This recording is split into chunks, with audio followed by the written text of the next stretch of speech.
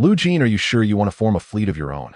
I am sure. In the vast classroom, rows of young students with still immature faces sat at their desks. At this moment, all their gazes converged on Lu Jeene. In the world of today, interstellar navigation had long since become routine. The boundless, immeasurable starry void represented endless opportunities for every young person. Yet, even in this era when interstellar travel was commonplace, the price of even the most basic starship was far beyond what an ordinary family could afford. Therefore, after graduation, most people ultimately chose to join an existing fleet and become crew members following their appointed fleet to explore the infinite sea of stars. As for Lu Jeene, everyone in the class understood his situation. His grades were exceptional, and during his time at the academy, he had earned multiple A-level degree certificates.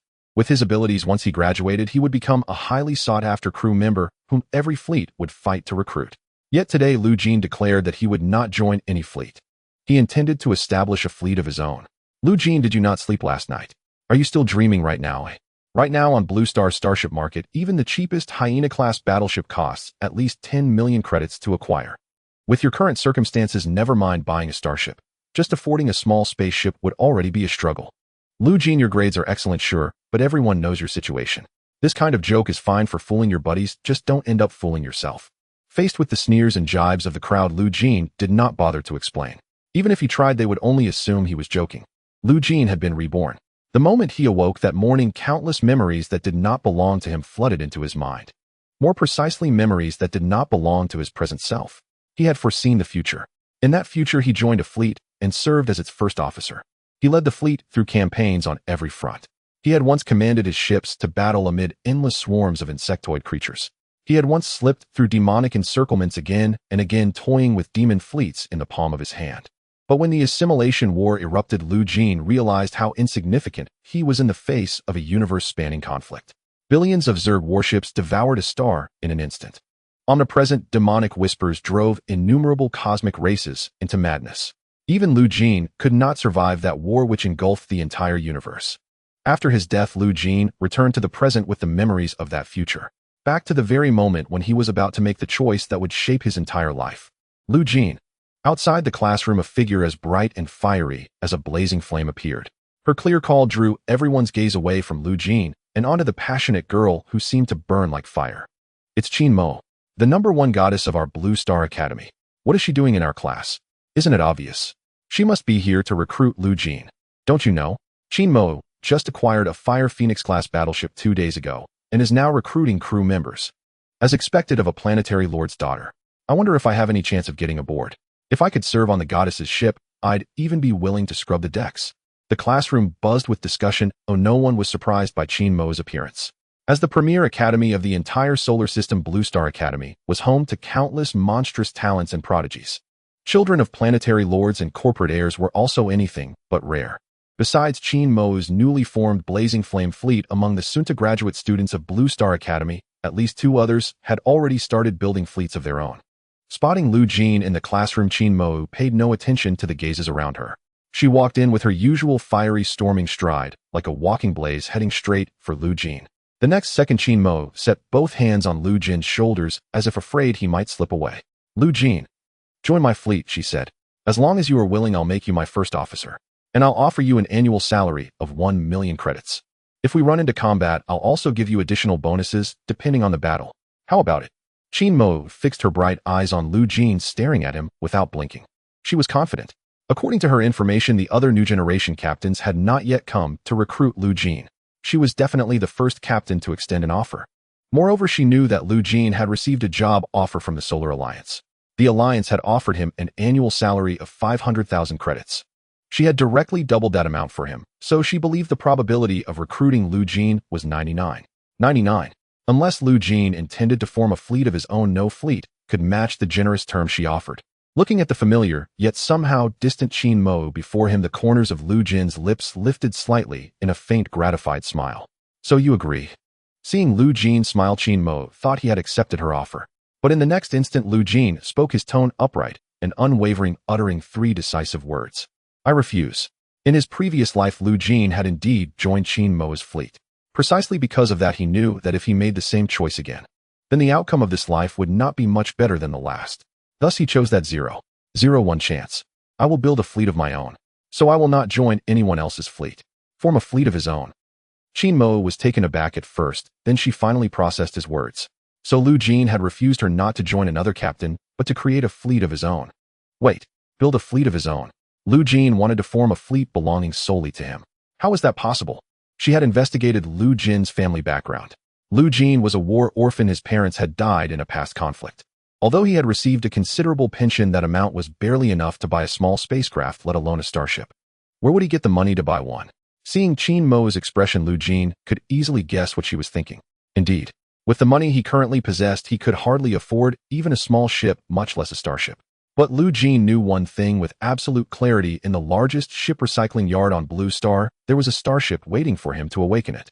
That starship was the only masterless Origin-class warship on all of Blue Star, and even in the entire solar system. Unlike ordinary warships, an Origin battleship could continually devour various materials to upgrade itself. Each Origin battleship was a unique existence. Their appearance resembled that of common warships, and even ship research experts were unable to explain their true origin. If he could obtain this Origin battleship, Jeene would have the chance to build a fleet that truly belonged to him alone. Alright, I never expected you to actually want to form your own fleet. Since that's the case, it would be a bit against the rules for me to keep trying to recruit you. But if you change your mind, you can come to me anytime.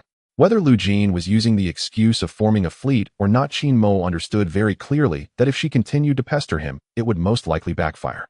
So Jeene extended her palm. A holographic projection emerged directly from the microchip at her fingertip. Jeene said nothing more. After the two exchanged contact information, Jeene left Jeene's class straight away. My God, you're serious. A vice captain position with an annual salary of $1 million personally offered by the goddess herself, and you can still turn it down, eh? Are you actually out of your mind? He's done for the study. God has studied himself stupid. Unless he hits the interstellar lottery jackpot, there's no way someone with his background can afford a starship. Everyone found Jeene's refusal of Jeene utterly unbelievable. The terms Jeene had offered were unquestionably generous. Yet in the face of such attractive conditions, Jeene still insisted on forming his own fleet. He did not bother to explain. Picking up his backpack, he left the classroom and walked straight out of the school. Graduation season had arrived and Blue Star Academy would no longer be offering courses. Most of the students still lingering on campus were searching for small groups to band together with in preparation for interstellar voyages. Jeene already had his own goal, so he naturally would not linger at the academy any longer. Without the slightest hesitation, he took a transport straight to Blue Star's largest ship recycling yard. At the entrance of the shattered recycling yard, Jeene could already hear the shrill screech of metal being torn apart. The thunderous noise echoed in his ears, and he unconsciously quickened his pace. He did not want the Origin warship he sought to have already been reduced to a heap of worthless scrap iron by the time he found it. Stepping into the yard, he was greeted by the sight of countless damaged, rust-streaked abandoned ships. Among them were small spacecraft, as well as starships. Upon the hulking carcasses of these vessels, numerous workers from the yard moved like diligent ants, tools in hand, dismantling piece after piece from the starships. Boom. Suddenly, a huge metal sheet crashed to the ground. The shockwave from metal striking concrete made Jeene reflexively dig at his ears. Hey kid, this isn't a place for little brats like you. As he spoke, a worker in worn coveralls holding a chainsaw and chewing on a half-burned cigarette stepped out from the wreckage of a starship. When he noticed the Blue Star Academy uniform on Jeene, a hint of a smile surfaced on the worker's face. So you're a student from Blue Star Academy. Kid, what are you doing here? All that's here is scrap metal waiting to be recycled, nothing fun to see. Scrap metal was precisely what Jeene had come for. His gaze swept back and forth across the heaps of starship wreckage. Unfortunately, although Jeene knew the Origin warship was somewhere in the yard, he had no idea of its exact location. He could only rack his brains and spin a lie. I just wanted to come and observe what a starship really looks like. Observe starships. Hearing his explanation, the recycling worker burst out laughing. This kid was amusing. If you wanted to look at starships, you could just go to the starship market. What was there to see in this pile of scrap? But then the worker thought of his own child studying at Blue Star Academy. After a moment of reflection, he took a spare safety helmet from his belt and plopped it onto Jeene's head. Be careful. You can look around, just don't get too close to those abandoned starships.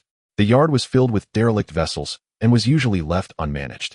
With the safety helmet on, Jeene could now roam this vast recycling yard, freely searching for the Origin warship he needed to find. He did not know how much time had passed before he finally stopped in front of one particular abandoned starship. Compared with the others, this derelict vessel was relatively intact. Glancing left and right to make sure no one was around, Jeene slipped through a damaged hatch and into the starship. Moving as if he knew the way by heart, he made his way to the ship's core area, the bridge. If this is an origin warship, there must be one feature that sets it apart from all other starships. That feature was the origin core. The origin core was the heart of an origin warship and the key component that distinguished it from ordinary warships. Only a vessel equipped with an origin core could devour materials to evolve and upgrade without end. Found it. At last, Jeene discovered a device at the very center of the bridge. He opened his portable microcomputer and linked it into the bridge's data center. After a series of operations, Jeene finally obtained access to the origin core's activation controls. A soft hum resounded.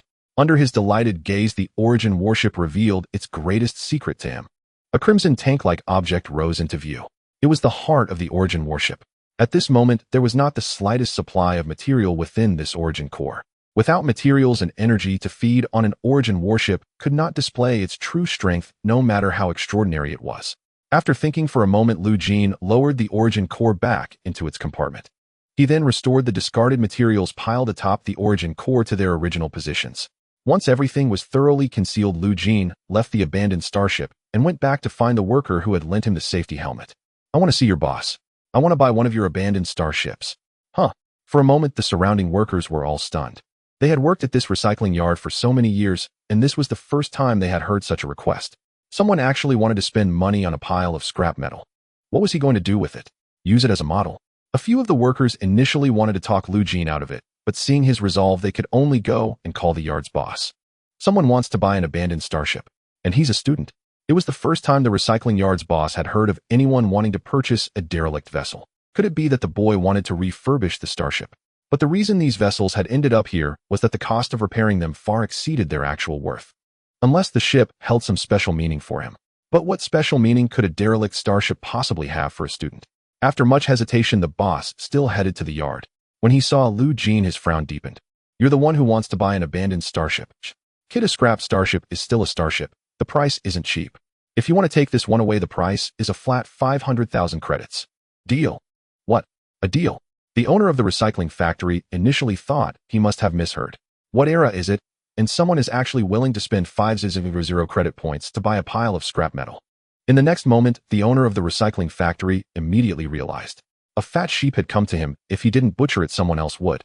The owner of the recycling factory quickly drafted a transaction contract. Jeene took a brief glance and then signed his name. As the contract took effect, 500 credit points were immediately transferred to the owner's account. Looking at the extra 500 in his account, the owner's face blossomed with joy. He never expected that this pile of scrap metal could sell for such a high price. Meanwhile, Jeene gazed at the dilapidated starship with immense delight in his heart. He had actually purchased an origin battleship for merely 500 credit points. In his past life, he would have been considered a braggart if he had even mentioned it. After all, each origin battleship was practically priceless.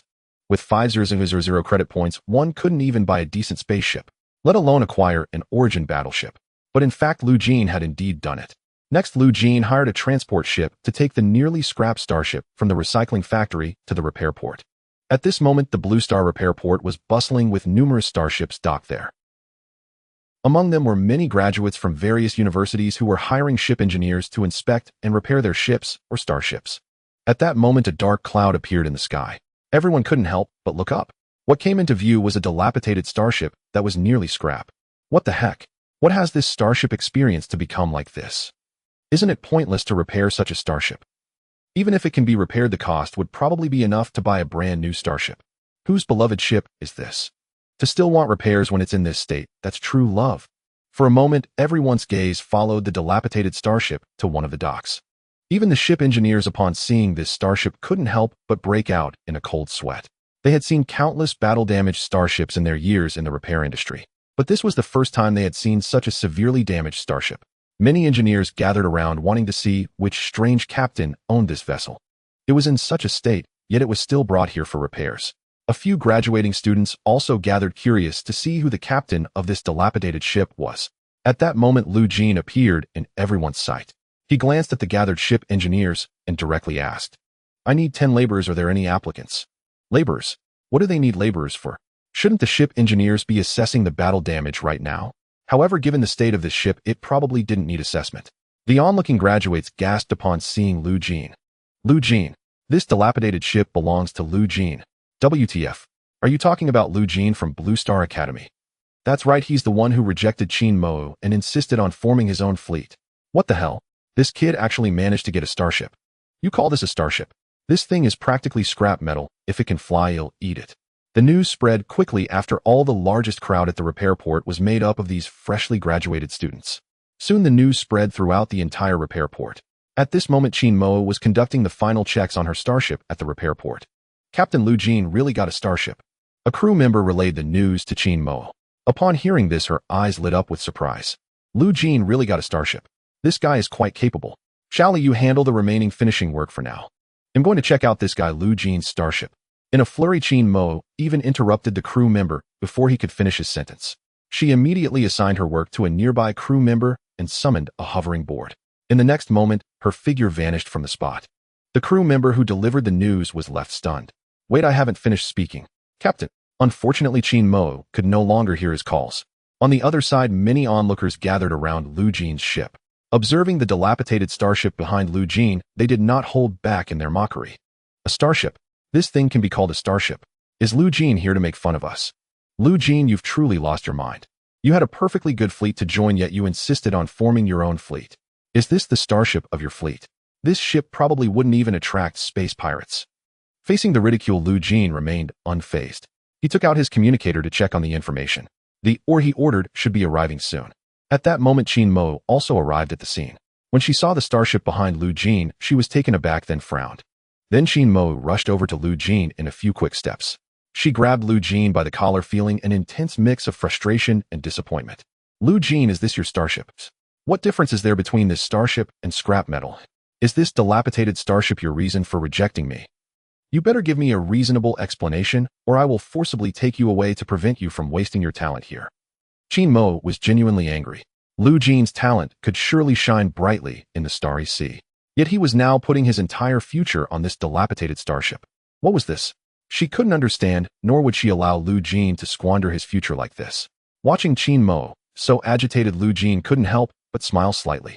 As expected, even after being reborn, this guy remained such a soft-hearted person. Jeene directly held Jeene's arm and said seriously, "This starship is not as simple as you think." Just then a transport team entered everyone's view. The leader, a sturdy man, picked up a cargo list and surveyed the surroundings, asking, "Hello, is there a Mr. Liu here?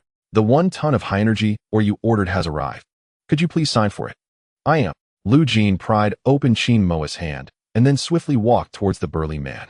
They utilized various transportation devices and within less than 10 minutes transported 1 ton of high energy or to the bridge. Jeene followed Jeene to the bridge of the starship.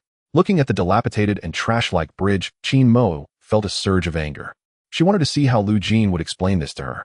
Jeene opened one of the boxes containing high energy ore and picked up a piece of it. High energy ore is a mineral rich in energy sourced from the depths of a planet. Most of the time, high energy ore is used as a power source for starships. For the Origin warship, high energy ore is also the most cost-effective consumable material. Activate the Origin core. Jeene manipulated the data panel in the air. In an instant, the originally dim bridge lit up with a faint glow. The sudden change left Jeene astonished. This junk can actually move. Junk. It is not junk. This Origin warship fell into a sleep state due to energy depletion. And now Jeene was about to awaken this sleeping beast. Buzz. The Origin core appeared before Jeene and Jeene. The Origin core, radiating a red light, resembled a gaping maw ready to devour, sending chills down Jeene's spine. What kind of device is this? A normal bridge shouldn't have such a bizarre device. Jeene raised his hand and directly tossed the high energy ore into the Origin core. A shocking event occurred as the high energy ore seemed to be disintegrated by an invisible force the moment it fell into the Origin core. In an instant, the fist-sized high energy ore vanished into thin air.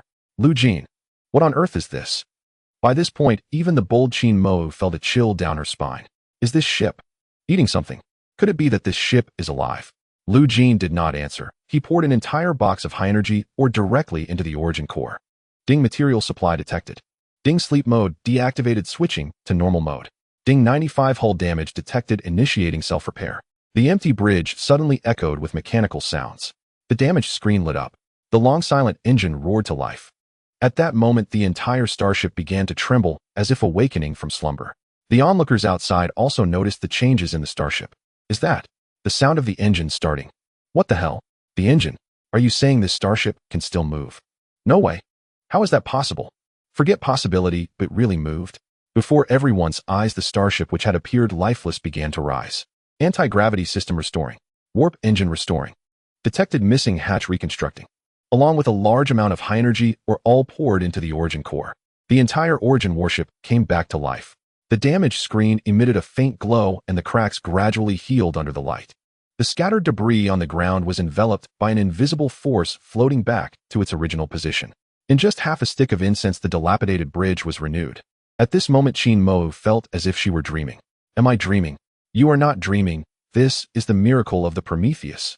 As the last box of high energy ore was devoured by the origin core, the entire Prometheus origin-class battleship radiated a new brilliance. Externally, the ship underwent a drastic transformation.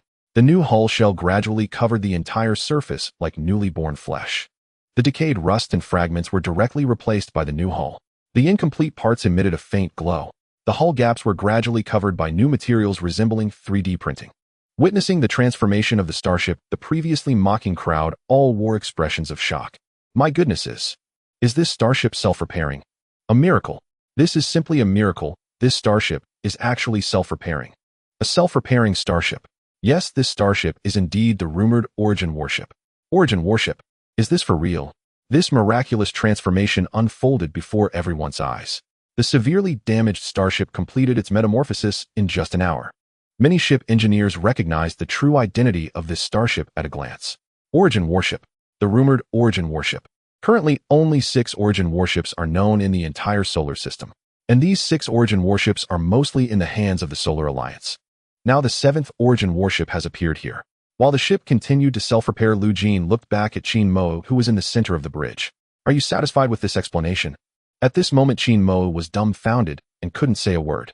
After a long while, she suddenly looked at Jeene. So this dilapidated starship is actually an origin warship. As the daughter of the planet's lord, Jeene had heard of the existence of origin warships. The treasure of the starry sea, a unique starship. Origin warship. At this moment, Jeene felt a rush of joy. It turns out Jeene's talk of forming a fleet was not just idle chatter. This origin warship is enough to be the capital for his rise. Indeed, you are truly remarkable. Everyone misjudged you, including me. Congratulations, from today onwards you are a captain. Jeene extended her hand, gazing at Jeene with fiery eyes. This was a look of recognition. Jeene smiled and reached out to clasp Jeene's hand. He could be sure that no one understood her better than he did. If it weren't for encountering the future, Jeene would not have rejected her invitation. By the way, since you now have a starship, you should recruit additional crew members next. Interstellar navigation is not a task that can be done alone. I know a few good headhunting companies. Would you like me to introduce you? Crew members. The thought of this brought a figure to Jeene's mind. At this point in time, that person should still be at the lunar starport. With that thought, Jeene smiled faintly. That's true, but I already have suitable candidates. Is there already a suitable candidate? Hearing this, Jeene chose not to say anything further. With the origin warship ahead, she understood that Jeene had already made all necessary preparations. Her assistance might actually cause him some trouble. Once Jeene left, Jeene stood once again on the bridge. He waved his right hand in the air. In an instant, several system panels appeared in his field of vision. Jeene's gaze quickly swept across the numerous system panels. In less than a quarter of an hour, he had grasped all the information about the entire starship in his mind. Although the Prometheus was a priceless origin warship in Jeene's eyes, the configuration of the starship barely reached the level of a small battleship. The origin warship needed to continuously be fed various rare materials in order to grow. Therefore, Jeene's first stop in interstellar navigation was particularly important. Thus, the Prometheus docked at the Blue Star maintenance port for 3 days. During these 3 days, a steady stream of visitors came to see it. Everyone wanted to catch a glimpse of this legendary origin warship. Until the morning of the 3rd day, Jeene finally heard the ship's system's notification sound. Ding, the ship's self-repair has been completed. Current starship hull value has reached 100. No starship armor detected. Starship armor value is 0. No starship shield detected. Starship shield value is 0. Jeene looked at the system panel before him and felt no surprise at such circumstances. After all, the current Prometheus was merely a small battleship. The external armor and shield core of the starship could only be equipped once the ship reached the level of a medium battleship. Check the energy core status. Currently checking the energy core status. Energy reserve is at 45. 45 energy reserve. Jeene stroked his chin. This reserve level was quite good. It was enough for the starship to reach the first destination of interstellar navigation according to Jeene's plan. Perform final checks, and after completion ascend immediately. Please set a destination. Lunar Starport. Every starship or spacecraft departing from the solar system must register at the Lunar Starport. If unregistered, the starship may not even pass the Pluto outpost. Therefore, if Jeene wanted to officially set sail, he must first go to the Lunar Starport for registration. Additionally, in Jeene's past memories, there was a powerful crew member buried there. If he could invite this crew member aboard, his personal safety during the upcoming interstellar journey would be greatly enhanced. At this moment, the starship finally completed its final checks. All checks completed, everything is normal, ready for takeoff. Sending takeoff request to Blue Star Aviation Center. Takeoff permission received. Engine starting. Buzz. The dim engines began to emit a faint glow. This glow gradually became exceedingly brilliant under the watchful eyes of all. Heat waves gathered at the starship's rear, and a barrier rose around the ship. Starship at Dock N333 is about to take off. All unrelated personnel near the takeoff area, please evacuate quickly. Upon hearing the announcement, everyone quickly moved away from the takeoff area. It is important to note that if one did not evacuate after the barrier rose, once the starship took off, the resulting heat wave pressure would be sufficient to crush a person into pulp. Moreover, the maintenance port would not assume any responsibility in such cases. That Origin warship is about to take off. It must be heading to the Lunar Starport. What a pity, this is my first time seeing the rumored Origin warship, yet I cannot go and take a look. The rumored Origin warship possesses self-repair capabilities. It doesn't need us engineers. Before everyone's eyes, the ship's engines expelled a massive heat wave. With immense thrust and the support of the anti-gravity engines, the Prometheus began to ascend gradually. Ultimately, the starship vanished into the horizon. Its destination was the bustling Lunar Starport, which was incomparably larger than the starports on Blue Star. The vast and magnificent Lunar Starport had been transformed into a port city over 100 years ago. Every day, numerous starships and spacecraft from all corners of the universe docked at its enormous harbor. Jeene activated the autopilot, setting the destination to the Lunar Starport. At the moment Jeene took off, the Lunar Starport had already received the information. As the Prometheus approached, the lunar orbit news from the center of the Lunar Starport was already transmitted to the bridge. Welcome to the Lunar Starport. Your docking position has been opened. Please follow the information guide to proceed to the corresponding dock for parking. At this moment, we thank you again for using the Lunar Starport. The enormous Prometheus landed within the harbor.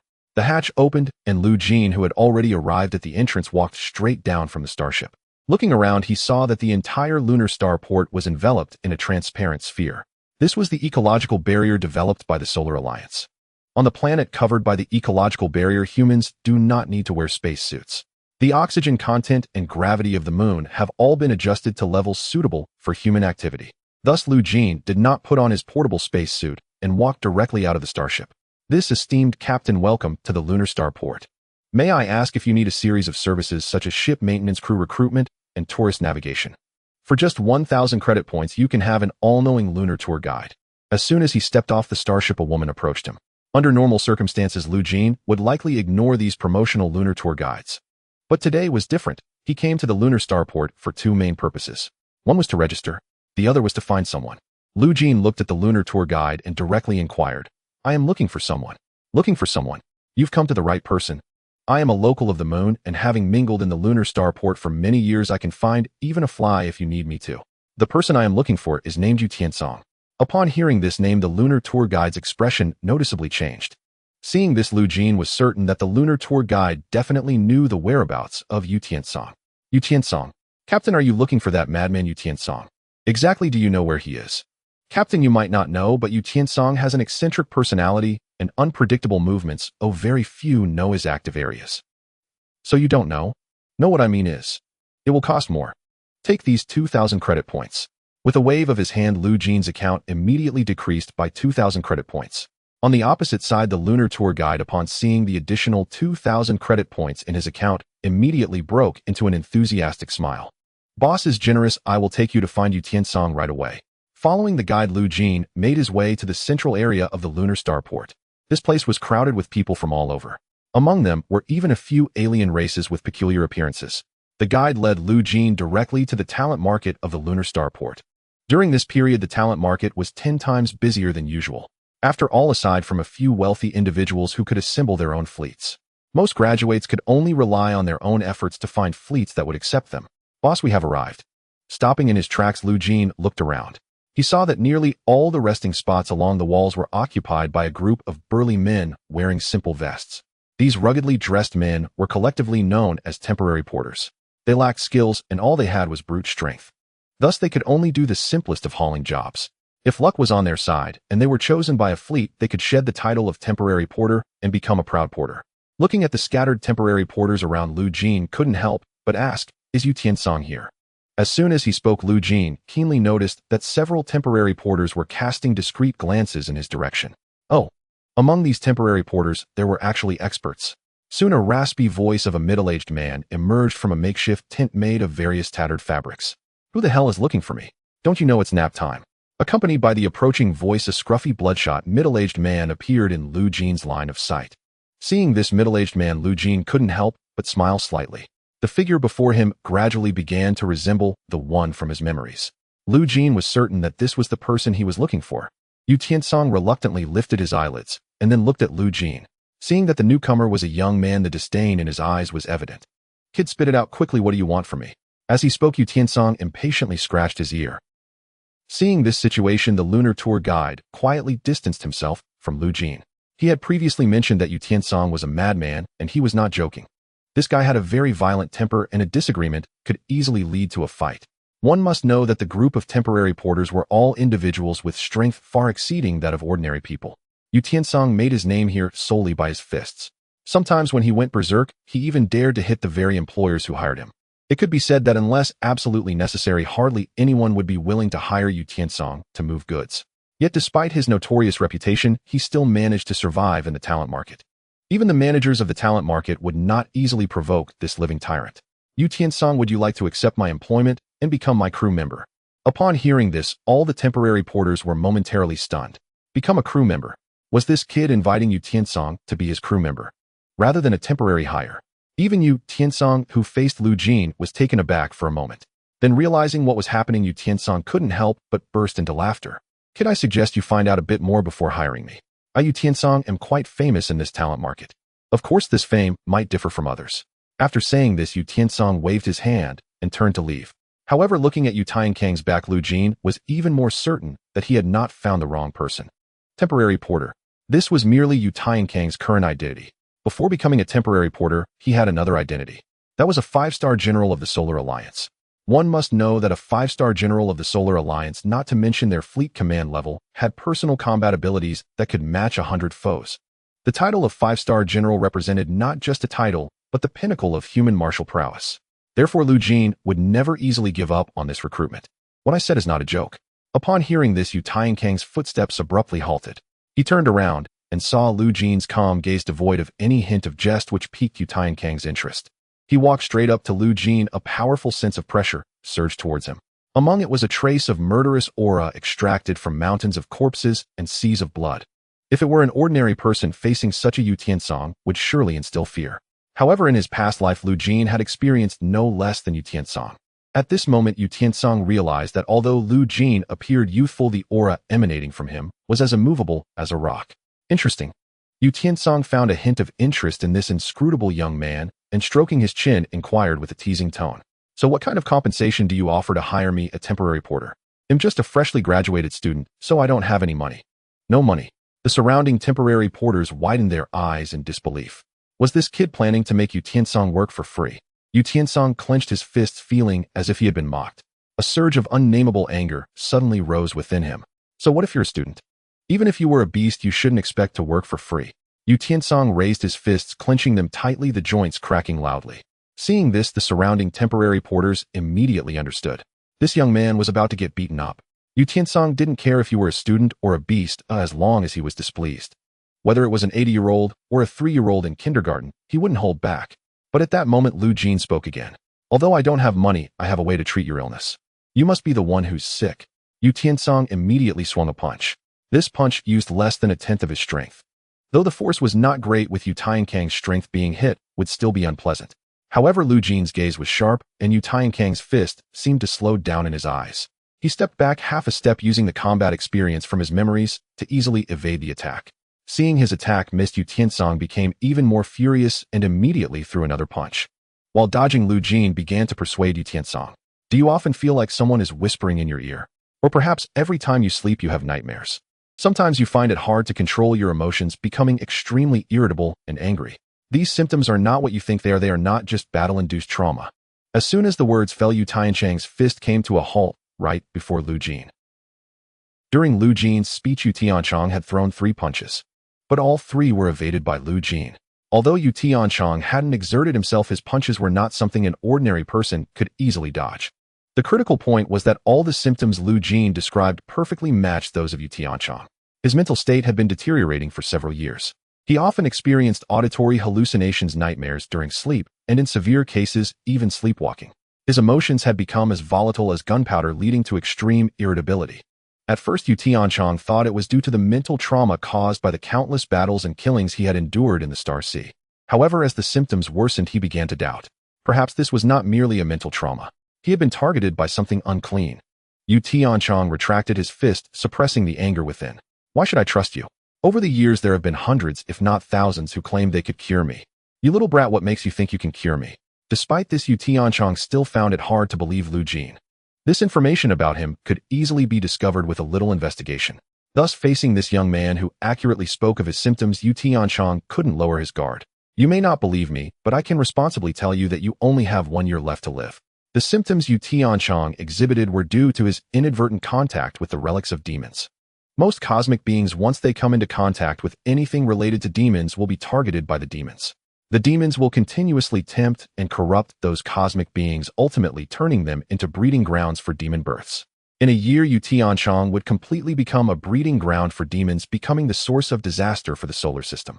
Simultaneously, he would drag the solar system into the abyss of that war. However, now that Lu Jeene had encountered Yu Tiancang ahead of time, he possessed countless methods to sever the connection between the demons and Yu Tiancang. This would not only crush the demonic disaster in its cradle, but also provide him with a powerful and reliable fleet member. 1 year left. Yu Tiancang's heart sank. He was well aware that his symptoms were worsening and his physical condition was continuously deteriorating. Yet he never expected that he only had 1 year left to live. Trust me, you can gradually return to your peak and even surpass it. If you give up, you will only slowly fade away in this talent market. So why not choose to believe me? Do you really have anything left to lose? Upon hearing this, Yu Tiancang clenched his fists, memories flooding back. Indeed, what did he have left to lose? Honor, status, wealth. Now he had nothing. To fight for it, perhaps there was still hope. With this thought, Yu Tiancang turned around, his weary and murky gaze falling upon Lu Jeene. I have to admit, you have successfully persuaded me. I will join. Yu Tiancang made his choice, opting to temporarily trust Lu Jeene and become a member of Lu Jeane's fleet. The surrounding temporary workers, as well as the lunar tour guide, who had brought Lu Jeene, all widened their eyes. They could hardly believe it. Lu Jeene had actually recruited Yu Tiancang under his command. But what puzzled them most was, with so many talents available, why did Lu Jeene choose the infamous Yu Tiancang? Before they could react, Yu Tiancang had already packed his meager belongings and followed Lu Jeene out of the talent market. Their next destination was, of course, the lunar hall responsible for registering fleet information. Only by obtaining a pass could Lu Jeene leave the solar system with ease. At this moment, the lunar hall resembled a bustling marketplace filled with all kinds of fleet personnel. After receiving his queue number, Lu Jeene directly sat down in the massage chair of the waiting area. Seeing Lu Jeene sit down, Yu Tiancang also unceremoniously took a seat beside him. After they had both sat for a while, Yu Tiancang, wanting to learn more about the young captain who had just hired him, took the initiative to start a conversation. Hey kid, which academy did you graduate from? Call me Captain. Captain. Yu Tiancang's temper flared up again. Yet after a moment's thought, he forced himself to hold back his anger. Ever since Yu Tiancang learned from Lu Jeene that he only had 1 year left to live, he felt that every time he lost his temper, he was consuming his own lifespan. After calming down, Yu Tiancang patiently continued, Captain, which academy did you graduate from? Launching Academy. Oh, a top student. But on another note, how is our fleet's personnel configuration? I am the captain, you are the first mate, it's that simple. No way. Upon hearing Lu Jeene's reply, Yu Tiancang was momentarily in disbelief. He was the first mate. Just the 2 of them in the entire fleet. Are you kidding me? Don't you know that a starship requires at least 100 people to operate normally and conduct interstellar travel? I know. Then shouldn't you recruit more crew members? No money. In that instant, Yu Tiancang almost spat out a mouthful of old blood. He even doubted whether it was he who was ill or if it was the Lu Jeene before him. Just then a voice came through the broadcast. Holder of number 490, please proceed to counter 6 to handle your business. Number 490, it's our turn. Lu Jeene stood up first and walked directly to counter 6. Yu Tiancang reluctantly followed in Lu Jine's footsteps and arrived at counter 6. At counter 6, a beautiful young woman gestured for Lu Jiene to place his palm on the information detection device on the counter.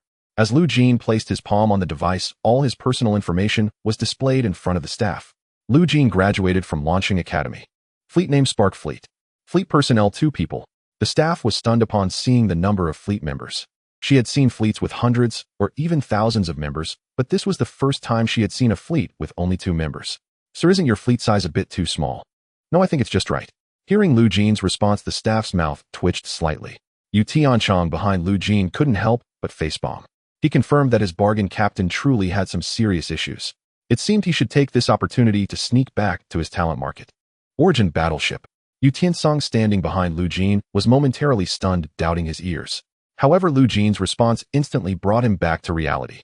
If there is no one named Lu Jiene among the other Origin battleship owners, then it must be me. The staff's fondness for Lu Jiene increased significantly upon hearing his slightly joking answer. At the same time, she realized why Lu Jiene said that 2 people were enough for his fleet. The Origin battleship was different from other starships. It possessed an extremely high intelligence system. This allows the Origin battleship to conduct interstellar navigation activities even if there is only one operator. Your pass has been printed. After confirming Lu Jine's identity, the pass quickly landed in Lu Jine's hands.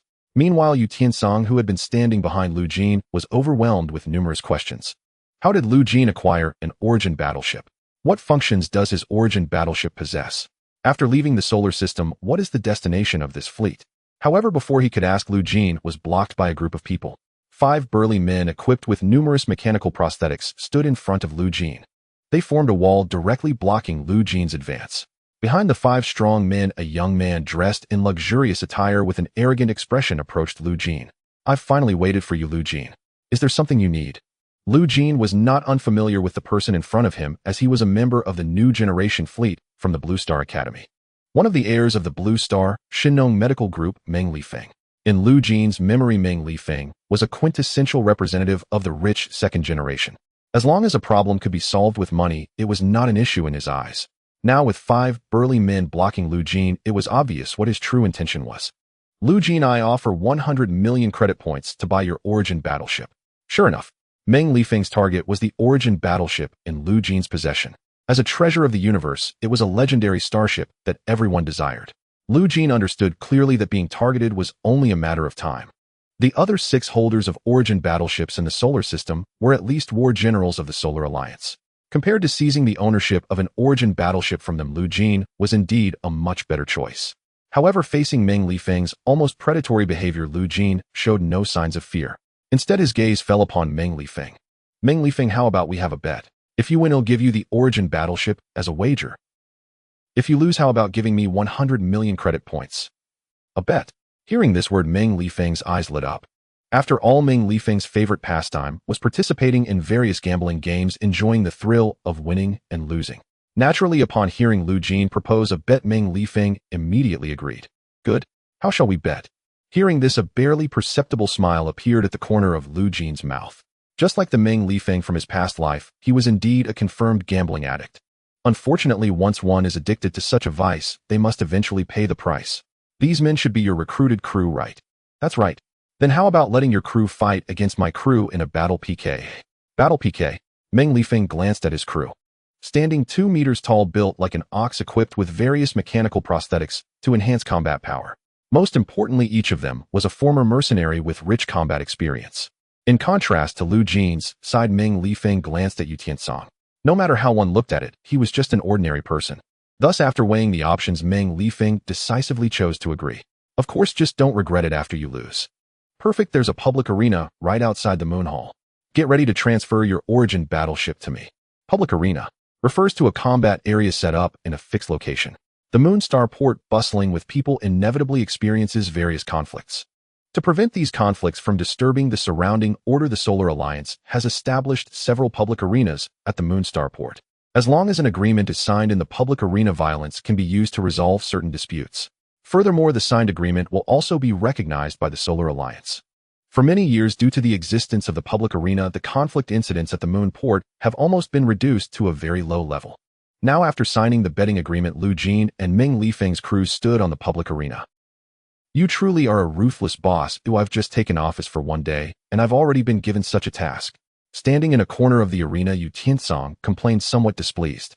Facing Yu Tiancang's complaint, Jeene chose to selectively ignore it.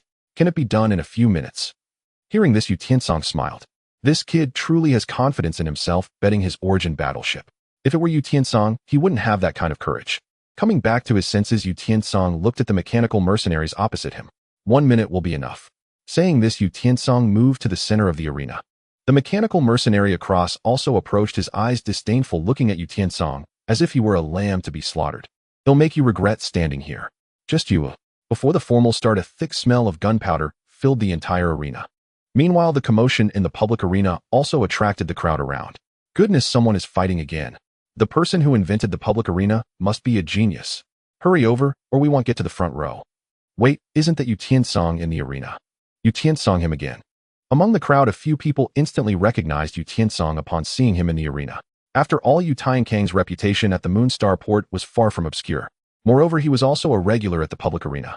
The person opposite looks tough. His mechanical prosthetics must cost at least $1 million. Now this is interesting. Watching Yu Tiancang beat people every day is boring. Exactly. Yu Tiancang's reputation isn't that great. If he gets beaten today, it would definitely be big news. At that moment, a mechanical electronic voice rang out in the center of the arena. Both contestants, please take your positions. The arena duel is about to begin. As the countdown appeared on the public arena, the mechanical mercenary opposite, Yu Tiancang, entered a combat state. He raised his right hand, which was entirely made of metal. The mechanical mercenary clenched his fist, and his entire mechanical arm suddenly erupted with hot steam. I will send you on your way with my proud right hand. Ding.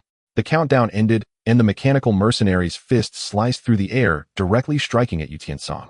But in the next moment, Yu Tiancang easily dodged the attack. Immediately, Yu Tiancang lightened his steps and swiftly arrived behind the mechanical mercenary. Bang! With a punch, Yu Tiancang struck directly at the mercenary's waist. Oh, it seems you haven't been transformed into scrap metal here yet. At that moment, the mechanical mercenary's expression turned painfully distorted, his features almost contorting into a mess. He swung a punch backward, but Yu Tiancang once again easily dodged. Then Yu Tiancang delivered a punch right to the mercenary's face. Bang! The mechanical mercenary staggered back, crimson blood spraying from his nostrils. Below the stage, Meng Lifeng's expression turned extremely grim upon seeing this. Damn it! You useless fool can't even defeat an ordinary person. Ordinary person. The mechanical mercenary on the arena cursed inwardly. The guy opposite him was definitely not an ordinary person. His combat experience, body control, and strength management surpassed him in every aspect. In front of Yu Tiancang, the mechanical mercenary felt as if he had returned to the first time he faced an enemy. Weak and helpless. Who exactly are you? Bang! The only response was a merciless kick from Yu Tiancang. The attack struck precisely at the vital point, and although the mechanical mercenary had many mechanical enhancements, most of his body remained flesh and blood. Yu Tiancang's vital strike sent the mechanical mercenary crashing to the ground, blood pouring from his mouth and nose. The outcome was decided. The audience below was stunned. They never expected Yu Tiancang to so easily defeat this mechanical mercenary. What's going on? Is the battle already over? That was too fast. Could it be a fake match? What does it matter if it's real or fake? It has nothing to do with you. Has Yu Tiancang always been this strong? Is this still him? At that moment, Meng Lifeng's gaze fell on Yu Tiancang. His eyes were cold and filled with resentment. 100 million credit points was a significant amount for him. And everything was due to this seemingly ordinary guy in front of him. Who exactly are you? With your skills, you cannot possibly remain anonymous in this lunar starport. Before Yu Tiancang could respond to Meng Lifeng's question, a young man stepped out from the crowd. On his chest, a badge representing his identity shimmered in the sunlight. Solar Alliance 3-star warrior. Master, are you planning to make a comeback? Master. At that moment, the crowd stirred. This young 3-star warrior of the Solar Alliance actually referred to Yu Tiancang as Master. Yu Tiancang on the arena impatiently scratched his ear and replied, I am no longer your master, don't call me that, you brat. Once a master, always a father. Without you as my master, there would be no today's Jiang Linfei. Alright, after so many years, you're still so cocky. Seeing Yu Tiancang treat a 3-star warrior of the Solar Alliance with such impatience. Any fool could figure it out with just a thought. The relationship between Yu Tiancang and the Solar Alliance was definitely not ordinary. At that moment, Yu Tiancang jumped off the arena and walked directly in front of Jeene. Captain, are you satisfied with the result? Generally, if your first punch had landed on his face, this battle could have ended at least 10 seconds earlier. Consider the elderly, my physical condition is not what it used to be. Lu Jin smiled, then walked straight up to Meng Lifeng. He extended his hand, asking Meng Lifeng for the 100 million credit points he had won. Meng Lifeng looked at the mechanical mercenary already down on the arena, his face turning extremely dark. But he did not choose to default. Having signed the betting agreement, he had to accept the consequences of his loss. The key point was that there was now a 3-star warrior of the Solar Alliance present. That Yu Tiancang was clearly closely related to the Solar Alliance, and at this moment, he was also inextricably linked with Lu Jin. If he continued to target Lu Jin, it would only put him at a disadvantage. Here you go. Considering his dire situation, Meng Lifeng directly tossed a credit card to Lu Jin. Taking the credit card, Lu Jin waved his hand and transferred all 100 million credit points into his account. His previously empty account instantly became full. Now my funds for interstellar travel are much more sufficient. Hearing this, Meng Lifeng's expression grew even darker. He glared fiercely at Lu Jin and finally threw down a parting shot. You may have the means to get it, but you must also have the means to spend it. You don't need to worry about that. Oh, I have no other strengths, but I am the best at spending money. Watching Meng Lifeng walk away, Lu Jin understood very well. Meng Lifeng would definitely not let this go, whether due to his greed for the Origin warship or his hatred for Lu Jin. None of these would make him easily give up on his revenge against Lu Jin. At that moment, Zhang Linfei approached Lu Jin. He had long heard of Lu Jin's exploits. Purchasing an Origin warship for 500,000 credit points was an achievement worthy of being written into the history of Blue Star. 3-star warrior of the Solar Alliance, Zhang Linfei. I am very grateful to you for pulling my master out of his little tent. If your fleet encounters any trouble in the future, remember to let me know. In the past, Zhang Linfei had invited Yu Tiancang to return to the Solar Alliance more than once.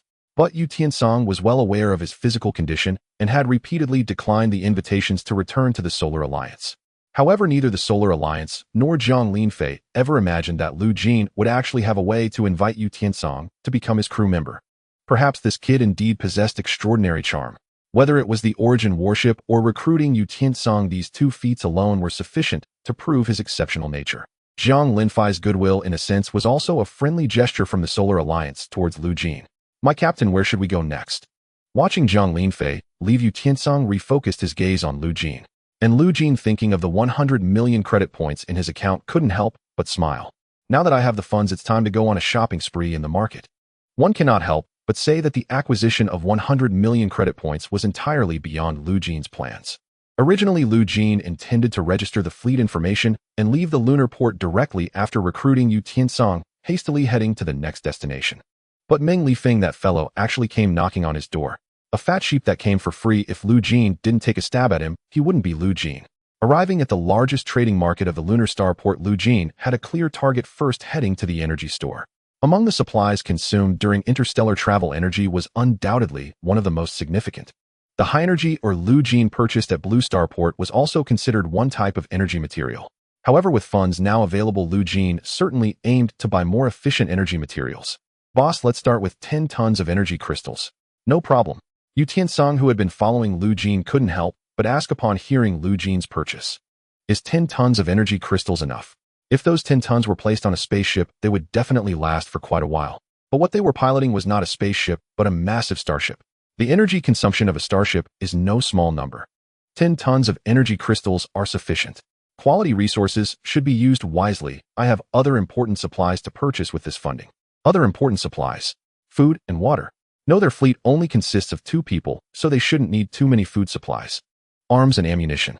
That could be possible as interstellar travel inevitably encounters various battles. If they run out of ammunition at a critical moment, they would indeed become lambs for slaughter. As Yu Tiancang pondered, Lu Jin arrived in front of a shop. The dilapidated sign, the dimly lit store, and various unknown objects scattered on the ground like trash. Seeing the state of this shop, Yu Tiancang couldn't help but twitch his mouth. After spending so many years in the lunar starport, it was his first time encountering such a rundown shop.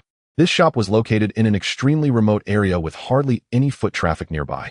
Yet Lu Jin precisely found this shop. Yu Tiancang was sure that Lu Jin had come specifically for it. Entering the shop, Lu Jin's gaze wandered over the unknown objects on the ground. Not bad.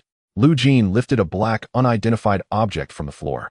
A cloud of dust fell from the surface of the object. Even Yu Tiancang, who was used to being messy, couldn't help but frown slightly. But before he could voice his inquiry, Lu Jin directly reached out and wiped the dust off the surface of the metal-like unidentified object. As the dust faded, Yu Tiancang was astonished to discover that this unidentified object was not as simple as he had imagined. The black shell was as smooth as ceramic. When gently tapped, the object emitted a sound akin to metal. The most crucial point was that this unidentified object carelessly thrown on the ground had no scratches or damage on its surface. Yu Tiancang stepped closer to observe the unidentified object further. Memories long buried in his mind began to resurface. Can you tell what this is? Perhaps testing Yu Tiancang, or perhaps to help him recall his past memories better. Jeene did not immediately reveal the true identity of the unidentified object to Yu Tiancang.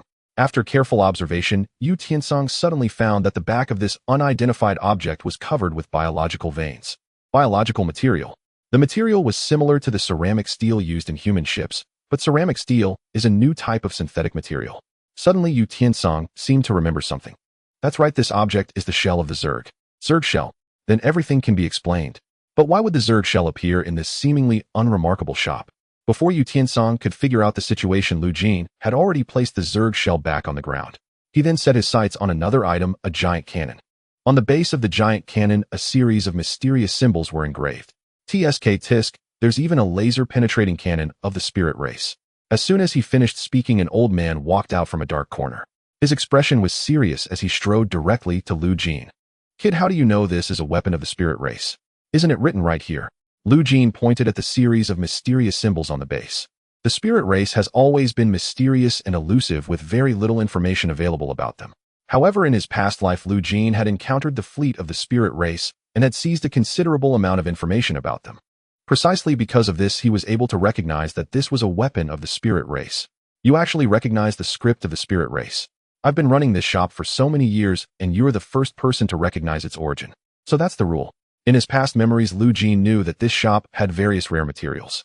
But he also knew that the shop owner's personality was extremely eccentric. Most people came out of his shop empty-handed. It's no wonder they left empty-handed. Without solid knowledge, one wouldn't even recognize the origin of these items. Yu Tiancang was even more shocked. He never expected that this seemingly dilapidated shop would contain such rare items.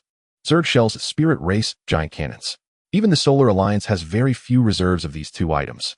After all, although Zerg are common, they are not weak.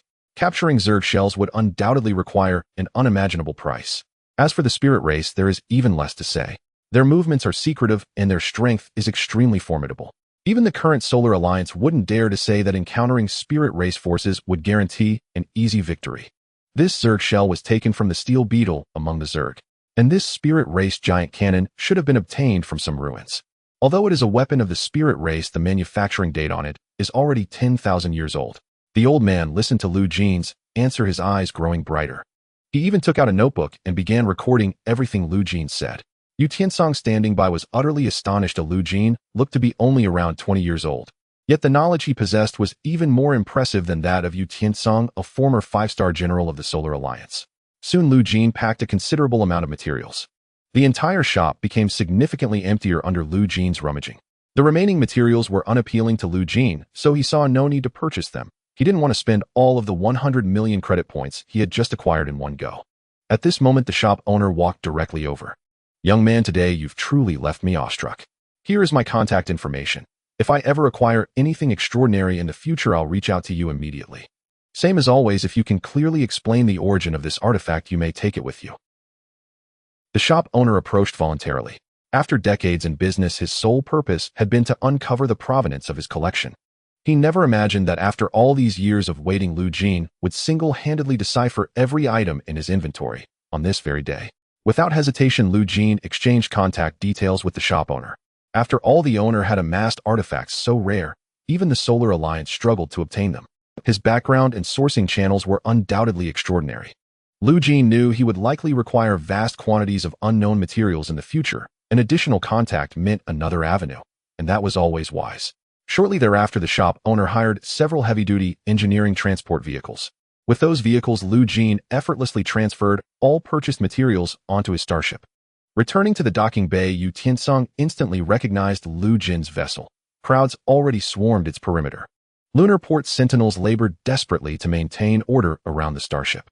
So this is the legendary Origin battleship, yet it looks no different from ordinary vessels. Ignoramus. 3 days ago, this Origin battleship was little more than scrap metal. Its transformation alone attests to its miraculous nature. Precisely. Do you even grasp the intrinsic value of an Origin battleship? It is a mythic vessel capable of infinite evolution. Attention, all this vessel is privately owned. Please maintain a respectful distance. As the crowd gazed on the Prometheus's airlock boomed open, its sudden activation silencing the entire assembly. Then from behind the throng, Lu Jin's voice rang out. Would everyone please step aside? All eyes turned toward him, and recognition dawned instantly. This young man was the Origin battleship's owner. The very youth who'd unearthed such a legendary vessel for merely 500,000 credits. Instantly offers to purchase the Prometheus erupted from the crowd. Young man, I'll offer 10 billion credits. Will you transfer ownership to me? 10 billion. Are you mocking me like a beggar? I'll pay 100 billion credits. You dare quantify an Origin battleship in mere currency? I'll trade 2 Radiant-class battleships for it. The agitated crowd surged forward, each clamoring to claim ownership of the Origin battleship from Lu Jin. But before he could utter a word, a familiar voice resonated through the air. Make way. Meng Lifeng appeared behind Lu Jin, flanked by several fully armed Solar Alliance sentinels. At the sight, the fervent crowd instantly stilled. Everyone knew Lunar Port Sentinels and Solar Alliance Sentinels operated on entirely different tiers of authority. Moreover, Meng Lifeng himself bore the rank of 3-star Battle Marshal of the Solar Alliance.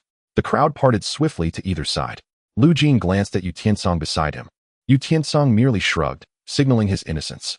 I didn't notify him. I came of my own accord, and just in time to lend aid. Meng Lifeng immediately directed his sentinels to divide the crowd, carving out a wide, unobstructed path. Every Solar Alliance sentinel stood, armed to the teeth. Thus, even the most audacious onlookers paused to reconsider. Thank you. This is all I can do. Once you leave the solar system, you'll be on your own. Meng Lifeng well understood. In Lu Jin's hands, the Origin battleship was a scorching liability. Countless eyes were fixed upon him. Within the solar system, under the Solar Alliance's dominion, no one dared act openly. But once Lu Jin departed the system, beyond the Alliance's protective reach, that would mark the true test. Engineering transports delivered vast quantities of raw materials into the bridge chamber. Lu Jin summoned the Origin battleship's control interface in midair, and with deft manipulation, the Origin core rose once more. Yu Tiancang watched the Origin core intently, until Lu Jin fed it a chitinous arthropod carapace. Upon contact, the shell dissolved instantly. Countless streams of luminous energy surged inward. Ding. Newly detected material, chitin steel carapace, identified. Ding. Absorption complete. Material structure analysis initiated. Ding. Analysis complete. Vessel repair speed increased by 1. Ding. Vessel upgrade progress advanced by 0.01. Repair speed increased. That was indeed a valuable attribute. Lu Jin continued feeding materials. His newly acquired Eldar laser-piercing ship cannons were likewise deposited directly into the Origin core. Ding. Detected vessel component, Eldar laser-piercing macro cannon. Ding. Absorption complete. Component architecture analysis complete. Ding. Constructing new weapon, xenomorph armor-piercing missile. Ding. Upgrade progress advanced to 0.05. Oh. Lu Jin scanned the upgrade report, and his eyes lit up. A wholly new weapon had emerged, and progress had surged dramatically. His hypothesis had proven correct. Rapid advancement hinged solely on assimilating other vessels. Having fed every scavenged material into the core, the Prometheus showed no external change. Yet its internal attributes and weapon systems had undergone a total metamorphosis. After one full day docked at lunar starport, Lu Jin opened the Prometheus's detailed status panel. It was unmistakable. The Prometheus was now utterly transformed. Ship name Prometheus. Ship class light battleship. Upgrade progress 1.05. Hull integrity 100. Armor rating 0. Shield rating 0. Energy reserve 100. Core configuration, first generation Origin core. Mounted weapons, Eldar laser-piercing macro cannon, xenomorph armor-piercing missile. Standard equipment, bioceramic titanium alloy plating. 2 new weapon systems had been integrated and energy reserves stood at perfect capacity, a result that thoroughly satisfied Lu Jin. After conducting a final diagnostic and confirming no anomalies, Lu Jin decisively activated the control interface, preparing for liftoff. Next destination, Pluto Outpost. Starship at dock G1456 preparing for departure. Unauthorized personnel, please vacate the launch zone immediately. Before the stunned gaze of thousands, the colossal Prometheus ignited its engines and swiftly ascended from lunar starport, bound for Pluto Outpost. Arrived at the destination, Pluto Outpost. With the reminder from the Starship system, Lu Jin finally saw this planet renowned as the Solar Fortress. 5 space fortresses hovered in the orbit of Pluto, each equipped with massive cannons capable of easily penetrating the armor of a ship. On the surface of Pluto, tens of thousands of detection devices constantly monitored everything happening in the solar border. The moment Lu Jine's ship approached the Pluto outpost, he immediately received a signal from it. This is the Pluto outpost established by the Solar Alliance. Unknown vessels, please present your ship. Without a moment's hesitation, Lu Jiene promptly submitted the pass he obtained at the lunar starport. Meanwhile, he also reduced the ship's speed to the minimum. If he rashly rushed into Pluto's orbit, even with Lu Jiene piloting a battleship, he would be turned into a sieve by the terrifying firepower of the 5 space fortresses in an instant. Before long, Lu Jiene received another signal from the Pluto outpost. However, this time, compared to before, the voice sounded gentle and calm. Pass verification successful, wishing you a smooth journey through the starry sea. The heavily armed space fortresses retracted their fangs at this moment.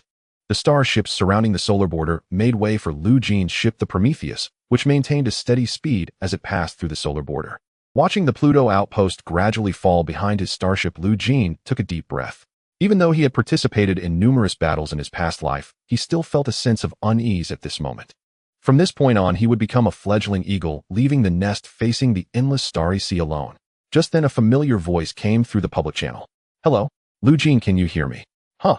Is that Jeene Mo's voice?" Lu Jiene was somewhat surprised. He had docked at the blue starport for 3 days and spent another day at the lunar starport. He had thought that Jeene Mo had already left the solar system with other new generation fleets. Unexpectedly, he received communication from her just after leaving the solar system. Connecting to the public channel, Jeene Mo's beautiful face reappeared in Lu Jiene's view. "Lu Jiene, it's really you. Be careful, a group of interstellar pirates has recently come to the solar border. We are planning to band together to expand our numbers and break out of the solar system. Do you want to join us?" Interstellar pirates. Lu Jiene stroked his chin. There were indeed many interstellar pirates roaming the area around the solar system. After all, new fleets left the solar system periodically. For these new fleets, they were like fat lambs waiting to be slaughtered. The most critical point was that these interstellar pirates were extremely cunning. Even with the Solar Alliance's repeated encirclements, they were like wild grass, impossible to eradicate. Therefore, weaker fleets often chose to travel in groups. However, given the strength of Jeene Mo's fleet, ordinary interstellar pirates shouldn't be able to pose a threat to her. This meant that these pirates were likely not ordinary. Just as he thought of this, Jeene Mo on the other side began to earnestly persuade Lu Jiene. "Lu Jiene, although you have an origin warship, the pirates you're facing are not ordinary pirates. According to the information I've received among this group of interstellar pirates, there is one faction from the endless star sea. If you rashly break out of the solar border, you will surely attract their attention." I see. Upon learning about the origins of this group of interstellar pirates, Lu Jiene immediately understood. The endless star sea is a dream sea where danger and opportunity coexist. All navigators, regardless of where they come from or what race they belong to, ultimately converge in the endless star sea. The vast resources and countless treasures in the endless star sea have created many heroes. Even the interstellar pirates within the endless star sea possess considerable strength. Perhaps this is why captains of new generation fleets like Jeene Mo are so cautious. Beside him, Yu Tiancang, who had been listening to their conversation, leaned back in his seat. Interstellar pirates from the endless star sea. I don't believe that a group of interstellar pirates from the endless star sea would choose to come to the outer regions of the solar system to take advantage. You don't even need to guess. This group of pirates is most likely after you. Interesting. Lu Jiene stroked his chin and continued to inquire about the details of this group of interstellar pirates. The Crocodile Gang, a pirate fleet composed of 1,000 crocodile people. Their fleet only consists of one starship. But this starship is a bona fide medium battleship. Lu Jiene, I'll send you a coordinate. Meet us at this location. If we band together to break out of the solar border, even those interstellar pirates will think twice before taking action against our fleet. Facing Jeene Mo's invitation, Lu Jiene's choice remained the same as before. No, I don't have that intention yet. Lu Jiene decisively rejected Jeene Mo's goodwill. In his view, these interstellar pirates posed no threat at all. On the contrary, upgrading his origin warship required a large amount of materials and parts. He didn't mind letting these interstellar pirate ships become the raw materials for upgrading the origin warship. After severing the communication signal, Lu Jiene opened the starship's control panel and, under Yu Tiancang's gaze, resolutely chose to advance at full speed. This action made Yu Tiancang raise an eyebrow. "Are you planning to confront the Crocodile Gang, Heaton? They're not the Pirate 7 Kings. What's there to fear?" Hearing this, Yu Tiancang shook his head in disbelief. The Pirate 7 Kings. Lu Jiene really was quite arrogant. After all, each of the Pirate 7 Kings from the endless star sea could rival the Solar Alliance. Yet he claims they only make him wary. However, having followed Lu Jiene for the past 2 days, he was already accustomed to Lu Jiene's outrageous statements. Just then, a trace of a medium battleship suddenly appeared on the radar. With a dark green hull, the entire starship resembled a giant crocodile lying flat on the ground. Inside the ship, the crocodile man Frank stared intently at Lu Jeane's origin warship. That human really didn't deceive me. I actually encountered an origin warship. Everyone get ready. Capture this origin warship, and we will have the capital to establish a foothold in the endless star sea. Everyone pay attention and resolve the battle quickly. We absolutely cannot let those guys from the Solar Alliance react. Frank the Crocodile Man smiled broadly. Originally, he had received news that there was an easily obtainable origin warship in the solar system. At first, he thought someone was playing tricks on him. Who doesn't know that the 6 origin warships in the solar system are either in the hands of planetary lords or the Solar Alliance? Which origin warship could be taken easily? Yet he never expected that the one before him was indeed a bona fide origin warship without any strong backing. Such a temptation would be hard to resist, even for the pirate 7 kings of the endless star sea. The starship piloted by the Crocodile Man pirates began to rapidly ascend in speed. In an instant, the starship reached its maximum velocity. At such speed, even if Lu Jeene quickly turned the ship around to retreat, he wouldn't be able to escape. However, Lu Jeene had no intention of retreating at all. Opening the ship's speed panel, Lu Jeene directly pushed the starship to its maximum speed. In an instant, the engine roared. The rear of the starship erupted with intense brilliance. In the next second, the Prometheus surged forward like a sharp sword, heading straight for the pirate starship. Oh, not fleeing, but instead coming towards me. Crocodile Man Frank let out a hearty laugh, as if mocking the other party's lack of awareness. According to the information he had received, the human piloting this origin battleship was just a raw rookie who had recently graduated from the academy. Most crucially, this rookie had no background, and the entire crew of the starship consisted of a mere 2 people. Moreover, this origin battleship was just a small battleship at the moment. In every aspect, the other party was inferior to him. Thus, facing such a juicy target, Frank the Crocodile Man simply couldn't think of a reason to refuse. But the next second, with a loud boom, the entire pirate starship began to shake violently. What's happening? Frank the Crocodile Man reacted quickly and immediately checked the status of the starship. To his surprise, upon looking, he found that the starship's shield value had directly dropped by 20. What the hell? Boom. Another loud explosion caused the entire starship to shake again. In the vast expanse of space, Lu Jeene sat in the bridge watching the nearby pirate starship, and with a wave of his hand activated the weapon system. Activate the Spirit Clan laser cannon. In an instant, violent and terrifying energy gathered at the cannon's mouth. A beam of laser shot forth like an arrow, striking directly against the pirate starship's shield. The laser exploded, and the fierce firelight resembled a giant stone dropping into a lake, creating layer upon layer of ripples on the surface of the shield. After 2 rounds of bombardment, Lu Jeane's gaze fell upon the pirate starship's shield. Based on the brightness of the shield, Lu Jeene easily judged that these 2 rounds of bombardment had taken down more than half of the opponent's shield value. The pirate starship opposite clearly had not yet reacted to Lu Jeane's shelling. Or perhaps they planned to capture Lu Jeane's origin battleship with minimal losses. But regardless of the situation, Lu Jeene had already gained the upper hand. He then turned the ship's head, adjusted the turret's direction, and prepared for a 3rd round of bombardment. Just then, a large number of space fighters flew out from both sides of the pirate starship. Each space fighter was equipped with several fully armed Crocodile Man pirates. They surged towards Lu Jeane's starship like locusts. Seeing this, Lu Jeene narrowed his eyes, showing no concern for these space fighters, and pressed the attack button. In an instant, the Spirit Clan laser cannon fired again. Several beams of laser struck directly against the pirate starship's shield. Boom. Accompanied by flying flames, one of the lasers struck directly at the bow of the pirate starship. It appeared that the opponent's shield system had already been breached by Lu Jeane's attack. Soon after, Lu Jeene heard a series of sounds coming from within the ship's body. Warning: serious damage in cabin 2. Do you want to perform self-repair? Warning: serious damage in cabin 5. Do you want to perform self-repair? Scarlet lights filled the entire bridge. Without a doubt, this so-called damage must have been caused by those space fighters crashing into the ship's hull. And the Crocodile Man pirates inside the space fighters had likely successfully boarded this starship. You bet you do have some skill. Leave those rabble in the cabin to me, don't mess things up on your side. Yu Tiancang, sitting in the bridge, could no longer contain himself. He stood up from his seat and walked straight towards the door. Hearing Yu Tiancang's words, Lu Jeene merely smiled faintly, then refocused on the control panel. Since the opponent's shield system had been destroyed, Lu Jeene no longer needed to use the Spirit Clan laser cannon. On one hand, the laser cannon required cooldown to prevent the weapon system from overloading. On the other hand, with the enemy's ship armor system destroyed, Lu Jeene had a better choice. Fire the insect-penetrating missiles. He pressed the launch button. The missile launch hatches on both sides of the starship opened. Hundreds of missiles swiftly surged towards the pirate starship. Boom. A series of firelight instantly surrounded the entire pirate starship. Meanwhile, Frank the Crocodile Man sitting on the bridge was now sweating profusely, unable to believe his eyes. Boss, our armor value is still decreasing. What the hell are the opponent's weapons? 3 rounds of bombardment have shattered our shield. At this rate, our armor won't even withstand the second round of missiles. What kind of missiles are these that I've never seen before? On the armor of the pirate starship, the insect-penetrating missiles launched by Jeene exploded and turned into numerous drill heads that struck against the ship's armor. They acted like little insects, using their energy to continuously damage the ship's armor. Meanwhile, Chin Moo on the other side also sensed the battle between Jeene and the Crocodile Gang. Someone is engaging the Crocodile Gang. Engaging. Is it the fleet from the Pluto outpost?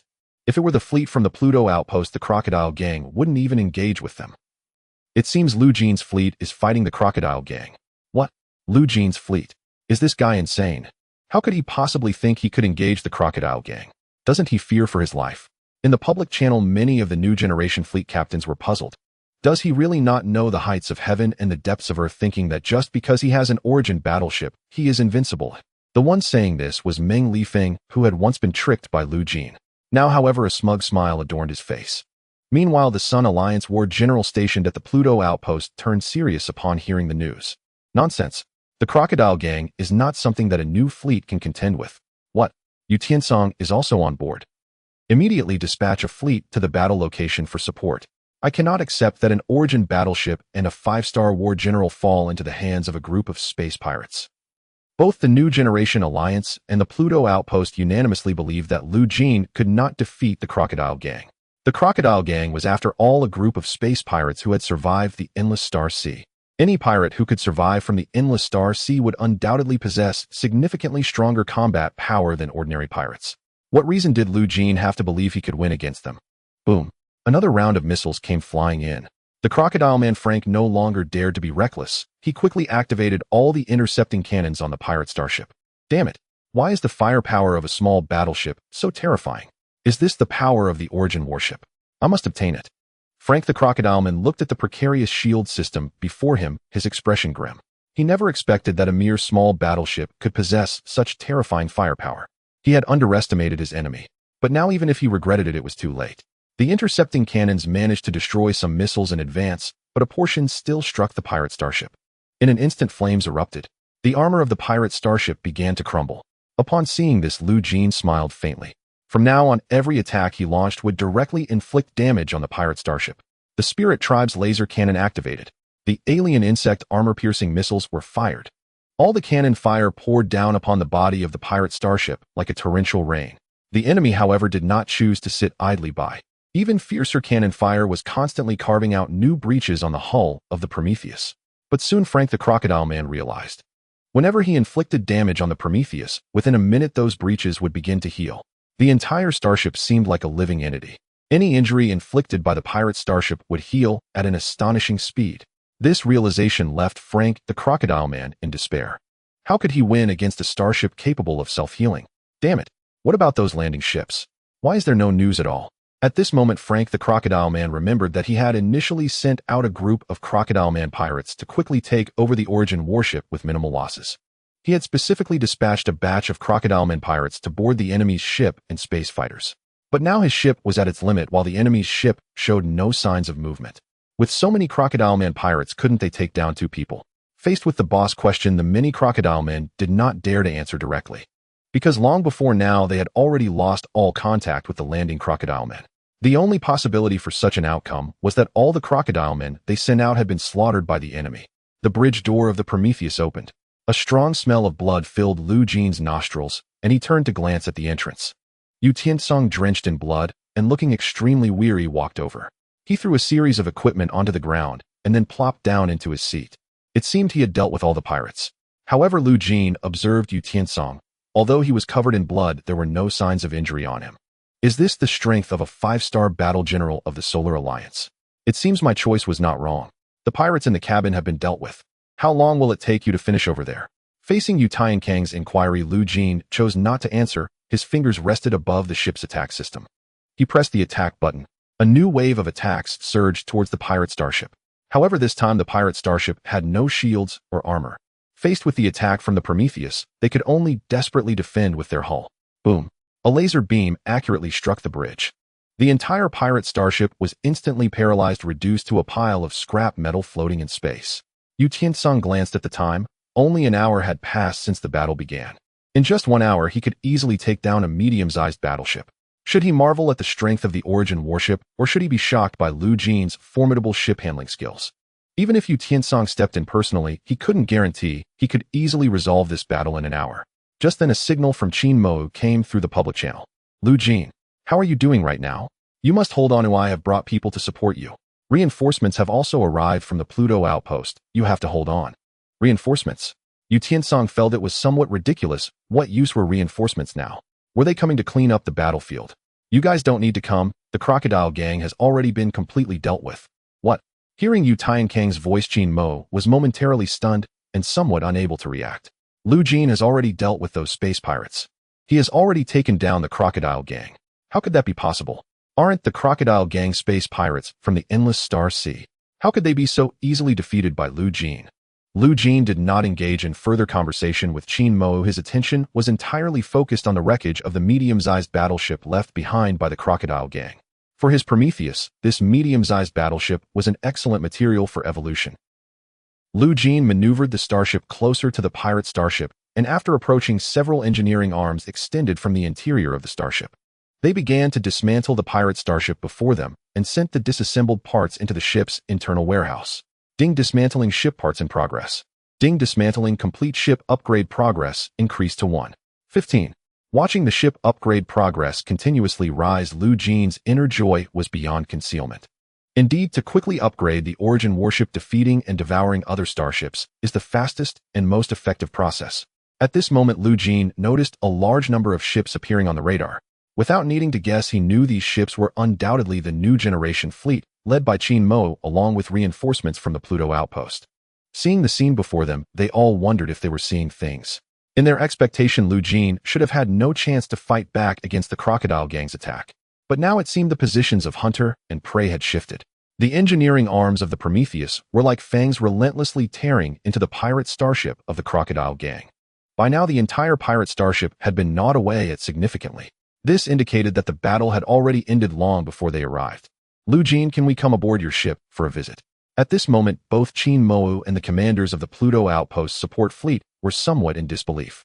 They wanted to board the ship to further confirm and verify that Lu Jine was indeed present inside the ship. Lu Jine was very straightforward and directly opened the docking hatch.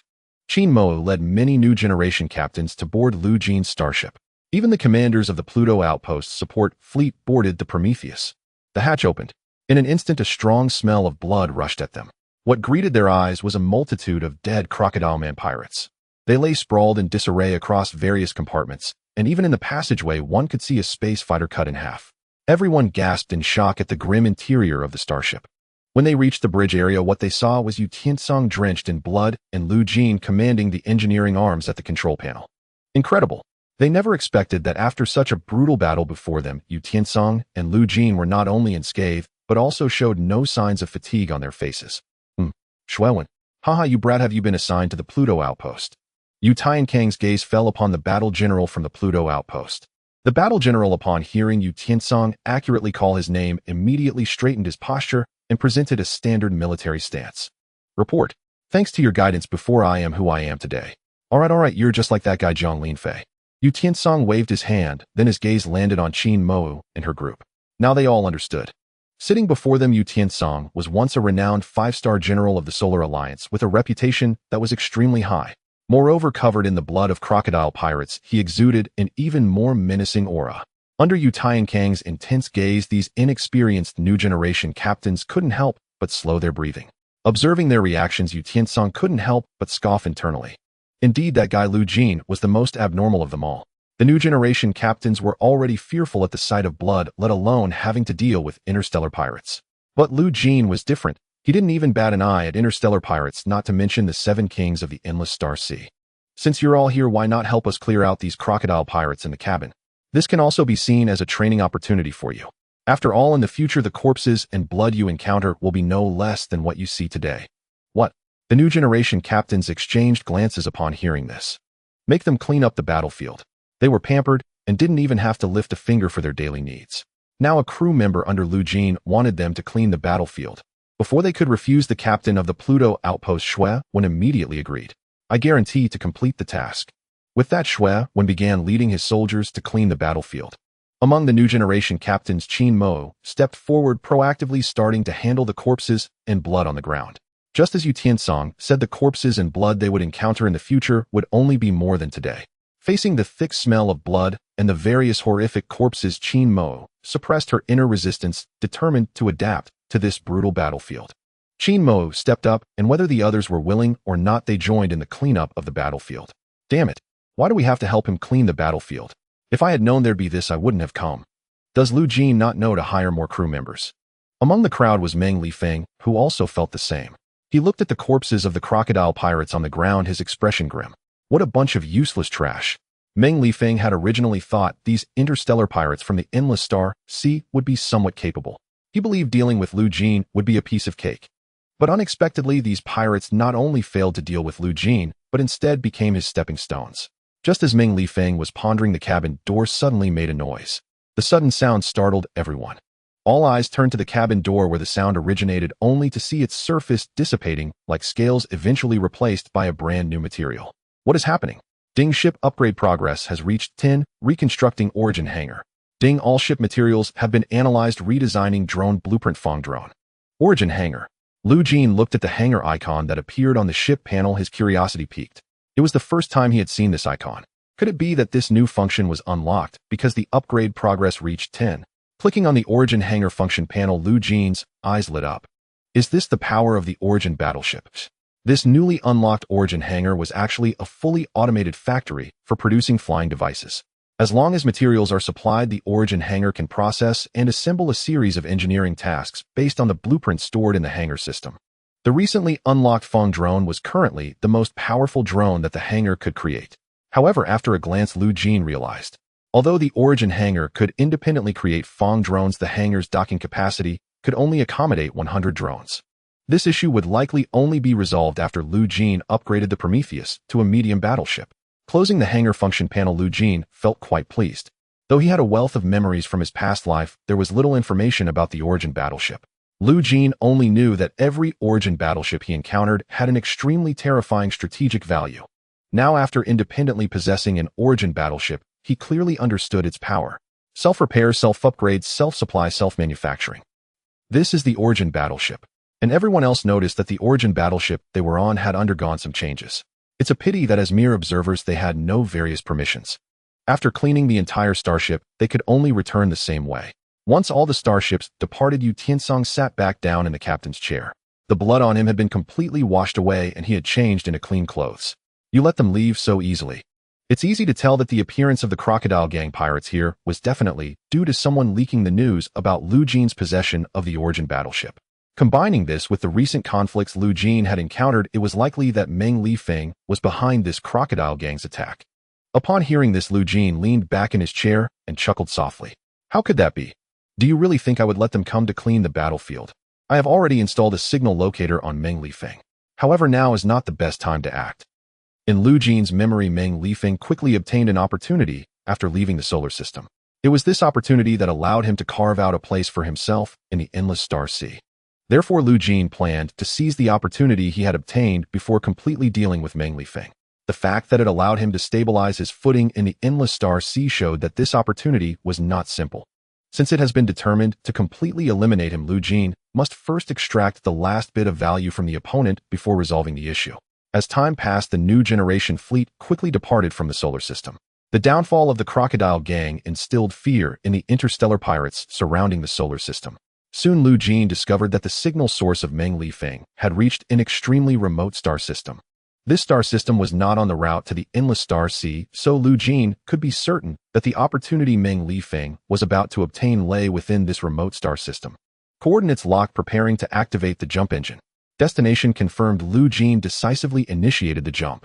The speed of the Prometheus began to rise rapidly, soon reaching jump velocity. Whoosh! The massive body of the starship suddenly vanished into the starry sky. After a period of jumping, Jeene finally arrived at the target star system. In the core area of this star system, a lifeless white dwarf star represented the current state of this star system. Through the positioning signal, Jeene quickly focused his gaze on a gray desolate planet. He piloted the starship closer to the gray planet and began to reduce speed once the starship entered the planet's orbit. As the starship passed through the atmosphere, Jeene gradually saw the true appearance of this gray planet. A series of ruins were visible all over the surface of the planet. This was enough to prove that the gray planet had once birthed a civilization. However, at this point it was unclear whether this civilization had migrated or had been completely destroyed. In light of this situation, Yu Tiancang sighed. Jeene, however, remained expressionless, his heart showing no ripple of emotion. In the vast universe, civilizations are born every moment. At the same time, every moment also sees civilizations facing destruction. Stellar cataclysms, internal strife within races, invasion wars. Various reasons, each capable of easily leading to the collapse of a civilization. In his past life, Jeene had witnessed the birth and destruction of too many civilizations. During the assimilation wars, countless planets were destroyed daily. Thus, seeing the ruins of the civilization on the planet before him, Jeene was even more determined. He must become stronger, strong enough to influence the outcome of that cosmic-level war. At that moment, a signal from a starship suddenly appeared on the radar. After checking, Jeene confirmed that this starship belonged to Meng Lifeng, a Tianqiao-class battleship. Although the ship was a small battleship among small battleships, the Tianqiao class was considered one of the most luxurious. However, now that this starship had encountered Jeene, its service life was nearing its end. Lock on. Fire. Before the crew on the enemy ship could react, Jeene's cannons and missiles had already struck Meng Lifeng's starship. In an instant, the battlefield erupted with fire. The crew under Meng Lifeng had never expected that in such a remote place someone would actually pursue them. Boom. A laser directly hit the bridge. Following that, an exotic bug penetrator missile struck the engine compartment of the Tianqiao-class battleship. Now the enemy starship was like a lamb to the slaughter, completely at the mercy of the Prometheus attacks. In this instance, Jeene spent less than half an hour. He had directly bombed Meng Lifeng's Tianqiao-class battleship into a pile of scrap metal. After confirming that the enemy had no means to fight back, Jeene also landed the ship on the surface. The hangar doors opened, and the Fangya drones rapidly flew out from inside the ship. Following Jeene's instructions, some Fangya drones began to dismantle the entire starship. Meanwhile, another group of Fangya drones spread out to search for any survivors in the vicinity and to investigate the surrounding terrain.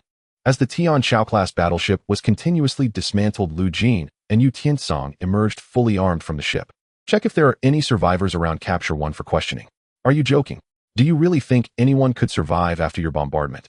At least that guy Meng Lifeng is still alive. Jeene held a signal radar in his hand. The signal radar indicated that the positioning device on Meng Lifeng was still functioning normally. Seeing the signal point on the radar, Yu Tiancang was somewhat astonished. Meng Lifeng was actually not dead. Could it be that Jeene knew this, which is why he attacked the starship so recklessly? At that moment, Yu Tiancang's peripheral vision caught sight of a figure. He reacted, quickly drawing out his energy pistol before the opponent could launch a sneak attack. Whoosh! A shot of energy bullet accurately hit the wrist of the attacker. The attacker let out a cry of pain and immediately threw down the weapon in hand. Yu Tiancang swiftly approached and quickly pulled the attacker out from behind cover.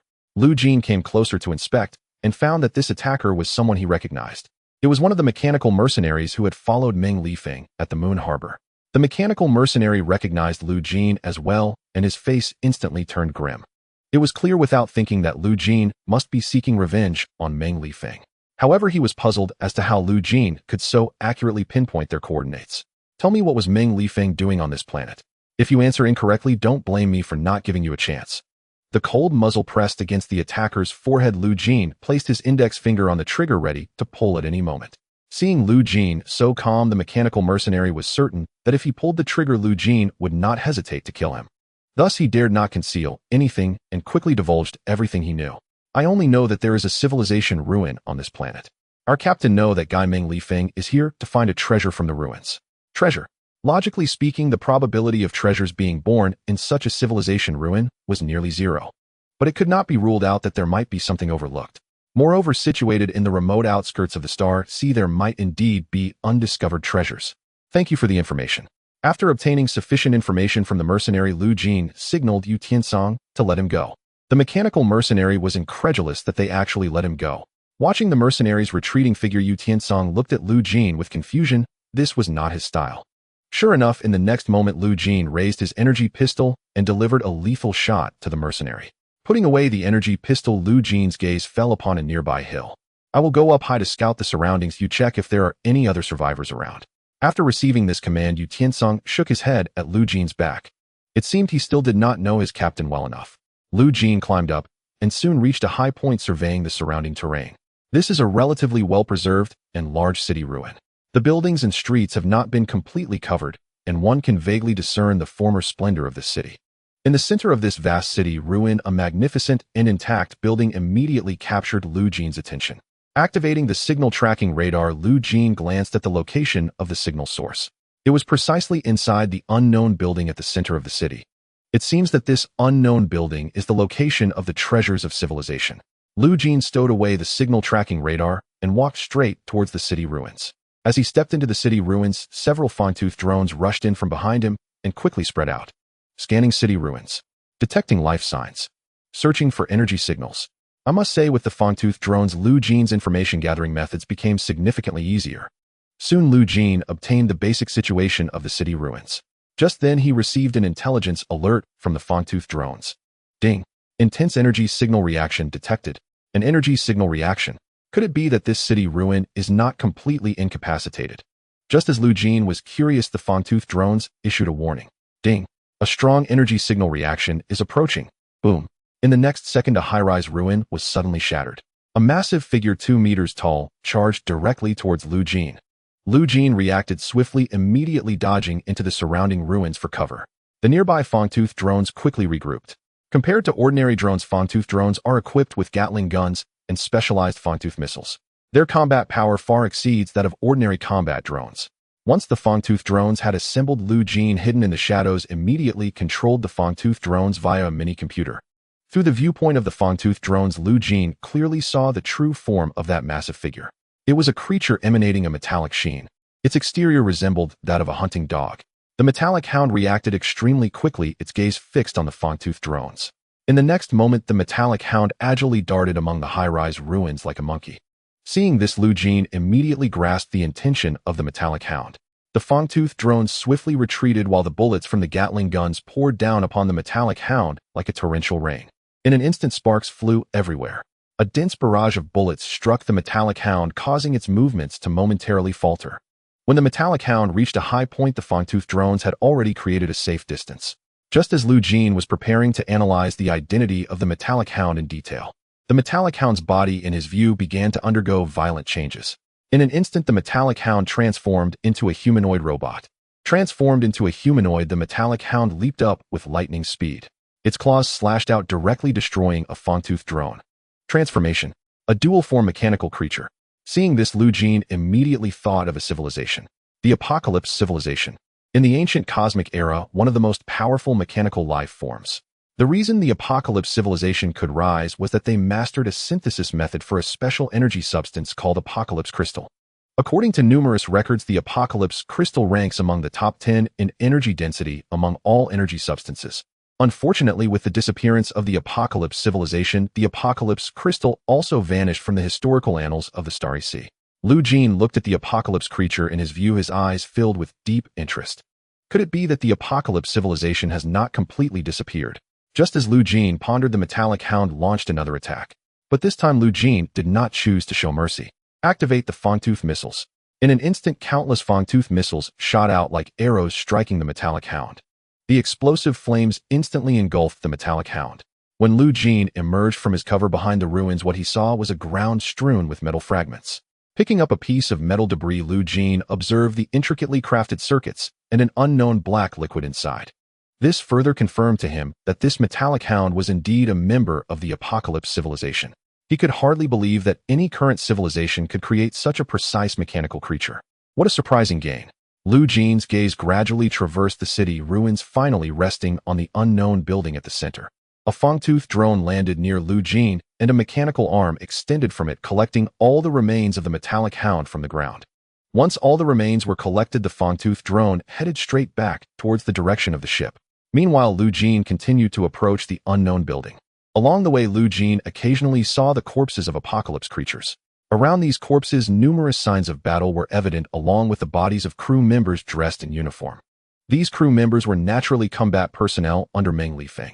Lu Jiene merely glanced at them before stepping over the bodies.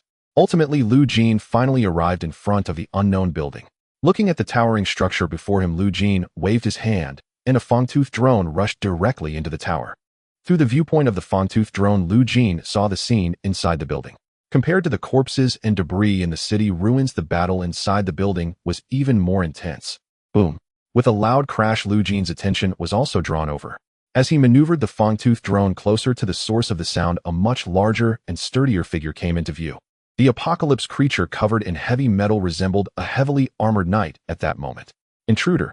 The armored knight roared, swinging the enormous sword in his hand. In an instant, debris flew everywhere. Dozens of fully armed combat personnel were almost instantly sent flying. But Meng Lifeng's figure appeared in the view of the fangtooth drone. He was shouldering a rocket launcher. Aiming at the apocalypse armored knight before him, Meng Lifeng decisively pulled the trigger. Whoosh! A rocket shot directly towards the apocalypse armored knight. The armored knight reacted swiftly, and as he raised his hand, the enormous sword split down the middle. A pitch-black barrel extended from within the giant's sword. Bang! With the sound from the barrel inside the giant sword, the rocket exploded in midair. But it was evident that since Meng Lifeng dared to pull the trigger, it meant that the rocket was definitely not an ordinary one. Boom! With a loud bang, the rocket instantly transformed into a cloud of fire in the air.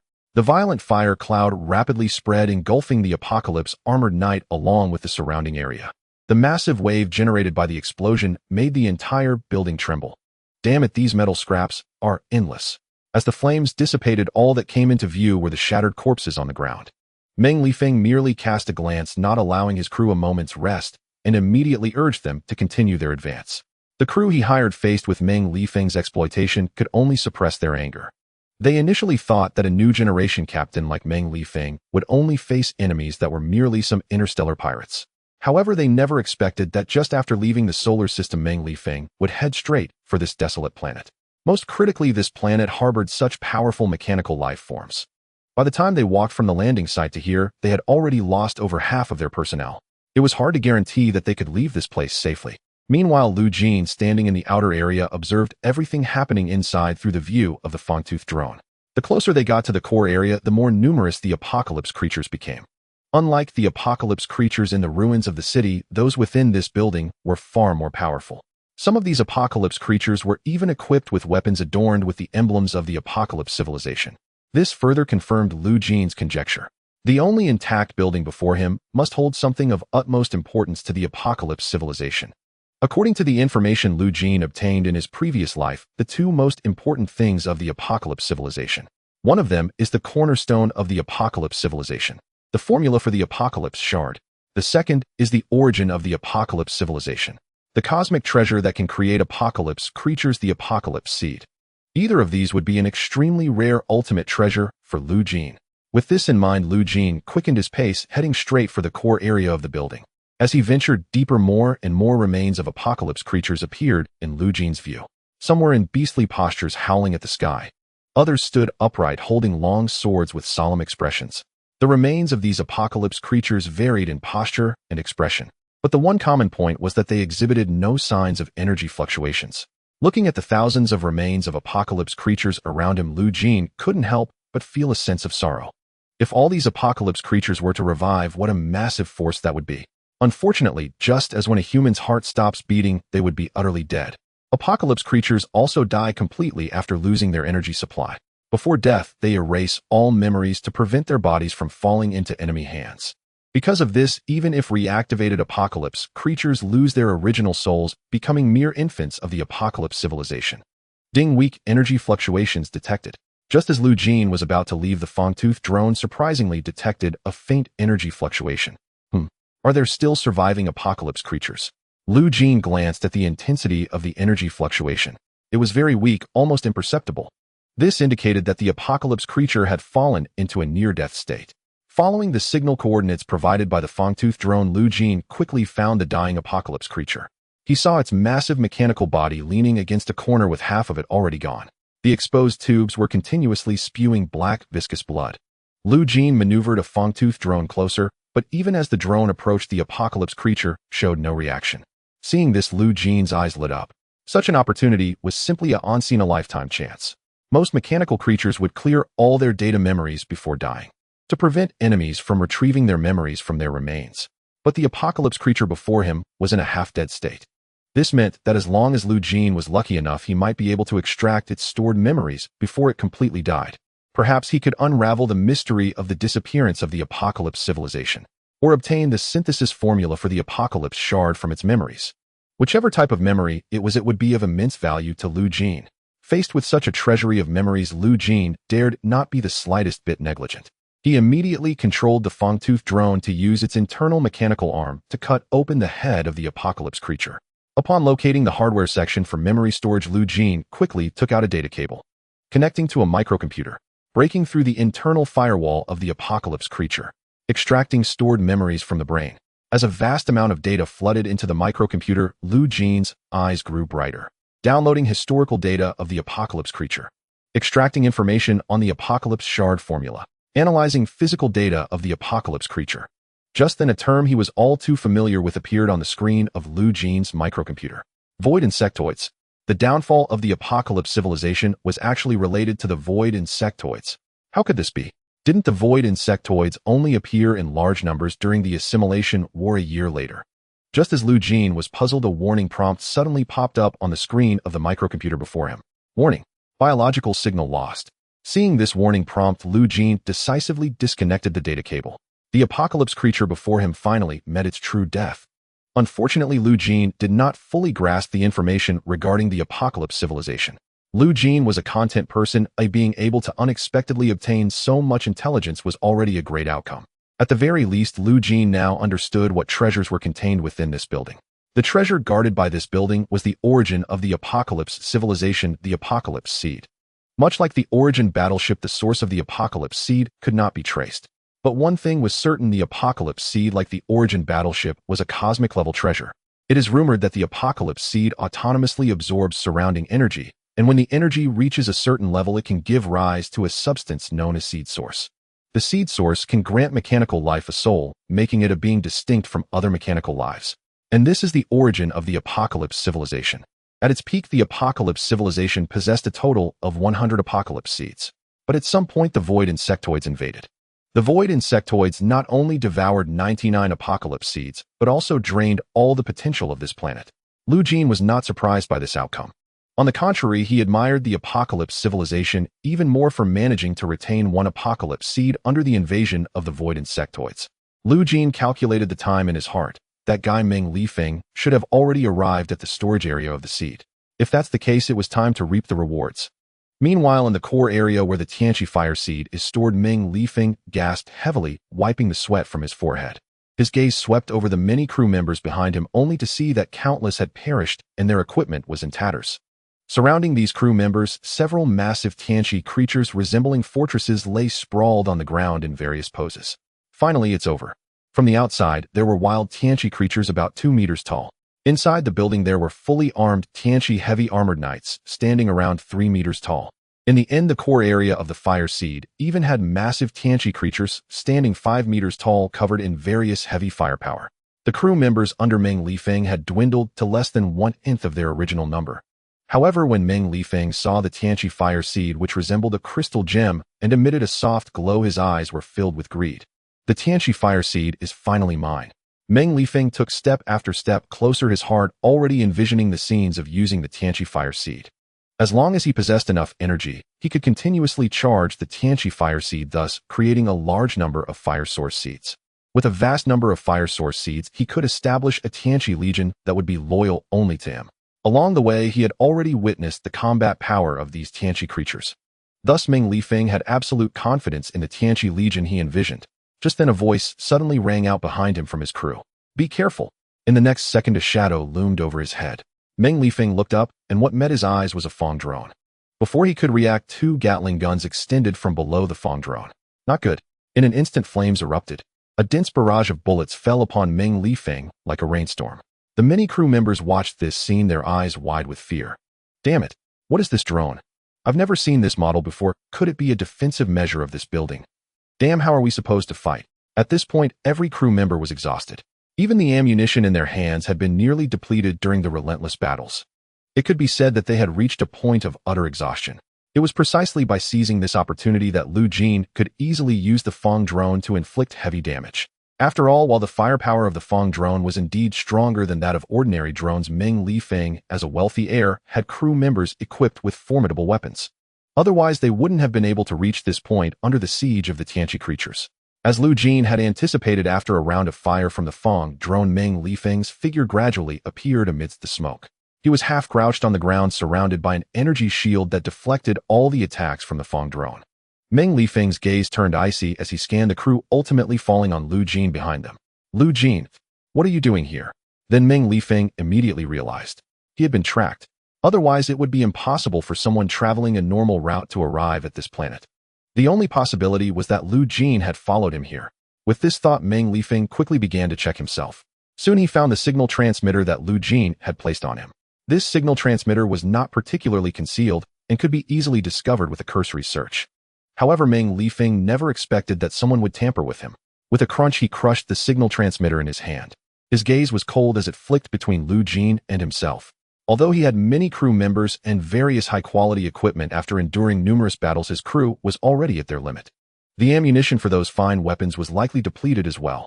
Meanwhile, Lu Jin had a multitude of powerful drones at his disposal. Most critically, Meng Lifeng could not recognize the models of these drones and was unaware of their specific capabilities. From any perspective, his chances of victory were slim. Damn it! Just a little more AI was so close to obtaining an invincible legion. At this moment, Meng Lifeng's hatred for Lu Jin reached an unprecedented level. But he knew very well that such hatred could not be displayed on his face. Lu Jin, why have you tracked me all the way to this desolate planet? Is it for money? If it's for money, I can offer you a substantial amount of credit points. You should know I am the heir of the Shinnong Medical Group. Killing me would bring you no benefit. Now Meng Lifeng could only rely on words to buy time. While speaking, he continually sent signals to his ship. As long as he could hold out until his ship arrived for support, he would still have a slim chance of turning the tables. But just then, a video communication signal from the ship suddenly popped up in front of Meng Lifeng. Looking at the video communication signal, a sense of ominous premonition surged in Meng Lifeng's heart. He connected the video call, and there was Yu Tiancang's familiar face appearing before him. In the video, Yu Tiancang wore a mocking expression, arrogantly digging at his ears. Stop sending signals to your ship. Oh, it's probably turned into a pile of scrap metal by now. No matter how many signals you send, they won't receive them. With that, Yu Tiancang directly hung up the video call. Upon learning this news, Meng Lifeng felt as if his strength had been drained. No ship. How was he supposed to leave here? Ultimately, his gaze fell upon Lu Jin. Kill him. Now the only way was to kill Lu Jin and take over his ship to escape. With this thought, Meng Lifeng's eyes turned bloodshot. Listen to my orders. Before he could finish this sentence, Lu Jin decisively activated the Fong drone. In an instant, a torrential downpour of bullets cascaded down upon Meng Lifeng and his men. The already exhausted crew members fell like wheat before the barrage of bullets. Meng Lifeng watched as the bullets rained upon the energy shield, which rapidly diminished in durability. His eyes were filled with unwillingness. Damn it! So close. His gaze fell on the Tianqi fire seed. Meng Lifeng reached out, wanting to grab the Tianqi fire seed. But perhaps he had forgotten that the entire Tianqi fire seed was already filled with energy. When facing a high-energy object, the only outcome of rashly touching it would be one. Ding! A violent surge of energy impacted. In an instant, Meng Lifeng's energy shield shattered. The Tianqi fire seed resembled a burning star, releasing immense and violent energy. Pain surged from his fingertips, and only then did Meng Lifeng realize that his palm had turned pitch black. The energy emitted by the Tianqi fire seed had directly charred his right hand into carbon. Before Meng Lifeng could let out a scream, countless bullets pierced through his body. Without the protection of an energy shield, he was ultimately just a fragile mortal. Watching Meng Lifeng fall, Lu Jin stepped forward and picked up his energy pistol. Bang! Lu Jin decisively fired another shot into his head.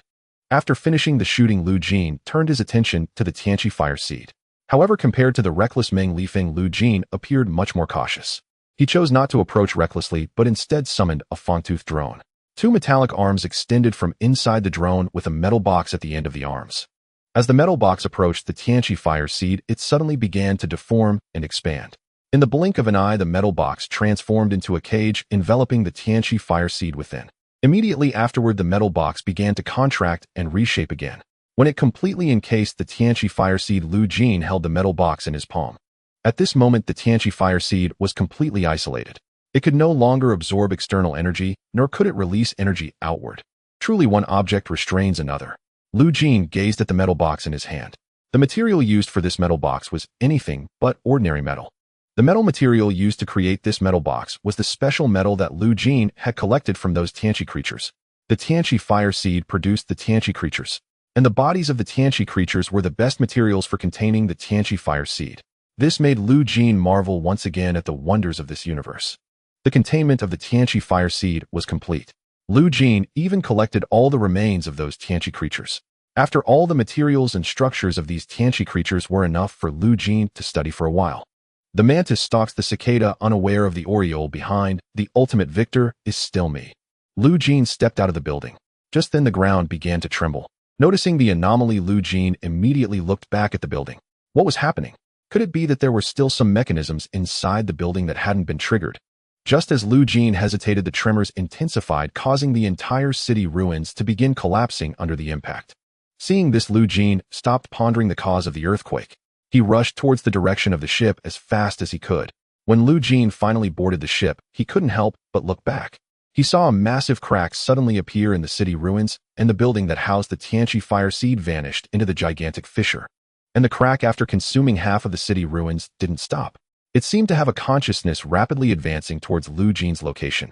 Seeing this, Jeene immediately returned to the bridge. This was definitely abnormal. The range of the earthquake had already affected the entire city ruins. Such a terrifying and sudden earthquake could not be explained as a natural disaster. If this planet had such horrifying seismic disasters originally, then these city ruins couldn't possibly remain so intact. Thus, Jeene could deduce something must have triggered it, and the cause of the trigger was very likely related to him taking the Tianqi fire seed. Upon entering the bridge, Jeene immediately saw Yu Tiancang standing in front of the bridge's data panel, his expression grave. Hearing the noise from behind, Yu Tiancang turned around at once. Seeing that Jeene was safe, Yu Tiancang breathed a sigh of relief. I thought you wouldn't come back. Just 10 minutes ago, the geological data of this planet became extremely abnormal. The geological activity reached an extraordinarily unusual frequency. Most critically, the ship's radar detected biological thermal sources at a depth of 1.0 meters underground. Biological thermal sources. Is there still biological activity at 1.0 meters underground on this planet? A figure immediately flashed through Jeene's mind. The Void Insect Clan. Could it be that the Void Insect Clan that once destroyed this planet has not yet left? Regardless, what Jeene needed to do now was to swiftly leave the surface of this planet. Activate the ship's engine. The entire Prometheus emitted a violent noise. At that moment, the radar also displayed a gigantic object rapidly approaching their ship. The ship soared into the sky. Just as the ship reached the atmosphere, Jeene and Yu Tiancang both saw it. A massive mouth burst forth from the ground. Immediately afterward, dark scales appeared on the planet's surface. A serpent-like body instantly ravaged the entire gray planet's surface. After the ship completely left the planet, they could still see the figure of this gigantic monster. It resembled a colossal serpent coiled upon the planet's surface. What on earth is this monster? Even Yu Tiancang, who had seen much, was shocked by the enormous form of this creature. Before it, a planet seemed as small as a toy. As Jeene gazed at the monster on the planet's surface, his eyes narrowed slightly, directly revealing the true identity of this creature. Giant devourer. Giant devourer. The insect clan. Yu Tiancang glanced at the terrifyingly large creature.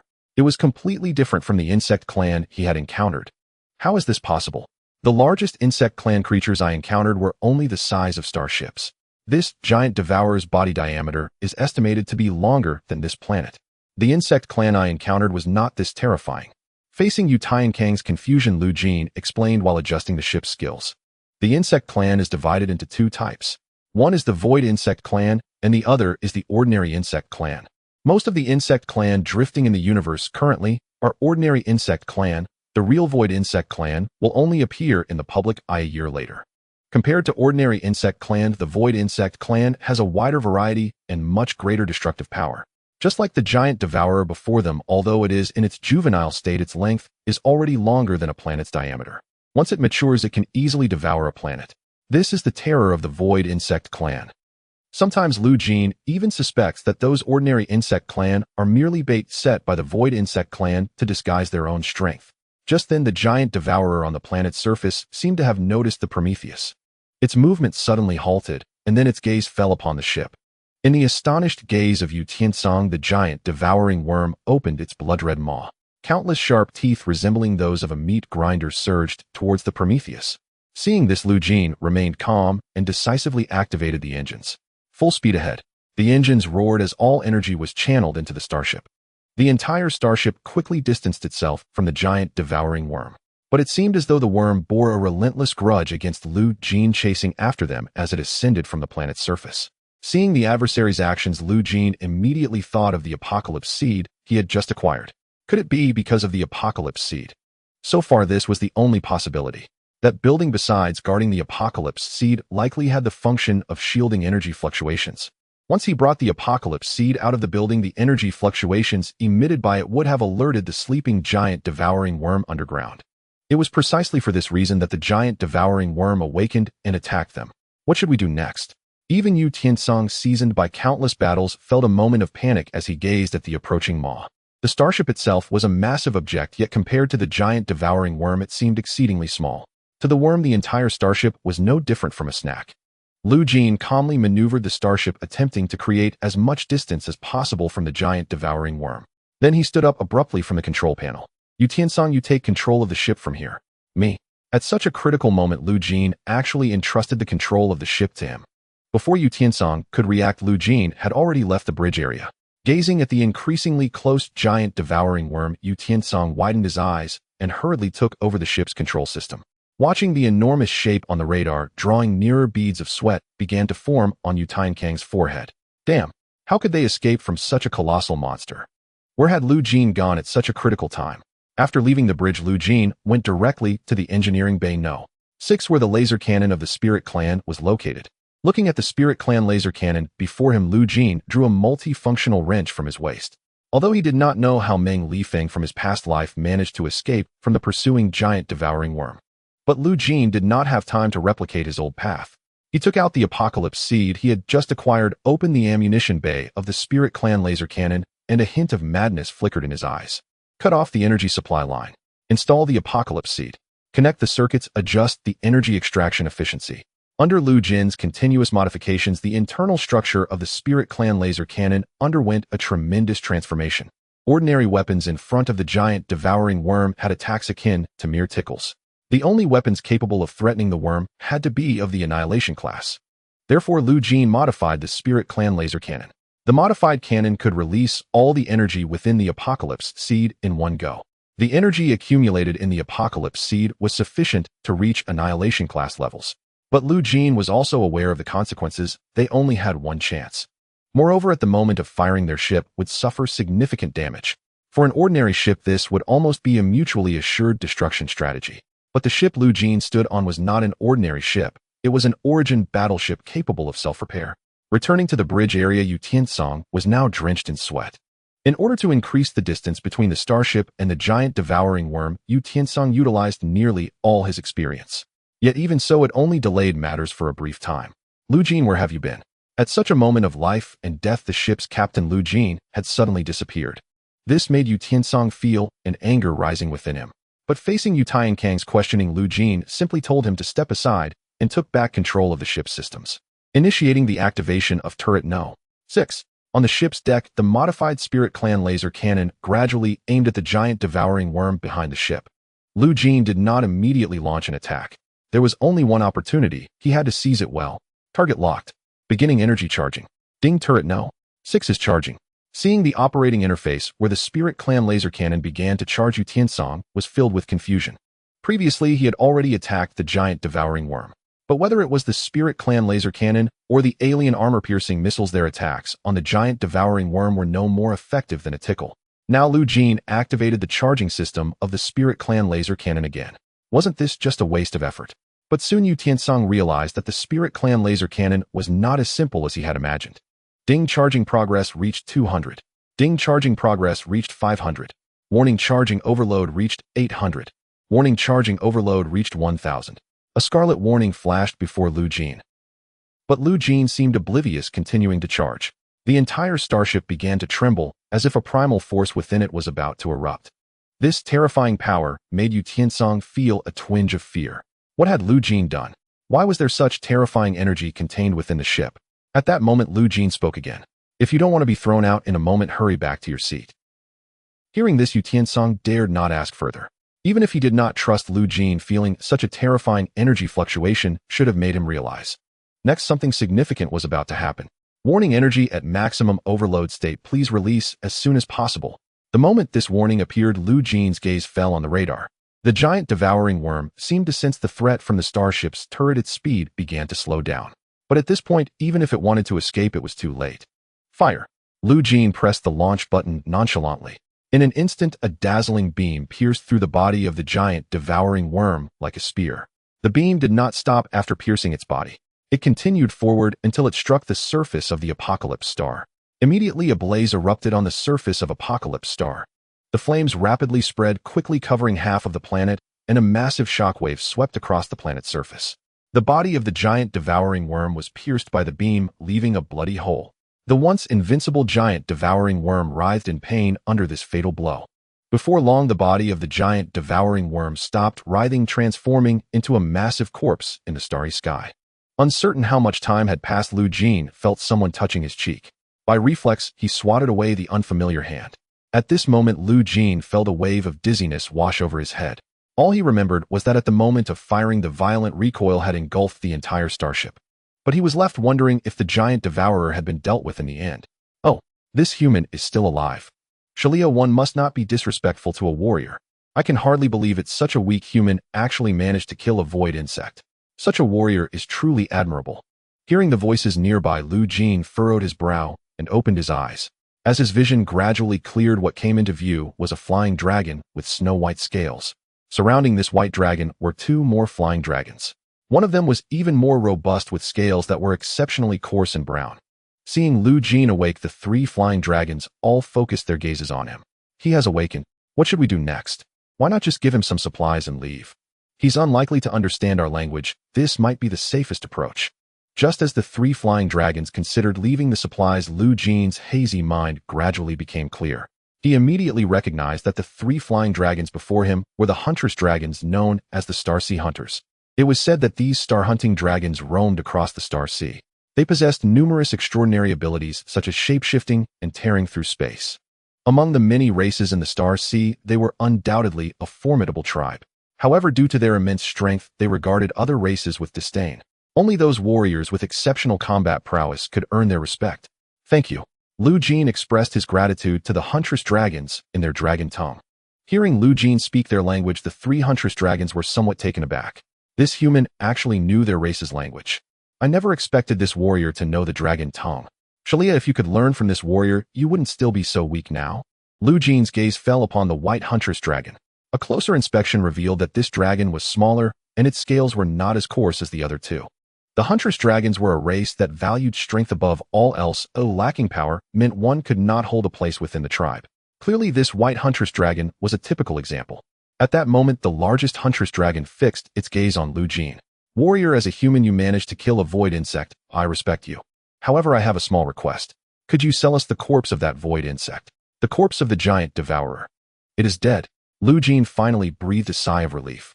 But he soon remembered that even if he hadn't been the one to slay the giant devourer, next the giant devourer would surely encounter the hunting huntress dragons and ultimately become their sustenance. Perhaps this was also the reason Meng Lifeng could escape in his past life. Of course, no problem.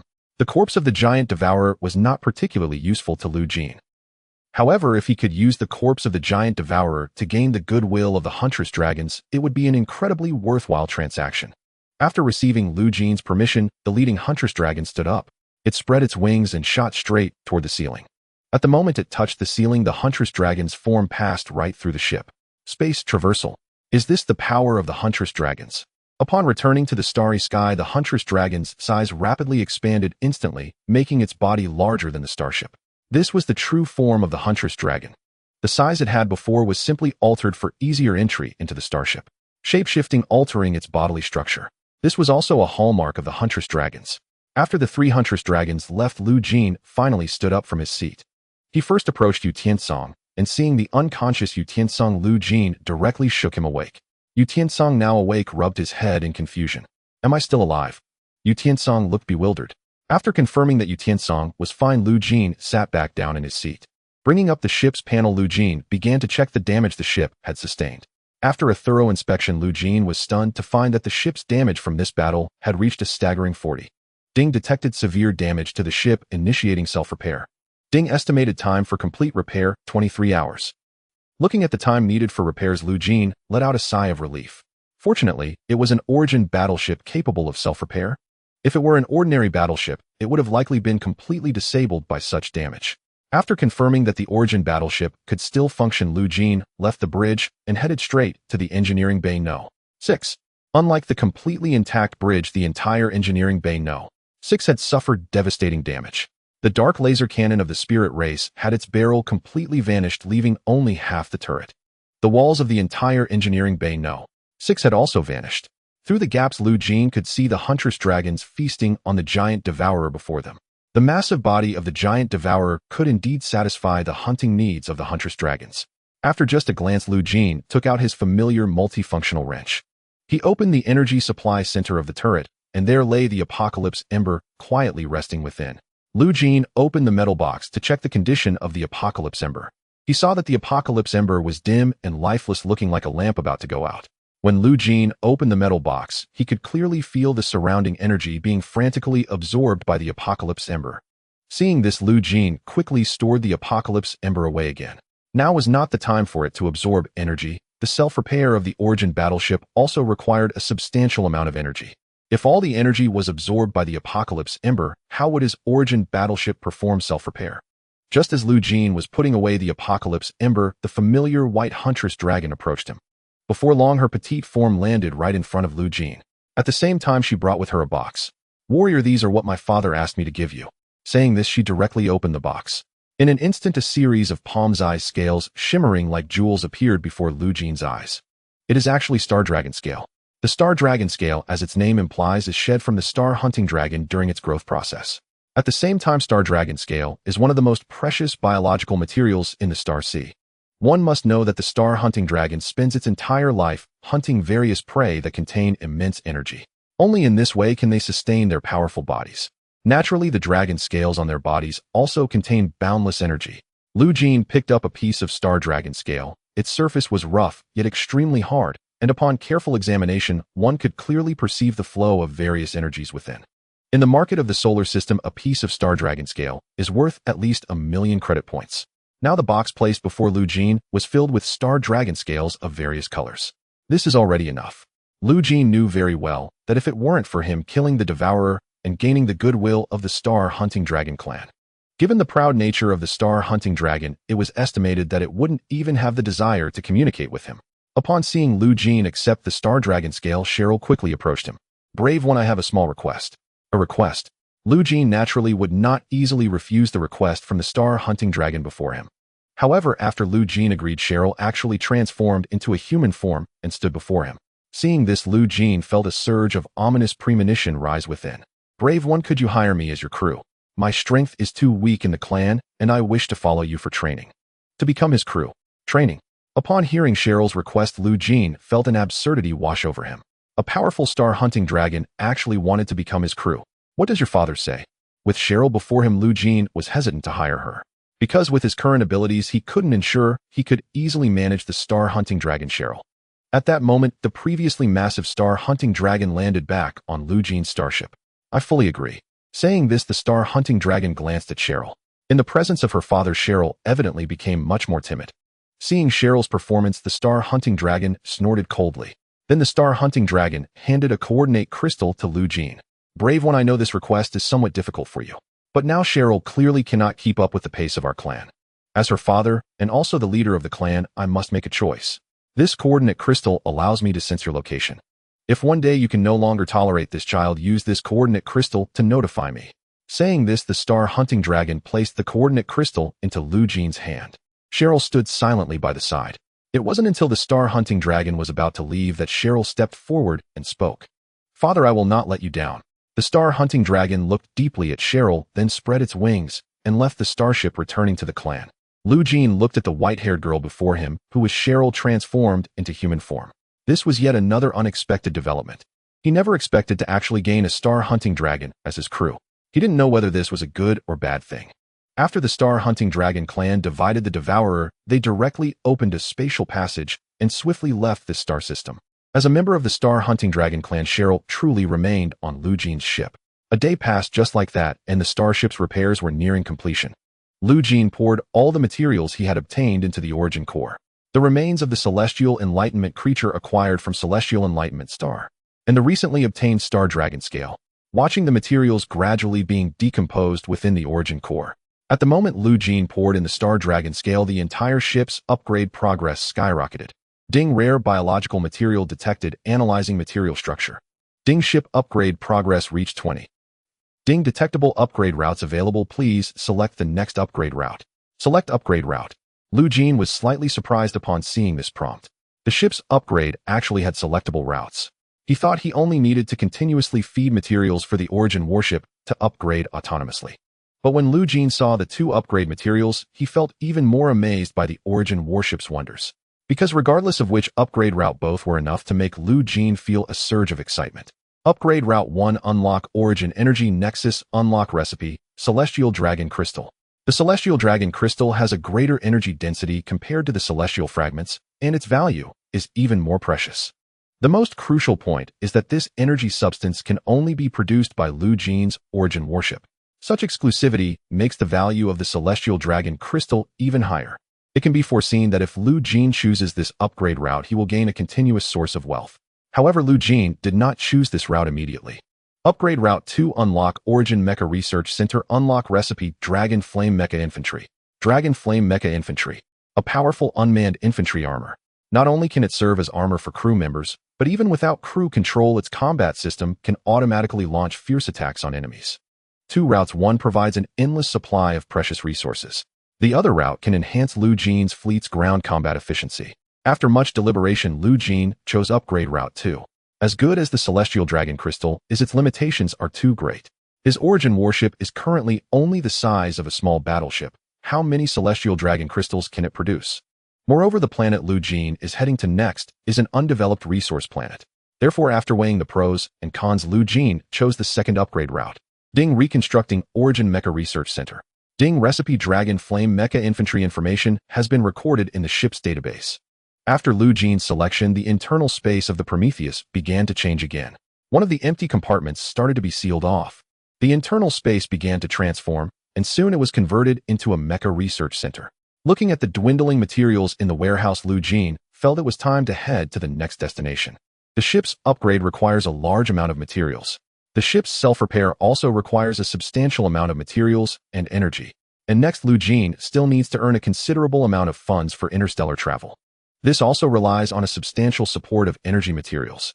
However, facing such a problem, Jeene had already devised a strategy. Next, he was heading to a planet that was still an undeveloped resource world.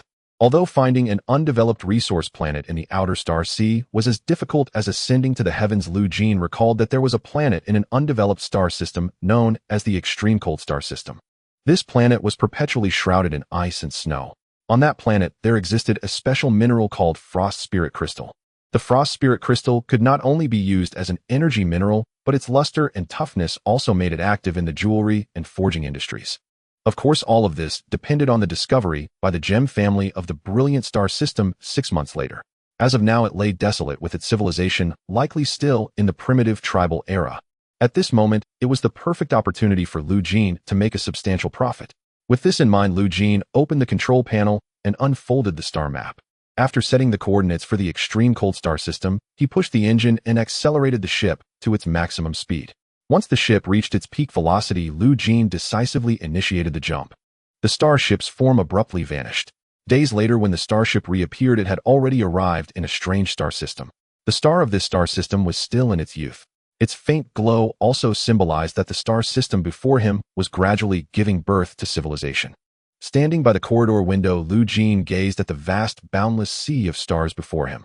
Ultimately, his gaze landed on a planet emitting an ice-blue radiance. That was his target planet. It would later be known to future generations as the ice-blue gem, the Snowfield Star. Just then, Jeene heard a muffled sound. For such anomalies, Jeene had grown accustomed to them over the past few days. In the training room, Shalia watched Yu Tiancang before her eyes filled with a sense of vindictive pleasure. On the opposite side, Yu Tiancang got up from the ground and couldn't help but gasp in shock. Did you really just unleash 1% of your strength? Of course. Otherwise, with your physical condition, you would have been turned into mush by now. Why do I feel like you're getting back at me? How could that be? In the combat technique training class, you only knocked me down a mere 9 times. Indeed. Yu Tiancang couldn't help but curse inwardly. This little girl across from him was clearly harboring resentment for his actions during the combat technique training. During the combat technique training class, Yu Tiancang had specially adjusted Shalia's power attributes to match his own for better training. Only in this way could her combat abilities be trained better. Shalia possessed the innate fighting power of the Hunter Dragon clan, lacking only combat experience and skills. For this reason, Jeene entrusted Shalia's training to Yu Tiancang. When it came to combat experience and skills, no one was more suitable to train Shalia than Yu Tiancang. Just as Shalia was preparing to launch another attack, the training room's hatch opened and Jeene stood at the entrance. Upon seeing Jeene, Yu Tiancang immediately reacted, not giving Shalia a chance for revenge, and walked straight up to Jeene. Have we arrived at the destination? That's right. Along the way, Yu Tiancang had asked Jeene many times about their next destination. To this question, Jeene simply replied that the planet they were heading to was a resource planet. Moreover, it was a resource planet that had yet to be discovered and developed by any forces. We need to obtain enough resources on this planet. Then we can sell them in the brilliant star system to acquire funds for interstellar travel. Yu Tiancang was clearly unsatisfied with this answer. Finding a resource planet in the endless star sea was not a difficult task. However, this was the outer region of the star sea, and resource-rich planets had long been divided among the major forces. Faced with a region that had been developed to 90%, how could Jeene possibly find an undeveloped resource planet? Now the ship descended into this extreme, cold land.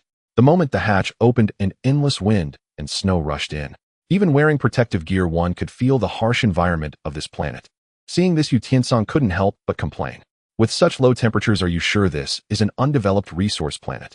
Before Yu Tiancang's voice could fade, a group of figures appeared through the wind and snow. These figures were extremely vague in the storm. As they approached, the crowd discovered that it was actually a group of dwarves draped in beast fur, dragging carts of goods towards a certain direction. They were driving long-haired creatures resembling oxen, using wooden sleds to carry the goods. The so-called goods were numerous special ores similar to ice blocks. These special ores had swirling patterns inside, which was the distinguishing feature between ordinary ice blocks and ores. We really are lucky. Seeing this caravan, Jeene walked straight towards them. Upon noticing someone approaching, the dwarves in the caravan immediately became alert. They all drew their weapons. However, the so-called weapons were nothing more than crude stone tools like stone hammers and stone axes. Seeing this, Jeene took out the alloy materials he had prepared in advance. He threw the alloy materials to the dwarves, and after a thorough inspection, they immediately realized that these alloy materials were far superior to what they were currently using. Thus, one of the dwarves approached and handed over the ores from the cart to Jeene. Clearly, he wanted to exchange these ores for the alloys in Jeene's hands. But at that moment, Jeene decisively chose to raise the price, stating that to obtain one piece of alloy material, they would need to trade a large quantity of ores. After some discussion, the dwarves quickly agreed to trade these ores for the alloys with Jeene. For them, these ores could be harvested continuously. However, the alloy materials in Jeene's hands were truly rare and hard to come by. Soon the grand caravan transformed into a sled filled with alloys. The dwarves joyfully pulled the sled and hurried towards their dwelling. They disappeared from sight in an instant. This is the unique resource of this planet, the Frost Spirit Crystal. Frost Spirit Crystal. Yu Tiancang stepped forward and extracted a piece from the numerous ores. Opening the detection function of his mini-computer, Yu Tiancang carefully scanned the Frost Spirit Crystal. Scanning ore. When he saw the data results of the Frost Spirit Crystal, Yu Tiancang couldn't help but widen his eyes. This was actually a highly energy-dense energy mineral. What a high energy density. The toughness of the ore is also quite impressive.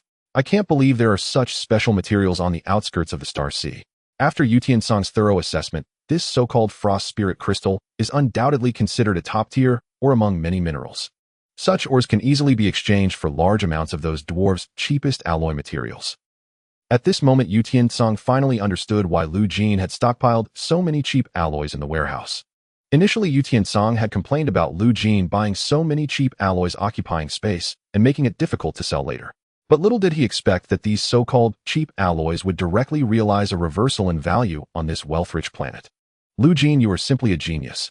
Yu Tiancang has already foreseen that if they exchanged all the cheap alloys in the warehouse for such precious Frost Spirit crystals, and then sold them to the Star Sea Merchant Association, the wealth they could obtain would be astronomical. Meanwhile, Sharia also recognized the value of these Frost Spirit crystals. The energy contained within them alone made her feel a wave of temptation. After all, in the hunting diet of the star-tracking dragon, any energy-rich substance is their favorite. Because of this, Sharia was able to sense the energy contained within those ores right from the start. Lu Jin smiled faintly and released all the Fanya drones with a wave of his hand. Centering around the starship, Lu Jin spread the Fanya drones out primarily to search for all nearby dwarf gathering spots. As the local natives, no one knows better than these dwarves where frost spirit crystals can be mined. Rather than searching by himself, it was better to trade with these dwarves. By exchanging cheap alloys for the frost spirit crystals in their hands, Lu Jin aimed to maximize the efficiency of acquisition. Soon he discovered one of the tribes. Sharia, come with me to the dwarf tribe. Yu Tiancang, you stay aboard the starship. After allocating the tasks, Sharia immediately transformed into her original dragon form. She grabbed Lu Jin and quickly approached the nearest dwarf tribe. Soon Lu Jin arrived at the entrance of the dwarf tribe. His sudden appearance immediately raised the vigilance of the tribe's guards. But soon Lu Jin utilized the allure of cheap alloys to initiate trade. For these dwarves, the frost spirit crystals were not nearly as useful as the cheap alloys in Lu Jin's possession. They were seen swapping the stones on their axes, replacing them with the just acquired cheap alloys. It seemed that this swap would make their weapons more lethal. Lu Jin couldn't care less about how these dwarves would use the cheap alloys. After the transaction, he controlled the Fanya drones to collect the frost spirit crystals and sent them back to the starship's warehouse. Next, under Sharia's lead, he continued towards the next dwarf gathering place. Upon arriving at this gathering spot, Lu Jin immediately sensed that something was amiss. The dwarves in the entire gathering place looked listless. Even as Lu Jin approached, those dwarves displayed fearful expressions. Seeing this, Lu Jin attempted to trade with them. But no matter how he concealed it, these dwarves seemed to have suffered a tremendous fright, unwilling to interact with Lu Jin at all. Encountering such a situation was naturally within Lu Jin's expectations. For these dwarves, facing various crises was quite normal. Lu Jin did not delve into what these dwarves had encountered. He came to this planet to gather frost spirit crystals, not to be a savior. These dwarves could not communicate with him, and even if Lu Jin wanted to help them, he would be powerless. After confirming that this gathering spot had lost its trading value, Lu Jin turned and headed for the next dwarf gathering place. Fortunately, at the second gathering place, Lu Jin once again harvested a considerable amount of frost spirit crystals. By the end of the day, Lu Jin and Sharia had combined forces to directly gather a large quantity of frost spirit crystals. Meanwhile, Yu Tiancang, who was stationed in the starship, watched as more and more frost spirit crystals were sent into the warehouse, his eyes growing increasingly bright. In his eyes, these ores were no longer just frost spirit crystals, but a series of credit point numbers. In just one day's time, the Fanya drones brought back nearly 10 tons of frost spirit crystals. If these 10 tons of frost spirit crystals were sold on the market, their value would be immeasurable. Upon returning to the starship, Lu Jin took a hot shower in his room. Even with protective gear isolating him, a day of running around in this snow-covered galaxy left Lu Jin feeling somewhat stiff. At times like this, Lu Jin could not help but envy Sharia. As a star-tracking dragon, her physique was incredibly robust. This bit of chill meant nothing to her. Most importantly, the star-tracking dragon possesses powerful spiritual energy. She could convert spiritual energy into heat, keeping her body temperature comfortable. After gathering the supplies needed for interstellar travel, Lu Jin's first intention was to acquire a sufficiently powerful spiritual energy seed. The strong races in the endless star sea can basically manipulate spiritual energy freely. In contrast, humans are certainly not considered a strong race in the endless star sea. To obtain the power of spiritual energy, one can only rely on external objects, either spiritual energy tools or spiritual energy seeds. With this in mind, Lu Jin felt a wave of fatigue wash over him. For the impending assimilation war, he needed to work even harder. And so the next day arrived. The sound of the alarm clock jolted Lu Jin from his dreams. Checking the time, it was already 7 in the morning according to Blue Star time. Lu Jin stretched and began to loosen his muscles. With everything ready, just as Lu Jin prepared to wash up, there was a forceful knocking on his door. Early in the morning, the voice on the other side sounded quite anxious. Opening the door, the first thing that came into view was Yu Tiancang's anxious face. Not good. Our Fanya drones have been stolen. The Fanya drones were stolen. This sudden situation did not throw Lu Jin into disarray. He calmed Yu Tiancang down and then pulled up the control panel for the Fanya drones. As expected, the control panel displayed that 5 Fanya drones had lost contact, and their last known coordinates all pointed to one of the dwarf gathering places. Could it be that these dwarves had the audacity to destroy his Fanya drones? But soon Lu Jin dismissed this possibility. With the level of civilization among these dwarves, it is utterly impossible for them to simultaneously destroy 5 Fanya drones. Moreover, during their transaction with me, I did not employ any coercive measures. Emotionally and logically, they could never launch an attack on the Fanya drones under their command. Thus, I recalled several dwarf tribes I had encountered earlier. Lu Jeene could boldly speculate that there is likely a third-party force on this planet. To validate his thoughts, Lu Jeene quickly made his way to the coordinates where the Fangya drone was destroyed. Upon arriving at the coordinates, the first thing that caught his eye was a ground littered with metallic debris. Lu Jeene began to excavate the wreckage buried in the snow. After a thorough inspection, Lu Jeene confirmed that part of this metallic wreckage belonged to the Fangya drones. However, his gaze fell upon another pile of debris. What could these remnants belong to? The material and style did not resemble anything from the Fangya drones. Ultimately, Lu Jeene's attention shifted to the nearby dwarf tribe. Perhaps he could uncover something from these dwarves. Just as he approached the dwarf tribe, a gunshot rang out immediately, putting Lu Jeene on high alert. A gunshot. Based on the sound, it should be an A5 model heavy assault rifle. But how could such a weapon appear on a planet with such a primitive civilization? As Lu Jeene continued to approach, he quickly caught a whiff of a strong metallic odor of blood. When he reached the entrance of the dwarf tribe, he saw all the dwarves gathered together in the central square from a distance. Surrounding them were several fully armed space pirates, all aiming their weapons at the crowd in the center. Very well, you unscrupulous peasants, how dare you sell, or to others? Do you really think that having obtained some cheap alloys gives you the capital to resist us? No wonder the ore we received yesterday was so little. Just right, many miners died at mine number 9 yesterday. Let's use these dwarves to fill their places. As soon as the words were spoken, a bullet came flying. Before one of the space pirates could react, his head was pierced directly by the bullet. The sudden attack made the other space pirates immediately alert. But in the next moment, Shalia appeared before them almost instantaneously. Her fist clenched, she unleashed a powerful punch. Bang! Accompanied by a tremendous shockwave, the entire tribe's wall was blasted open. The space pirate who was directly hit along with his equipment was reduced to a pool of blood. 2 space pirates were instantly dealt with, leaving their companions pale with fear. It is known that the equipment they wore was made of new alloy armor capable of withstanding attacks of several tons of force. Yet with a single punch from the opponent, both man and armor were obliterated without a trace. What terrifying destructive power! Wait, we surrender. One of the space pirates, lacking in courage, chose to surrender immediately. Furthermore, it seemed he feared Lu Jeene wouldn't hear him as he spoke in the universal language of the Star Sea. Seeing their companion surrender so quickly, the other space pirates also gave up their resistance. They placed their weapons on the ground, clearly signifying their surrender. Seeing this, Lu Jeene instructed Shalia to confiscate all their equipment. The space pirates, stripped of their gear, revealed their true forms. Their races varied. Among them were orcs, plant people, and even a stone man. During the subsequent intelligence interrogation, Lu Jeene expended hardly any effort. These space pirates showed no fight, readily divulging all the details. It turned out that this planet had been occupied by space pirates several months ago. The space pirates had set up mines here, enslaving numerous dwarves to work as their miners, continuously extracting the frost spirit crystals buried on this planet. These space pirates used the money from selling frost spirit crystals to purchase a considerable amount of fine equipment. They turned out to be a band of space pirates. Upon learning their identity, Lu Jeene found that these space pirates held no further intelligence value. Thus, he decisively opened fire, killing all the space pirates. What should we do next? What to do? Since these space pirates dared to rob Lu Jeene, they must have been prepared to face him. Lu Jeene decisively sent a coordinate to Yu Tiancang, who was stationed on the ship. This coordinate pointed to one of the mines established by the space pirates. Upon receiving this coordinate, Yu Tiancang in the cabin immediately understood Lu Jeene's intention. He promptly activated the Origin Mecha Research Center. The deployment hatch on the side of the starship opened, and a 2-meter-tall unmanned combat mecha landed in the snow. Its heavy body sank into the thick snow, yet the mecha seemed oblivious. After making adjustments, a flame ejected from the back of the unmanned combat mecha. The entire mecha propelled forward rapidly towards the coordinates.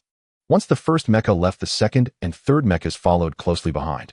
These unmanned combat mechas were the Dragon Flame combat infantry that Lu Jeene had just produced. Compared to the Fangya drones, the Dragon Flame combat infantry possessed greater combat power and had exceptionally formidable ground combat capabilities.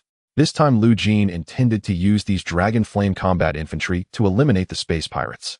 Quickly, Lu Jeene arrived at mine number 1. As one of the first established mines, its extraction process was also quite mature. This also proved that there were certainly numerous dwarf miners buried within this mine. Standing at the edge of the mine, Lu Jeene observed one after another dwarves in tattered clothes transporting frost spirit crystals out of the mine. The transported frost spirit crystals were piled up by the dwarf miners working outside the mine. In such a frigid and high-intensity work environment, dwarven miners occasionally collapsed. Seeing one of the dwarven miners fall lifeless, a space pirate approached and disdainfully waved his hand. Soon 2 dwarven miners came over, and upon seeing the body on the ground, they numbly lifted the corpse onto the transport vehicle. Ultimately, the corpse was thrown into a large pit. Within that pit, there were already many dwarf miners who had died from freezing or exhaustion. Seeing this scene, Jeene did not show any signs of emotion. Across the star sea, such mines were as plentiful as stars. The number of dead miner slaves inside was countless. This is the law of the universe. Only the rules of the strong are the true rules. Boom. Just then, with a muffled sound, several dragon flame combat infantry landed behind Jeene. Number 65 arrived at the coordinate location. Please provide further instructions. One by one, all the Longyan mecha infantry stood united behind Jeene. In the cabin, Yu Tiancang, upon seeing all the Longyan mecha infantry in position, handed over the command authority to Jeene. Receiving the command authority, Jeene did not hesitate for a moment. At the bottom of the mine, the interstellar pirates had not yet reacted when a Longyan mecha infantry descended from the sky. Bang! The Longyan mecha infantry landed, kicking up a cloud of dust. The interstellar pirates were startled by the sudden appearance of the Longyan mecha infantry. One of the interstellar pirates reacted quickly, immediately raising their firearm and aiming at the Longyan mecha infantry in front of them. But facing the threat of the interstellar pirate, the Longyan mecha infantry approached with lightning speed. Before the other party could react, the Longyan mecha infantry directly seized the firearm from their hands. The interstellar pirate widened their eyes, straining to reclaim the firearm. But the firearm in the Longyan mecha infantry's hand was as immovable as a steel rod. Damn it! Before the words were out, another Longyan mecha infantry landed again. It raised its right hand, the dark cannon, aimed at the interstellar pirate. Boom!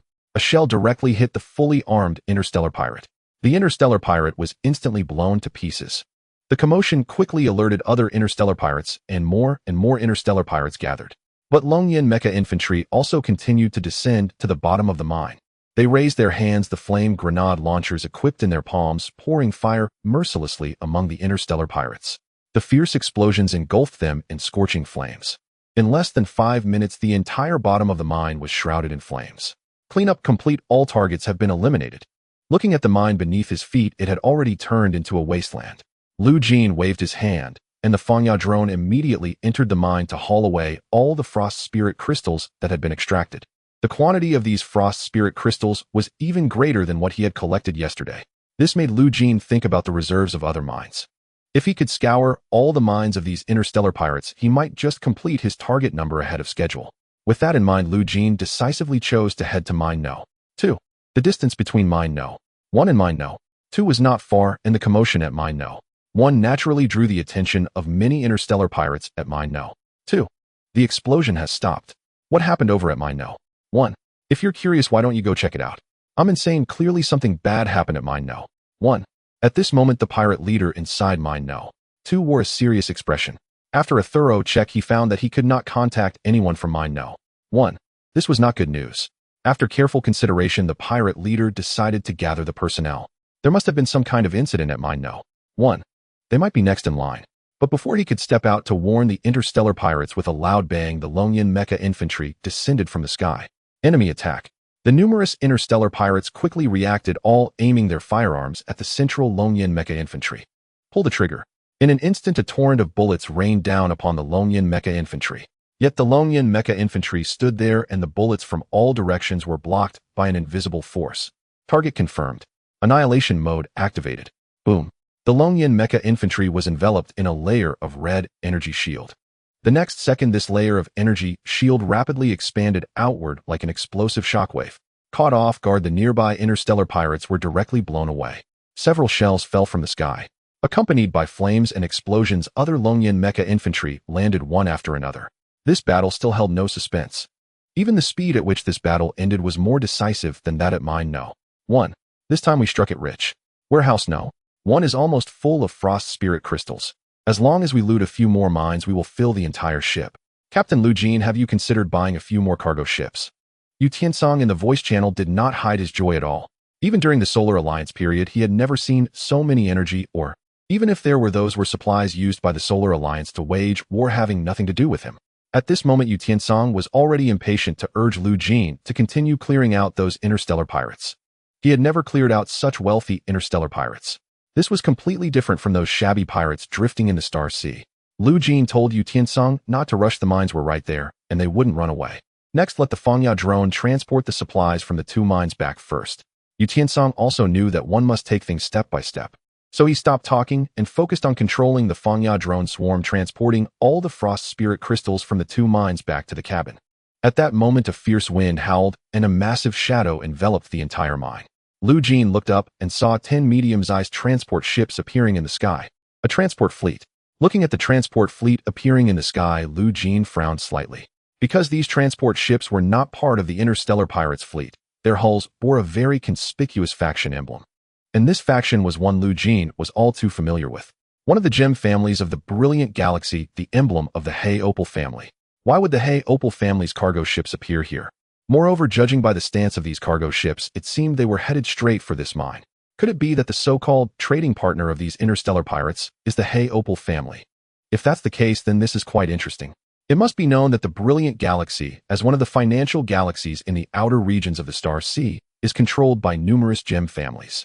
And as merchants at heart, the gem families value their reputation above all.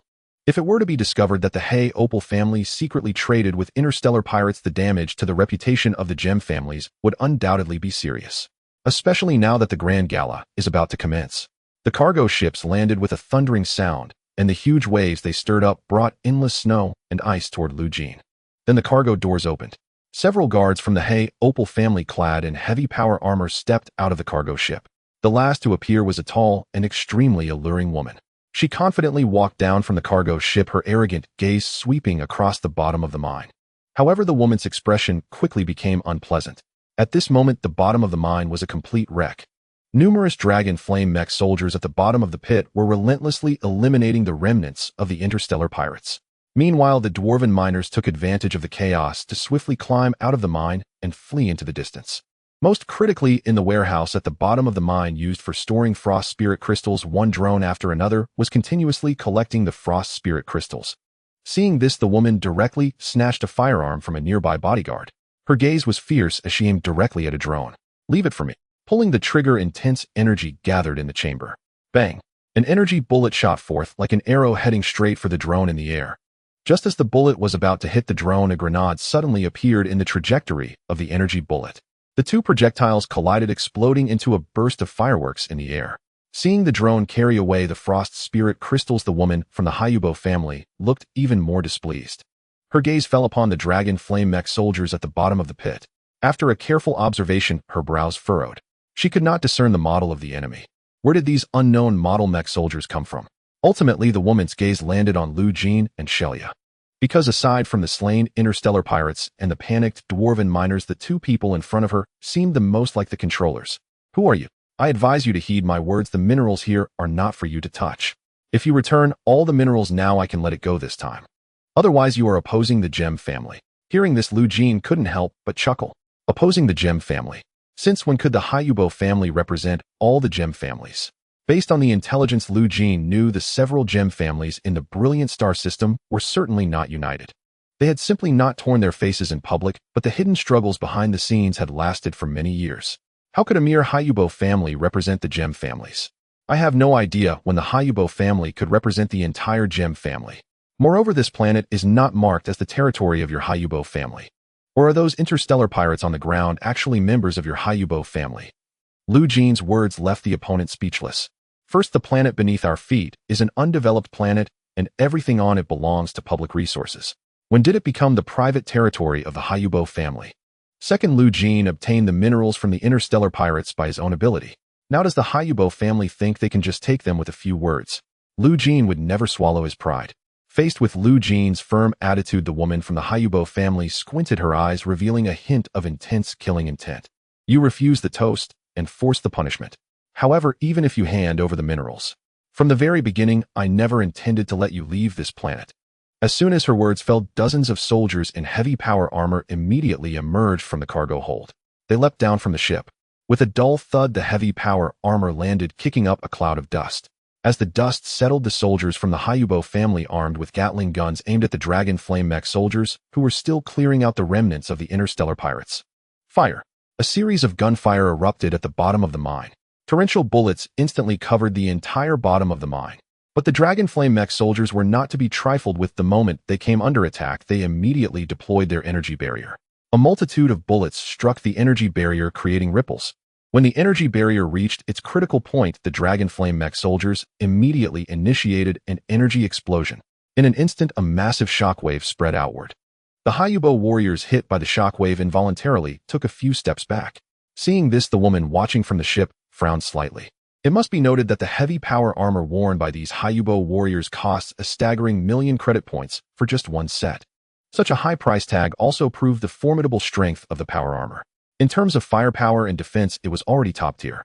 Yet facing this group of unknown model mech soldiers, the Haubo warriors were not gaining any advantage. What on earth are these guys? At the bottom of the mine, the Haubo warriors, realizing that their Gatling guns could not inflict damage on the Dragon Flame mech soldiers before them, decisively stowed their weapons. In the next second, they drew out a massive metallic sword from behind. Buzz! The surface of the metallic sword was suddenly enveloped by a terrifyingly high energy voltage. The entire sword erupted with a violently chaotic energy fluctuation. The leading Haubo warrior took a sudden step forward, the heavy power armor making a dull sound on the ground. Then he quickly approached one of the Dragon Flame mech soldiers. The Thunder Giant sword came crashing down. In an instant, electric sparks flew everywhere. The violent current struck the energy barrier of the Dragon Flame mech soldier. Before the mech soldier could react, the energy barrier was instantly breached beyond its damage threshold. The Thunder Giant sword struck the Dragon Flame mech soldier. Countless currents coursed through its body, quickly incapacitating the mech soldier due to energy overload. Seeing this, the other Haubo warriors immediately moved in, using their Thunder Giant swords to attack the Dragon Flame mech soldiers in front of them. Observing that the Haubo warriors were gaining the upper hand, the woman watching from the cargo ship finally breathed a sigh of relief. "Captain, do you need me to intervene?" Shelia, seeing the Dragon Flame mech soldiers at a disadvantage, immediately volunteered. But Jeene waved his hand, not allowing Shelia to enter the battlefield. After all, as the hunting star dragon, Shelia was a powerful trump card in Jeene's hand. Before the Haubo family revealed their true trump cards, there was no need for Shelia to act prematurely. "From here on, leave it to me." Jeene opened the control panel, and all the operation panels of the Dragon Flame mech soldiers appeared in his field of vision. In the next second, under Shelia's astonished gaze, Jeene directly activated manual control mode. The Dragon Flame mech soldiers inside the mine, after a brief pause, all turned their gazes toward the heavy-armored warriors of the Haubo family. Automated command mode has been deactivated. Initiating manual supervision mode. As the sound faded, one of the Dragon Flame mecha infantry immediately sprang into action. Compared to before, its movements were even more agile. Faced with the thunderous giant sword attack of the Black Opal warrior, a flash of red light flickered in its eyes. After skillfully dodging an attack, it boldly raised its hands. Dragon Flame howitzer. Boom. 2 rounds of howitzer shells directly struck the Black Opal warrior. However, as the flames dissipated, the warrior remained unscathed thanks to its heavy power armor. But the next moment, several more Dragon Flame howitzer shells came crashing in. Boom boom. A series of explosions and bursts of fire intertwined. Amidst the flames, the Black Opal warrior cleaved through the fire with its sword, slowly approaching the Dragon Flame mecha infantry. It seems these rusty old tricks are all they have. These attacks can't even damage our heavy power armor.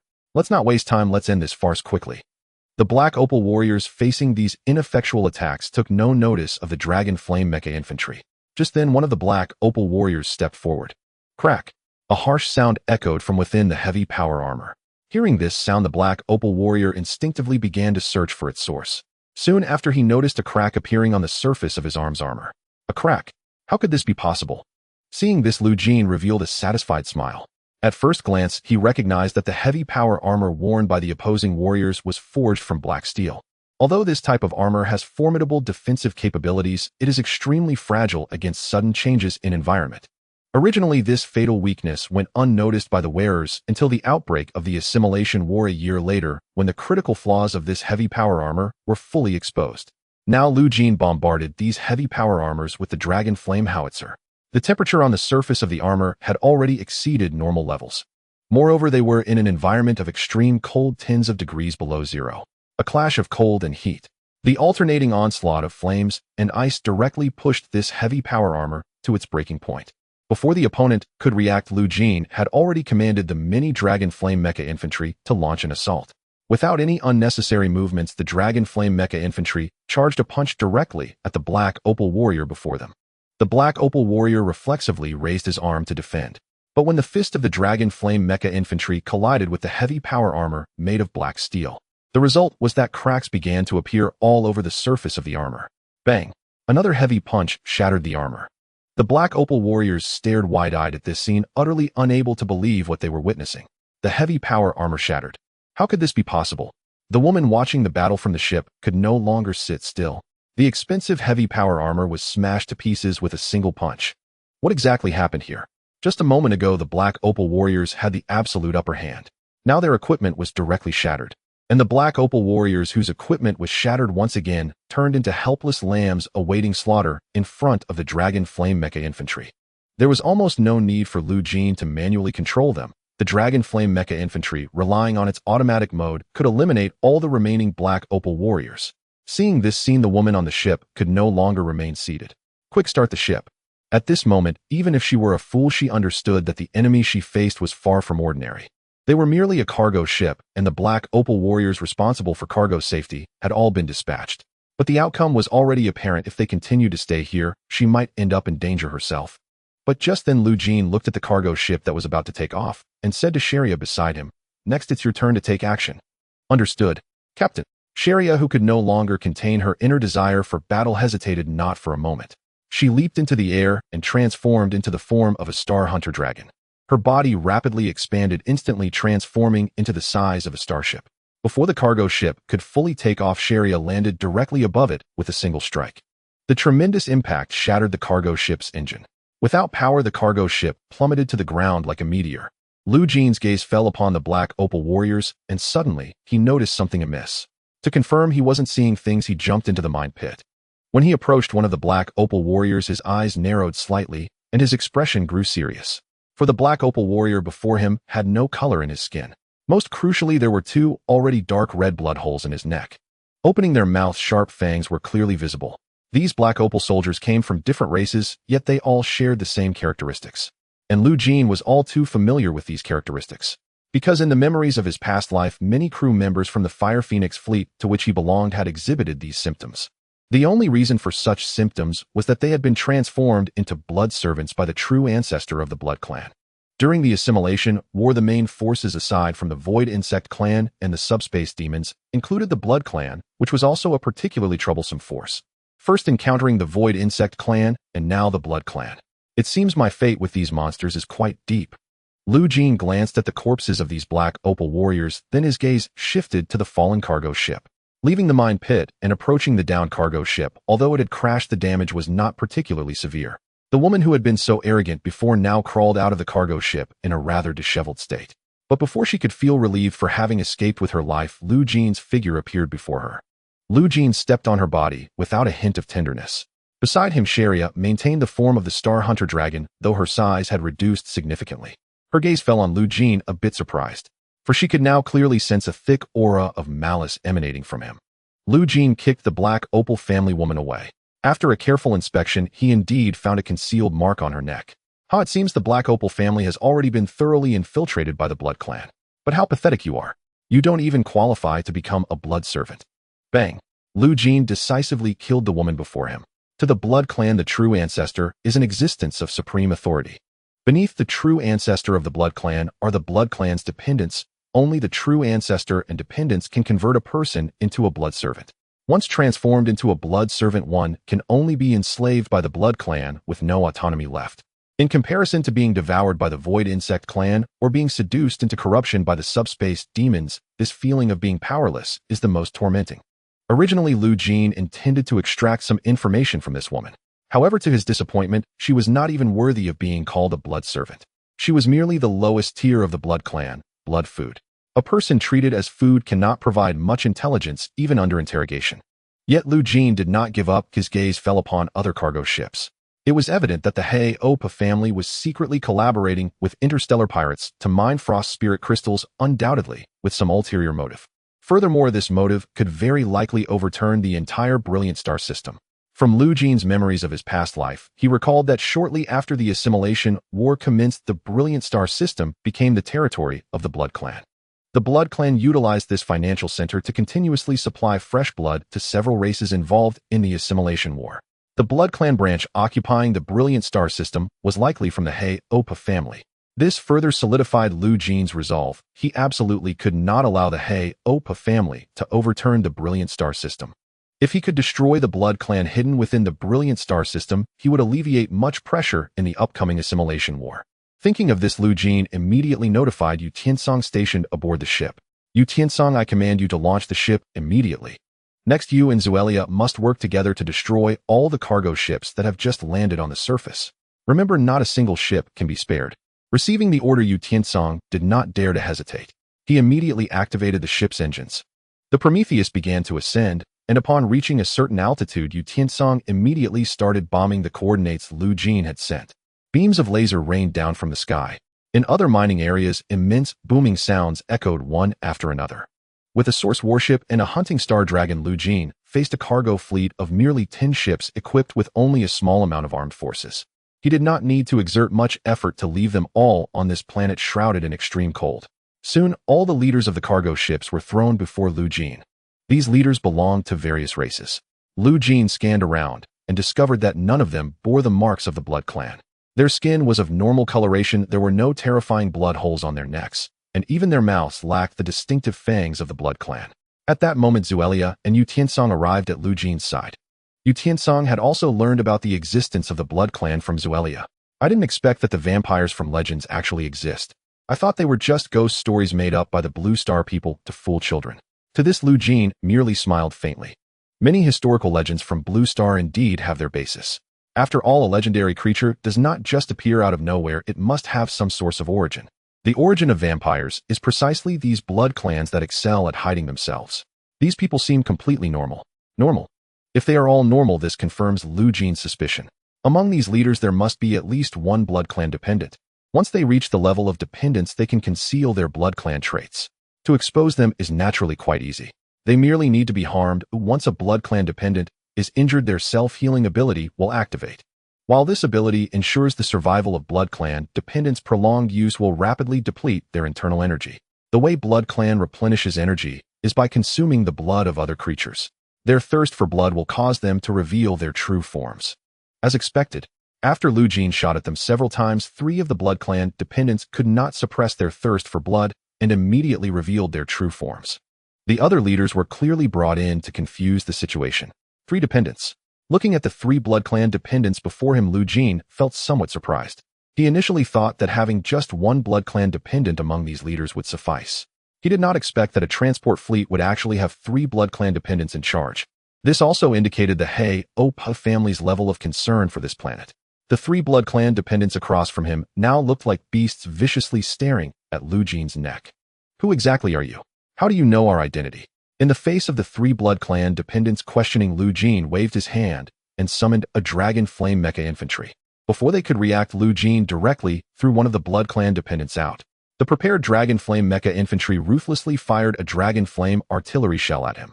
Boom. With flames shooting into the sky, that blood clan dependent was instantly reduced to ashes.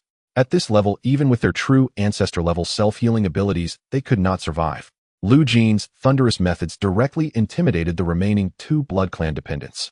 Now I only need 1 person to provide information. 1 person? Does that mean the other must die? Glancing at the fate of the previous blood clan dependent, the remaining 2 blood clan dependents did not dare to conceal anything. Wait, they'll confess voluntarily. We are from the Haubo family. We are also being forced. We don't want to become this monstrous form. Everything is being coerced by the head of the Haubo family. Before their words had even finished, the expressions of the 2 blood clan dependents suddenly turned extremely ugly. It was as if they suffered some kind of attack. Their eyes bulged and they clawed at the surrounding air like drowning men. Soon they fell silent, their bodies slowly turning to ash like burnt-out objects. Seeing this scene, Jeene immediately understood. The 2 blood clan dependents had mentioned information about the true ancestor of the blood clan, and for this reason the true ancestor, noticing the betrayal from his subordinates, decisively eliminated them. This situation also made Jeene realize that the head of the Haubo family was the true ancestor of the blood clan.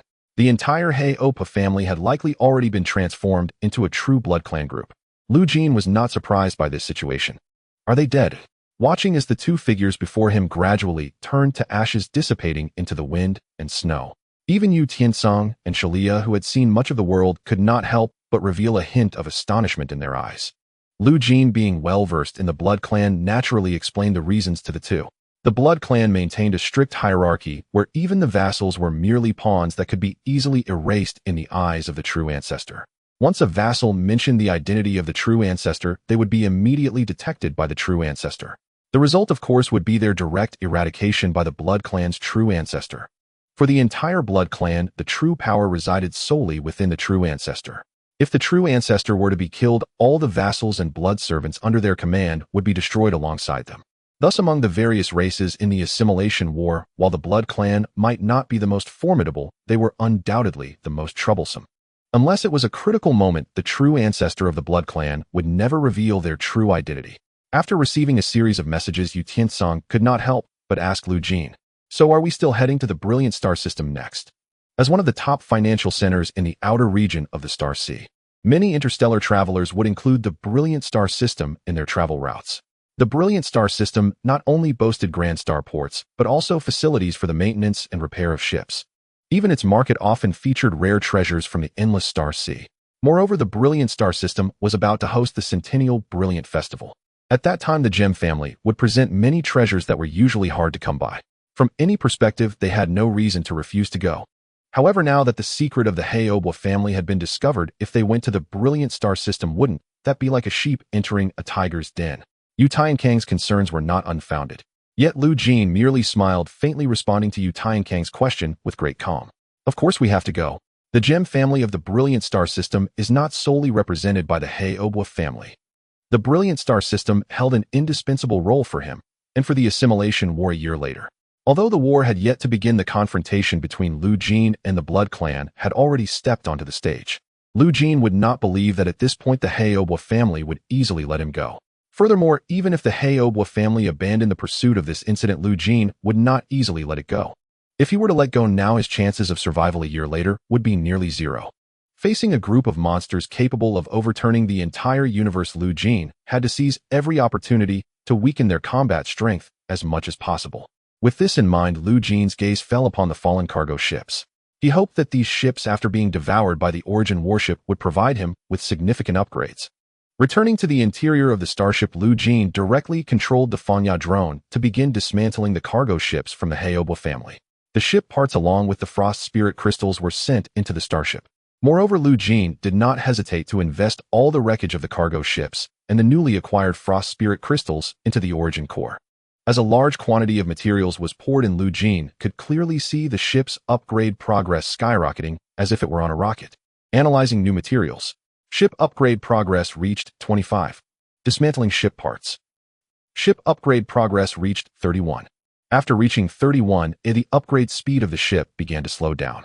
Seeing this, Lu Jeene understood well. The key to the ship's upgrade lay in the rarity and diversity of the materials consumed. While devouring a large amount of ship materials in a short time could significantly boost the upgrade progress, it was far less efficient than consuming rare materials. Initially, Lu Jeene had used less than a box of Star Dragon scales to elevate the ship's upgrade progress by 10. Now Lu Jeene estimated that after completely devouring these cargo ships, coupled with some frost spirit crystals, the ship could barely reach 40 upgrade progress. As expected by Lu Jeene, the ship's upgrade progress slowed even further after breaking through 35. Once all the cargo ships were entirely consumed by the Origin warship, the upgrade progress settled at 38. Lu Jeene invested the frost spirit crystals he had acquired into the Origin core, finally breaking through the upgrade progress. Ding detected available upgrade routes. Please select ship upgrade progress. Opening the ship's upgrade panel, Lu Jeene first saw 2 upgrade routes. Upgrade Route 1 unlocked dimensional space warehouse, significantly increased the ship's storage capacity. Upgrade Route 2 unlock Origin main cannon room, unlocked the main cannon stellar elegy. Unlock the main cannon. Upon seeing Upgrade Route 2, Lu Jeene did not hesitate at all. He decisively chose the second upgrade route. Although significantly increasing the storage capacity was a huge boost for the ship's endurance, the Prometheus, as the flagship, had to possess sufficiently powerful combat strength. As for the storage capacity, it could be addressed later by adding a few cargo ships to the fleet. After selecting the upgrade route, the entire starship began to upgrade autonomously. This upgrade was different from the previous ones. The entire starship's appearance underwent unusual changes. In the core position of the starship, an imposing giant cannon appeared. This giant cannon was the main cannon stellar elegy that Lu Jeene had just unlocked. Compared to other cannons, the charge time for the stellar elegy was exceedingly lengthy. Just to fire at the minimum level of 10 energy, it required an hour's charge to meet the lowest firing standards. When Jeene checked the specific data of the stellar elegy, he discovered that to charge the cannon's energy to the highest level using the current ship's energy output efficiency would take at least 72 hours. Upon seeing this data, Jeene felt a wave of joy. The more energy the main cannon required, the greater its power upon release. Such a prolonged charge time also indicated the tremendous power of the stellar elegy. After putting away the data panel of the stellar elegy, the hatch opened, and Yu Tiancang entered the bridge. All the frost spirit crystals have been collected. The cargo ships of the Haubo family have also been completely recovered. Next, are we going to the brilliant star system? Of course. With a wave, Jeene opened the ship's control panel. Enter coordinates. Brilliant star system. With the festival approaching, we have no reason not to participate. As Jeene pressed the start button, the entire ship's engine roared back to life. Yu Tiancang and Shalia quickly returned to their positions. With everything ready, the Prometheus, laden with frost spirit crystals, soared into the sky. Their next destination was the territory of the Blood Clan's Haubo family. The financial center of the outer star, see the venue for the brilliant festival. The brilliant star system. A middle-aged star blazed with dazzling radiance. 7 planets, each distinct in form and hue, orbited it in silent celestial harmony. Around these planets, train-like starships glided ceaselessly among the stars. For vessel docking, maintenance, and related services, please berth at the Gem 6 planetary port. For tourism, shopping, or cultural exploration, proceed to Gem 1. The Centennial Luminous Grandeur Festival approaches. Countless interstellar travelers flocked to this highly developed economic and trade hub. Following the port's navigational markers, Jeene guided the Prometheus into its designated berth. The hatch hissed open, and Jeene and his crew descended onto the landing platform. As at lunar starport, hordes of hawkers swarmed forward before Jeene had even stepped fully onto the ground. Sir, special festival discounts. 20% off all purchases. Sir, might you consider visiting our establishment? Sir, would you like to examine our latest energy minerals? Their efficiency is double that of conventional sources. Jeene did not immediately dismiss these buzzing merchants. Instead, he flipped his palm upward, and there rested a frost spirit crystal, its unique crystalline luster instantly arresting every gaze. Crowds surged forward, some even brandished scanning devices. Moments later, a chorus of sharp, astonished intakes of breath rose from the throng. Its energy density matches Class 1 energy minerals. Its aesthetic appeal is exceptional, perfect for high-end ornaments. Vulgar. By my analysis, its tensile resilience reaches Class 2 material standards. Sir, no need for further talk. I'll buy your entire stock. All present were veteran traders long entrenched in the luminous galaxy. The moment Jeene revealed the frost spirit crystal, they grasped his intent without a word. After swift appraisal, a price was swiftly agreed upon. Sir, you're clearly a man of integrity. Though fine in quality, this mineral must be refined to unlock its full value. Fate brought us together, so I offer 50 million credits per ton. 50 million per ton. Brother San, are you truly trying to swindle the captain? Which Class 1 energy mineral on the market fetches 50 million per ton? I bid 60 million per ton. I'll take your entire inventory. At once, rival offers erupted from the crowd. Bids soared rapidly, reaching 80 million credits per ton. Upon hearing this, Yu Tiancang silently exulted. We've struck gold. After all, hundreds of tons of frost spirit crystals filled the ship's cargo holds, many of them exceptionally pure. Selling them all at current market rates would yield well over 10 billion credits. 10 billion credits, nearly equivalent to the Solar Alliance's annual military expenditure. Just then a voice cut through the clamor. 100 million credits per ton. I speak for the Black Opal clan and wish to acquire all crystals in the captain's possession. The Black Opal clan. Instantly silence fell. First, no one could absorb such volume at that price, even if they dared. More crucially, the speaker had invoked their lineage. The Black Opal clan, a founding gem family of the luminous galaxy. Even the boldest dared not challenge them. The Black Opal envoy strode forward, his eyes fixed on the frost spirit crystal resting in Jeene's palm.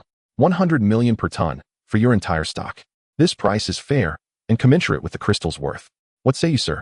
He spoke with unshakable confidence. With no rivals left, this was unquestionably a just offer, and Jeene had no reason to refuse. Yet Jeene responded with a cold, mirthless smile, and declined without hesitation. The Black Opal clan hardly lacks such modest reserves. I will conduct no transaction with your clan. What? At those words, traders blinked in disbelief. Had they misheard? This young captain had refused the Black Opal clan, and declared outright that he would deal with them. Never. Had he lost his mind? This was the luminous galaxy, their sovereign domain. To openly rebuff the Black Opal clan, did he fear no retaliation? The envoy himself recoiled, stunned by the rejection. His name alone had always guaranteed profit, until now. For the first time he felt he'd lifted a stone only to crush his own foot. Then another voice rang out from behind the crowd. If not the Black Opal clan, might you sell to the Jadeite clan instead? A girl stepped forward, youthful, radiant, her face still touched with innocent charm, as she eagerly raised her small hand. All eyes turned to her. She squeezed through the press with visible effort, gazing up at Jeene with wide, guileless eyes. Eyes that seemed to plead, "Buy from me. Buy from me." Jeene was taken aback, not only by her sudden appearance, but by the sheer unexpectedness of encountering any gem family representative here. Yet another, a Jadeite clan member. Yet her demeanor, gentle, unassuming, bore no trace of the polished authority expected of a gem family scion. Sensing his hesitation, the girl steeled herself. "If you doubt my sincerity, I'll pay in advance." Without pause, she opened her account interface. With a flick of her wrist, Jein's balance surged. He checked his account. His credit balance had just leapt by 100 billion. 100 billion in advance. Even Yu Tiancang froze. This deposit was absurdly generous. She hadn't even asked about inventory, yet wired 100 billion on the spot. Who was this heiress? Jeene glanced at the figure, then gave a wry, resigned smile. Deal. Onlookers stood dumbstruck. Was this perhaps the legendary truth, that sincerity remains the ultimate weapon? That's great. The girl from the Emerald family couldn't help but cheer when she confirmed that she had secured the deal. The man claiming to represent the Black Opal family wore a grim expression. However, even so, he found it hard to say anything. Although the Black Opal family and the Emerald family had a strained relationship on a daily basis, that was a matter for the upper echelons. Now, with the brilliant Gala approaching, the gem families had established a series of rules. If any trouble were to arise here and the higher-ups of the family found out, he would be unable to wear even a single garment representing his family. My name is Ming Shi, and am pleased to reach this deal with you. Jeene am also very pleased to collaborate with the Emerald family. After exchanging pleasantries, Jeene accompanied Ming Shi to the ship's warehouse. Upon seeing the stock of frost spirit crystals in the ship's warehouse, Ming Shi widened her eyes in surprise, her gaze filled with delight. So much.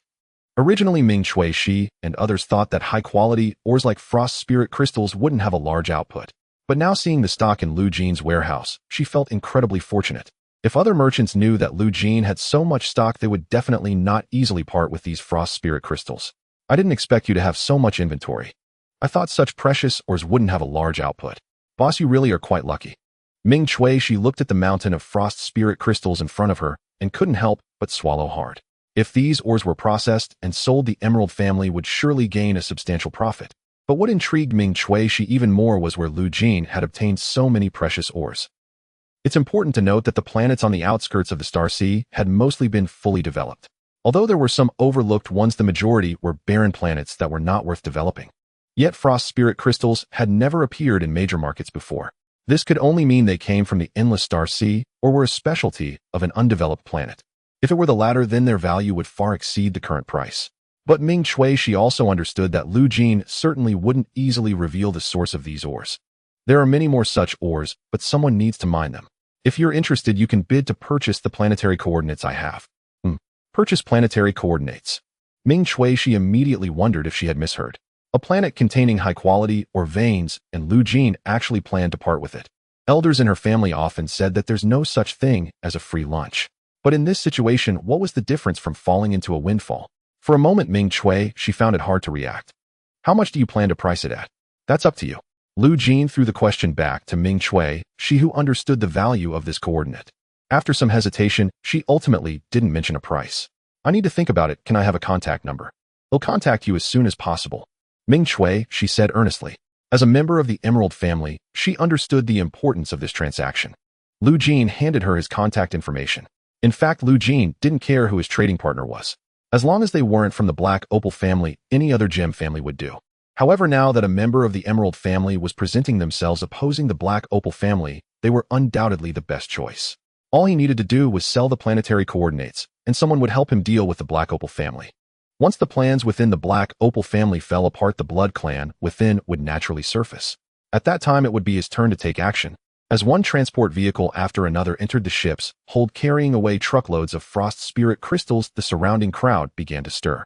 What the heck? How many trucks is this already? Aren't those ores finished yet? I heard the Emerald family offered 100 million credit points per ton to buy these ores. Is that true? If it were anyone else saying this, I might doubt it. but it's the Emerald family, one of the gem families. This ship looks like a small battleship, yet it's carrying so many precious ores, they've hit the jackpot.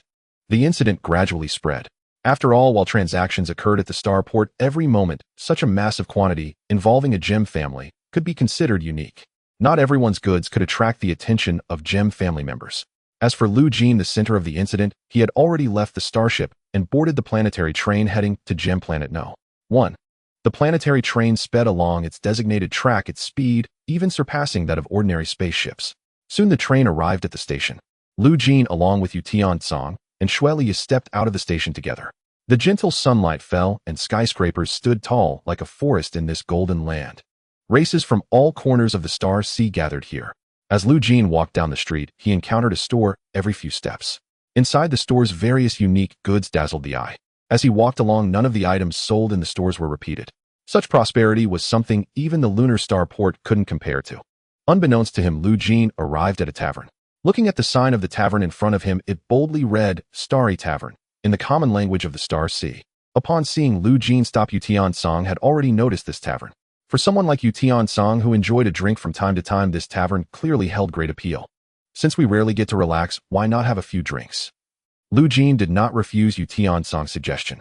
After entering the tavern, he took a seat directly at the bar. Behind the bar, an alien bartender with several tentacles asked Jeene what he would like to order. A glass of dreamy starry. Upon hearing this, a glint of surprise flashed in the bartender's eyes. Yu Tiancang was also somewhat surprised, as dreamy starry was a special cocktail that only seasoned drinkers enjoyed. He didn't expect the usually serious Jeene to have an appreciation for alcohol. The alien bartender immediately began to mix the drink while Jeene looked over at Shuelia. As a hunting star dragon, Shuelia was clearly still too young to drink. Thus Jeene simply ordered her a beverage. As for Yu Tiancang, he was used to enjoying a little drink during his breaks. He had his own unique taste, so Jeene didn't need to worry about that. In the tavern, even Jeene enjoyed a moment of tranquility. Time was not abundant, and the hour of the assimilation war's outbreak drew ever closer. Now Jeene constantly pondered how to elevate his strength as much as possible. Only in this way could he alter the outcome of the future. Gazing at the wine in front of him, countless thoughts surfaced in Jeene's mind. What he needed to do was to completely eradicate the bloodline of the Haubo family. Bang! At that moment, the tavern's door was forcefully kicked open. All attention was drawn towards the entrance, where a robust and menacing alien race strode in. Behind him followed several other alien beings, all exuding a fierce aura. They marched into the tavern like a swarm of locusts. One of the aliens approached a table where people were already seated, seemingly oblivious to their presence, and directly sat down. The individuals at the table, realizing the trouble these newcomers could bring, reluctantly vacated their seats. After they left, the alien group promptly occupied the table. Seeing this, the tavern owner quickly approached. "Esteemed guests, may I take your order? Bring me every type of wine you have." The leading alien waved his hand dismissively. Listening to the unfamiliar galactic common tongue, Jeene could roughly guess their identity. Interstellar pirates. From their entrance to their seating, their behaviors mirrored those of interstellar pirates perfectly. How could there still be interstellar pirates arriving here just before the grand gala? Jeene did not believe that they were genuinely here to attend the gala. He etched this situation into his memory and continued to savor the wine in his cup. The issue of interstellar pirates should be resolved by the gem families. Today, after finally getting a moment of rest, as long as they did not disturb him, he did not mind letting them be. Just as Jeene raised his cup to take a sip, a slightly surprised voice rang out at the tavern entrance. Jeene. Is that person Jeene? Didn't expect to encounter our academic champion Lu here." Yu Tiancang and Shuelia both turned to look towards the door. From the tone of their conversation, it seemed these people were acquaintances of Jeene. They were curious about the nature of Jeene's acquaintances. The first to approach was Jeene, who was most familiar with Jeene. As part of the new generation from Blue Star, after a period of interstellar travel, they had ultimately established their transit point in the brilliant star system. After all, with the gala approaching, there was no reason not to participate. After letting out a sigh, Jeene turned to face Jeene. Reuniting with an old friend, Jeene was naturally overjoyed. She rushed over, eager to share her experiences and stories from the journey. The others who were left behind by Jeene had their expressions changed slightly. It was known that she rarely spoke when she was with them. Now encountering Jeene, she spoke with an unending flow of words quite different from her previous demeanor. "Jeene, we did not come to the tavern just to chat. That's right, we have a task from our family to attend to." This opportunity was something Shang fought hard to secure. "You must think carefully. There's no need for everyone to be so tense. given my relationship with the family, there will be plenty more opportunities like this in the future. From the crowd emerged a slick young man. He walked directly beside Qin Mo, but his gaze was fixed on Lu Jeene. I heard of the title of academic champion Lu during my time at the Blue Star Academy. I wonder how large your fleet is now?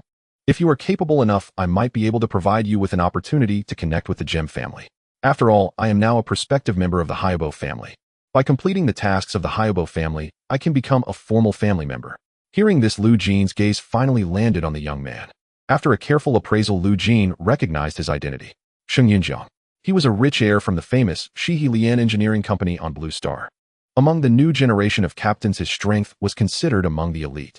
Unfortunately, the achievements he flaunted were quite insignificant in Lu Jeene's eyes. Before Lu Jeene could speak, Yu Tiancang was the first to interject. I didn't know you thought you had become a core family member. A prospective family member, not even a formal one. Do you really think you can represent the entire Gem family? Utterly ridiculous. As Yu Tiancang berated him, Sheng Yunjiang's expression gradually soured. Just as he was about to retort, a squad of soldiers appeared at the tavern entrance. These soldiers were clad in the finest armor and wielded powerful thunder spears. Most crucially, the emblem of the Emerald family was prominently displayed on their armor. The patrons drinking in the tavern halted their actions upon witnessing this scene. The group of savage aliens grew increasingly tense. As Lu Jeene had mentioned, their identity was that of interstellar pirates. Now faced with soldiers, how could they not panic? Yet the most panicked among them was the tavern owner. He never expected that guards from the Emerald family would come to his tavern. Furthermore, judging by their attire, they did not appear to be there for drinks. Once the Emerald family guards took their positions, two striking figures entered through the door. One of the figures was familiar to Lu Jeene. It was Meng Lifeng, with whom Lu Jeene had previously conducted a transaction. The figure beside her was even taller and more mature. Yet their appearances bore a striking resemblance, leaving no doubt that this person was likely Meng Quix's sister or another member of the family. The purpose of their visit was clear to Lu Jeene. The short duration of his rest made him sigh in resignation. Sister, it's him. Meng Lifeng pointed directly at Lu Jeene. Upon hearing this, Sheng Yunjiang quickly distanced himself from Lu Jeene. The guards were actually here to find Lu Jeene. He had not anticipated that he would offend the Emerald family upon arriving in the brilliant star system. Qin Mo also initially thought that Lu Jeene had offended the Emerald family, otherwise why would they send so many guards? However, even so, Qin Mo did not swiftly distance herself from Lu Jeene like Sheng Yunjiang and the others. She began to contemplate how to rescue Lu Jeene from this whirlpool of crisis. Let me introduce myself. My name is Cui Yusen. This is my younger sister whom you have already met. According to the information from my sister, I am quite interested in the planetary coordinates you possess. Cui Yusen, one of the higher-ups of the Emerald family. When this name reached everyone's ears, they understood why there were so many guards present. After all, every high-ranking member of a family represents a portion of the power of the Gemstone family. When out in the world amidst the chaos, it is only natural to bring a few bodyguards for protection. However, this was not the reason for their astonishment. What shocked them the most was that Cui Yusen had actually approached Lu Jeene to purchase a planetary coordinate from him. What kind of planetary coordinate could possibly attract the higher-ups of the Emerald family to engage in a transaction? I am well aware of the value of this planetary coordinate. It cannot simply be measured in credit points. But if you are willing to sell it to our Emerald family, you will earn our friendship. Cui Yusen spoke with remarkable calmness, exuding an air of composure that belonged to someone in a position of power. This was completely different from Meng Lifeng, who stood beside her. Meanwhile, Lu Jeene raised his glass and downed the liquor in one go while facing Cui Yusen. Then he tossed a compass that recorded the planetary coordinates directly to Cui Yusen. Cui Yusen quickly caught the coordinate compass, and a rare look of surprise appeared on her calm face. Lu Jeene actually handed over the planetary coordinate to her, just like that. So decisively. This was a planet of significant value. Did he not have a shred of hesitation? This planetary coordinate holds no value for me. But for you it might be different.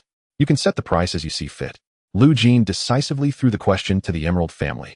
For Lu Jeene, it was enough for other gemstone families to learn of the existence of this planet. As for the Emerald family's offer, that would be a pleasant surprise.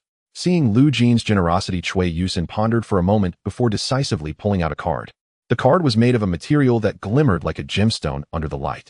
At the most prominent position in the center of the card, the mark belonging exclusively to the Emerald family was very conspicuous. Sheng Yunjiang, who had been standing beside them, couldn't help but gasp upon seeing this card. Emerald Gem card. How could he have this card? Seeing Sheng Yunjiang so shocked, the younger generation from the Blue Star began to inquire what this card was useful for. Before Sheng Yunjiang could speak, Cui Yusen took the initiative to explain. Owning this Emerald Gem card entitles you to a 50% discount on consumption within the industries under the Gemstone family. Moreover, this Emerald Gem card also signifies that you are the most esteemed guest of our Emerald family, allowing you to request assistance from members of the Emerald family. Lastly, there are also 10 billion credit points here. It may not be a large amount, but it represents the goodwill of our Emerald family. Cui Yusin placed the Emerald Gem card in front of Lu Jeene. Lu Jeene accepted this special credit card without hesitation. One must admit, compared to the 10 billion credit points, the value of this Emerald Gem card extended far beyond that. The sincerity of the Emerald family truly made Lu Jeene feel appreciated. After stowing away the Emerald Gem card, Cui Yusin looked at the people around her. I apologize for disturbing everyone, and today all expenses incurred here will be covered by the Emerald family. With that, Cui Yusin turned and left. The tavern owner and the patrons were naturally overjoyed. After all, Cui Yusin had stated that today's expenses would be covered by the Emerald family.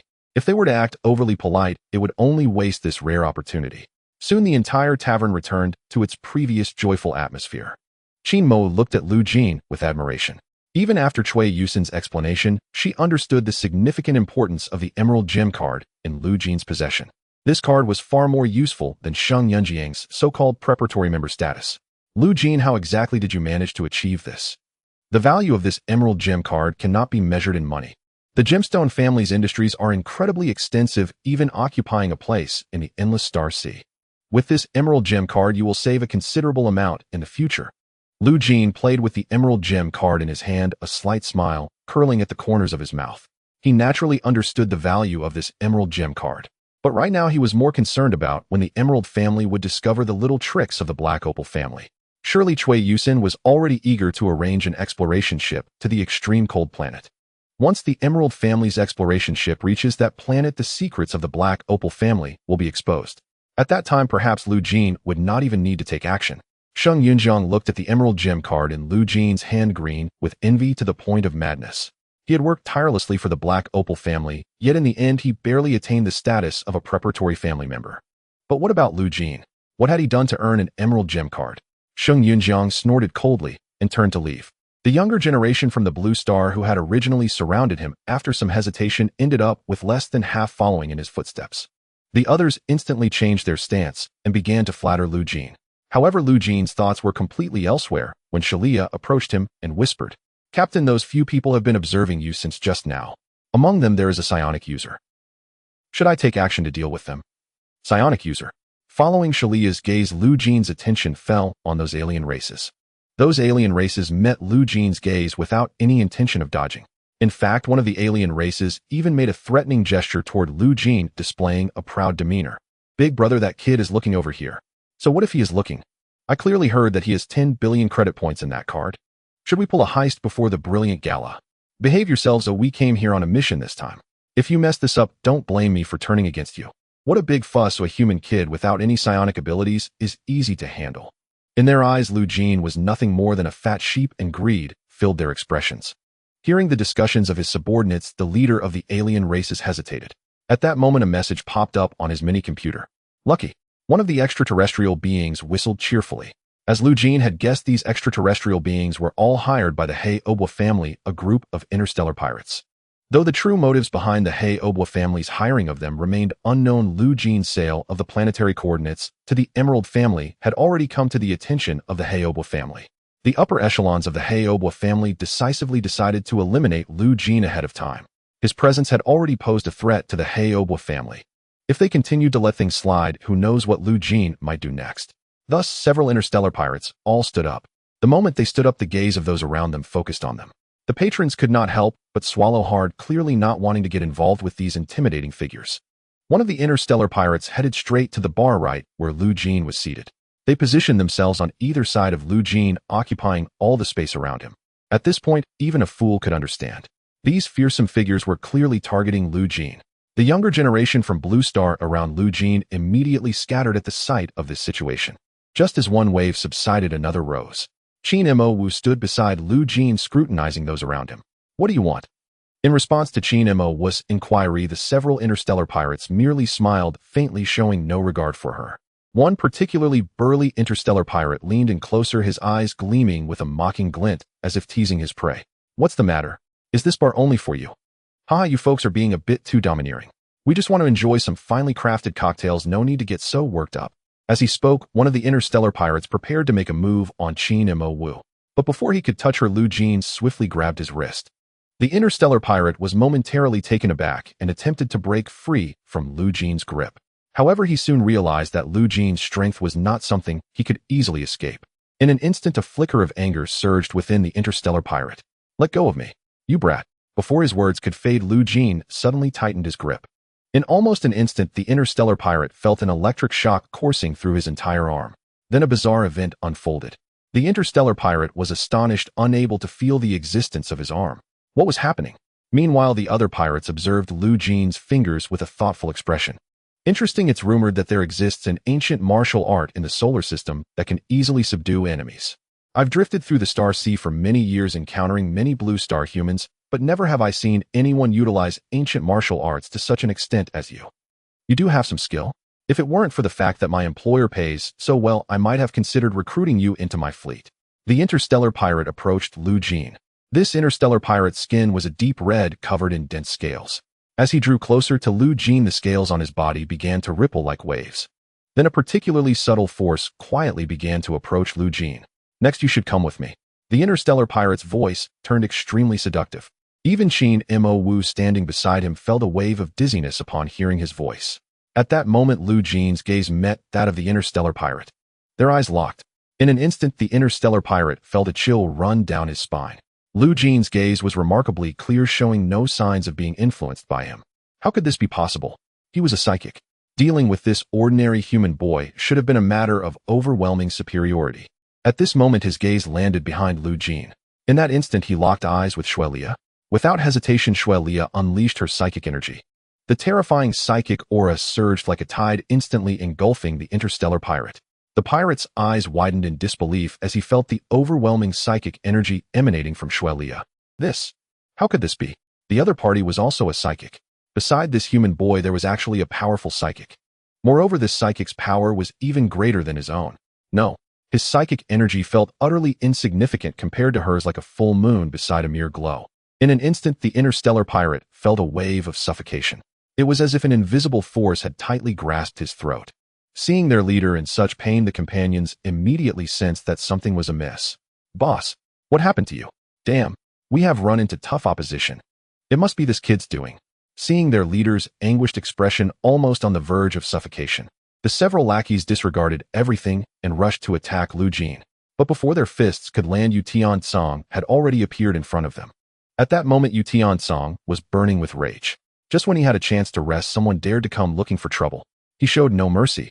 Yu Tiancang's fists fell like cannonballs, striking directly at the opponent. The interstellar pirate, hit by Yu Tiancang's fists, felt a sharp pain radiating from the point of impact, spreading like a web. So painful. Why does it hurt so much? Before they could figure out the reason behind it, Yu Tiancang's next attack came crashing in. A punch landed directly on the vulnerable part of his face. Then Yu Tiancang continued to strike at the opponent's weak spots. Every living being has its weaknesses. There are no beings in this world that exist without any weaknesses. And Yu Tiancang's specialty is to identify the weaknesses of others and exploit them. Before long, the interstellar pirates who had previously sought trouble were all sprawled on the ground. Especially the pirate who had used psychic energy on Lu Jeene, who had already been reduced to a mere breath by the torment of Xuelia's released psychic energy. The commotion quickly attracted the patrol guards of the Gem family. 2 patrol guards rushed into the tavern. Seeing the interstellar pirates lying on the ground, their gaze fell on Lu Jeene and the others. Before they could say a word, Lu Jeene pulled out the emerald gem card. Upon seeing the card, the 2 guards preparing to question Lu Jeene's group instantly transformed their attitude by 180 degrees. "Respected guest, we apologize for disturbing your rest. We will investigate these troublemakers and hope it does not ruin your good mood today." Seeing their attitude so sincere, Lu Jeene glanced at the emerald gem card in his hand. This thing was quite useful. After leaving the tavern, Lu Jeene headed straight to the largest trading market in the brilliant star system. Now, the Black Opal family had already noticed Lu Jeene's existence. They had even begun plotting how to make Lu Jeene disappear silently from the brilliant star system. Naturally, Lu Jeene could not sit idle. It was time for him to procure some items to prevent the Black Opal family's more vigorous counterattacks. Upon arriving at the trading market, a website immediately popped up on Lu Jeene's microcomputer. This website recorded all the goods in the entire trading market. Once he opened the product list on the website, thousands of different types of goods surged out like a tide. For an ordinary person to finish viewing this product list would take at least a day. However, while resting in the tavern, Jeene had already compiled a list of the supplies he needed in his mind. Next, Jeene only needed to search for and purchase the supplies according to this list. Ding, congratulations on successfully ordering 50 tons of trimetal alloy. Ding, congratulations on successfully ordering 20 tons of liquid alloy. Ding, congratulations on successfully ordering 50 tons of high energy ore. With Jeene's continuous clicks, his balance began to deplete rapidly. Sitting next to Jeene, Yu Tiancang watched as Jeene extravagantly shopped, his eyelids involuntarily twitching. No wonder Jeene previously said that billions of credit points were just pocket change. At this spending rate, it truly was small money. After a frenzy of shopping, Jeene finally stopped his fingers' movements. Seeing this, Yu Tiancang breathed a sigh of relief. He thought Jeene would fill the entire ship with materials before stopping. But at that moment, the electric light train they were on rang out with an announcement. Ding, you have arrived at your designated location, Brilliant Treasure Pavilion. Brilliant Treasure Pavilion. Just hearing the name made Yu Tiancang feel uneasy. As the train doors opened, Jeene stepped out and walked towards the so-called Brilliant Treasure Pavilion. When Jeene and the others entered the store, Yu Tiancang understood why it was called Brilliant Treasure Pavilion. The items here were extraordinarily expensive. Customized main cannon for ship's base price of 10 million credit points, 10 years of free warranty. Star Sea rare beast tentacles priced at 50 million credit points, no returns once sold. Coordinates of ancient civilization relics priced at 100 million credit points, only one available with integrity. Emperor-class large battleship priced at 1 billion credit points, unconditional refund within a year. From the most basic biological materials to large ship weapon customization.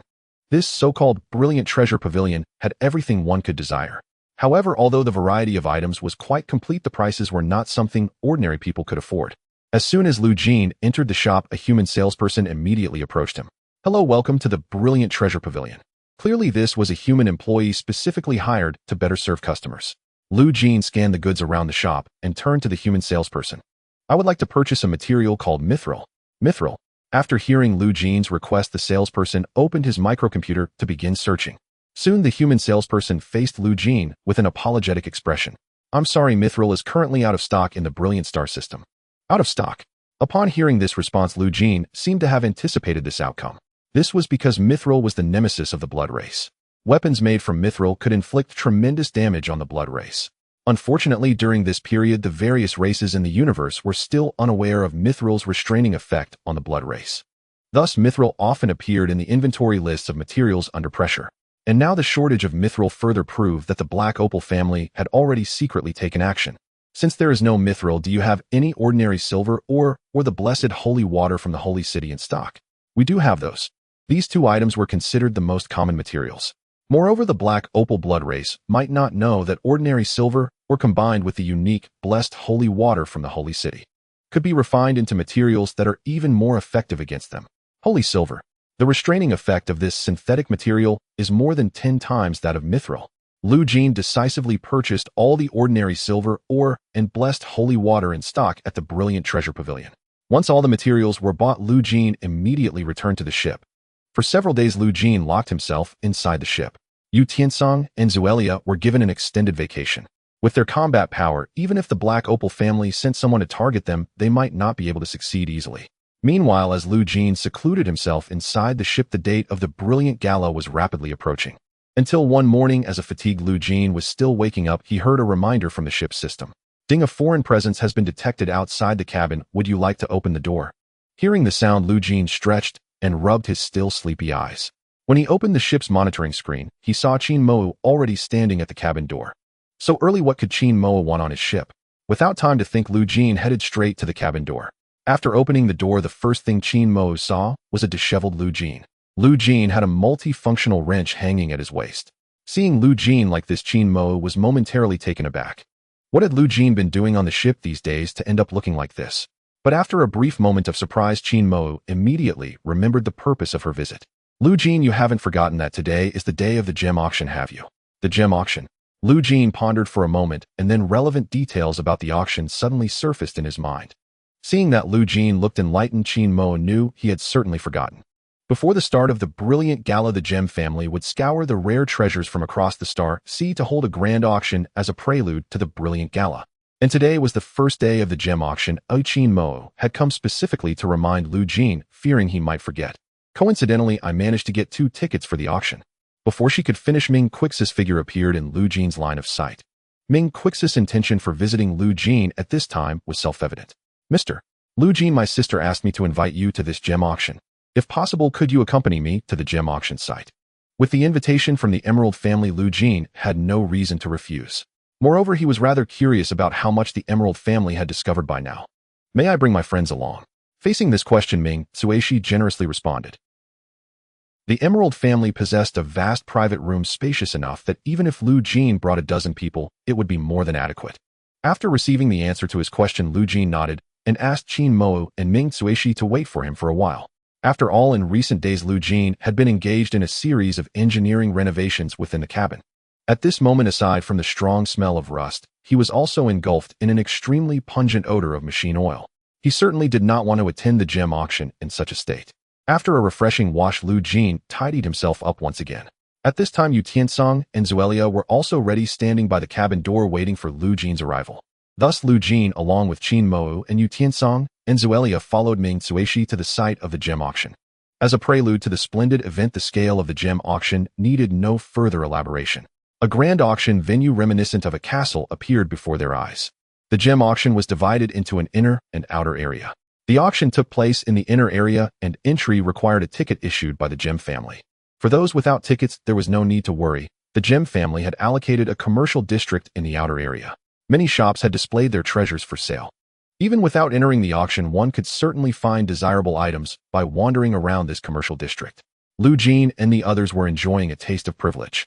They took the Emerald family's electric light train, directly traversing the bustling outer area through the family's passage, entering the interior of the gem auction building. In stark contrast to the lively outer area, the inner space presented a completely different scene.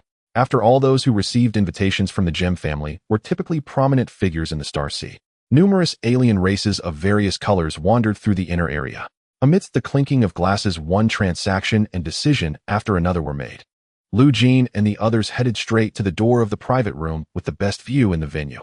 Upon opening the door, they were greeted by an exceptionally spacious interior. Though the room's decor was understated, it still could not conceal the wealth and power of the Emerald family. Cui Yusin, the inviter, had long been waiting there. Cui Yusin's gaze swept over the people behind Lu Jean, and once everyone was seated, she took the initiative to speak. Mr. Lu Jean, we have sent people to explore the planet you marked. We discovered the local indigenous civilization and the high-energy ore you are selling. She continued, however, we also found some unexpected discoveries. These unexpected discoveries must be the real reason you sold the coordinates of this planet to our Emerald family, right? As a high-ranking leader of the Emerald family, Cui Yusin naturally understood what the discoveries on this planet meant. But would she choose to pretend not to see anything? Of course not. The Gem family is not united. On the contrary, the Black Opal family has been trying to swallow the Emerald family for years. The discoveries made on that extremely cold planet could undoubtedly become the key factor for the Emerald family to overthrow the Black Opal family. After all, monopolizing such resources, once discovered, it would invite scrutiny from other Gem families. Moreover, the value of this planet far exceeded their imagination. They had no idea how much frost spirit crystal the Black Opal family had mined from this planet. Nor did they know where the funds obtained from selling these frost spirit crystals had flowed. Such behavior had already impacted the balance of the entire Gem family. Therefore, the Emerald family decisively informed other Gem families about this matter. The current Black Opal family had probably already fallen into an inescapable vortex. Of course, these were internal issues within the Gem family. If other Gem families were ruthless enough to eliminate the Black Opal family through their hands, Lu Jean would be quite content to stay out of it. At this moment, a booming voice emanated from the conference hall's broadcast system. Welcome, esteemed guests, to this event sponsored by the Gem family. The voice continued, next, the auction items for this event will be sent to your personal terminals in a list format. The auction will last for 3 days, allowing everyone to orderly arrange their items for auction. The voice added, without further ado, please direct your attention to the center of the venue. The gem auction now officially begins. With the official commencement of the auction, all eyes gathered at the center of the venue. Cui Yusin also suggested to Lu Jean that he could pay more attention to the gem auction. After all, as a prelude to the splendid event, the Gem family had invested considerable effort into this auction. Listening to Cui Yusin's introduction, Lu Jean's thoughts also drifted towards the gem auction. According to his memories, there would indeed be many good items at this auction. However, since they were good items, their prices would inevitably be substantial. Soon the first auction item was presented. This item made both Yu Tiancang and Qin Mo slightly moved. Standing on the auction stage were a pair of stunning sisters. Slaves. The expressions of Yu Tiancang and Jeene turned somewhat sour.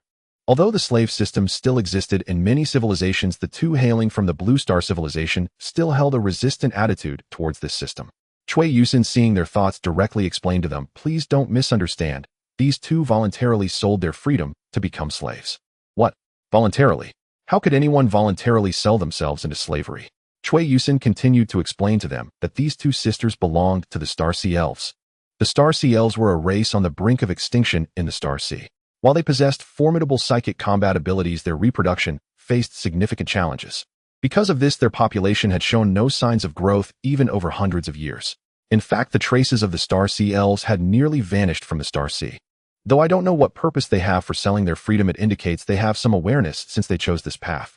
If they are purchased by a good seller, it could be seen as a form of survival.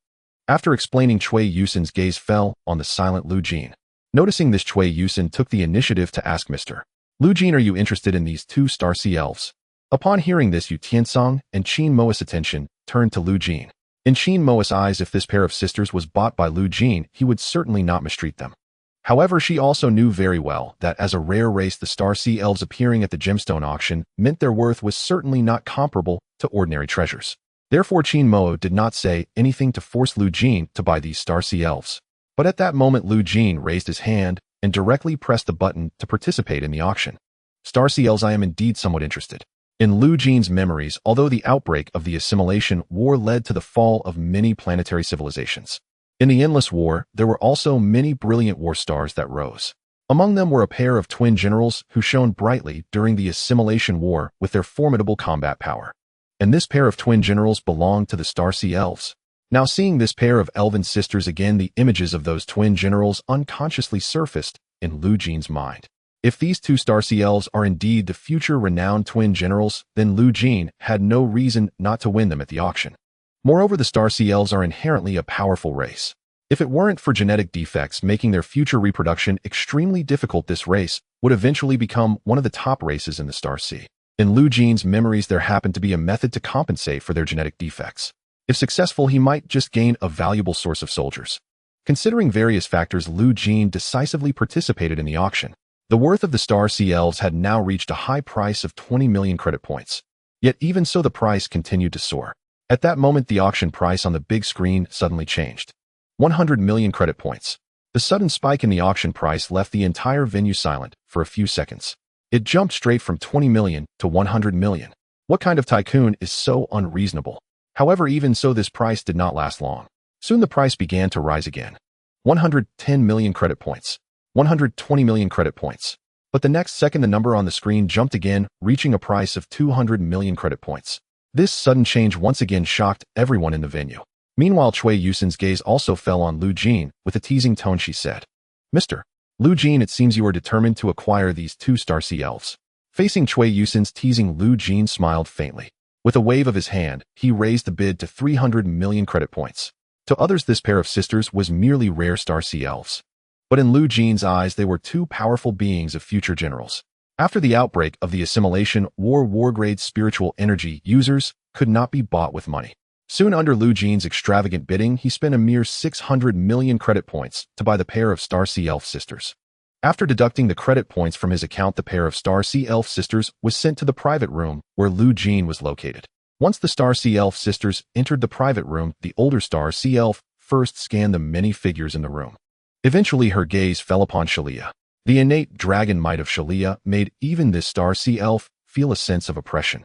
After lingering on Shalia for a while, her gaze finally landed on Lu Jeene. "We, the Star Sea Elf clan, are Yue, and we will obey the Master's orders from now on.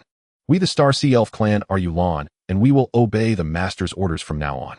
The two Star Sea Elves were very aware that they had now lost everything, including their freedom. Yet even so, they showed no signs of regret. For this money was extremely important to their entire clan. If sacrificing the two of them could ensure the continuation of their entire clan, then for them, it would undoubtedly be the best deal. Lu Jeane's gaze swept over the two Star Sea Elves. After learning their names, he was even more certain that the two Star Sea Elves before him were indeed the future twin generals whose names would resound across the Star Sea. However, they were now merely newly enslaved individuals who had just lost their freedom.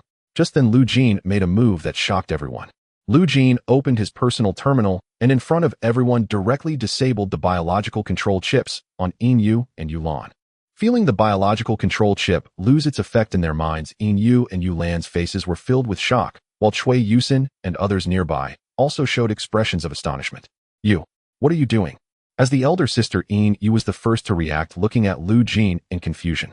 She did not understand why Lu Jeene, after spending a high price to buy them, would directly remove the biological control chips from them. Faced with the puzzled expressions of everyone, Lu Jeene directly addressed Yu and Yulan. "Absolute loyalty is certainly not something that can be achieved through a small chip. Therefore, I have removed the biological control chips from you. I hope that from now on you will accept my employment as Star Sea Elves and become crew members under my command." Employment. Becoming crew members. Faced with Lu Jeene's seemingly unnecessary gesture, both Yu and Yulan frowned. "You can rest assured about our loyalty. From the moment we chose to sell ourselves, we were already prepared for everything. So you don't need to use such means to gain our loyalty to you." At that moment, Lu Jeene sent a pre-drafted document to Yu's personal terminal. Looking at the employment document that popped up on the screen, Yu looked at Lu Jeene in front of her. This guy is serious. But when she saw the terms on the document, her eyes widened in disbelief. "Are the conditions on this document real?" "Absolutely genuine. If you think it's impossible, feel free to leave. After all, you are now free." Before his words fell, Yu directly knelt on one knee, sincerely bowing before Lu Jeene. At that moment, her gaze towards Lu Jeene was as if she had seized the last straw of hope. "If it's true, then no matter what you ask me to do, I will have no complaints at all." Looking at the determined gaze of her sister, Yulan felt a bit confused. What could possibly be in the employment contract that would cause her sister to lose her composure? With curiosity in her eyes, she opened the contract that Lu Jeene had sent her. The first thing that caught her eye was a standard employment agreement stating that during her employment, she was to protect Lu Jeene and his assets. In addition, Lu Jeene would provide a salary equivalent to that of a regular crew member.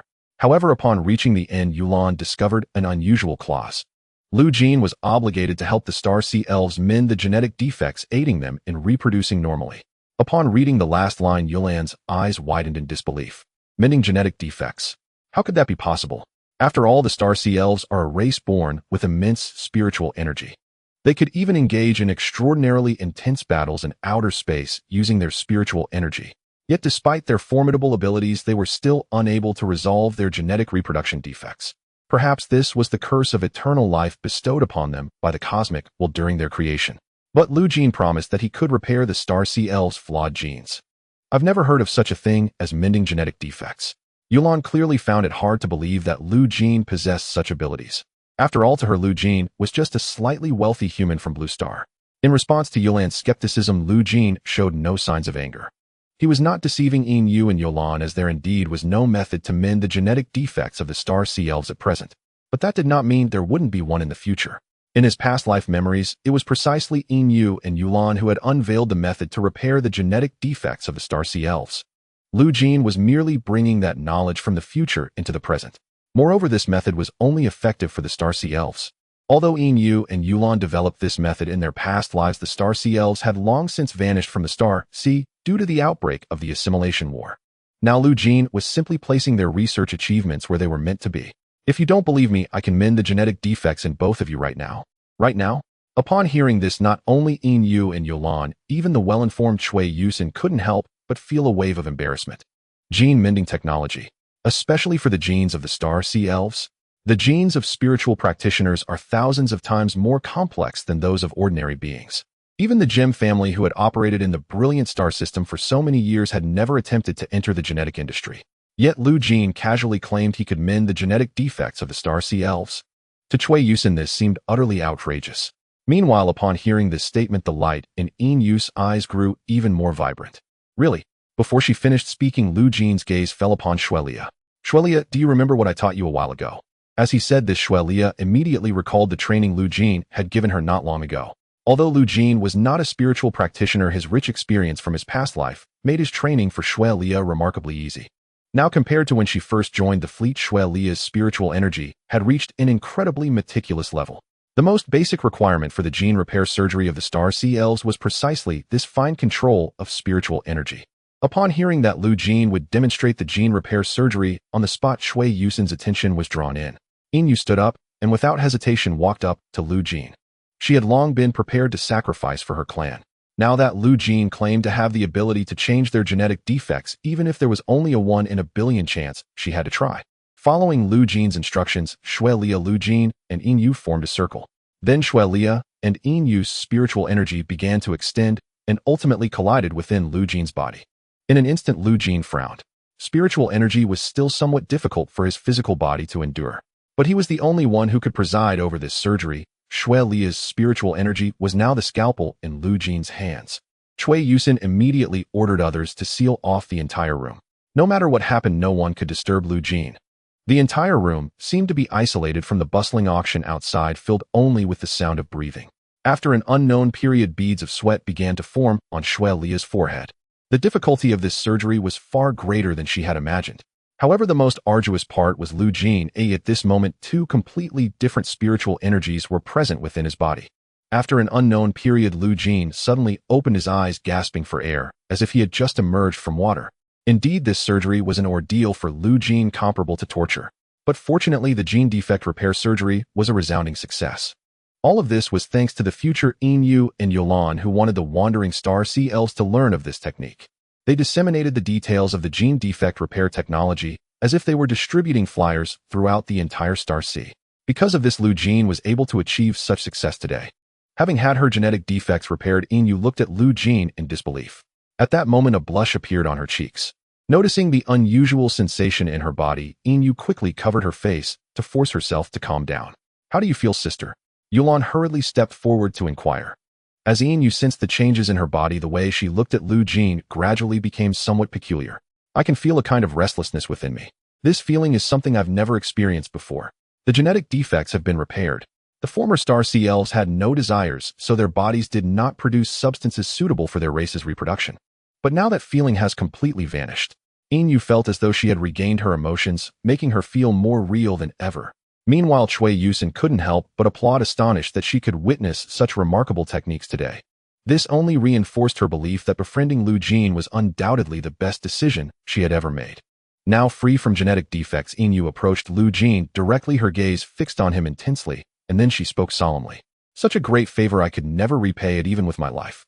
From now on, you will be everything to me, and I will fight for you without hesitation." At this moment, Lu Jeene not only gained the loyalty of Yin Yue, but also earned the trust of the Star Sea Elf clan. For Lu Jeene, if he could harness the entire Star Sea Elf clan, he would possess an invincible spiritual energy army. Even 100-member spiritual energy army could sway the outcome of a war.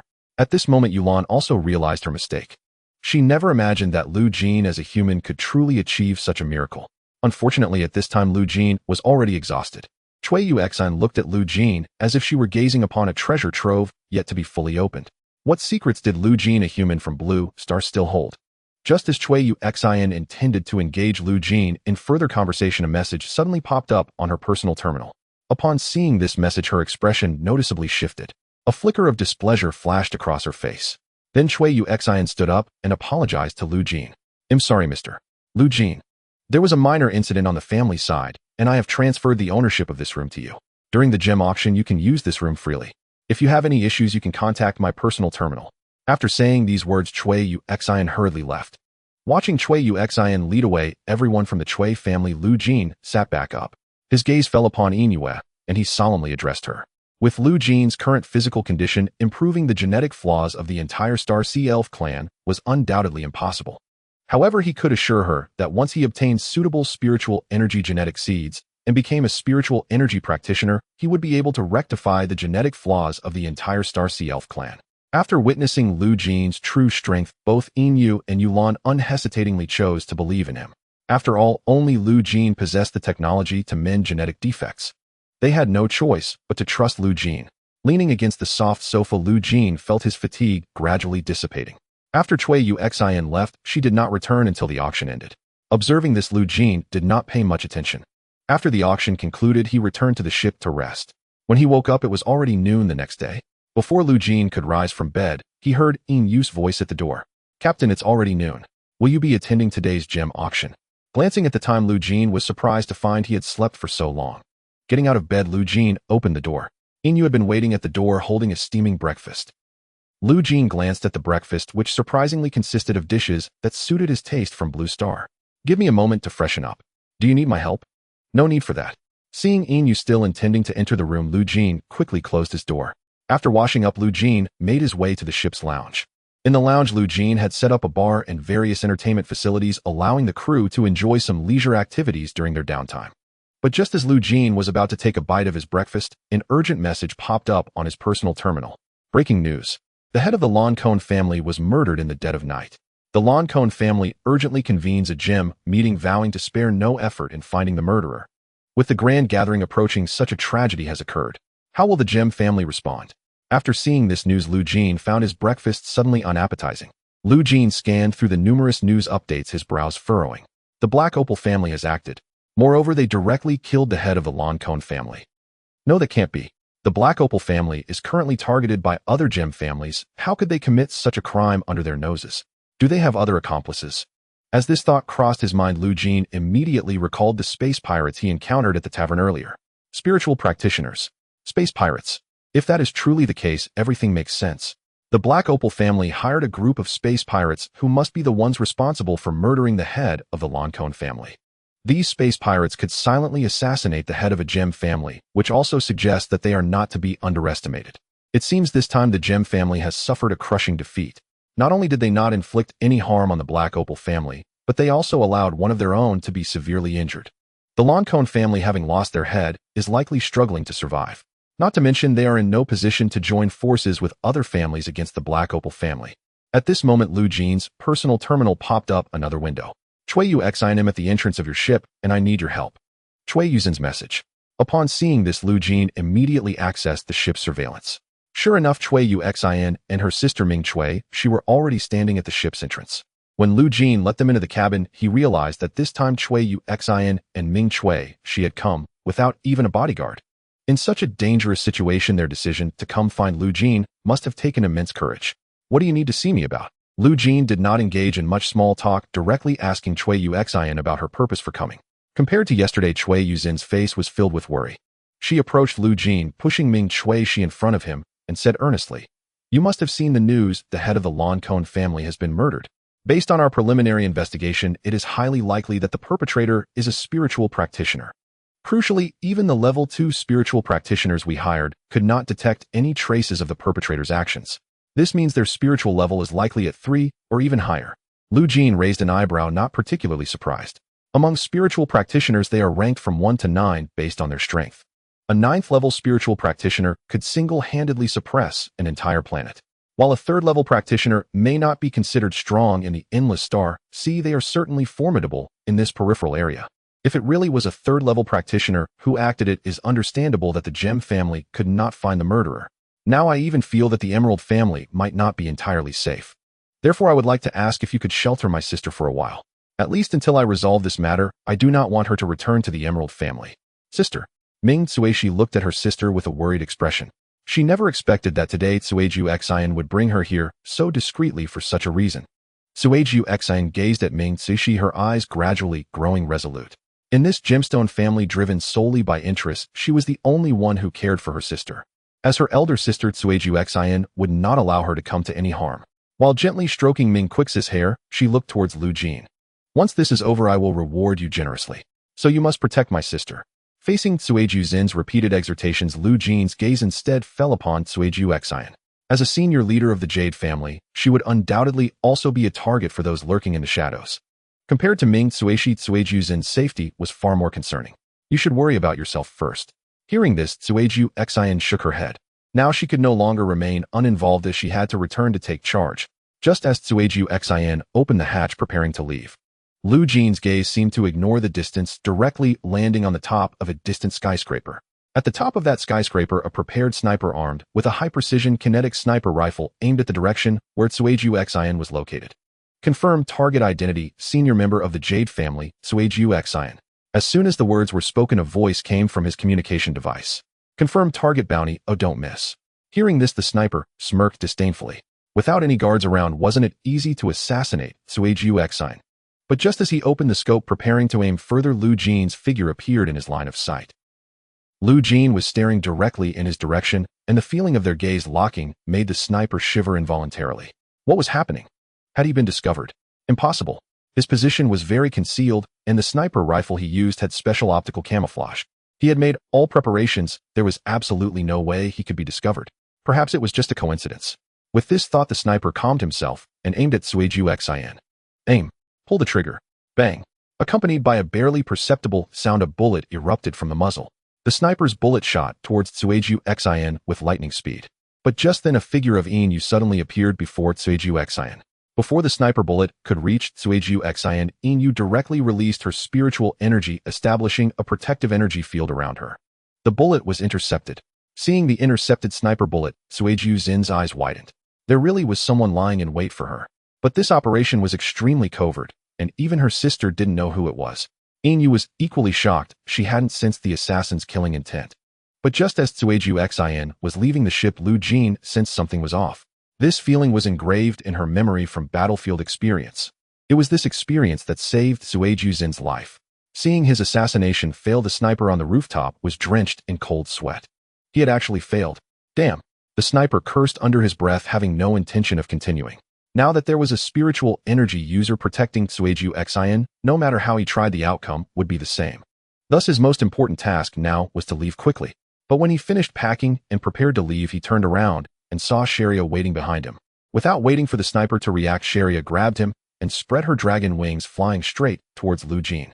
With a thud, the sniper was thrown right in front of Jeene.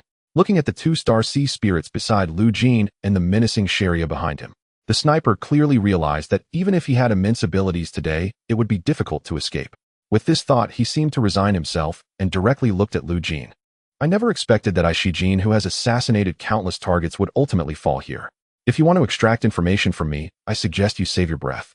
Go ahead. The moment I picked up the sniper rifle, I already anticipated that this day would come. Faced with the defiant sniper, everyone exchanged glances, unsure of how to proceed. However, upon hearing the sniper's name, Jeene's eyes narrowed slightly, because this name actually sounded familiar to her. In her past lives memories, there seemed to be information about the name Jeene. Are you from the Blackstone pirate group? Upon hearing this, the sniper's expression changed dramatically. Seeing this, Jeene was even more certain that her guess was correct. Jeene signaled for the others to remove the mask from the sniper's face. Once all of his disguises were taken off, Jeene recognized his race. Jisman, a race of aliens with exceptionally keen eyesight. It is said that adult Jismans can observe the movements of insects hundreds of meters away with the naked eye. Because of such physical advantages, a well-known sniper in the Star Sea is very likely to be a Jisman. As a Jisman, Jeene became a space pirate after working as a mercenary for a while due to certain reasons. He was later recruited by the Blackstone pirate group because of his superb sniping skills. In her past life, Jeene had dealt with the Blackstone pirate group many times and once almost got assassinated by this Jisman called Jeene. Now they were meeting again. Jeene recognized Jeene before her, but the Jeene across from her did not know him. I never expected that the Black Opal family would actually hire someone from the Blackstone pirate group. Upon learning the identity of the sniper, Suiju Xin's face turned pale, unable to believe this fact. Because the Blackstone pirate group is not an ordinary group of pirates. In the endless Star Sea, there are 7 undeniably powerful pirate kings, and these 7 pirate groups are known as the 7 pirate kings. The Blackstone pirate group is one of them. Don't worry too much. The Blackstone pirate group also has many fleet branches. With the financial power of your gemstone family, it's unlikely they would send the entire Blackstone pirate group here. Jeene quickly assessed the current situation. The funds obtained by the Black Opal family on the extremely cold planet had likely already entered the pockets of the Blackstone pirate group. And it was precisely because of this that they encountered the subordinates of the Blackstone pirate group here. But now the most crucial question is, how much did the Black Opal family pay the Blackstone pirate group? How many fleets did the Blackstone pirate group send to the Brilliant Star system? I can no longer stay here. Cui Yusin looked at the sniper on the ground, and a wave of worry began to swell within her heart. Since she had already encountered an attack from the Blackstone pirate group, what about the other members of her family? I must go back now. Seeing Cui Yusin preparing to leave, Jeene directly placed a hand on her shoulder. He'll go back with you. Jeene knew very well that given the current situation, Cui Yusin was highly likely to encounter unforeseen dangers on her way back. Only with Jeene escorting her could she safely return to the family stronghold. Inuezuelia, you two come with me. Yu Yulan and Yu Tiancang will stay on the ship and wait for my orders. After assigning personnel and tasks, Jeene and his group directly left the starport, boarding the planetary train bound for Gemstar No. 1. As the train started moving, Gemstar No. 1 gradually came into view. Just then, Inu noticed something was off. Captain, look. Following the direction Yu was pointing, they turned to look at Gemstar No. 1. They saw that a thin membrane had appeared on the surface of Gemstar No. 1, rapidly enveloping the planet. Seeing this scene, Cui Yusin couldn't help but widen her eyes, hardly believing what she saw. Is it a city defense system? As the stronghold of the Gem family, Gemstar No. 1 had established a remarkably powerful planetary defense system right from its inception. Once the brilliant star system faced an invasion from external enemies, and the Gem family was unable to resist, this planetary defense system could be activated. The planetary defense system would first lower an all-encompassing barrier protecting the entire planet within. This barrier's defensive power could even withstand bombardments from starship-grade main cannons. However, once the barrier was activated, the entire planet would fall into a state of lockdown. Therefore, to activate this planetary defense barrier, permission from more than 3 heads of the Gem family was required.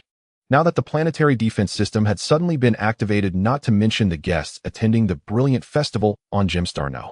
1, even Cui Yusin found it hard to react. It seems that the Black Opal family and the Blackstone Pirate Group are ready to take action. Jeene stood up and walked straight into the control room of the planetary train.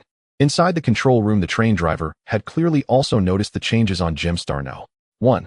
Just as he prepared to stop the train, Jeene decisively pulled out an energy pistol and aimed it at his head. Don't stop. Increase the speed to maximum. Just as Cui Yusin said, once Gemstar No. 1 is locked down, even starship-grade weapons can't breach it. So this is their only chance to enter the planet's interior. With Jeene's gun pressed against his head, the driver instantly turned pale, not daring to be the slightest bit slow, and quickly increased the train's speed to maximum. At the very last moment before the train's track was severed, it rushed into the interior of the planet. Just then the barrier closed and the track was cut off. The entire track on which the planetary train was traveling began to collapse. Watching the track continuously fall away behind them, Zuelia grabbed hold of Cui Yusin. If the train lost power and fell from such a height, she could still use dragon wings to help Cui Yusin escape danger. Meanwhile, Inu, worried about Jeene, rushed into the control room at the first opportunity. Captain, this place is no longer safe. Watching the ground approach rapidly, Jeene instead put away his energy pistol. He looked at the focus driver and said calmly, Inu, follow my orders and prepare for landing. Boom. The planetary train charged into the station at maximum speed. The violent impact made the planetary train crash into the station's track like a bullet. Once the dust settled, Inu and Zuelia, both psychics, used their psychic powers to clear away the debris from the train. Despite such a violent impact, the train astonishingly remained intact. All of this was thanks to Inu, who had mitigated the impact with her psychic powers during the landing. Opening the train's doors, Jeene and his group emerged from the wreckage of the station. They looked up at the sky and saw the tracks of the planetary train crumbling like snow. And more planetary trains had lost power, plummeting like meteors. At such heights, and with such impact, the people inside the trains were doomed. But Jeene had no strength left to save anyone else. Because the entire Gemstar No. 1 had already turned into a chaotic hell. In the streets, an alien race crawled up from the ground, but at this moment they had grown claws and fangs. Like a beast, he charged directly towards a nearby alien race. At that moment, a guard bearing the insignia of the Emerald family appeared in the street. This guard wore equipment resembling a gas mask and held an electric stun gun in hand. Seeing the alien race charging towards him in a frenzy, the guard did not hesitate to use the stun gun. The electric current pierced through the alien's entire body. Accompanied by a convulsion, the alien collapsed to the ground unconscious. These aliens had come to participate in the brilliant festival, and among them could be prominent families. If they died here, the Gem family would undoubtedly face immense pressure. Thus, the guards were equipped with stun guns designed to incapacitate without being fatal. At that moment, the guard spotted Jeene and his group. Especially upon seeing Cui Yusin, the guard clearly became much more excited. He quickly approached Jeene's group, and without saying a word, pulled out several gas masks from his backpack. Lady Cui Yusin, I finally found you. Quickly put on these gas masks. Otherwise, if you inhale this strange gas, you too will become a frenzied monster like that. After receiving the gas masks, Jeene and the others quickly put them on. Seeing them don the masks, the guard from the Emerald family began to explain to Jeene and his group. This morning, after the head of the Lancone family was murdered, the head of the Black Opal family also went missing. Originally, we in the Emerald family planned to continue investigating the Black Opal family. But soon this strange mist appeared, causing any creature that inhaled it to grow fangs and claws, attacking those around them indiscriminately like beasts. We were originally thinking of mobilizing troops from other planets to suppress it. But as you can see, the planetary defense system somehow activated on its own. Now Gemstar No. 1 has truly become an isolated island in the brilliant star system. and Chui Yusin knew without a doubt that this must be the doing of the Black Opal family. Damn, if only I had known I should have armed and suppressed the Haubo family from the beginning. Upon learning about the situation with Jeene 1A and its undeniable connection to the Haubo family, Chui Yusin was filled with deep regret. If I had decisively suppressed the Haubo family when I first sensed their anomalies, perhaps there wouldn't have been so many subsequent surprises. However, upon hearing this, Jeene couldn't help but find it ridiculous. If only they had known back then. Even if the Jeene family had been aware of the Haubo family's ambitions, the outcome wouldn't have been much better. Resolving a Jeene family infested by the blood clans swiftly was no simple task. The only thing that surprised Jeene was the Haubo family's unexpected decisiveness. He initially thought the Haubo family would struggle for a while longer before revealing their true ambitions. But to Jeene's astonishment, before the Jeene family could react, the Haubo family struck decisively. I have to say the Haubo family is far more decisive in this regard than other Jeene families. Chui Yusin, please come with me to the shelter first. The streets are filled with these crazed individuals, and we are doing our best to search for survivors. At this point, they had no other choice. Just then, figures appeared in the blood mist from a distance. These figures walked through the throngs of crazed individuals. The surrounding crazed extraterrestrial races seemed oblivious to their presence, and even as they approached, they did not launch any attacks. It wasn't until these figures entered their line of sight that Jeene saw the unmistakable emblem of the Blackstone pirate group on them. Upon seeing the emblem of the Blackstone pirate group, the guard from the Emerald family quickly reacted. Chui Yusin, be careful. These pirates are no ordinary pirates. The pirates of the Blackstone pirate group, upon spotting Jeene and his group, activated their personal terminals. Soon they found Chui Yusin's image on their devices. After confirming Chui Yusin's identity, these interstellar pirates erupted into excited laughter. We really are lucky we stumbled upon a high-ranking member of the Emerald family. If we capture this high-ranking Emerald member, it would surely fetch a handsome bounty. Saying this, the Blackstone pirates completely disregarded Jeene and his group. Such a prize, however, was swiftly met with death by Yu. Accompanied by a flash of cold light, Yu appeared behind the few Blackstone pirates like a ghost. She slowly sheathed her blade. In an instant, the head of a Blackstone pirate fell to the ground. The remaining Blackstone pirate, left alone, quickly understood as he saw his comrades silently fall. The individuals before him were not ones he could provoke. But even realizing this was too late. Jeene walked straight toward the remaining Blackstone pirate and picked up the pirate's personal terminal from the ground. With a bit of hacking, Jeene could see the contents within these pirates' personal terminals. The most eye-catching feature was a bounty system. Inside the bounty system, the high-ranking members of the Jeene family and those associated with the Jeene family were all marked with prices. What is this? It's the bounty software given to us by the Haubo family. As long as we kill the individuals listed, we can earn the bounty. Facing the current situation, the Blackstone pirate dared not conceal anything. After all, he was merely the lowest-ranking pirate in the Blackstone pirate group. He didn't possess the pride of someone like Jeene, so Jeene easily extracted the information he wanted from him. Why won't these crazed individuals attack you? Because we have the blood pendants issued by the Haubo family. As long as we wear this blood pendant, we won't be attacked. At this point, Chui Yusin noticed the blood pendants the Blackstone pirates were wearing. After picking up a blood pendant, Chui Yusin decided to test it. Indeed, when she brought the pendant close to the crazed extraterrestrial races, they appeared to recoil in fear and quickly distanced themselves from the pendant. Seeing this, Jeene began to believe the Blackstone pirate's words. After obtaining the information he desired, Jeene glanced at the Blackstone pirate. Big brother, I only became a pirate out of necessity. Let me go and I swear I will be a good person from now on. A good person? Jeene chuckled softly and directly removed the helmet from the Blackstone pirate. Once the helmet was off, the Blackstone pirate immediately covered his mouth and nose. Clearly, he understood that if he inhaled the blood mist in the air, he would become a crazed monster like those extraterrestrial races on the street. However, Jeene simply threw the helmet far away, and the Blackstone pirate attempted to retrieve it. But he forgot that the blood pendant he was wearing had already been taken by Jeene. In an instant, the crazed extraterrestrial races devoured him. Seeing this, Jeene distributed the blood pendants from the Blackstone pirates to the others. Each person received one, and with the presence of gas masks, their journey to the family residence would be much less troublesome. Under Chui Yusin's guidance, Jeene and the others swiftly approached the Emerald family's residence. As they drew closer to the Emerald family's residence, the density of the surrounding blood mist increased. Moreover, they frequently spotted Blackstone pirates heading towards the Emerald family's residence. Buzz! Dozens of tanks equipped with black steel armor rumbled towards the direction of the Emerald family. The Blackstone pirates surrounding the tanks began chatting. This Emerald family's residence is really tough to assault. Indeed, you should know this is the residence of a Jeene family. It's bound to be difficult. Stop complaining, oh we caught the enemy off guard this time. I heard the captain plans to drive those crazies from the city center over with them as cannon fodder, we might really have a chance.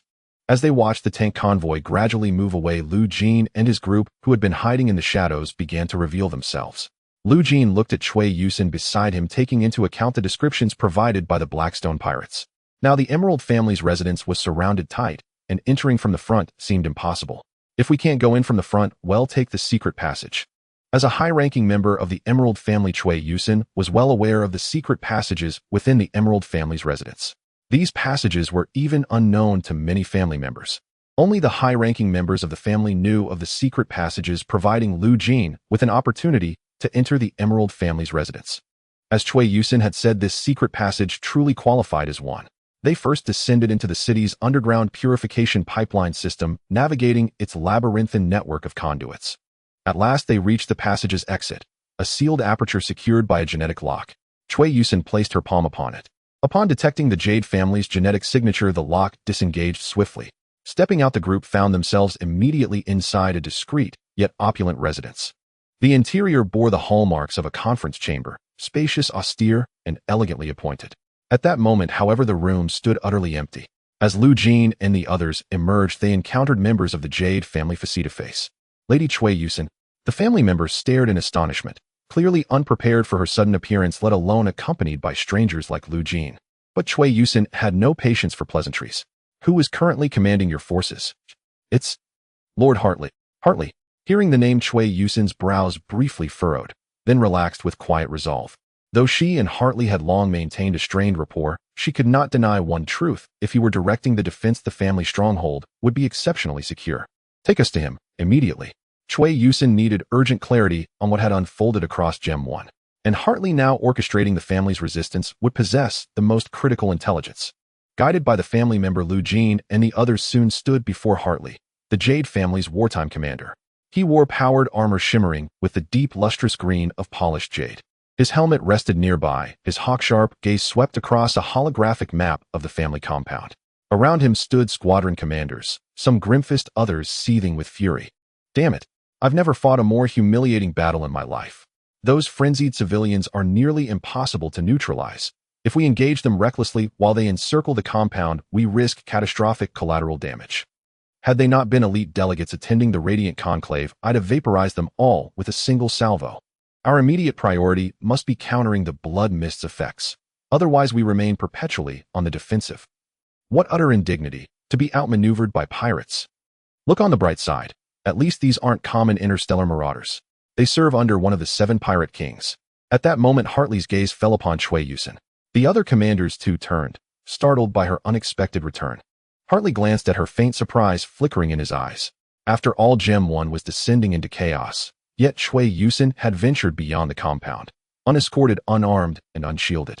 That she remained lucid and had not succumbed to the madness was nothing short of miraculous. Stepping forward, Cui Yusin approached Hartley and demanded an account of the unfolding catastrophe on Gem 1. Hartley withheld nothing. He recounted how shortly after Cui Yusin's departure, vast plumes of unknown crimson mist had erupted across Gem 1. Once the Jade family confirmed the mist-induced violent psychosis, they sealed the compound and activated full combat readiness. Using their comms networks, they coordinated defensive deployments with allied gemstone families across the city. Yet as the mist spread and planetary defense systems engaged, their communications were progressively severed. Our current predicament is this: the Blackstone pirates seek to breach our stronghold. Yet we dare not deploy heavy ordnance, lest we slaughter those very dignitaries we swore to protect. Before Hartley could finish, a commander erupted from the ranks. So we're reduced to cowering turtles, waiting to be pummeled. The Jade family's veteran tacticians were seething, frustrated beyond measure. They commanded devastating arsenals, yet could not unleash them. Instead, they huddled behind the compound's shielded perimeter, clinging to survival.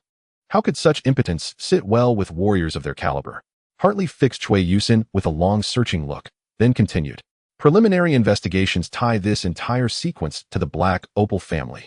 Prior to the mist's emergence, the Blue Zircon family transmitted a distress call to all gemstone houses. Tragically, their transmission ended abruptly, and moments later the mist bloomed. Hearing the chain of events, Cui Yusin's brow tightened. She turned, her gaze settling steadily upon Jeene. Mr.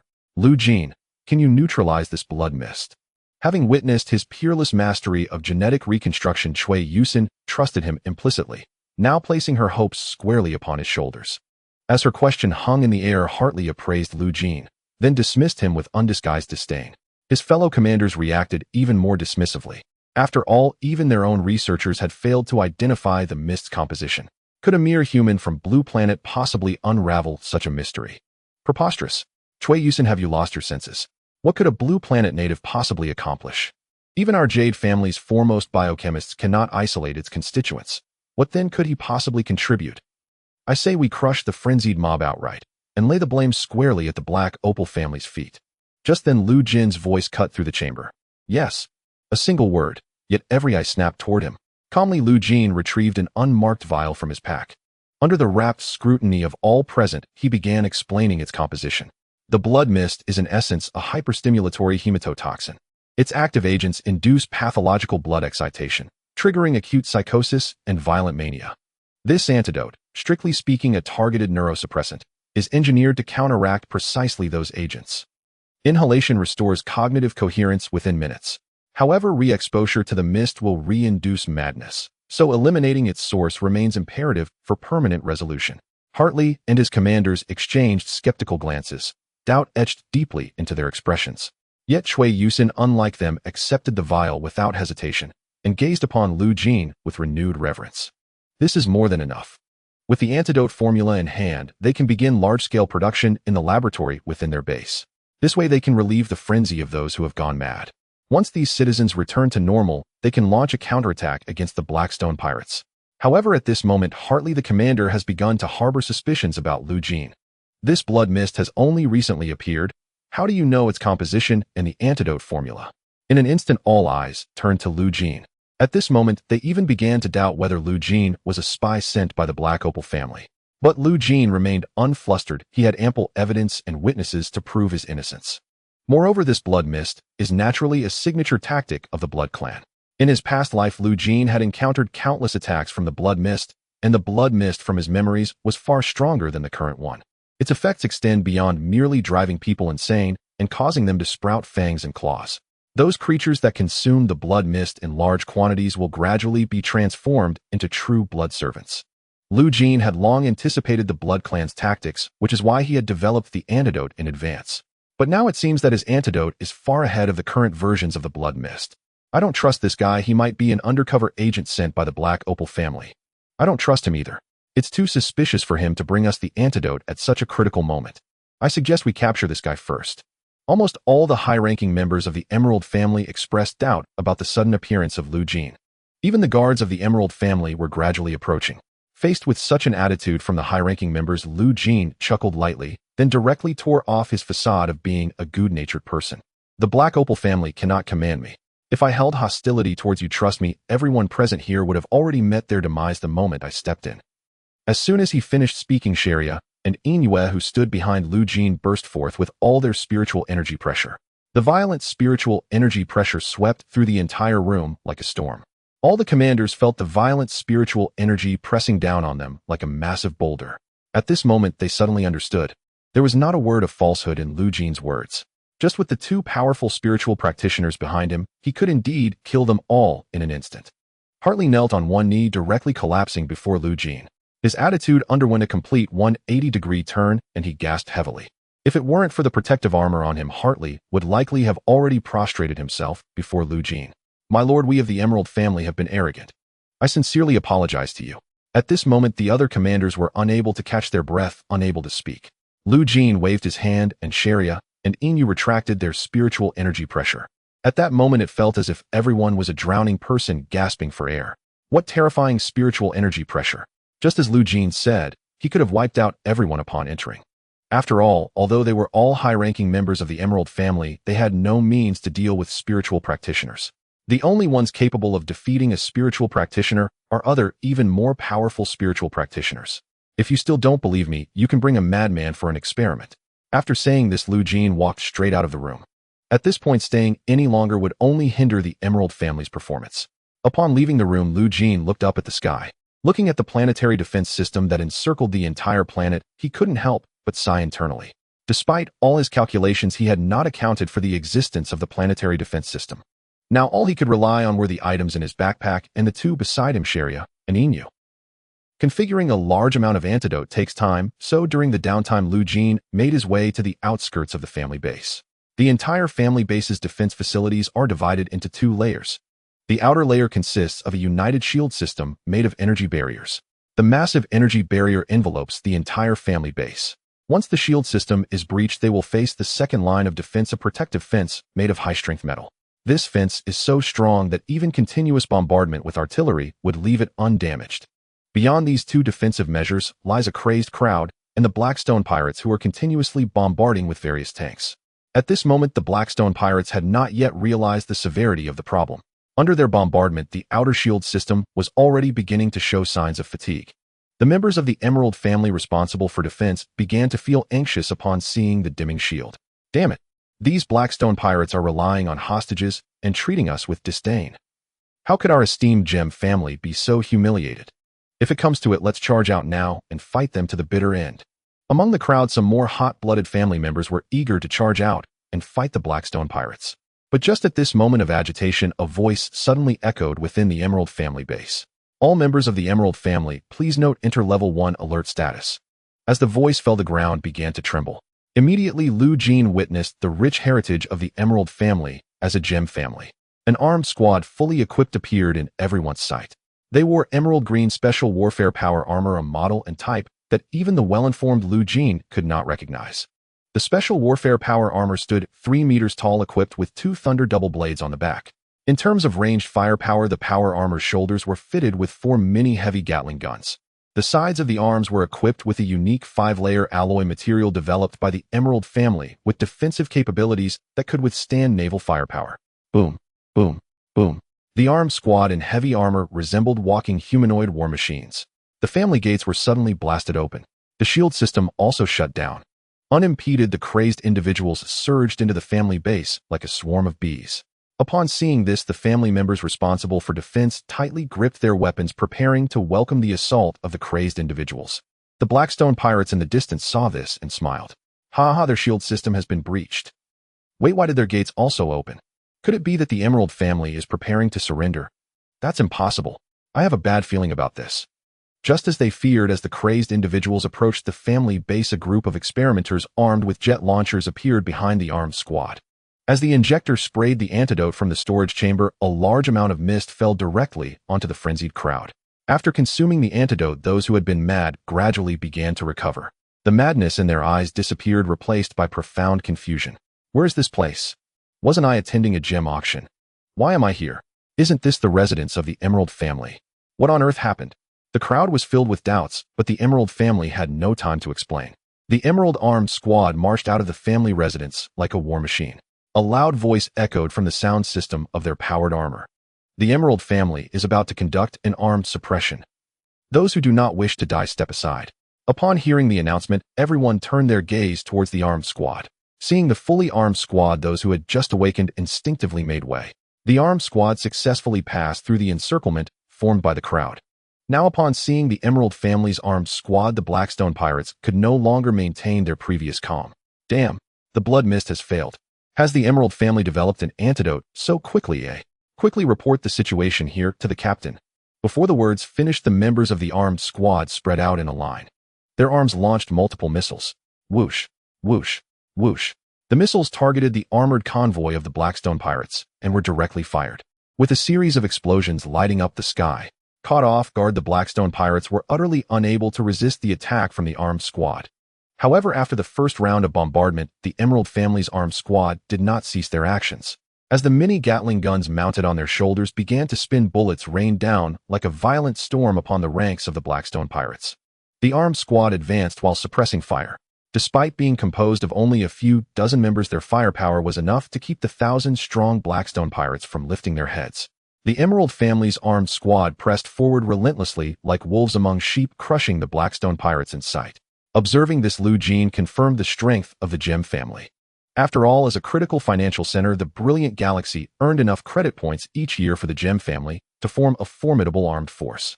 Now seeing these specially designed combat power armors from the Emerald family, he realized that the true depth of the Gem family was not as simple as it seemed. But just then a loud explosion suddenly erupted at the center of the battlefield. A massive armored vehicle stood up, transforming into a 5-meter-tall heavy combat mech. The Blackstone pirate in the cockpit looked fierce as he gazed at the Emerald family's armed squad. Boom! The mech slammed down a fist.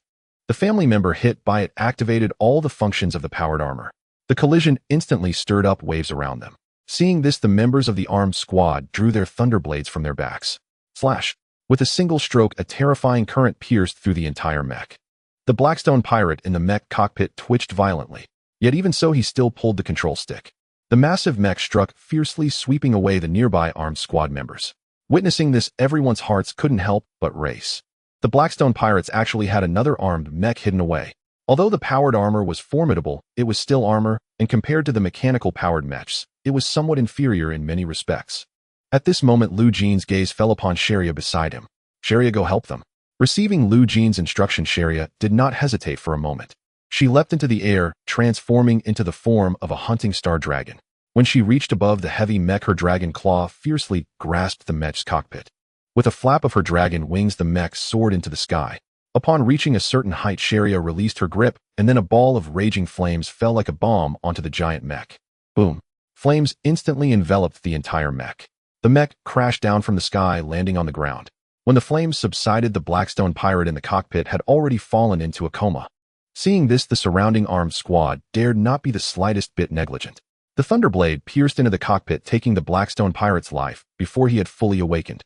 With the last trump card also resolved, the Blackstone pirates lost all courage to continue fighting.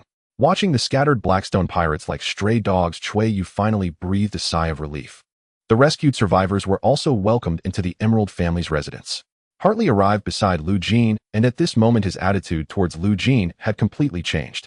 Now Hartley looked at Lu Jeene with only reverence and immense gratitude. If it weren't for Lu Jeane's antidote, they might still be trapped for a long time. Mr. Lu Jeene, thanks to your intervention, the Emerald family was able to resolve this crisis. We have already passed your antidote formula to the other gem families. I believe the other gem families will also be very grateful for your contribution upon receiving the antidote formula. Additionally, our family head, the leader of the Emerald family, Ms. Philina, wishes to meet you. The head of the Emerald family. Lu Jeene was somewhat curious as he had not seen the family head since entering the Emerald family. In such a critical moment for the family's survival, shouldn't the family head be the first to stand up? Reigning in his thoughts, Lu Jeene followed Hartley to the most central estate of the Emerald family. This was the core of the Emerald family, the residence of the family head, Ms. Philina. As Lu Jeene pushed the door and walked into the estate, a strong medicinal scent rushed to his face. Looking around, rather than a residence, it was more like a medical center. When Lu Jeene saw the family head, Ms. Philina, he was even more shocked. For lying in bed with various infusion tubes inserted all over her frail body was none other than the family head of the Emerald family, Ms. Philina. What on earth is happening? The woman lying on the hospital bed looked like a dying presence, no matter how one looked at her. Is such a being really the leader of the Emerald family? At that moment, a line of subtitles suddenly appeared on the large screen in front of the hospital bed. I apologize for showing my current appearance to outsiders. Mr. Lu Jeene, I am very grateful for your contributions to the Emerald family. At the same time, I am also very grateful for your protection of my daughters. Daughter. In seeing Lu Jeene's confusion, another line of text appeared on the screen. In my daughters, Chui Yusin and Ming Tsueishi. I trust you have already met them. Upon reading those words, Lu Jeene finally understood. In Chui Yusin and Ming Tsueishi, the two sisters, were in fact the daughters of Fei Lina, the head of the Jade family. Next, Hartley continued explaining to Lu Jeene the reason behind the long-standing enmity between the Jade family and the Black Opal family. Years ago, Fei Lina, the matriarch of the Jade family, suffered grave injuries in an incident wherein members of the Black Opal family were implicated. Alas, the Jade family lacked irrefutable evidence to prove the Black Opal family's guilt. As the hereditary head of the Jade family, Fei Lina's contributions were immeasurable. She had elevated the Jade family from obscurity to its current preeminence. Even now, amid this crisis, she continued presiding over affairs by expending the last embers of her life force, inspiring Lu Jeene's profound respect. Logically, under such circumstances, Fei Lina could have withdrawn to rest, but for the sake of her family, she chose instead to endure. Mr. Lu Jeene, I began observing you the moment you entered the brilliant star system. The origin battleship, the star-hunting celestial dragon, the stellar elves, You carry too many mysteries, even beyond my own comprehension. I cannot fathom the full extent of your hidden strengths. I have never encountered a human from Blue Planet like you, one who commands so many miracles within his grasp, and thus I am all the more certain you will forge yet another miracle. The Black Opal family is no longer the Gemstone clan it once was.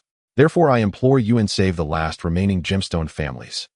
Reading line after line, Lu Jin's eyes narrowed slightly, and he had not anticipated that Fei Lina, the Jade family's matriarch, had been watching him since the very moment he stepped into the brilliant star system. Yet Lu Jin felt no resentment, for his goal aligned perfectly with that of the Jade family, the complete eradication of the Black Opal family. With both sides now laying their cards on the table, cooperation proceeded smoothly. Nas Lu Jin emerged from the estate Cui Yusin, and the others had already been waiting outside for some time. Cui Yusin appeared most anxious, desperate to know what her mother had said to Lu Jin. And before she could utter a word, however, Lu Jin produced a badge. Upon seeing the emblem engraved upon it, everyone stood stunned. And the matriarch's badge? And how could the sovereign insignia of a Gemstone family matriarch now reside in Lu Jin's hands? Hartley, who had remained at Lu Jin's side, stepped forward to explain, by order of the matriarch effective immediately, and Mr. Lu Jin shall serve as the Jade family's authorized representative. All his actions, and every word he speaks, shall carry the full authority of the matriarch herself, and the assembled family members were utterly astounded. Even Cui Yusin struggled to comprehend it. And why would her mother appoint Lu Jin as representative, when she herself as a senior family leader and the matriarch's daughter surely possessed equal, or greater, qualifications? Just as Cui Yusin wrestled with disbelief, Lu Jin stepped before her. Your mother asked me to deliver a message to you. First and foremost, she is a mother. Only then is she the matriarch of the Jade family, Nint. And even as history's most sagacious Jade matriarch, Fei Lina remained above all else a mother. She refused to draw Cui Yusin into this conflict, knowing full well that once this chaos subsided, the Gemstone families would face one of two fates: extinction or ruin. Either outcome would inevitably entangle Cui Yusin in catastrophic peril. And thus Fei Lina chose Lu Jin as her representative, the most fitting candidate imaginable. At that moment, a family member rushed in breathless. Reporting to Master Hartley, we've received transmission signals from the Taffy and Tiancang families. The Taffy and Tiancang families have successfully synthesized the antidote using our formula and broken through the Blackstone Pirates' encirclement. Moreover, both families have accepted our alliance proposal. Excellent. And Hartley's eyes gleamed with sudden brilliance upon hearing the news. They had now established contact with two additional Gemstone families, and both had pledged allegiance to the Jade family.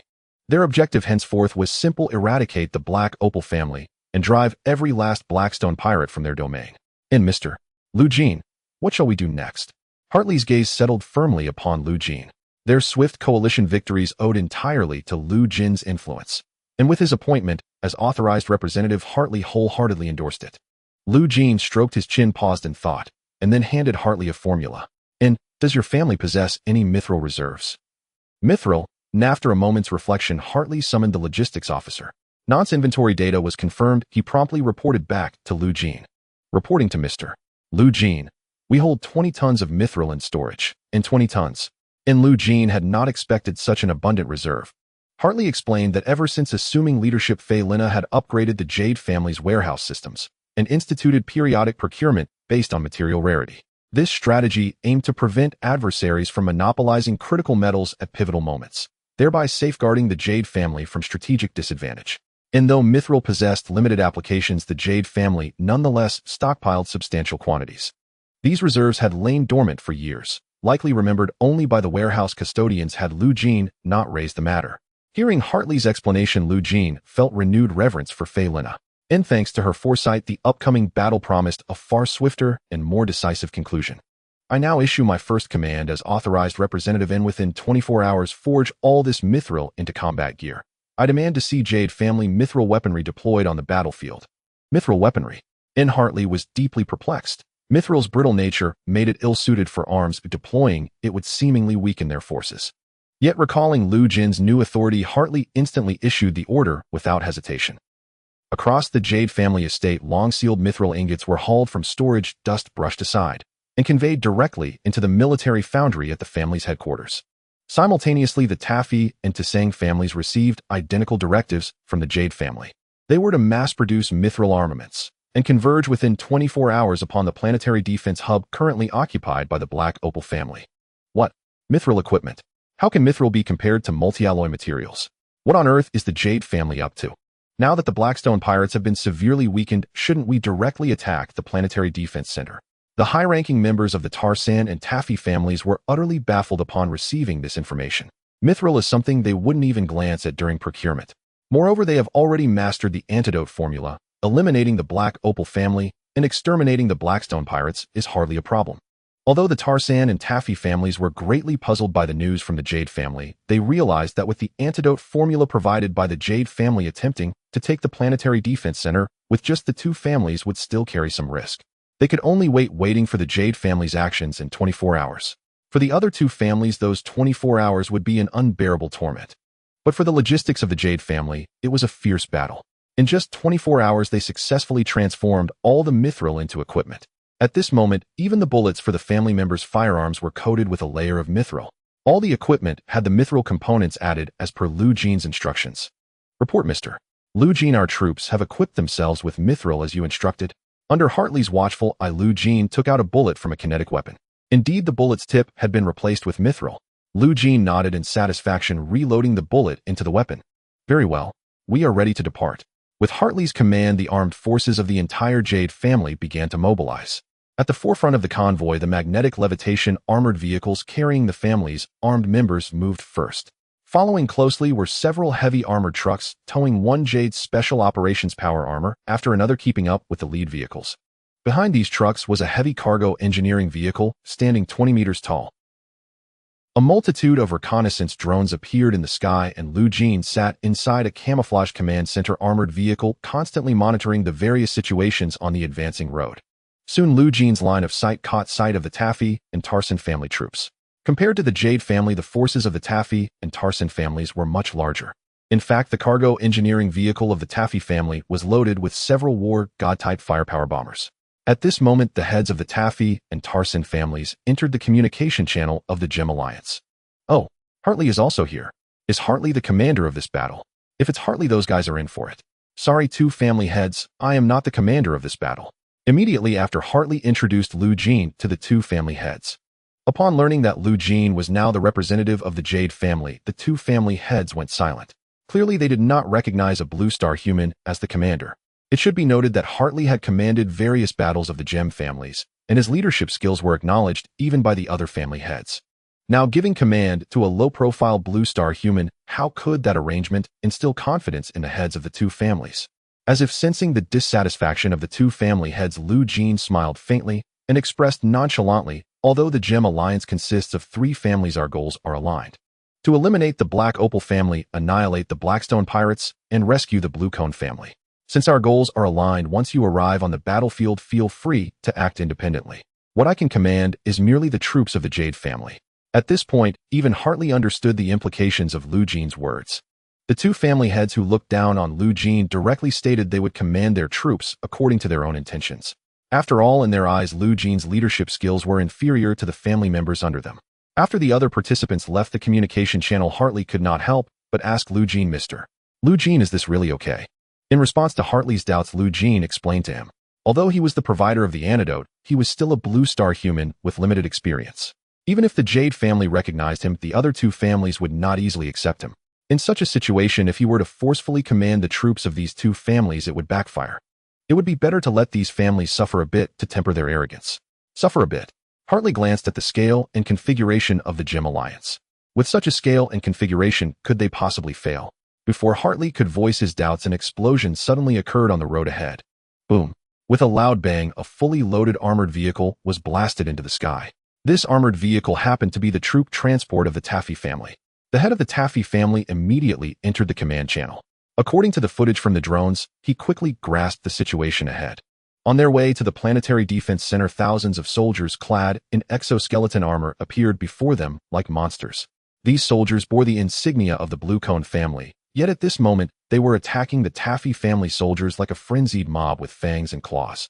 Seeing this, the head of the Taffy family immediately reacted. These are the crazed ones affected by the blood mist. Quickly use the antidote to rescue these soldiers of the Blue Cone family.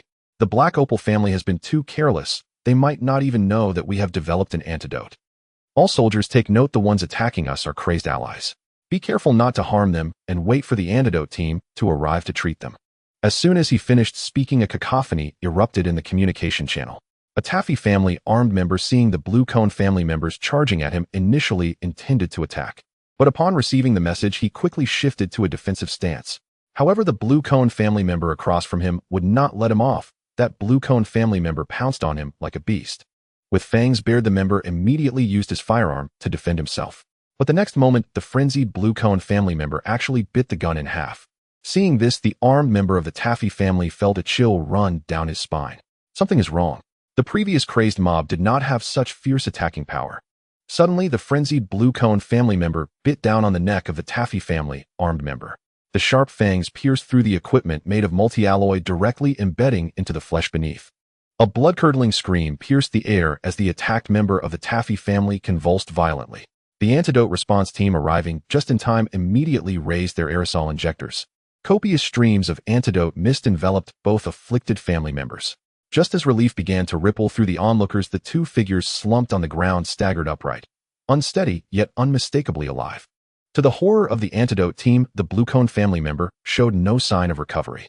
Worse still, the previously assaulted Taffy family member now bore elongated fangs and razor-sharp claws. Roar! Both figures unleashed guttural bestial howls.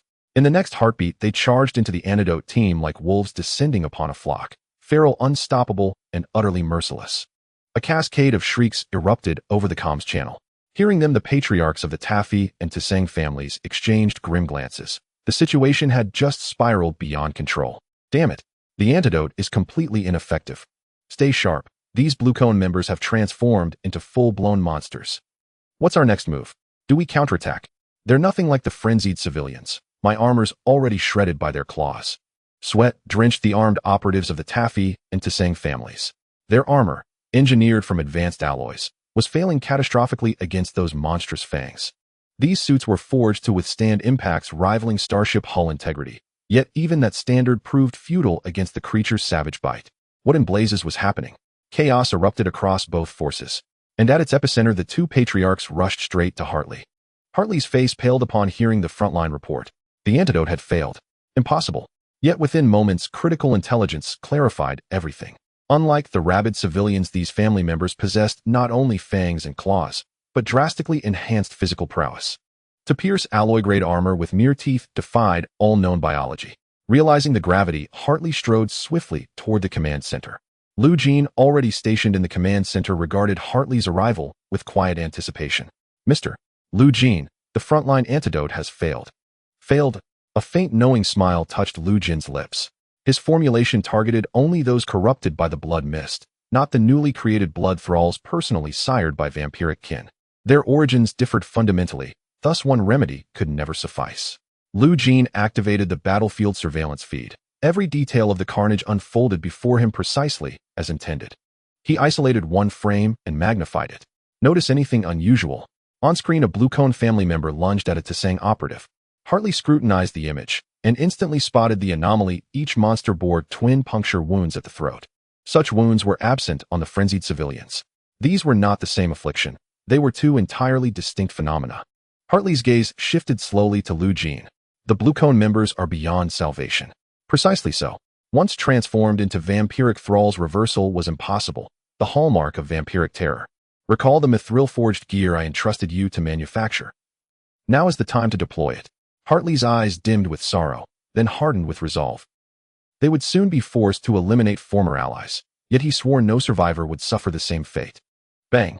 A Tiancang operative raised his rifle, aiming squarely at a charging frenzied figure. The bullet punched cleanly through the skull, yet the creature did not fall. Instead, it paused, then began regenerating the wound before their very eyes. The operative's face drained of color. If bullets couldn't stop it, what weapon possibly could? At that moment, a Jade family operative moved beside him, shouldered his rifle, and calmly aimed at another frenzied attacker. A streak of silver light cut through the air. The mithril-tipped round struck true, burying itself deep in the target's skull. The creature froze mid-lunge, jaws agape, emitting a ragged, grating cry. The Tiancang operative watched stunned as ash-like particles seeped from the wound. Within seconds, the creature collapsed lifelessly. One headshot, yet two outcomes. Why such stark disparity? Before others could react, Jade family-powered armor descended onto the front lines, a thunderous arrival drawing every frenzied eye. Like shambling corpses, the afflicted surged forward. Inside the armor, the operative's gaze turned glacial. He drew twin custom-built heavy-caliber shotguns from his waist. May you find peace. Bang! A storm of mithril pellets erupted, each impact igniting incineration where flesh met metal, where struck limbs and torsos crumbled to dust. Witnessing mithril's devastating efficacy, Jade operatives shed all hesitation. Initiate sweep protocol. Hundreds formed a disciplined firing line, trigger fingers tightened, and a glittering hail of mithril rounds blanketed the entire front line, erasing every frenzied form in its path. Against mithril-forged armaments, the afflicted stood no chance. Tanks and artillery advanced relentlessly. Taffy and Tiancang operatives watched in awe and envy as Jade's overwhelming might reshaped the battlefield. That firepower is insane. When did the Jade family become this formidable? Our rounds do nothing. Why do theirs burn through them like ash? At this rate, we won't even need to lift a finger. The Jade family alone will purge them all. Seeing Mithril's supremacy, both patriarchs acted without delay. They sought out Jeene directly, eager to learn the secret behind forging such extraordinary gear. Facing the inquiries of the two family heads, Jeene's lips curved slightly upward. It seemed that these two family heads did not take his words to heart. However, Jeene understood. The material known as secret silver was usually inconspicuous. With the Black Opal family intentionally acquiring it, the Tassa and Toffee gemstone families probably had very little stock left. The equipment we use is naturally made from secret silver. Although this material is usually not very noticeable, it has a natural restraining effect against these blood clans. Secret silver equipment. The two family heads immediately felt a flush rise to their cheeks. They never expected that secret silver would have such remarkable efficacy against these monsters. But even if they regretted it now, it was too late. They could only follow behind the Emerald family with the equipment they were currently using unless they reduced the Blood Clan to ashes. Otherwise, given the Blood Clan's powerful regenerative abilities, they truly might not be able to defeat them. Soon the forces of the Emerald family had arrived at the Planetary Defense Center. A massive tower structure appeared in Jeene's surveillance footage, with drones scanning the tower from all angles. But before Jeene could clearly see the detailed situation of the Planetary Defense Center, the drone footage suddenly vanished. Jeene immediately switched to the footage from other drones. Looking up at the sky, he saw numerous members of the Blue Cone family standing on flying devices and armed with firearms. They launched an attack against the drones attempting to spy on the Planetary Defense Center. Seeing this, Jeene did not hesitate any longer. Launch a full-scale attack. With a command, the Emerald Armed Squad charged directly into the Planetary Defense Center. But just as they stepped inside, a cannon blast erupted from within. A violent shockwave blasted the armed squad out. Immediately, a large number of battle vehicles appeared inside the Planetary Defense Center. 5 combat mechs marched forward, directly confronting the Gem United Army. And the guards of the Planetary Defense Center were also a coalition of the Black Opal family, Blue Cone family, and Blackstone pirates. At this point, Jeene understood very well. This was the turning point of the war. As long as they could disable the planetary defense system, the dazzling fleet of the Gem Galaxy could swiftly support Planet Gem No. 1. Of course, the opposing side only needed to defend the planetary defense system. Eventually, the blood mist would swallow the entire planet. By then, the Gem United Army would face not just the enemies they had now, but also a large number of frenzied, innocent civilians. Therefore, this battle must be resolved quickly. Attack. A family member at the forefront silently activated the full load system of the Emerald Special Forces power armor. Drawing the Thunderblade from behind, intense energy fluctuations coursed over the surface of the power armor. Charge. This family member initiated the charge, plunging directly into the Blood Clan's allied forces. With a slash of the Thunderblade, terrifying currents instantly pierced through the entire Blood Clan's forces. But before he could swing the second blow, a power armor marked with the Blue Cone family emblem rushed in front of him at lightning speed. A powerful shield made of double composite metals blocked the attack of the Thunderblade. The power core activated, and the entire Blue Cone power armor suddenly exerted force, pushing the opponent away. Once the distance was created, the Blue Cone power armor raised another hand, and a heavy hammer struck directly onto the Emerald family's armor. In an instant, sparks flew. The Emerald family member felt a sharp pain even from within the power armor. Just as the Blue Cone power armor prepared to pursue the advantage, a barrage of bullets fell upon him like a torrential rain. The fierce firepower forced him to retreat several steps.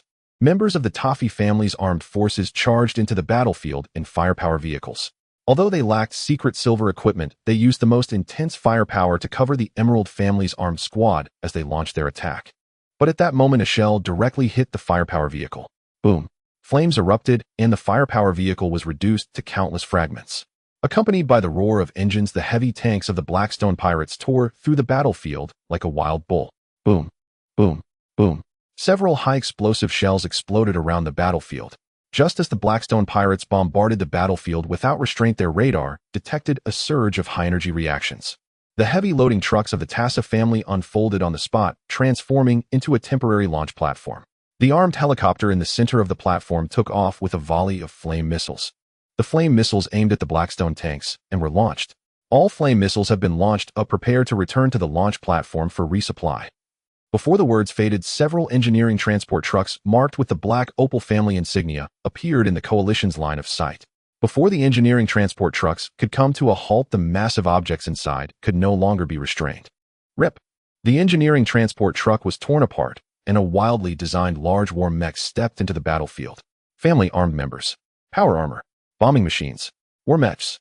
Both sides revealed all their trump cards, and the chaotic battlefield left Jeene momentarily stunned. Fortunately, the Emerald family had the advantage of secret silver equipment. The secret silver equipment was truly a natural enemy to those blood clans. With the support of the secret silver equipment, the Gem United Army quickly penetrated the interior of the Planetary Defense Center. Mr. Jeene, we have located the control room of the Planetary Defense Center. You found the control room. Upon hearing this news, Jeene decisively stood up. From here, shutting down the Planetary Defense Center would be quite simple. They only needed to destroy the control room. However, as the core area of the Planetary Control Center, it was undoubtedly heavily guarded. After locating the control room, the Gem United Army began a series of assaults on it. But an hour had already passed, and the defenses of the control room remained unbroken. Looking at the sealed control room before him, Hartley couldn't help but curse quietly. Damn it! Who was it that designed the Planetary Defense Center to be so impenetrable? Now, even if they wanted to get in, it was difficult. Just then, Jeene's voice appeared behind Hartley. Let this matter be handled by Shelia. As soon as he finished speaking, Shelia directly utilized her spatial abilities. Before everyone's eyes, she used her teleportation power to enter the control room. After a long wait, the door to the control room was opened. Inside the control room was a scene of devastation. All the enemies lay sprawled on the ground. Captain, all enemies have been eliminated. Watching Shelia calmly walk out of the control room, Hartley and the others felt somewhat redundant. However, considering Sharia's identity, Hartley sighed and chose not to say anything further. Entering the control room, Jeene and Hartley connected to the Planetary Defense Center's control system. After a series of operations, a prompt suddenly popped up on the control panel. Warning: closing the Planetary Defense Center requires 3 head of family permission cards. 3 head of family permission cards. The permission card of the Tiancang family had been lost long before this chaos began. However, it was fortunate compared to the fate of the Loncone family. Losing the head of family permission card was a small blessing amid the misfortunes of the Tiancang family. Yet after losing the Tiancang family's permission card, Jeene had at most only 2 head of family permission cards. Just as Hartley was about to ask Jeene how to solve this problem, Jeene connected a mobile hard drive to the control panel. In an instant, numerous warning panels popped up on the control panel. Warning: external chaotic data intrusion detected. Warning: system firewall is under attack by unidentified data. Warning: data system is being rewritten. With a flurry of operations from Jeene, the entire control room began to spiral out of control. Numerous devices started to pop up warning panels. Subsequently, a series of sparks erupted from the devices. Even Jeene could not normally shut down the Planetary Defense System without the head of family permission card. But he had a way to disable the entire Planetary Defense System. Compared to modifying the program, destroying the entire program was much simpler. Buzz. Accompanied by a harsh noise from the devices, the entire electrical system of the Planetary Defense Center was instantly paralyzed. The family members fighting in the outer battlefield only heard a rumble. Following that, the planetary barrier in the sky began to gradually dissipate. We did it. The planetary defense barrier has been opened. How did they manage to do that? To open the planetary barrier without a head of family permission card is simply astonishing. In the residence of the Hay Opal family, the head of the family looked at the gradually dissipating planetary barrier in the sky, his eyes filled with disbelief. How is this possible? Clearly, all 3 permission cards are in my possession. How did they lift the planetary barrier? Meanwhile, in the residence of the Emerald family, Cui Yusin rushed to her mother's side upon seeing the planetary barrier disappear in the sky. Mother, Jeene has done it. The planetary barrier has been lifted. Hearing this news, Miss Philina was incredibly excited. She had previously asked Jeene how to lift the planetary defense system without a permission card. Jeene had not directly answered her, but now he had provided a satisfactory answer. Contact all the Gem family ships in the brilliant galaxy. It's time to let these small fry witness the power of our Gem family. Boom. Accompanied by a muffled sound, the first starship appeared over planet Gem 1. It was a small destroyer with the emblem of the Emerald family. As soon as this small destroyer appeared, other family ships began to emerge around it. Near the orbit of planet Gem 1, as soon as the planetary barrier opened, a large number of ships appeared. Seeing the Gem family's ships, the survivors on the ground were filled with excitement. Great! The planetary defense barrier has been lifted. Now we don't need to worry. The Gem family's garrison will surely arrive soon. We are saved. Finally, we don't have to stay in this cramped shelter any longer. Once I get out, I must appeal to the Gem family. This brilliant gathering has been nothing short of a disaster. But before he could finish speaking, the fleet in the sky was suddenly hit by a cannonball. The immense power of the cannon directly pierced through the small destroyer of the Emerald family. And before everyone's eyes, the fleet of the Blackstone pirates also appeared in the brilliant galaxy. A fierce battle was about to break out. Airdrop pods bearing different faction emblems began to fall from the sky. More and more members of the Gem family, as well as more Blackstone pirates, landed on the surface of planet Gem 1. Jeene in the Planetary Defense Center watched the airdrop pods raining down from the sky like a storm. A hint of a thought-provoking smile appeared at the corner of his mouth. Without waiting for those behind him to react, Jeene directly threw the head of family badge to Hartley. My task is complete. The next is your enmity with the Haubo family. Now I must return to my fleet. Command is in your hands.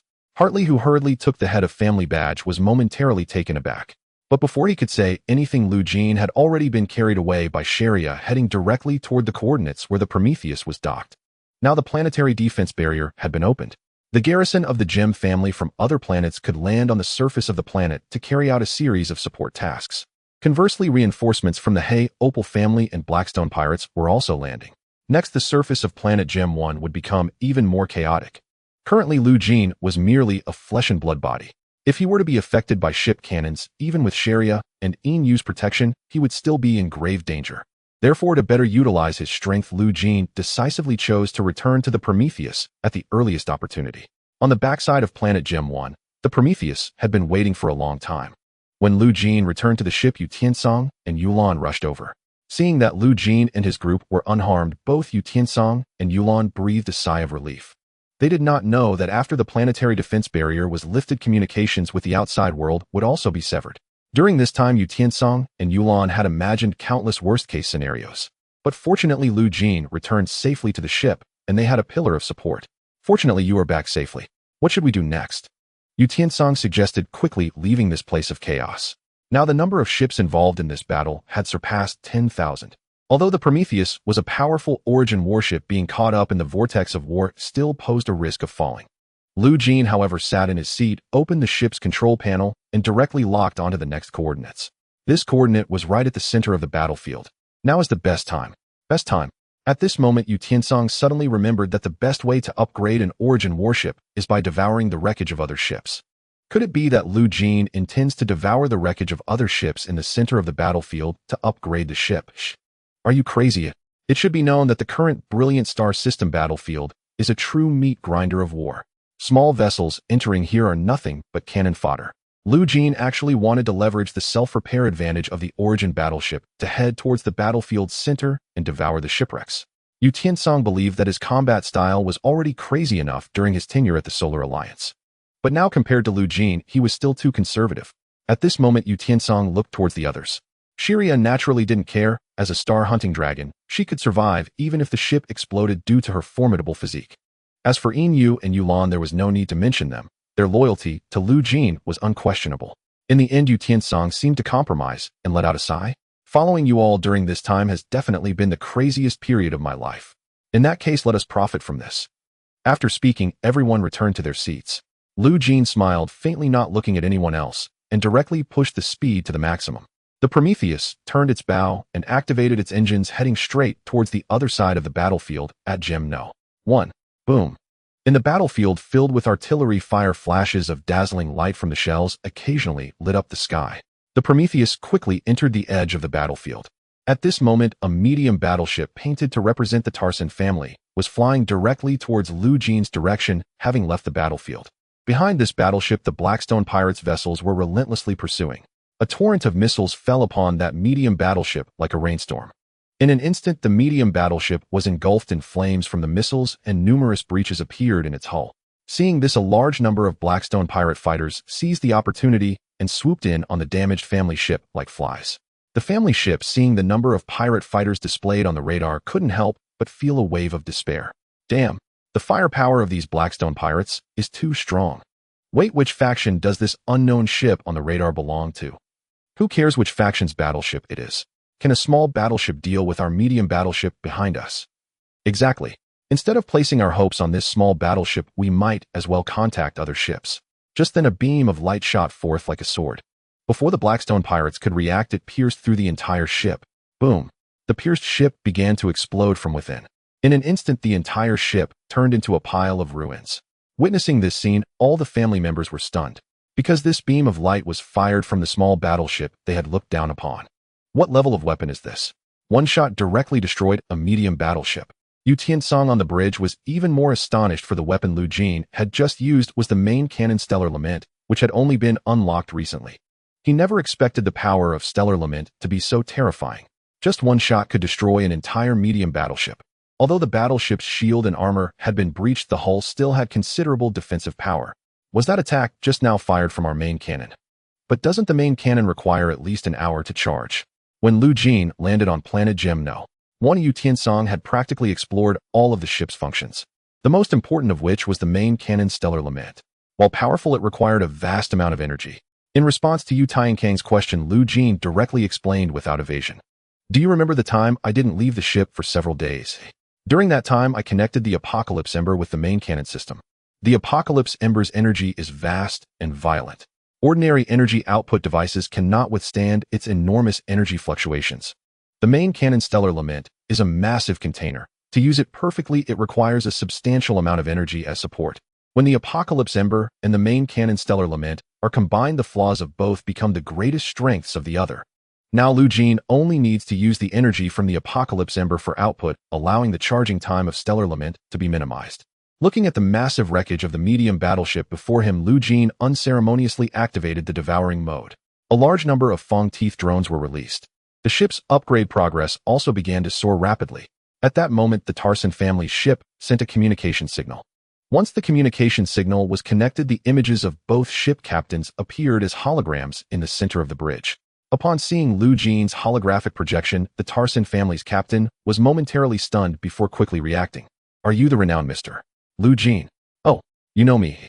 Generally speaking, these fleet captains were family members stationed on other planets. They should not have known about the events happening on planet Jeene 1. Yet the other party clearly recognized Jeene and expressed great respect. We are fully aware of your deeds in saving the Jeene family from dire straits. For you will forever be our most esteemed benefactor in the Jeene family. May I ask if you need an escort? I can mobilize nearby family ships to escort you. Escort? Such a good thing exists. However, in the face of the Jeene family's goodwill, Jeene politely declined. With the current Prometheus, he was more than capable of self-preservation in this battlefield. If he gathered ships for escort, it would be somewhat wasteful. After Jeene declined, the other party did not press further. After exchanging some information, the Tarson family's ship quickly headed towards the starport. With the strong logistics of the Jeene family, they could repair the ships docked at the starport in a short time. Now that this ship was no longer capable of combat, they had to head to the starport for repairs to continue participating in the battle. After the Tarson family's ship departed, a series of upgrade prompts suddenly popped up before Jeene. Ship materials have been fully analyzed. Ship upgrade progress reached 40. Ship materials are upgrading. With the appearance of the upgrade prompts, the entire Origin battleship's materials began to undergo a gradual transformation. The former hull material was replaced with stronger materials. In less than a minute, the overall appearance of the starship underwent subtle changes. Ding, congratulations on successfully acquiring the new hull material Ultra Composite Black Steel Armor. Super Composite Black Steel Armor.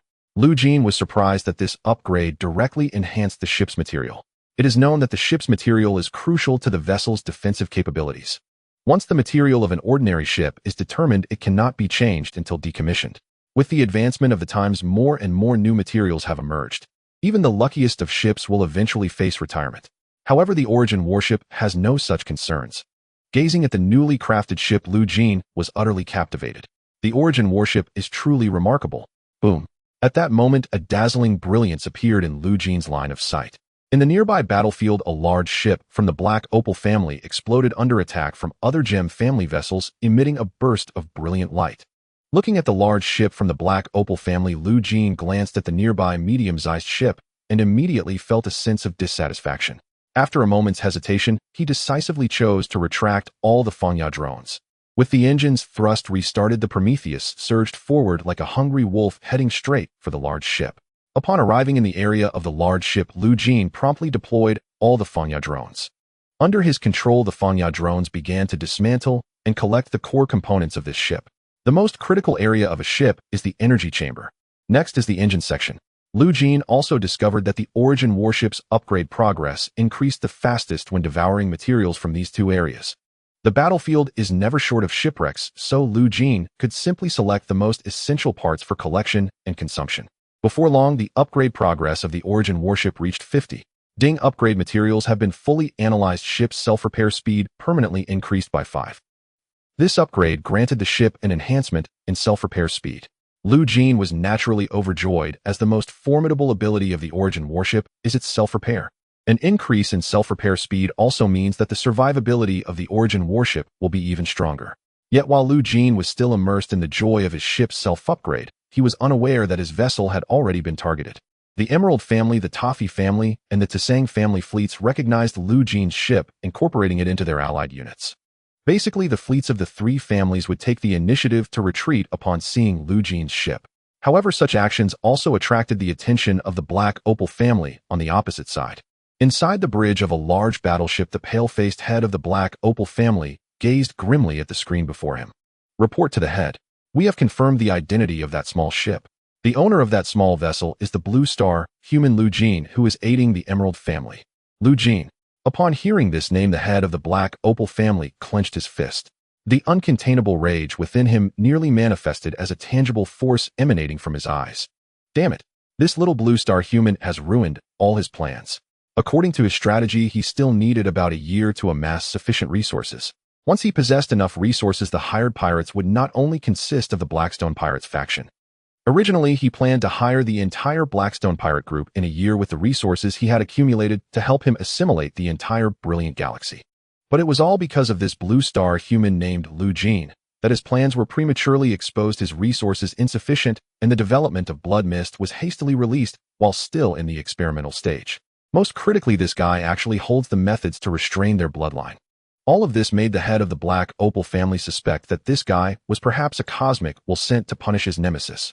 With that thought, the head of the Black Opal family could no longer contain himself. Mobilize all fleets, target this Blue Star human ship as the primary attack objective. Whoever destroys this ship will be rewarded with promotion to a dependent or 1 billion credit points. The bounty task was issued. Whether it be the family members turned into blood servants or the Blackstone pirates seeking fortune, they all immediately focused on the Origin warship, which was devouring debris on the battlefield. The first pirate ship to approach the Prometheus even abandoned its current opponent, turning to target the Prometheus, which was consuming shipwrecks. At this moment, the family's fleet also noticed the unusual behavior of the other side. Not good. Their target is the ship belonging to Mr. Jeene. It must be that the Black Opal family recognized Mr. Jeene. What should we do next? Mr. Jeene, as our family's great benefactor, must not come to harm. I really don't understand why a small ship is involved in our war. However, before the family's ships could decide how to respond, Jeene had already noticed the approaching pirate ship. Jeene immediately realized that he had been targeted, yet he showed no signs of panic. When he chose to step into this battlefield seeking opportunities, he had already anticipated such a result.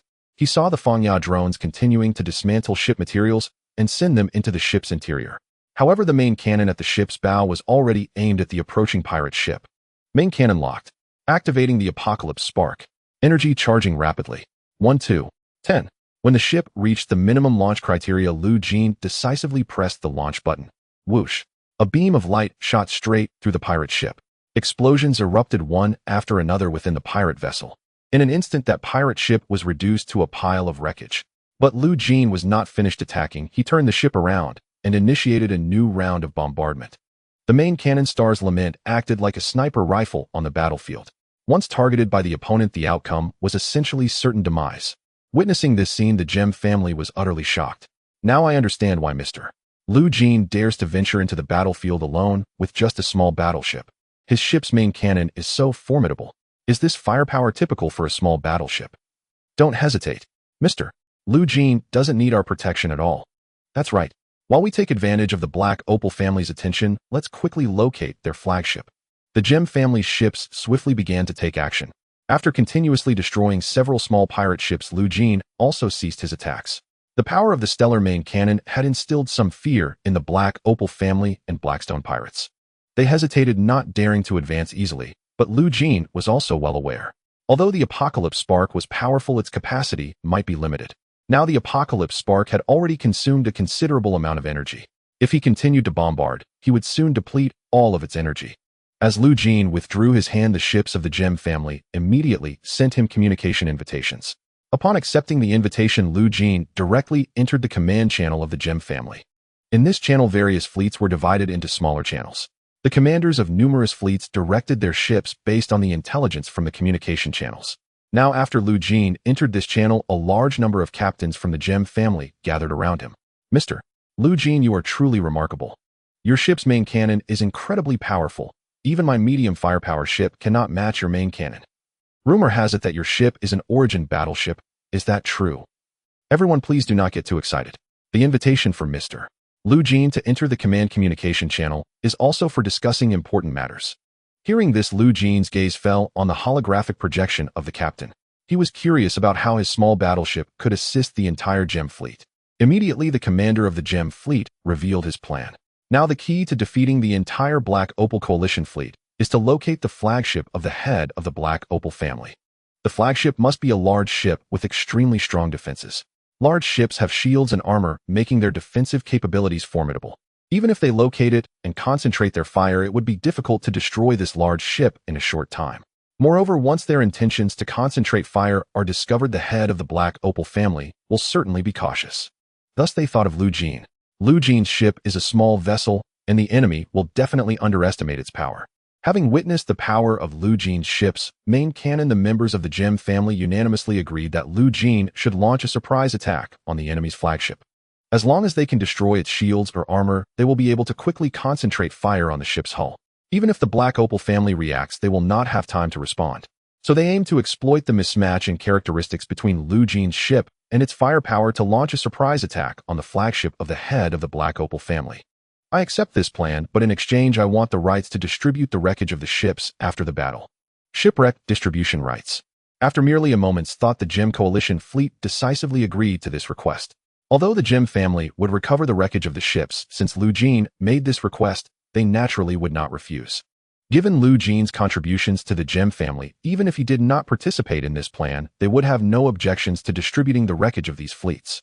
Seeing that the Gem family agreed, Jeene generously stated that they only needed to locate the enemy's flagship. However, you must protect me well. Protecting Jeene's ship. Of course, no problem. Now Jeene's warship is a sharp blade in their hands. They must not reveal it too easily. Although Jeene has shown some strength, the ships he has destroyed are merely small vessels. They have not yet attracted the attention of the enemy, so such firepower is certainly a secret weapon among the Gem family. With the protection of the Gem family, Jeene could safely consume the wreckage of the ships. At the same time, he allocated some of his Fanya drones to begin injecting a large amount of energy materials into the stellar main cannon. Meanwhile, the Black Opal family was furious upon receiving news of their ships being destroyed. You Blackstone pirates, are you really the fleet under the 7 kings of pirates? You can't even destroy a small battleship. You are truly useless. Huh. Mind your words, we are not your blood servants. We are pirates. If it weren't for the money you offered, I would have turned against you long ago. Faced with the threats of the head of the Black Opal family, the Blackstone pirates showed no respect. Their losses have far exceeded expectations. This means that with each ship they lose and each comrade they sacrifice, they are incurring serious losses. Therefore, in the face of the head of the Black Opal family's threats, the Blackstone pirates were even more enraged. Seeing the Blackstone pirates being so resolute, the head of the Black Opal family did not dare to provoke them any further. Shutting down the communication channel, the pale skin unique to the blood clan of the Black Opal family grew darker under various circumstances. Damn the Emerald family. Damn the Blue Star humans. Damn Jeene. Once I deal with the Gem family, the first thing I will do is transform the solar system into my blood food factory. But at that moment, the head of the Black Opal family noticed a large number of Gem fleet ships approaching him. He immediately sensed something was off. What is going on? Has the flagship I am on been discovered? He frowned and immediately ordered his subordinates to activate the ship's defense systems. In an instant, shields and armor were all set to defensive mode. Seeing this state of the ship, the Gem family fleet searching for the flagship immediately confirmed that this was indeed the flagship. Indeed, we only need to pressure him a little for him to reveal a flaw. All thanks to our signal department. If they hadn't intercepted the flagship's signal, we might not have discovered it. It's time to attack. How prepared is Mr. Jeene? Facing the inquiries of numerous captains, Jeene glanced at the progress bar of the main cannon. The stellar main cannon has charged to 40. It still needs time. Need more time. Does Jeene's main cannon still require time to charge? Thinking of this, the family fleet immediately issued orders. All ships adjust their course. We still need to buy time. Mr. Jeene, how much longer do you need? Our time is limited. At this moment, all ships were focused on the flagship of the Black Opal family, fearing that it might possess some unknown escape methods. Meanwhile, Jeene was focused on the charging progress bar, reassuring the Gem family not to rush. Jeene understood the importance of the flagship, so he needed to be completely certain before making a move. The stellar main cannon has charged to 45. Report to the captain. The enemy's flagship seems to have sensed our intentions and is trying to escape towards the gap in our encirclement. Damn, did we alert the snake? Stop him, or we absolutely cannot let him get away. Report to the captain. The enemy's engine efficiency far exceeds ours. We cannot keep up with it. The stellar main cannon has charged to 48. Mr. Jeene, if you do not take action soon, we will have to start the attack first. It will be ready soon. Soon?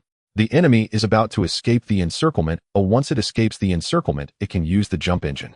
Listening to the words coming through the communication channel, Jeene remained as still as a meditating monk. His gaze was fixed on the main cannon's charging panel on the screen. The main cannon Star's Lament had charged to 49. The moment the charging reached 50, Jeene's eyes sharpened with an unparalleled intensity. Without waiting for others to react, Jeene decisively pressed the launch button. A dazzling radiance converged at the cannon's muzzle, and a terrifying energy beam instantly illuminated the entire brilliant star system. The beam shot forth like a meteor, striking just as the flagship of the Haubo clan was about to escape the encirclement. In an instant, everyone saw the shield on the flagship light up. It hit. Bang. The shield barely held for less than 3 seconds before shattering. Following that, the beam struck the ship's armor. Even the flagship's armor was destroyed in less than 10 seconds. In full view of everyone, Jeene's main cannon beam directly impacted the flagship's hull. Before long, a beam pierced through the opposite side of the flagship. Jeene's main cannon attack actually penetrated the flagship of the Haubo clan. Neither the Haubo clan nor the Haitian pirates expected this outcome. After all, it was a fortified flagship. Its defensive capabilities were indeed formidable enough to challenge even the Gem fleet. Yet Jeene had destroyed it with a single shot from his main cannon. A dazzling explosion illuminated the brilliant star system as the flagship of the Haubo clan was utterly destroyed. The Gem fleet, regaining their composure, launched a relentless bombardment against the Haubo clan's flagship. Before long, the entire flagship of the Haubo clan was reduced to a pile of debris. Even if the clan's leader possessed extraordinary abilities, there was no way to survive such a concentrated bombardment. Seeing the flagship of the Haubo clan destroyed, the Haitian pirates immediately chose to retreat. Their benefactor had been turned to dust. Staying here would be courting death. The Haitian pirates' ships withdrew swiftly, and the Gem fleet chose not to pursue. After all, the Haitian pirates were mercenaries serving whoever paid them. Moreover, the Haitian pirate group behind them was a large and fearsome fleet, making it unnecessary to continue the chase. If they pressed too hard, the Gem family might as well surrender on the spot. The departure of the Haitian pirates left the remaining Haubo clan fleet isolated and helpless. Seeing this, Jeene no longer focused on the war's progression. The outcome of this war was already foreseeable. His focus shifted to the debris of the Haubo clan's flagship. Jeene deployed numerous Fonue drones to scavenge valuable ship fragments from the battlefield. As the battlefield gradually calmed, Jeene's ship upgrade progress quickly reached 80. Ding upgrade materials have been fully analyzed, and the ship's self-repair speed is permanently increased by 5. Ding upgrade materials have been fully analyzed, and the ship's energy conversion efficiency is permanently increased by 10. Ding upgrade materials have been fully analyzed, and the ship research center's manufacturing efficiency is permanently increased by 5.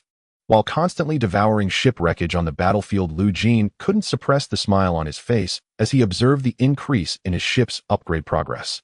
At this rate, after consuming all the ship wreckage, he might just be able to upgrade his ship to a medium-sized vessel. However, he wondered what miraculous functions would be unlocked upon upgrading to a medium-sized ship. Just as Jeene was lost and thought, his ship surprised him first. Detected upgrade paths available. Please select the ship upgrade path you wish to take. Oh, is the ship about to unlock new functions? Lu Jine's gaze fell upon the ship upgrade path panel. Upon seeing the data on the upgrade panel, a glimmer of surprise flashed in his eyes. 5 upgrade paths. Unexpectedly, there were 5 upgrade paths for Lu Jiene to choose from this time. Lu Jiene directly opened all available upgrade paths. Upgrade Path 1, unlock Origin Kinetic Cannon, Bay, unlock Cannon Void Ripper. The first upgrade path gave Lu Jiene a pleasant surprise. It was a completely new kinetic cannon. Undoubtedly, if Lu Jiene chose this upgrade path, the firepower of his ship would undergo a drastic change. The cannon and main cannon would assist each other, allowing the ship's firepower to reach a new echelon. However, Lu Jiene did not let himself be swept away by excitement. His gaze shifted to the other upgrade paths. Upgrade Path 2, unlock Origin Energy Chamber, greatly increase the ship's energy conversion efficiency. Upgrade Path 3, unlock Origin Material Research Lab, unlock Recipe, Nano White Porcelain Steel. Upgrade Path 4, unlock Origin Plantation, unlock Recipe, Spirit Energy Grass Seed. Nano White Porcelain Steel. This is an ultra-rare material that can fetch a high price in the market. Currently, only the volcanic dwarf race within the endless star sea is capable of producing such material. Unexpectedly, the Origin Warship could unlock this exclusive material. And then there's the Spirit Energy Grass Seed, a plant that can temporarily enhance a spiritual energy user's level, highly favored by spiritual energy practitioners. If Lu Jiene could cultivate it, that would be fantastic. Moreover, he could use this resource to forge connections with some spiritual energy users. All beneficial things. Ultimately, Lu Jiene's gaze fell on the last upgrade path. Upgrade Path 5, unlock Origin Space Jump Engine. The ship will gain the ability Space Blink. Space Blink. This skill is truly extraordinary. Once activated, it allows for blink jumps within the star system. This is not just a movement skill. If applied correctly, it can even evade deadly damage and allow for unexpected counterattacks against enemies. Whichever upgrade path he considered made Lu Jiene's heart race. The Origin Warship truly lives up to its name. Ship firepower. Resource output. Ship survivability. Any upgrade in any aspect would enhance the ship's capabilities. However, just as Lu Jiene was still torn over which upgrade path to choose, a message suddenly popped up on his personal terminal. Lu Jiene glanced at the sender of the message. It was Yu Tiancang. Seeing this, Lu Jiene felt somewhat puzzled. The brilliant star system was currently in a phase of rebuilding, and the remaining 3 gem families had to address a series of post-war issues. They also needed to appease the emotions of the alien races attending the brilliant gala. In such circumstances, Yu Tiancang still thought to send him a message. Could it be that she needed Lu Jiene's help again? However, just as Lu Jiene opened the message to check its detailed content, it read, "Run. Get away from the brilliant star system. Run away. Leave the brilliant star system." This brief, yet warning message made Lu Jiene suspect for a moment whether Yusin's account had been hacked. Having stayed in the brilliant star system for so many days, Yusin had only sent a few concerned messages with no other communications. Why did she suddenly send such a message today? After thinking for a moment, Lu Jiene directly inquired Yusin. What happened? As soon as Lu Jiene sent the message, Yusin immediately replied. The news of your possession of the Origin battleship has been discovered by the Blackstone pirate group. The leader of the Blackstone pirates, the current pirate king among the 7, the siren of the Black Heart Raiders, has left the endless star sea to find you. What? The pirate king personally came to find him. No wonder Yusin urged Lu Jiene to run. Previously, they had only encountered a branch fleet of the Blackstone pirates. The real main fleet possesses the terrifying power to destroy an entire star system. Now that the main fleet of the Blackstone pirates was coming for Lu Jiene, even the gem family's intervention would be futile. Thus, Yusin could only use this method to urge Lu Jiene to flee. But before Lu Jiene could respond to Yusin, the ship's alarm suddenly went off. Warning: the ship is locked by an unknown electromagnetic wave, unable to perform jump actions. Warning: please quickly disengage from the unknown electromagnetic wave lock, otherwise the ship cannot jump. Warning: ship communications have been cut off by an unknown electromagnetic wave. Please quickly exit the range of the electromagnetic wave. The ship's anomalies were also noticed by Yu Tiancang. He quickly sat up from his seat and opened the ship's control panel. Soon Yu Tiancang discovered the anomaly. Radar began to display the icons of various ships. Whoosh, whoosh, whoosh. In the vast starry sky of the brilliant star system, one after another ships bearing the Blackstone pirates insignia re-entered this star system. In less than 5 minutes, over 1,000 ships arrived in the brilliant star system. The entire gem family fleet, faced with an increasing number of pirate ships, dared not make any move, because they knew very well that these Blackstone pirates represented one of the pirate kings, the Black Heart Raider siren. At that moment, the star sea space rippled like the surface of water. A colossal star destroyer gradually appeared in everyone's sight. The Star Destroyer. Upon seeing this ship, the captains of the gem family couldn't help but swallow hard. After all, the Star Destroyer represented not just power, but also the foundation of that force. Even the Jeene family did not possess a single Star Destroyer. The massive body of the Star Destroyer combined with the fearsome reputation of the Blackstone pirates. At this very moment, these factors loomed over the hearts of the Jeene family like dark clouds. Inside the Blackstone Star Destroyer, a giant stone figure over 3 meters tall covered in a layer of obsidian sat in the command bridge of the Star Destroyer. His gaze was filled with mockery as he looked at the unmoving fleets of the star system civilizations, and his inner vanity was greatly satisfied. Boss, we've arrived at the brilliant star system. That origin battleship is right ahead. Hearing the name of the origin battleship, the raider siren immediately sat up. A projection appeared before him, displaying Lu Jiene's Prometheus. A small battleship. Ha ha ha, such a ship is actually an origin battleship. If you hadn't told me, I wouldn't have noticed. Tell the kid on that ship I want that origin battleship. The reason Raider Siren came from the depths of the endless star sea to the outer regions was precisely because of the origin battleship that Lu Jiene possessed. The rarity of the origin battleship is exceedingly rare even in the endless star sea.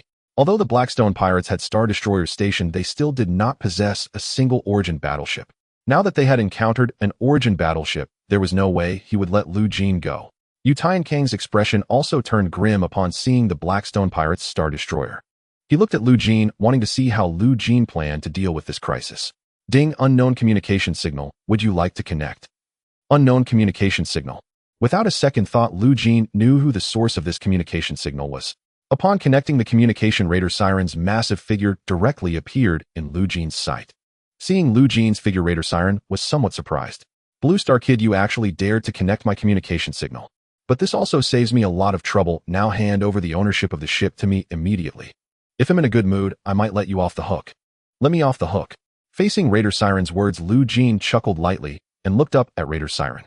In front of everyone, Lu Jiene made a highly provocative gesture. You stone man, you want my ship? Dream on. As soon as these words were spoken, the audience fell silent.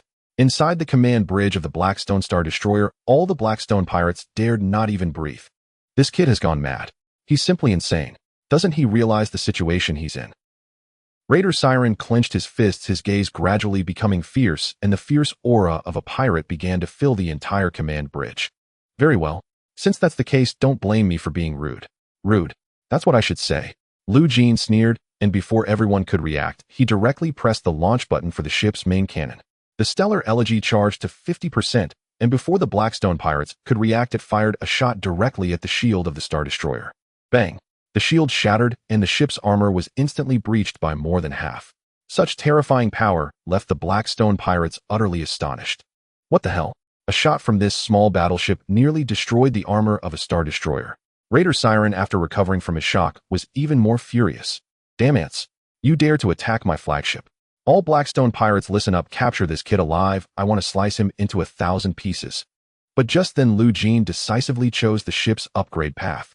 Ding, congratulations, you have successfully unlocked the Origin Space Jump Engine ship's ability, Spatial Blink unlocked. Lu Jiene's gaze fell on Spatial Blink. When he saw all the functions of Spatial Blink, he couldn't help but smile with joy. Spatial Blink uses 10-10, each charge takes 1 hour. There are actually 10 chances for Spatial Blink. 10 chances for Spatial Blink are enough for him to escape the encirclement of the Blackstone pirates. It's a pity that these shipwrecks can only be left behind. The coordinates have been confirmed and space teleportation is in progress. Without the slightest hesitation, after inputting a coordinate, Lu Jiene decisively used space teleportation to escape. After all, the enemy before him possessed a Star Destroyer and a fleet of over 1,000 ships from the Blackstone pirate group. What Lu Jiene could do now was to infuriate the Blackstone pirates as much as possible. He wanted to draw the attention of these pirates to himself. He didn't want to implicate the brilliant galaxy, which was still in the midst of disaster recovery. Space teleportation activated, accompanied by a distortion of the space around the ship. In front of everyone, the Prometheus directly vanished from its original position. This scene left the raider sailing wide-eyed, hardly believing his eyes. What's happening? The enemy disappeared. No, that's not right. I clearly blocked his jump engine in advance with the interference device. In this situation, it was impossible for him to perform a space jump. But before he could comprehend this reasoning, Lu Jiene's ship instantly appeared outside the encirclement of the Blackstone pirate fleet. The sudden appearance of the Prometheus also shocked many observers. What's going on? If I'm not mistaken, that warship moved a distance. Space jump. But if it were a space jump, how could it possibly move such a short distance? Logically, the Blackstone pirates shouldn't make such a low-level mistake. They should have activated the interference device as soon as the first ship reached the Brilliant Galaxy. Now, with all the ships in the Brilliant Galaxy, they probably can't perform space jumps. How did he manage to do it? Not only the onlookers, but even the Raider Salen was astonished. Space jump. It shouldn't be. This elusive method of movement reminded the Raider Salen of a certain owner of an Origin warship. Damn it. Is this the powerful function of the Origin warship? As the pirate king of the endless sea, I don't even have an Origin warship under my command. Having finally seen an Origin warship right before my eyes, I can't let it slip away easily. Chase him. I don't believe he can escape from my grasp. As soon as he finished speaking, Lu Jeane's ship activated space teleportation again. After briefly disappearing, the ship reappeared at a more distant coordinate. At this rate, it wouldn't be long before Lu Jeene could escape the interference device's range. How could he just watch the near-caught Origin warship slip away? The Raider Salen directly commanded the ship to encircle Lu Jiene's position. But at that moment, space teleportation was activated once more. Damn it. How many times can this ship perform such instantaneous movements? If it's an unlimited number of teleports, wouldn't he never catch up to this Origin warship? Just then, Lu Jeene had already freed himself from the interference device's range. The space jump engine has returned to normal. Do you want to perform a space jump? Of course. Lu Jeene merely glanced and saw countless light spots on the radar. Each light spot represented a pirate fighter jet coming to pursue him. If these pirate fighters catch up to me, even with extraordinary abilities, I won't be able to escape. A swarm of ants can bring down an elephant. Not to mention, with so many pirate fighters, who knows how many Blackstone pirates are on board. Thinking of this, Lu Jeene decisively pressed the space jump button. The ship's speed began to soar, and in the blink of an eye it reached jump speed. Space distorted as the ship quickly vanished from its position. Seeing Lu Jiene's figure completely disappear from the Brilliant Galaxy, the Raider Salen was even more furious. He really let him escape. The Blackstone pirates under him looked at their sullen boss, unsure of what to say. Just as they were in a daze, Salen's gaze suddenly landed on a Blackstone pirate. Before the Blackstone pirate could react, Salen raised his hand, and a wave of energy directly struck the Blackstone pirate. In an instant, the Blackstone pirate was reduced to a pile of ashes. Salen's sudden action left many Blackstone pirates too afraid to move. What are you still standing there for? Go chase him. Upon receiving this order, the Blackstone pirates under him dared not slack off any longer. The vast Blackstone pirate fleet quickly departed from the Brilliant Galaxy. The gemstone families within the Brilliant Galaxy sighed in relief upon seeing the Blackstone pirates leave. Hartley looked at Cui Yusin beside him, asking with some concern, Mr. Lu Jeene provoked the Blackstone pirates so much, they definitely won't let him off easily. I know, but we really can't do anything right now. Exactly. What can the gemstone families do against the powerful 7 kings of pirates? Now all Cui Yusin and the others could do for Lu Jeene was to pray. As Lu Jeene left the Brilliant Galaxy, he continuously activated the space jump engine, pouring all energy on the ship into the space jump engine. As soon as the space jump engine finishes cooling, I will unhesitatingly initiate the space jump. Lu Jeene knows very well that the Blackstone pirates won't let him shake them off so easily. As one of the top 7 pirate groups of the Endless Sea, they have their own technology. For now, Lu Jeene could only keep jumping. At that moment, Yu Tiancang seemed to see something, and his face suddenly turned grim. We're in big trouble. Lu Jeene glanced at the terminal tablet passed over by Yu Tiancang, and the headline news on it was about him and the Blackstone pirates. Shocking. The leader of the Blackstone pirates, Obsidian Heart Raider Salen, has issued a bounty for pirates. A bounty of 100 million credit points is offered for information leading to the ship and the whereabouts of this Blue Star human. After reading this pirate bounty, Lu Jeene scoffed. Only 100 million bounty. The Blackstone pirates are really stingy. They are the Blackstone pirates. Only pirates or fugitives can take this bounty. No need to pay too much attention to it. Facing this pirate bounty, Lu Jeene had no intention of taking it to heart. Seeing Lu Jeene remain calm, Yu Tiancang strangely felt relieved. But indeed, Lu Jeene had repeatedly escaped from peril. Yu Tiancang was gradually getting used to this crazy interstellar voyage. Bang! Just then the Prometheus seemed to have collided with something. In an instant, Lu Jeene saw the entire ship's control system locked down. Detected unknown device interference. The ship's program is under attack. Detected unknown code attack. The ship is initiating self-protection. What's wrong now? Seeing the ship's system suddenly crash, Yu Tiancang's previously relaxed nerves tensed up again. Lu Jeene glanced at the system panel, and his expression turned grave. Based on the countless situations he encountered in his past life, their ship should now be captured. If this were the case, there could only be one possibility. That is, they have entered a forbidden area, and the civilization level of this area is extremely high. Only civilizations of a certain level can develop ship capture devices. This device is far more powerful than a jamming device. Once captured, it is nearly impossible to escape. Before everyone's eyes, the space in front of them rippled like the surface of water. The captured Prometheus began to sink into this space like it was gradually sinking into a swamp. In an instant, the Prometheus vanished into the vast starry sea. A fleet of Blackstone pirates quickly jumped into this star system shortly after the Prometheus disappeared. However, at this moment, they found that the tracking signal suddenly vanished in this star system. Damn, it's just a small ship, yet it runs away so fast. What should we do next? What do you think? We must continue the chase. If the boss finds out we've lost the target, we're definitely dead. After some discussion, the fleet quickly dispersed, beginning to search the surrounding star systems. But in an area they couldn't see, a space seemed to flicker as if malfunctioning. Jeene and the others had completely thrown the crisis of the Blackstone pirates out of their minds. What lay before them was an enormous ship city. Countless skyscrapers were built atop this ship like a child's building blocks. From the outside, the entire ship didn't resemble a battleship at all, but rather a gigantic city in motion. Surrounding this ship city were numerous escort ships resembling a beehive with bees guarding this massive ship city. Is it a ship or a city? Yu Tiancang had never seen such a colossal ship. Even the Blackstone pirate group's Annihilation-class flagship seemed small in comparison. Compared to the ship enveloped by countless vessels before them, it appeared rather weak and diminutive. It's hard to imagine how much energy this city-like massive ship requires just to operate.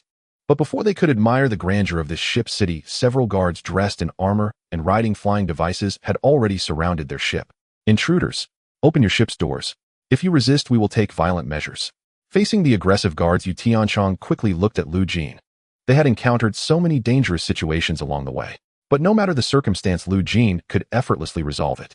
Surely Jeene must already have an escape plan in mind.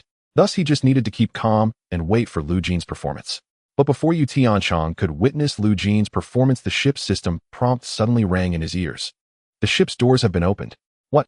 Yu Tiancang looked at Jeene because it was Jeene who had opened the ship's doors. Is Jeene planning to surrender? At this moment, shouldn't Jeene be thinking of a way to escape this cursed place? How did you open the doors? In response to Yu Tiancang's question, Jeene pointed outside at the ship city. Do you know where this is? The Imperial Sacred City. The Imperial Sacred City, a legendary city drifting among the star seas. It is mentioned in the records of various planets, yet no one has truly seen its existence. Yu Tiancang never expected that this ship city was the legendary Imperial Sacred City. No wonder no one has been able to find its trace. But soon Yu Tiancang recalled. It was rumored that the race living in the Imperial Sacred City was also human. However, they referred to themselves as golden humans. Just as Yu Tiancang pondered whether these golden humans would treat them kindly, the fully armed guards of the sacred city entered the ship bridge. They held long guns, but from the visible circuitry on the guns it was apparent that these long guns were far more than mere melee weapons. One of the golden humans stepped forward, his gaze scanning over Jeene and the others. Detected blue star humans, threat level low. Detected star sea spirits, threat level high. Detected hunting star dragons, threat level extremely high. What? Star sea spirits and hunting star dragons. Almost instantly, all the guards of the sacred city raised their long guns, aiming at Inue Yulan and Zelia. One of the golden humans stepped forward. Tell us, what is your purpose for approaching the sacred city? Inu glanced at Jeene, and seeing Jeene's relaxed expression, she quickly calmed down. Jeene's gaze swept over the many guards of the sacred city, and then he took the initiative to speak. So this is the city protected by the Holy Emperor. I apologize for intruding upon the sacred city. But I believe this is also the Holy Emperor's guidance for me. The moment these words were spoken, the sacred city guards opposite them visibly relaxed. The leading golden human even directly holstered his weapon. He approached Jeene and then removed his helmet. Beneath the helmet was the face of a resolute and serious middle-aged man, his gaze scanning over Jeene. Lost traveler, may the Holy Emperor bless you. Since it is a misunderstanding, I will request the ship tower to lift the control of your ship. Upon hearing this, Yu Tiancang's expression changed slightly. They can leave just like that. He didn't expect this conflict to be resolved so easily. But before Yu Tiancang could breathe a sigh of relief, Jeene directly spoke to the golden human opposite. We might not be able to leave directly because there is a poor soul on our ship tormented by a demon. May the Emperor above, I am sure he would not allow the demon to wreak havoc again. A demon. When these two words were uttered, the sacred city guards on the opposite side quickly became vigilant. The leading middle-aged man looked at Jeene with sharp eyes and asked him seriously. Where is the one possessed by the demon? Immediately all eyes fell upon Yu Tiancang. Yu Tiancang, still in shock, was bound by the sacred city guards with a bundle of nanomaterial ropes. He stared blankly and couldn't help But look at Lu Jeene. What is going on here? Do you recall what I told you earlier? You board the ship and I will heal you. And now, this is your healing. Heal. NIS this how one heals a patient, by binding them with nanomaterial ropes. None might mistake him for a rampaging beast. Yet Lu Jeene reassured Yu Tiancang as the first crew member he had recruited. Lu Jeene would never allow him to come to harm. Immediately afterward, Lu Jeene shifted his attention entirely away from Yu Tiancang. Ni's foremost mission now was to raise the favor of these holy city sentinels. And the method to gain their favor was astonishingly simple and praise the Divine Emperor. Into the golden humans, the Divine Emperor's existence was absolute and supreme. Their very purpose was to serve him. Precisely for this reason, in his past life, Lu Jeene had frequently exploited this principle to cultivate goodwill. When the Divine Emperor was invoked, even mountains of blades and seas of fire could not deter a golden human from pursuing his will. Thus, the unity of the golden humans ranked among the strongest of all known races. And after all, blending into such a fervent congregation of zealots was no easy feat for an ordinary soul. Before long, under the escort of the holy city sentinels, they entered the vessel city itself. Brother Lu Jeene, never did I imagine your faith in the Divine Emperor ran so deep. Your insights even eclipse my own. And I believe your devotion qualifies you for the sacred office of Holy City High Priest. Might you consider remaining in the Holy City? In the span of a single walk, the sentinels' attitude toward Lu Jeene had undergone a complete transformation. Even beneath their helmets, their burning gazes fixed unrelentingly upon Lu Jeene. Yet Lu Jeene graciously declined their invitation. Trust me, the Divine Emperor watches over every breath and motion within the Holy City. One day he shall return to the starry sea, and your deeds shall be honored by his divine gaze. Hearing these words, every sentinel stood rigid with reverence. And they could scarcely believe such solemn pronouncements had issued from the lips of a human born beyond the holy city's walls. The sentinels now regarded Lu Jeene as their own blood brother. In gazing upon their fanatical devotion, Lu Jeene lifted his eyes skyward.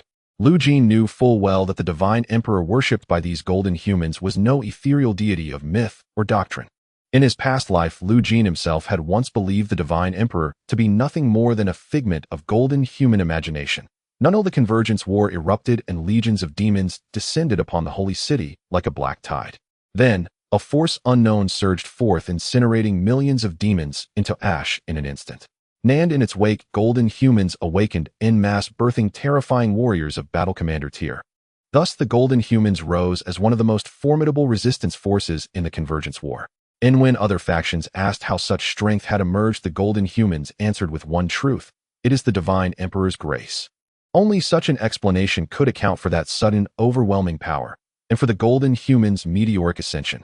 And so Lu Jiene's words served a dual purpose: part strategy, to earn favor, part unwavering conviction, and part truth. Perhaps the Divine Emperor was watching this city at this very moment, and guided by the sentinels, they arrived before a structure resembling a cathedral. This is our sanctum. The exorcist priests dwell within. And rest assured, brother Lu Jeene, since he is your crewman, he shall purge the demonic taint from his body without mercy. Believe me, brother. Bound and bewildered, Yu Tiancang stared incredulously at the sentinels. And they were calling him brother already. You've grown awfully familiar, haven't you? Yu Tiancang, sensing rapport, had intended to ask if they might loosen his bonds. But before he could finish, a sentinel beside him turned cold. Silence, demon. The very word you utter shall become fuel for your torment. In that instant, Yu Tiancang felt deeply affronted. And since when had he become a demon? Lu Jeene merely shook his head. Just as their loyalty to the Divine Emperor was absolute, so too was their revulsion toward demons. Lu Jeene suspected the Divine Emperor's disappearance was inextricably linked to the warp-born demons. And upon entering the sanctum, he was instantly captivated by its opulence. The resplendent sanctum resembled a living work of art. At its heart stood a towering statue of the Divine Emperor, forged entirely of gold. Clad in imposing armor, his face remained veiled. Yet even this silent effigy radiated sovereign majesty. And around it stood several priests robed in gleaming golden vestments. With profound devotion, they prayed to the Divine Emperor, beseeching his protection over his faithful children. And in the sanctum's farthest corners stood holy Templar warriors, each encased in powered armor, motionless as statues. Yet Lu Jeene sensed it clearly the moment they crossed the threshold. Those Templars' eyes locked onto them, ready to strike without hesitation at the slightest provocation. At that moment, one of the priests seemed to sense something. And he turned and fixed his gaze upon Yu Tiancang. That gaze, deep, devout, unblinking, pierced through Yu Tiancang's soul. And in that instant, Yu Tiancang felt his old affliction stirring. An inexplicable fury flared within his chest, flooding him with restless agitation. Nie's brow furrowed tightly, while the priest sighed softly. Another mortal ensnared by demonic influence. And fear not, your inner demon remains weak. And come with me. Through the sanctified waters you shall be reborn. Other priests gathered around, drawn by the commotion. Inbound and exposed Yu Tiancang felt like a caged ape on display, humiliated and ill at ease. Moments later a priest approached holding a golden chalice, within which rested a cup of seemingly ordinary holy water. Chanting low, the priest hurled the water full upon Yu Tiancang. In that instant the rage inside him did not subside. It ignited, roaring into inferno. Damn it, Lu Jeene, you scheming bastard. First hunted by Blackstone pirates, now dragged to this bizarre place. This so-called holy water does nothing. Ineffective. Gazing upon Yu Tiancang, transformed utterly from his usual self, Lu Jeene sensed the holy water was profoundly effective. After all, this was the sanctum of the imperial holy city. The blessing water here was far more potent than any commercially available variant. Watching Yu Tiancang writhe in agony, Lu Jeene instructed the sanctum's priest to administer the blessing water once more. Hesitating for a moment, the sanctum priest retrieved another cup of blessing water. With a splash, Yu Tiancang was drenched head to toe. At that instant, thick plumes of ominous black smoke began billowing violently from his entire body. The sanctum knights, sensing the noxious aura emanating from the smoke, instantly drew their blades. The priests likewise turned their unwavering gazes upon Yu Tiancang. Tension crackled through the sanctum like drawn steel. The priest stood poised as if confronting an existential threat, eyes locked unblinkingly on Yu Tiancang. The sinister black smoke coalesced midair into a spectral silhouette. Before the stunned eyes of all present, the form solidified, materializing as a tangible living entity within the sanctum itself. Cursed golden humans, do you truly believe such feeble substances could expel me from this vessel? If you mistake me for some common demon, you are grievously mistaken. Though holy water may subdue lesser demons, it is woefully inadequate against me. With those words, the entity dissolved once more into black smoke and vanished back into Yu Tiancang's body. Even the priests could no longer contain their alarm. The sanctum knights surged forward, encircling Yu Tiancang. This is no ordinary demon. The holy water has no effect whatsoever. Words are wasted. Slay the host, and the demon's tether will sever, causing it to vanish of its own accord. Precisely. Strike him down now, before this demonic corruption spreads across the holy city. With a sharp metallic ring, one knight unsheathed his long blade. Forged from alloy, the blade gleamed with a chilling, lethal edge. As the knight advanced toward Yu Tiancang, Lu Jeene stepped forward, placing himself squarely between the knight and his target. If your methods cannot banish this demon, might I attempt it instead? His declaration drew every gaze in the sanctum, priests, knights, and city guards alike, fixing upon Lu Jeene. To them, Lu Jeene, a human from Blue Star, had never undergone exorcism training. How could he possibly dispel so formidable a demon? Clearly neither priests nor knights trusted Lu Jeene. I advise you step aside, lest you share the same fate. This demon is almost certainly a demon sovereign, whose power transcends your comprehension. Once matured, it shall become an anchor linking the abyssal realm and the stellar sea, summoning legions of demons without end. And even if slain here, the sovereign's true form will merely retreat to the abyssal realm, only to return stronger and swifter before long. Thus I cannot permit this possessed Blue Star human to remain alive within the holy city. Every passing moment heightens the peril to our sanctum. As he spoke, the knight leveled his blade directly at Lu Jeene. It was unmistakable. If Lu Jeene refused to yield, the knight would strike without hesitation. Yet Lu Jeene stood unmoved, unflinching, undaunted, as though the blade were not even there. What if I could not only banish this demon sovereign, but also gravely wound its true form within the abyssal realm? Would that solution be acceptable? Wound its true form in the abyssal realm. At those words, one priest narrowed his eyes slightly, his gaze sharpening with sudden intense scrutiny upon Lu Jeene. For abyssal demons manifesting in the stellar sea are but projections, ephemeral echoes of their true selves. Even victory here inflicts only superficial harm upon their core essence. Once they regroup and secure a new anchor, they inevitably return, explaining why such demons can never be eradicated outright. But should their sovereign's true form suffer grievous injury in the abyssal realm, the holy city would gain precious time, delaying its resurgence by an incalculable span. That you speak thus proves you possess genuine knowledge of abyssal demons. Very well, I grant you this chance, but you have precisely 1 hour. 1 hour. Lu Jeene offered a faint, confident smile. More than sufficient. With the holy city's resources at his disposal, performing the exorcism ritual would be effortless. Initially, Lu Jeene had assumed the demon possessing Yu Tiancang was merely low tier. Now it seemed, he had reeled in something far greater. Should he succeed in wounding the demon sovereign's abyssal form here, it would deliver a devastating blow to the looming assimilation war. I require mithril blessing water blacksteel alloy and etham metal. Jeene recited the list without pause. With aid from the holy city guards, he swiftly gathered every material. Then under the watchful skeptical eyes of priests and knights alike, Jeene fused the components together, not unlike an alchemist forging arcane essence. They had witnessed countless possessions and performed countless exorcisms. Yet never before had they beheld such an unorthodox method. As minutes ticked away, Jeene added the final ingredient and forged the amalgam into a sacred exorcism rod. All things in the cosmos possess their natural antitheses, be it another life form or a rare cosmic substance. Even a demon sovereign, seemingly invincible, has its own dread counterforce. Each sovereign bears unique vulnerabilities. One recoils from mithril weapons, while another convulses violently at dragon's blood. Uncertain of this sovereign's nature, Jeene had fused every known counteragent into a single unified instrument. Clutching the exorcism rod, Jeene approached Yu Tiancang. Yu Tiancang lay unconscious, yet behind him the sovereign's spectral form reappeared. Foolish boy, when even sanctum priests cannot subdue me, do you truly believe your right holds power? Power is proven, not proclaimed. Jeene poured the sanctum's purest blessing water over the rod. For the first time, the demon sovereign fell silent, truly unervingly silent. Before it could react, Jeene struck, driving the rod straight into the sovereign's ethereal form. Black smoke erupted violently, and a shriek of excruciating agony tore through the air. The result left the priests utterly speechless. It had actually worked? Damn it! How did you discover my weakness? Not only the temple chaplain, but even the demon lord himself could not comprehend it. 4 generations the abyssal demon clan had lain dormant in the warp. This was the very first time he had manifested a projection into the material starsea. Yet why, on this very first appearance, had this blue planet human instantly pierced through his fatal flaw? At the sight, Jein's lips curved faintly upward. It seemed his fortune was still favorable. Among the myriad substances composing his exorcism rod, one happened to be precisely the demon lord's intrinsic weakness. Seizing the moment, Jeene struck again with the exorcism rod. This time the demon lord was cleaved cleanly in two at the waist, the obsidian demon essence surging forth like ink from Yu Tiancang's body. The demon lord resolved to eliminate this blue planet human first. He possessed knowledge of their warp-dwelling kind's most guarded vulnerability. Such a being must not be allowed to live.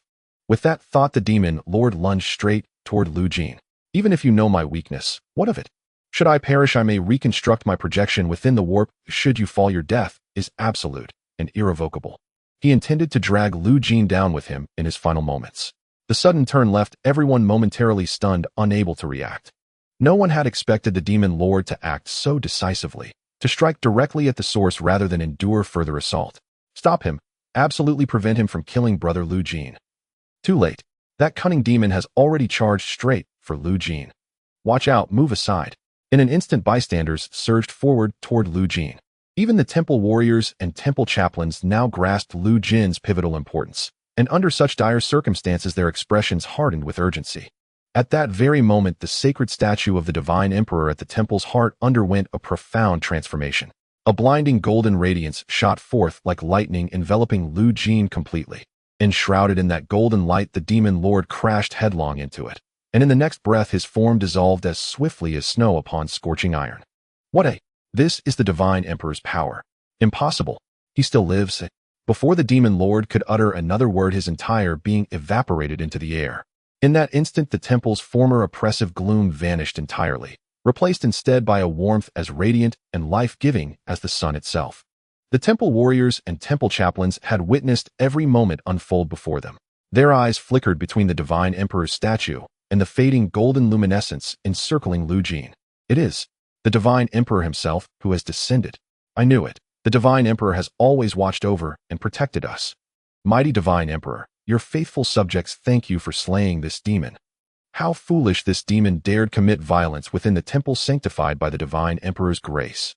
Jeene gazed upon the demon lord's vanishing form, exhaling slowly only once he confirmed its utter annihilation. It appeared his decision to perform the exorcism in the holy city had been profoundly correct. From the moment he first encountered Yu Tiancang and learned of his demonic possession, Jeene had already devised a countermeasure. Had he attempted immediate exorcism with the rod, both he and Yu Tiancang would almost certainly have been obliterated by the demon lord. Now, however, he stood within the holy city, the Divine Emperor's sacred domain, granting him a measure of divine safeguard. His gaze then settled upon the Divine Emperor's statue. That golden radiance had unmistakably emanated from the Divine Emperor himself, and only by virtue of that celestial power had Lu Jeene escaped the Demon Lord's lethal assault. Yet if the Divine Emperor possessed the power to intervene, why had he withheld it until now? According to Lu Jiene's own recollection, the Divine Emperor's full power would not awaken until the era of the Assimilation War. Why then had he stirred prematurely, bestowing divine might upon this moment? A cascade of questions flooded Lu Jiene's mind as his eyes locked with the statue's gaze. In that instant, the statue before him seemed to stir, to breathe, to awaken. The Divine Emperor's eyes met his, piercing straight through flesh and bone into the very core of his soul. Sensing the anomaly, Lu Jeene immediately averted his gaze. When he looked again, the statue stood motionless, merely stone and gold once more. An illusion. Before Lu Jeene could dwell further, the statue softly glowed anew. Two streaks of light, swift as falling stars, darted from its outstretched hands and vanished into Lu Jiene's and Yu Tiancang's bodies. The sudden phenomenon sent shockwaves rippling through the onlookers, and as that luminous current entered Yu Tiancang, he stirred, awakening from his unconsciousness. Since the Demon Lord's emergence, Yu Tiancang had remained comatose. Now he felt a gentle, radiant force reshaping his very being. He awoke to find himself surrounded by temple chaplains whose faces burned with fervent devotion. Another miracle. The Divine Emperor has bestowed blessings upon both of them. Twice in a single day, the Divine Emperor has revealed his divine presence twice. They have earned the Divine Emperor's recognition. Unbelievable that a blue planet human could receive such divine affirmation. Does the Divine Emperor intend to proclaim that humanity of the blue planet too belongs among his chosen children? The Divine Emperor, whose compassion knows no bounds, cherishes every human soul without exception. It seems the time has come to initiate diplomatic talks with the Solar Alliance. As for Lu Jeene and Yu Tiancang, the central figures themselves, they stared about in utter bewilderment. Blessings? What exactly were these? Almost immediately the temple chaplains approached them. Their expressions were reverent, solemn beyond measure as they faced Lu Jeene, as though he now embodied the Divine Emperor's living envoy upon the mortal plane. From among the chaplains stepped forth an elder priest. First he bowed deeply to both Lu Jeene and Yu Tiancang, then introduced himself. I am Meng Lifeng, High Priest of this holy temple. Today's exorcism ceremony has left us profoundly awestruck. For the first time in recorded history, the Divine Emperor has manifested twice in a single day and granted sacred blessings upon both of you. This signifies deep, abiding recognition from the Divine Emperor himself. As High Priest, I humbly request your cooperation. Within the holy city's treasury lie countless relics blessed by the Divine Emperor, artifacts accessible only to those who bear his blessing. Thus, should you successfully activate these treasures, we shall present them to you as gifts, provided you fulfill but one modest request. Relics. Gifts. Such fortune seemed too good to be true. Yu Tiancang accepted without hesitation, and Lu Jeene, equally unsurprised, concurred. Anything deemed a relic by these holy servants was undoubtedly extraordinary. Upon receiving their assent, High Priest Meng Lifeng led the way forward. Around them, temple warriors and holy city guards, who had just witnessed Lu Jeene and Yu Tiancang become blessed recipients, offered heartfelt congratulations. I knew it. Given Brother Lu Jiene's level of faith, it was only natural for him to receive a blessing. I didn't expect that the guy possessed by the demon commander could also obtain a blessing.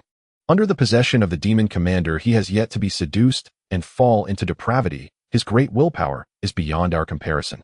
Recently, the number of blessed individuals has been increasing. I wonder when all the treasures in the treasury will finally see the light of day.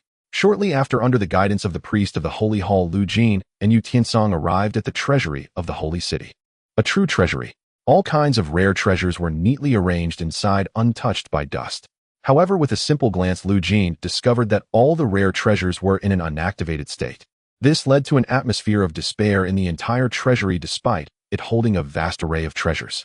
This is the treasury of our holy city, where the rare treasures bestowed upon the golden humans by the Divine Emperor are stored. Only those blessed can activate these rare treasures, so please you to touch these rare treasures. If you manage to activate these rare treasures, I can take the liberty of transferring the ownership of the treasures to you. Hearing this, Yu Tiancang couldn't help but gasp in surprise. As a 5-star general of the Sun Alliance, he could see at a glance that any item in this treasury was worth a fortune. Each one alone was a priceless treasure. Some even included weapons and equipment he had never seen before. Lu Jeene, however, remained clear-headed and was not immediately dazzled by these treasures. He turned to the priest of the Holy Hall, Meng Lifeng, and asked one question. So what is the price? Such treasures would be given away as soon as they were activated. Jeene did not believe that these golden humans whose faith in the divine emperor was almost fanatical would do such a thing. After all, these treasures were a gift from the divine emperor to them. In response to Jeene's question, the priest Yu Tianchang smiled faintly and spoke. Lord Jeene, you need not worry. This condition is quite simple. It is that when the holy city is in crisis, the blessed must return to the holy city and fight for it. This condition, compared to the value of these treasures, is more than sufficient.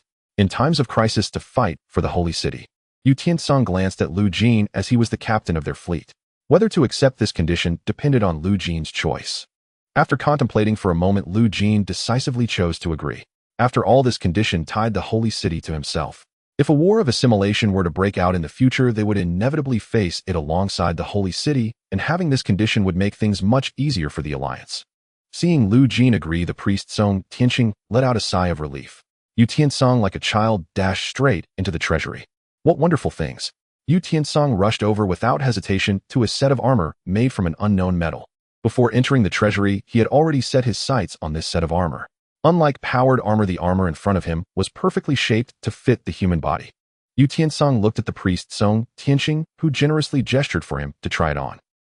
If Yu Tiancang's blessing was insufficient to activate this armor, he would find himself unable to move due to the armor's unactivated state. But the moment Yu Tiancang donned the armor, he felt as if he had formed a connection with it. The armor immediately radiated a soft glow which surprised Yu and the others, because they were all too familiar with this aura. It was indeed the aura of spiritual energy. This was actually a set of spiritual energy armor. After moving around a bit, Yu Tiancang quickly adapted to the operation of the armor. Upon seeing Yu Tiancang successfully wear the armor, the priest Yu Tianchang became excited. Indeed, you chosen by the divine emperor fully possess the qualifications to activate this armor. Then the full name of this armor is the divine emperor's guardian class spiritual energy armor. In the past, only the guardian army beside the divine emperor could wear this spiritual energy armor. This armor is not something just anyone can wear. Only those recognized by the divine emperor can don it and unleash its full power. Currently, the holy city has collected a total of 108 sets of divine emperor's guardian class spiritual energy armor. However, only 9 sets can be activated. The one Yu Tiancang wore was exactly the 10th set to be activated. I feel so powerful all over. After wearing the spiritual energy armor, Yu Tiancang had never felt such strength in his body. Standing nearby, Yu scanned Yu Tiancang with spiritual energy and provided an extremely objective assessment. I can feel that the current deputy's combat power can match that of a level 3 spiritual energy user. However, this is just the deputy having just acquired this armor and not having fully adapted to it. If he can develop the compatibility of the spiritual energy armor to 100%, his combat power would likely rival even mine. Oh, even you would find it hard to rival.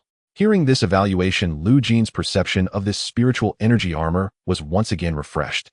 The most crucial thing is that there are still 108 sets of such armor. If all are activated, Jeene couldn't imagine how formidable this army would become. At this moment, Yu Tiancang exited the spiritual energy armor, and it began to shrink, ultimately folding into a moderately sized metal cube. Looking at the metal cube before him, Yu Tiancang was utterly enamored with this spiritual energy armor. When he touched the metal cube, it transformed again. As if it sensed Yu Tiancang's thoughts, it directly morphed into a wristwatch that landed in his hand. This is simply amazing. Yu Tiancang caressed the spiritual energy armor on his wrist, his affection impossible to conceal. Meanwhile, the priest of the Holy Hall Tian Songyun suggested that Yu Tiancang could continue trying to activate other treasures. Perhaps with his blessing, he could activate even more treasures. Hearing he could continue selecting, Yu Tiancang was even more unreserved. He first approached a battle axe that was embedded in a stone slab, attempting to lift it. However, he was astonished to find that no matter how hard he tried, he could not lift the battle axe. It appears the blessing bestowed upon you by the divine emperor is still insufficient to awaken this treasure. Seeing Yu Tiancang unable to lift the battle axe, Yu Tianchang, high priest of the sanctum, shook his head. He was not surprised by this outcome. No matter how hard Yu Tiancang strained, the axe remained fused, as if one with the stone slab beneath it. At that moment, Yu Tiancang even suspected the slab concealed a sophisticated mechanism. Yet no matter how thoroughly he examined it, he detected not the faintest trace of artifice. After exhausting all efforts, Yu Tiancang reluctantly abandoned the attempt and turned his attention to other treasures, whereupon a silver spear caught his eye once more. He rushed forward. Like the axe before, the silver spear stood embedded in a stone pedestal. Drawing a deep breath, Yu Tiancang gripped its shaft and wrenched upward with all his might. In the next instant, he stumbled backward, astonished to find the spear had come free with startling ease. So effortlessly, he had never imagined extracting it would require so little effort. It was as though the spear had merely rested there unanchored, until now. At that very moment, intricate engravings along its length ignited like stars at twilight. Yu Tiancang swung the spear experimentally, and a gale erupted around him. A torrent of overwhelming spiritual energy surged forth from within the weapon. This too was a spiritual artifact. Yu and Yulan exchanged startled glances, their eyes sweeping across the surrounding treasures. These seemingly ordinary relics, once awakened, instantly transformed into formidable spiritual artifacts. The legacy of the golden humanity was truly terrifying. Watching this, Shirley felt an irresistible urge to try for herself, and turned to Jeene with a question. May I attempt it? Of course. Before Jeene could even speak, Yu Tiancang, high priest of the sanctum, interjected eagerly. If Shirley, unblessed, could still awaken these relics, then sheer strength alone might suffice to override their dormant seals. Should that prove true, their methods of activation would become far more versatile. Shirley stepped forward, and her gaze locked unerringly upon the very battle axe Yu Tiancang had failed to dislodge. She seized the haft, and in the next breath unleashed a staggering surge of spiritual pressure. Her hands transmuted into draconic claws, radiating the awe-inspiring racial aura of the star-hunting dragon. Yet before her the axe stood unmoved, resolute as mountain stone amid a storm. After what felt like an eternity, Shirley released her grip and reverted to her natural form. She made no further attempt, retreating silently to stand behind Jeene. These artifacts bear spiritual prohibitions of the highest order. Even my father would be incapable of breaching them. Not even Shirley's father. Jeene blinked in surprise. Was the Divine Emperor's spiritual cultivation truly so transcendent? Yet he quickly composed himself.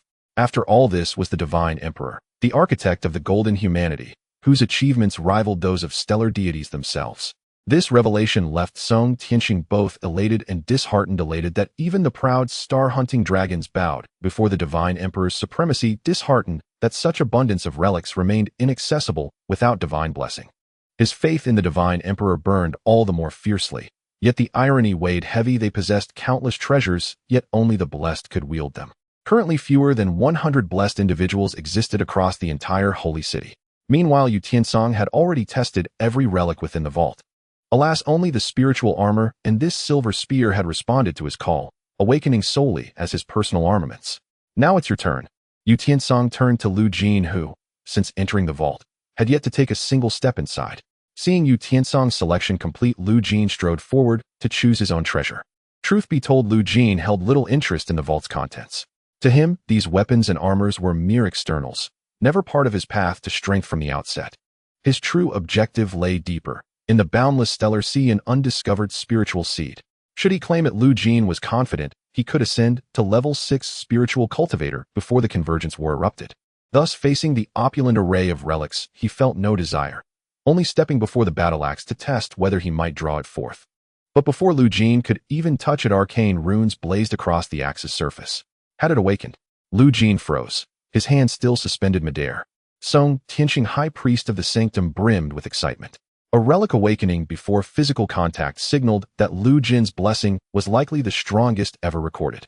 Then came the moment that stunned them all, centered upon Jeene. Every relic within the vault resonated simultaneously. The once dormant vault transformed into a resplendent armory. Every weapon, every piece of armor ignited with autonomous life. Yu Tiancang's expression shifted from rapture to dismay, for he had earlier declared unequivocally that any awakened relic could be taken. Yet Jiene's display suggested he intended to carry away the entire treasury of the holy city. Yu Tiancang rubbed his brow, wiping away sweat that wasn't there. Just as he prepared to devise a diplomatic pretext to dissuade Jeene, the latter's gaze settled upon a handgun, its body adorned with interwoven golden and silver filigree. The moment Jeene touched it, the handgun reconfigured itself, morphing instantly into a rifle. He raised an eyebrow in quiet astonishment. Could this firearm transform? Under the subtle pulse of his intent, the weapon reshaped again, this time into a close combat blade, a memory metal construct. For Jeene, this weapon proved unexpectedly suitable. Without hesitation, he claimed the shape-shifting pistol. All other relics he dismissed outright. He understood full well if he claimed every relic responding to him, as per the prior agreement, the holy city would surely never let him leave unchallenged. What began as polite gesture risked becoming wholesale plunder, an affront no sovereign realm could tolerate. This shape-shifting pistol suffices for me. I have no need for the rest. Let them remain for future blessed ones. As those words fell, the vault fell utterly silent, its awakened relics dimming as if holding their breath. Song Tianqing exhaled, deeply relief washing over him. Never in my life have I witnessed such potency in a blessed individual, Lord Lu Jeene. Such an event within the vault has no precedent, not even in my records. Rest assured I shall report this directly to the Grand Priest. The Holy City will never allow you to depart unrewarded.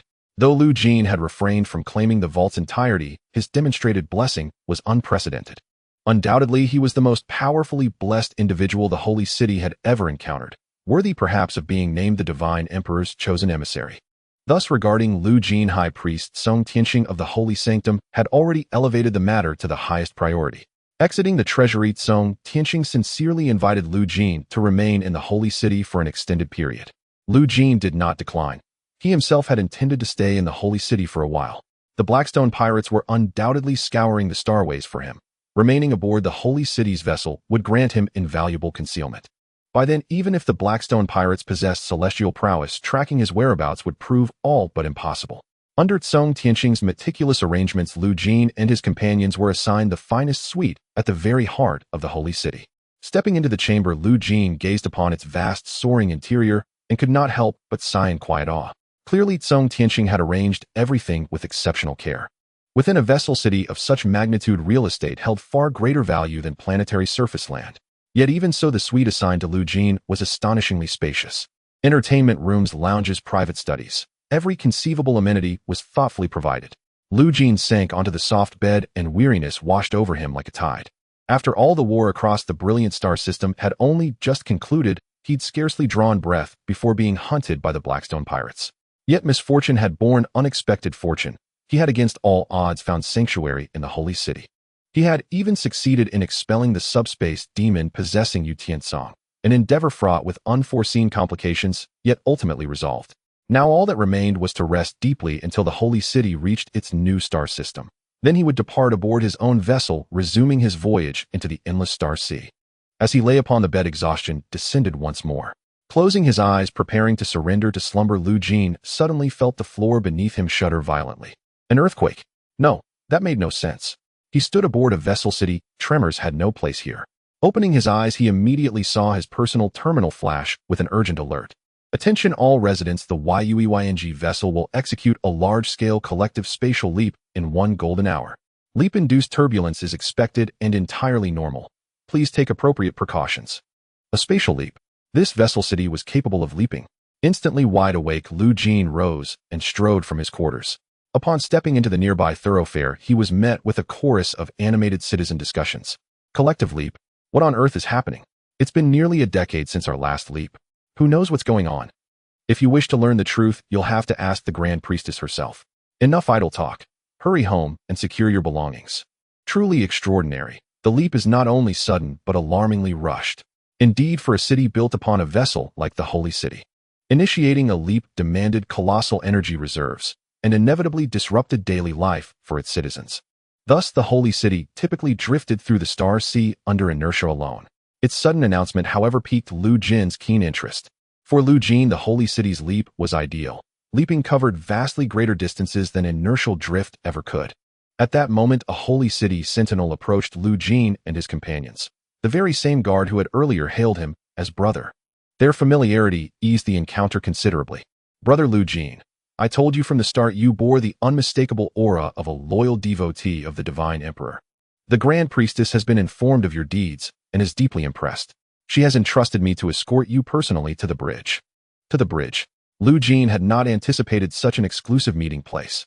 On any vessel, the bridge was its sovereign core, the very seat of command. That the Grand Priestess should invite him there signaled unequivocal trust, that she regarded him not as a guest, but as one of her own. And so Lu Jeene and his companions proceeded toward the Holy City's bridge. There, standing beside the Grand Priestess, stood Song Tianqing. At the sight of the Grand Priestess, Lu Jeene faltered, slightly startled. For the supreme sovereign of this vessel, the Grand Priestess, was none other than a breathtaking beauty, statuesque, radiant, with lustrous black tresses cascading like midnight silk. Unlike Song Tianqing, she wore a nanoscale protective suit, one that accentuated her commanding presence and striking form with elegant precision. When her gaze fell upon Lu Jeene, a flicker of surprise shimmered in her eyes. You must be the blessed one spoken of by Yu Tiancang, captain of the Yueying vessel and grand priestess of the holy city. I am Yu Tiancang. It is my honor to meet you. Jeene offered a courteous reply. Without further preamble, Grand Priestess Yu Tiancang continued. You have surely received the city's announcement. We are about to initiate the leap. This leap carries us toward an uncharted star system. Within that unknown system, we have detected traces of the Divine Emperor himself. This shall be a grand undertaking for the golden humanity. We shall follow in the Divine Emperor's sacred footsteps. And given your profound blessing energy, I ask that you join us in this endeavor. Join the mission. Follow the Divine Emperor. Jiene's brow furrowed faintly. This development lay entirely outside his plans, and any undertaking tied to the Divine Emperor promised grave peril. Sensing his hesitation, Grand Priestess Yu Tiancang spoke directly. Should you distinguish yourself in this mission, I on behalf of the Yueying Holy City pledge to fulfill one request of yours. Are you not currently hunted by the Blackstone Pirates? Assist us, and I shall erase the Blackstone Pirates utterly from this star sea. A favor from the Yueying Holy City. Such a promise carried immense weight. Few understood the golden humanity's latent power better than Jeene himself. Moreover, should the holy city face crisis, it might even draw the attention of the Divine Emperor, the ultimate sovereign. This bargain was extraordinarily advantageous. Very well, I accept. At this juncture, refusal would have been both ungracious and unwise. A vow from an entire holy city was priceless. Relief softened Grand Priestess Yu Tiancang's expression. Her summons to Jeene stemmed from two motives. First, his extraordinary blessing energy. Second, the acute scarcity of blessed ones aboard the Yueying Holy City. This mission had stirred every holy city, guaranteeing a grand high-stakes pursuit. As captain of the Yueying vessel and grand priestess of its holy city, she refused to be outshone by rival leaders in this historic endeavor. At that very moment, the vessel trembled anew. Propelled by its colossal engines, it required a full hour to accelerate to leap velocity. Prepare for leap. In an instant, the fabric of space within the starry sea warped and rippled. The colossal silhouette of the Yueying vessel gradually materialized amid the cosmic expanse, its escort frigates emerging one by one from the void. Then, in a flash of radiant light, the Yueying vessel vanished from its position, leaving no trace behind. Its escort fleet followed suit, streaking across the heavens like falling stars before dissolving into silence. Before long, Jeene sensed that the Yueying vessel had arrived at an entirely new star system. At its heart blazed a newborn star radiating boundless heat and light. Beyond this central star, the entire system contained only a single planet. Report to High Priestess Yu Tiancang, the vessel has reached the designated coordinates. It appears we are the first sacred city to arrive in this star system. Before entering this system, Jeene had heard rumors of other sacred cities from High Priestess Yu Tiancang. The golden humanity were not, as Jeene had assumed, an exceedingly rare race. On the contrary, their numbers surpassed the total population of the entire solar system combined. Yet while a portion of them dwelled within the holy star system, the majority had abandoned their homeworlds aboard sacred cities, driven by an unrelenting quest for traces of the Divine Emperor. They journeyed endlessly across the starry sea, pursuing the infinite treasures the Divine Emperor had left scattered among the cosmos. After countless millennia of wandering, even High Priestess Yu Tiancang could no longer ascertain the exact number of ship cities now operated by the golden humanity. For Yu Tiancang had lived aboard the Yueying vessel since her earliest memories. Even the number of planets orbiting the holy star system was known to her only through archival databases. This expedition, too, had been launched immediately upon receiving intelligence coordinates from another sacred city. Even if it proved fruitless, she dared not overlook any clue potentially linked to the Divine Emperor. Such was the sacred duty of the golden humanity. And yet it now seemed the Yueying sacred city was the nearest vessel to this star system. No other vessels were detected anywhere within the system. Under High Priestess Yu Tiancang's command, the Yueying sacred city slowly approached the orbital path of that solitary planet. Once the Yueying vessel settled into orbit, High Priestess Yu Tiancang swiftly deployed reconnaissance teams to survey the planet's surface. Soon ground forces transmitted back their initial findings. Report to Captain, the first exploration squad has successfully landed on the planetary surface. Preliminary observations confirm this world is a barren desert planet. However, energy skin analysis reveals this arid terrain is not natural. It was artificially induced. The planet's geothermal veins have been utterly depleted, most likely due to deliberate intervention. Geothermal energy formed the most fundamental lifeblood of any celestial body. Should a planet's geothermal veins be drained, it would become a dead world, incapable of sustaining even the simplest forms of matter. Yet draining a planet's geothermal veins was no trivial feat. Not even the void insectoid clans whose assimilation wars had instilled terror across galaxies could accomplish such a thing without immense resources and time. Jeene scanned message after message streaming in from the surface. Report to Captain, residual architectural traces have been identified on this desolate world. Report to Captain, our subsurface scanners have detected vast hollow spaces beneath the crust. Report to Captain, abundant mineral residues have been found scattered across the surface. Staring at the reconnaissance data, fragments of memory surged violently within Jiene's mind. A newborn sun, a star system with only one planet. Barren dunes stretching to the horizon, cavernous voids hidden deep beneath the sands. At that moment, a profoundly familiar experience surfaced from the depths of his consciousness. There could be no mistake. This planet, the desert-ruined world before him, was the very same one he had explored in his past life, though back then its ruins had already been stripped bare. His fleet had uncovered only meager resources within those hollowed-out remnants, a fleeting footnote in his recollection scarcely worth remembering. After all, in his past life, Jeene had traversed countless worlds alongside his fleet, encountering ruins of civilizations beyond counting. Yet now, as he recalled it, the memory sharpened with startling clarity. Leaning over the holographic planetary map, hovering before High Priestess Yu Tiancang, Jeene studied it intently. Noticing his intense focus, Yu Tiancang asked curiously, "Do you recognize this planet?" "Yes." Pointing decisively to a coordinate on the map, Jeene added, "This location may conceal an entrance to an ancient subterranean civilization." Yu Tiancang paused, momentarily stunned. She had posed the question casually, never expecting Jeene to offer a concrete suggestion. After brief contemplation, she immediately dispatched an exploration team to investigate the indicated coordinates. Within moments, they transmitted confirmation. Report to Captain, an entrance to an ancient ruin has been discovered. Based on its scale, this subterranean civilization appears extraordinarily vast. A cascade of images appeared before the assembled officers. A shattered, but still imposing ruin entrance rose before the exploration team, its grandeur undimmed by time. Ancient glyphs were inscribed upon the weathered stone bricks of the archway. Upon seeing them, Yu Tiancang shot upright. "There is no doubt. These are the archaic script of Holy Terra." Summoned the linguist from the archive, specialized in Holy Terra's ancient script. Having left Holy Terra long ago, Yu Tiancang herself could no longer decipher these characters, preserved solely within that sacred cradle. The linguist arrived swiftly and began translating the glyphs line by line. Seal, calamity, honor belongs to Legion. Wind scoured and eroded, most of the inscription had faded beyond recovery. From these fragmented phrases, High Priestess Yu Tiancang could deduce nothing of the ruins' true purpose. Jeene, however, gazed upon the glyphs with quiet awe. So this was indeed the ancient script of Holy Terra. Even in his past life, he had never devoted himself to mastering Holy Terra's archaic script, for surviving records were exceedingly scarce. "High Priestess, if you permit, I will lead a sacred city exploration team into the ruins' interior." After all, he had explored it once before. Though its contents had long since been looted, he retained intimate knowledge of its structural layout, a decisive advantage over blind, uninformed probing. Weighing Jiene's uncanny ability to pinpoint the entrance, High Priestess Yu Tiancang turned her gaze fully upon him. "Why are you so familiar with the ruins on this planet?" Facing this question, Jeene had long prepared his response. "When I first saw this planet, a memory suddenly emerged in my mind. It is this memory that guided me to find the entrance of this ruin. Moreover, I also have some fragments in my mind related to these ruins." Suddenly, emerging memories. At this moment, High Priest Yu Tiancang thought of Jiene's identity. The strongest, blessed one. Could this also be one of the blessings bestowed by the Divine Emperor? If that's the case, it's not surprising. After all, it can be confirmed here that this is indeed a ruin left by the Divine Emperor. The Divine Terra's script at the entrance is sufficient proof of this. Thus High Priest Yu Tiancang looked at Jeene, secretly thinking, "Perhaps this is the Emperor's guidance. Oh, luckily, I brought Jeene this time. Very well, if that's the case, I will dispatch an elite team along with an exploration team to accompany you into the ruins. Subsequently, we will also send more teams to support and investigate within the ruins.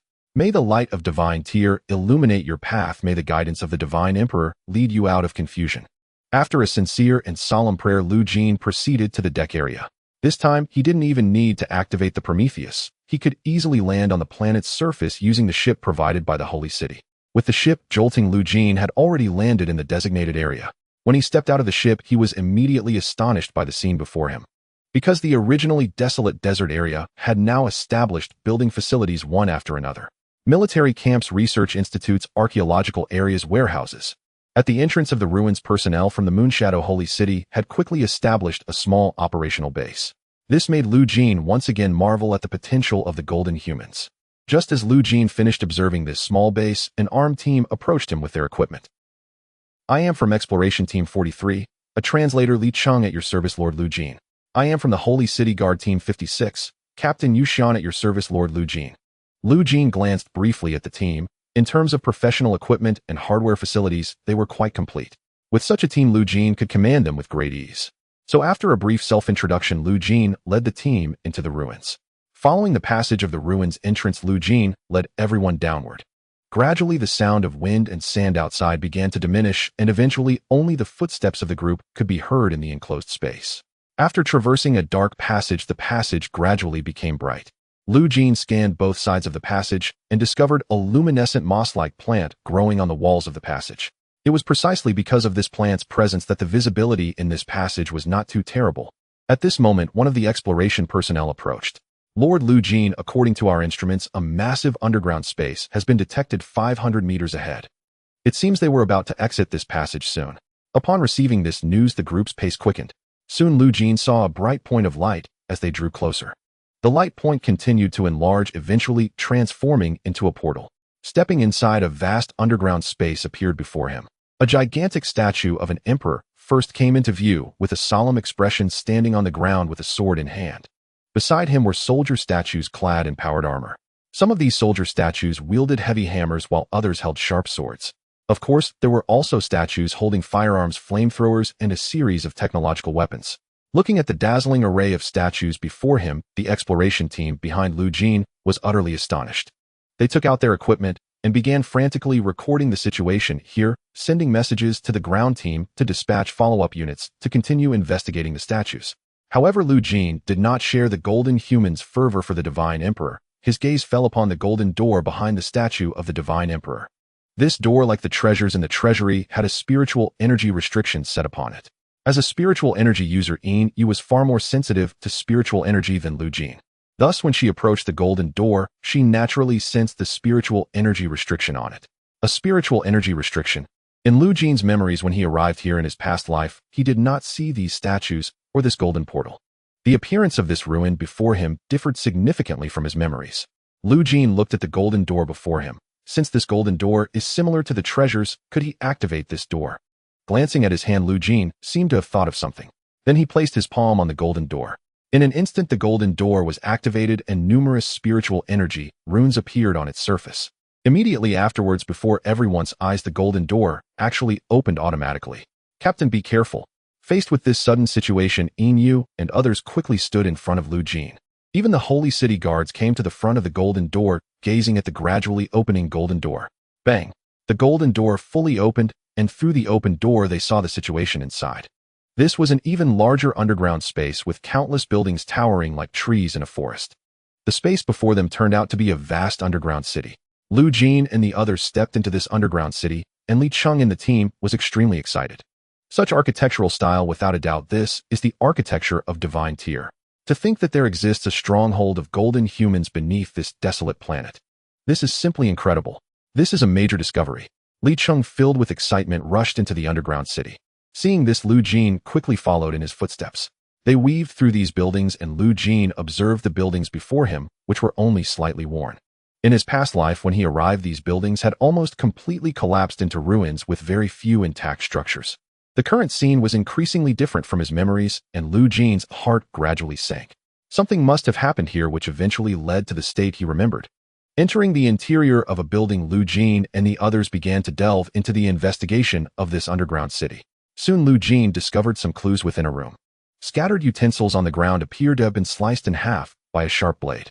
The smooth cross-section revealed numerous scratches caused by unidentified objects on the walls of the room. As Lu Jeene explored room after room, he quickly concluded that this city had most likely suffered an attack from some kind of creature.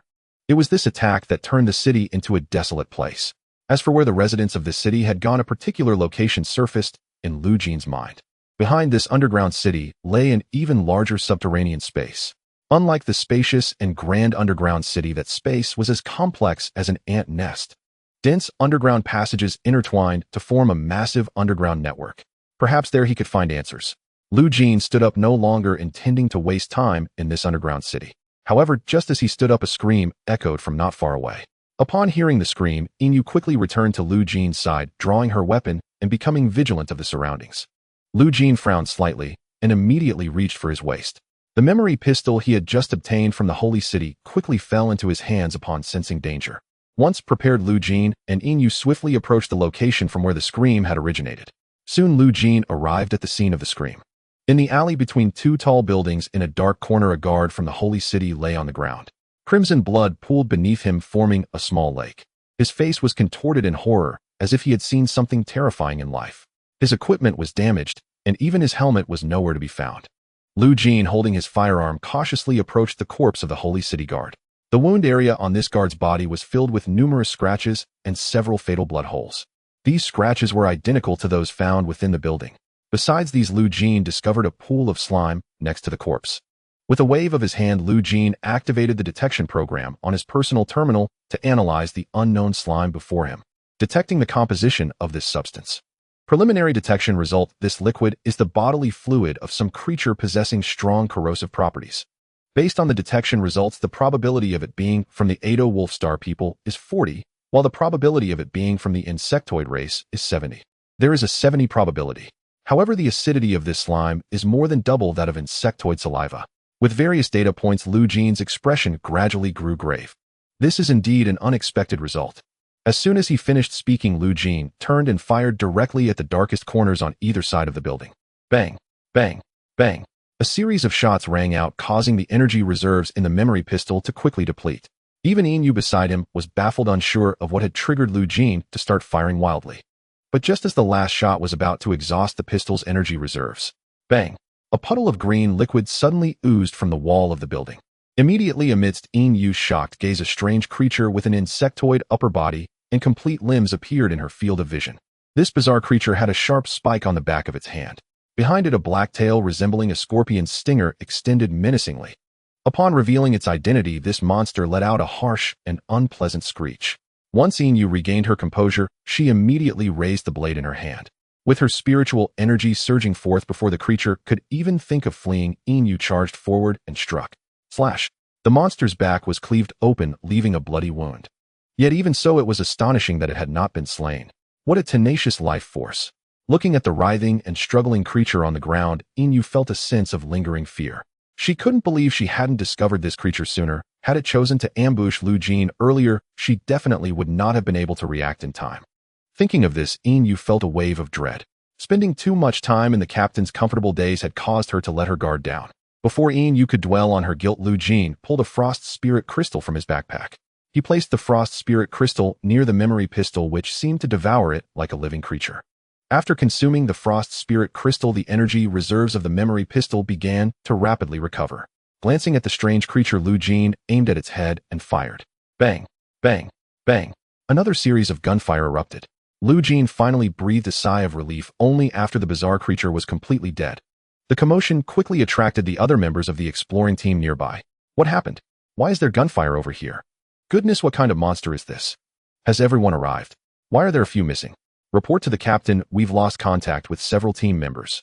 Looking at the corpse of the strange creature on the ground, everyone felt a surge of ominous foreboding wash over them. Such a bizarre creature could not possibly be the only one. The team member Li Cheng stepped forward, mustering his courage to approach the strange creature, using his specialized detection equipment to investigate. This monster's bodily fluid possesses an extremely strong corrosive acidity. Not only that, but its shell is even harder than the sacred alloy used by the Holy City. Most critically, this monster's genetic sequence surprisingly contains data from both the insectoid race and golden humans. What? Detection results came one after another, but each result left everyone feeling horrified. The toughness of its shell rivals that of sacred alloy. Genetic sequences containing data from both insectoids and humans. How is this possible? Li Cheng's expression grew increasingly grave upon seeing this series of detection results. I suddenly feel like we've opened a Pandora's box. Such a monster once released will undoubtedly cause immense turmoil in the Star Sea. We must quickly relay this information to the High Priest. After this round of detection, Li Cheng was able to deduce the true identity of this strange creature before them is very likely that of a higher insectoid as recorded in the database of the Sacred Terra. A being that only exists in records. Its potential for harm is no less than that of the subspace demons. More terrifying than ordinary insectoids, it can continuously devour prey to choose the optimal evolutionary path. Void insectoids. Void insect clan. Is this really the void insect clan? I have also seen relevant information about the void insect clan in the archives of the Holy City. But how does this void insect clan look different from the information in the archives? Faced with the crowd's questions, the knowledgeable Li Cheng explained. Unlike ordinary insect clans, the void insect clan can devour and absorb the genetic information of other creatures. Based on this genetic information, they continuously undergo metamorphosis and evolution, gradually positioning themselves at the top of the food chain. This is also the most troublesome characteristic of the void insect clan. If a void insect clan devours enough genetic information, its power will reach a terrifying level. Meanwhile, Lu Jin stood aside, silently nodding after hearing Li Cheng's words. However, what Li Cheng did not know was that the void insect clan had another troublesome trait aside from its problematic evolutionary characteristics. That is rapid reproduction and the consciousness of the insect emperor. As long as the resources are sufficient, a single void insect can even reproduce a large number of void insects by itself. These newly born void insects inherit the genes of the previous generation of void insects. Moreover, all void insects are connected to the consciousness of the insect emperor. Like a network, any information from a void insect transmitted to the insect emperor's consciousness will be distributed to other void insects. Therefore, as Lu Jin looked around, he realized that perhaps in the darkness, other void insects had already received the information and were rushing towards them. As expected, just as they sent the message to the ground troops. Silver Moon, who was beside Lu Jin, immediately became alert because the psychic network she had deployed sensed that several unidentified creatures were approaching. Captain, something is approaching us. Moreover, the number is increasing. Upon hearing this, Lu Jin quickly became vigilant. Indeed, as he suspected, the resources on this planet had almost been depleted. And now they were likely considered a delicacy in the eyes of the void insect clan. Everyone pay attention. Those monsters are coming. After the warning, everyone quickly gathered. The guards of the Holy City took the initiative to assume the outer defense responsibility, protecting the exploration team and the defenseless golden humans at the center. After forming the formation, Lu Jin immediately chose to command the troops to approach the periphery. Upon learning of the existence of the void insect clan, Lu Jin did not dare to continue leading this team to explore the ruins. No one knew better than him how dangerous these void insects were.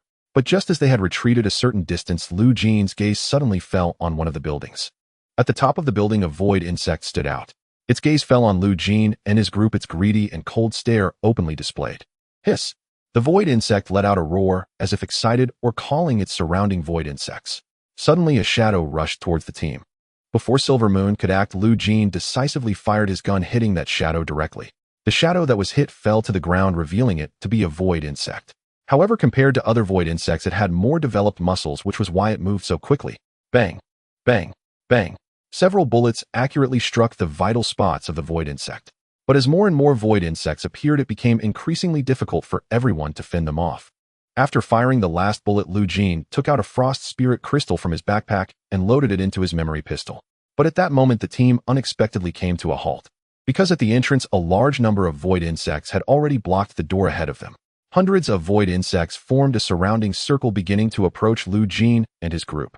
And Sharia stepped forward, preparing to unleash her psychic energy to deal with these void insects. But before she could make a move, a loud rumbling sound erupted from the entrance. Boom! With a loud bang, a shell exploded among the numerous void insects. The void insects at the center of the explosion were directly turned into fragments. Immediately following, the war chariot representing the Moon Shadow Holy City drove directly into the ruins. The commander at the forefront was none other than the holy priest Yu Tiancang, who had previously had dealings with Lu Jin. Seeing that Lu Jin was unharmed, Yu Tiancang breathed a sigh of relief. After all, Lu Jin was the strongest blessed individual in the history of their Moon Shadow Holy City. If he were to be killed by the void insects here, the entire Moon Shadow Holy City would have to atone to the sacred emperor. Everyone listen up. Immediately exterminate all void insects. With a command from Yu Tiancang, a large number of war chariots rushed into the ruins. But at that moment, the void insects seemed to realize they were no match for the Holy City troops. Before the war chariots could advance, the void insects directly dragged away the bodies of their companions, fleeing into the depths of the ruins. Seeing this, Yu Tiancang became even more reckless, directly ordering the war chariots to bombard. Boom, boom, boom. As one shell after another fell into the underground structures, this underground city, rich with historical traces, began to collapse dramatically. Watching the gradually collapsing underground city, memories in Lu Jine's mind began to converge. It turned out that the ruins he had seen in his past life were caused by the bombings of the Holy City troops. Soon the Holy City troops established a temporary combat command center at the entrance. The High Priest Yu Tiancang on the Moon Shadow ship also received news about the happenings in the underground city. Void insects. I didn't expect that there are an unknown number of void insects existing underground on this planet. I will report this information to other holy cities and record it in our archives. You all defend the entrance of this ruin, and I will hold a judgment meeting with the other holy cities. Judgment meeting. It seems that the appearance of the void insects has already made the holy city aware of the existing crisis. Now that Pandora's box has been opened, even if they want to close it, it is futile. Therefore, whether to continue exploring this ruin or directly implement an extermination plan, they still needed to discuss further. Lu Jiene sat on the empty ground of the command center, gazing at the statue of the sacred emperor standing not far away. Why did the void insects appear here? What is the story behind this building? Are there any survivors inside? Just as Lu Jiene was in doubt, he suddenly felt a wave of dizziness. His vision began to distort, and he immediately sensed that something was wrong. Silver Moon. The silver moon beside him immediately reacted and released her psychic pressure. The terrifying psychic pressure instantly enveloped Lu Jiene, and Lu Jiene's mind quickly cleared up. Lu Jiene looked around and was shocked to find that besides psychics like Sharia, the others had all fallen into a state of sleep. As Yu Tiancang sensed something was amiss, he decisively activated the spiritual energy armor he had just acquired. Only under the protection of the armor could he avoid falling into a deep slumber. Lu Jiene's gaze fell upon a robust and tall figure that had appeared nearby without him noticing. Upon noticing Lu Jiene and the others, the figure not only did not vanish, but instead approached them directly. Seeing this, Yu and Yulan immediately stood in front of Lu Jiene. Sharia also sensed that the opponent's level of spiritual energy was extraordinary, and her expression gradually turned fierce. Be careful, the one opposite is strong. Bang, bang, bang. A series of dull footsteps like the sound of drums echoed in Lu Jiene's ears as the unknown figure drew closer. When the figure was near, it surprisingly stopped its advance. At that moment, Lu Jiene also got a clear look at the figure. A warrior clad in power armor with the emblem of the Holy City etched on either side, along with another unknown insignia. Holy City's power armor. No.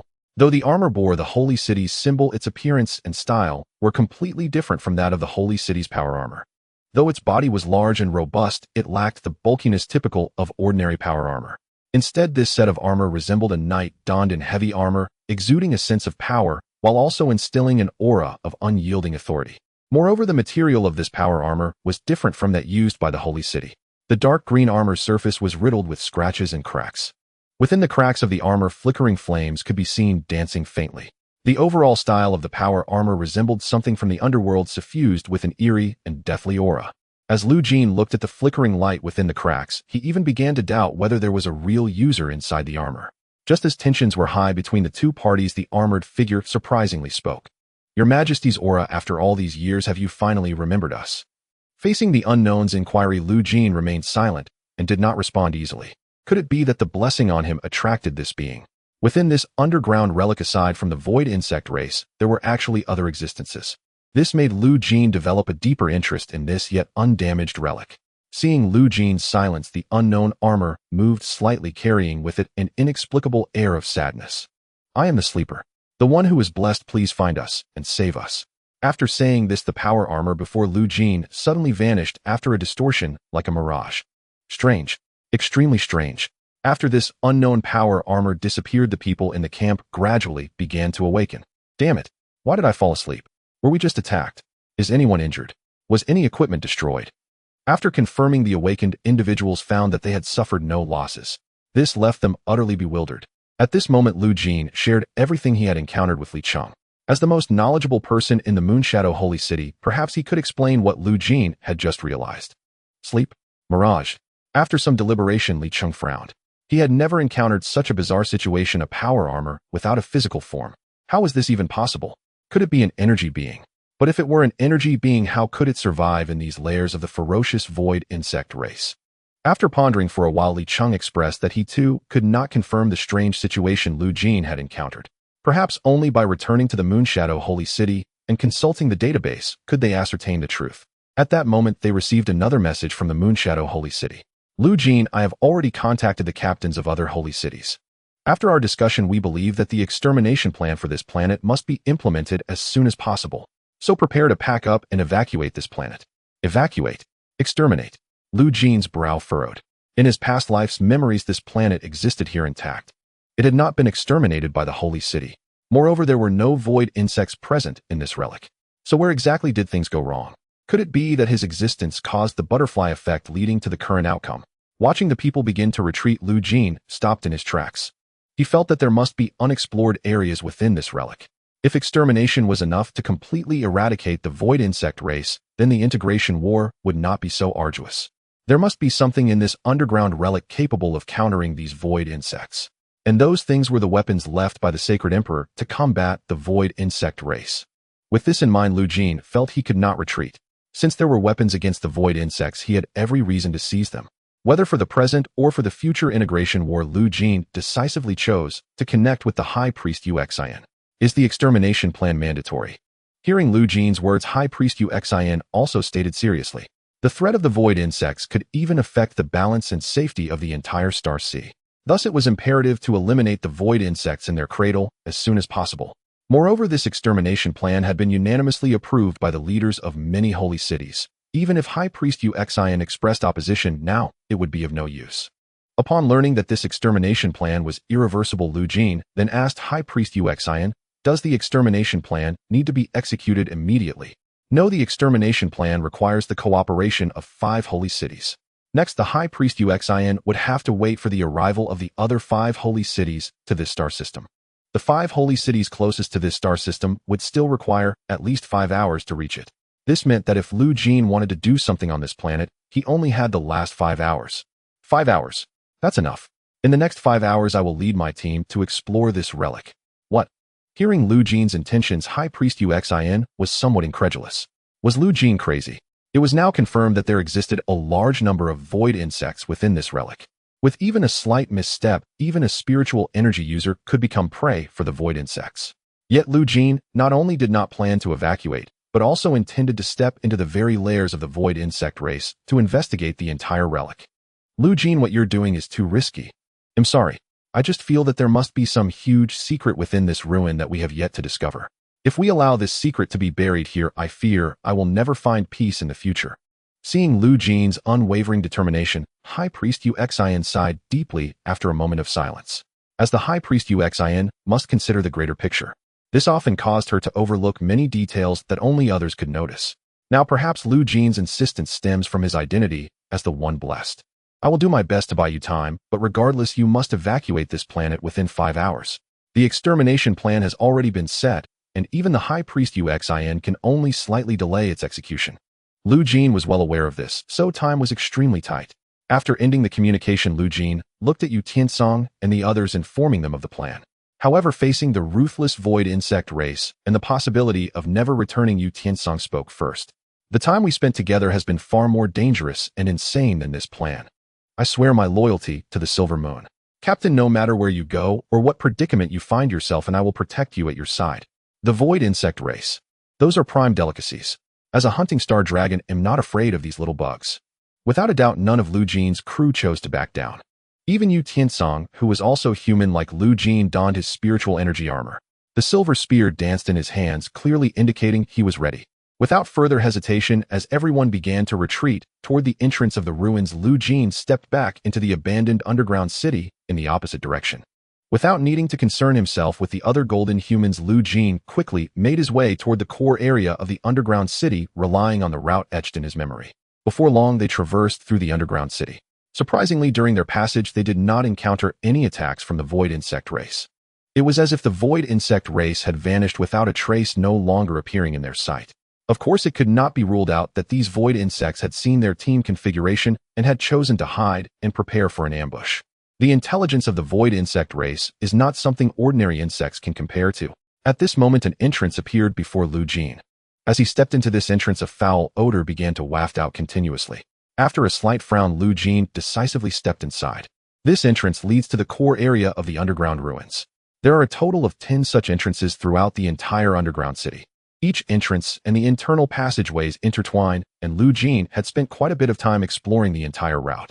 However, because of this, Lu Jiene could find the fastest and most accurate path to the core area.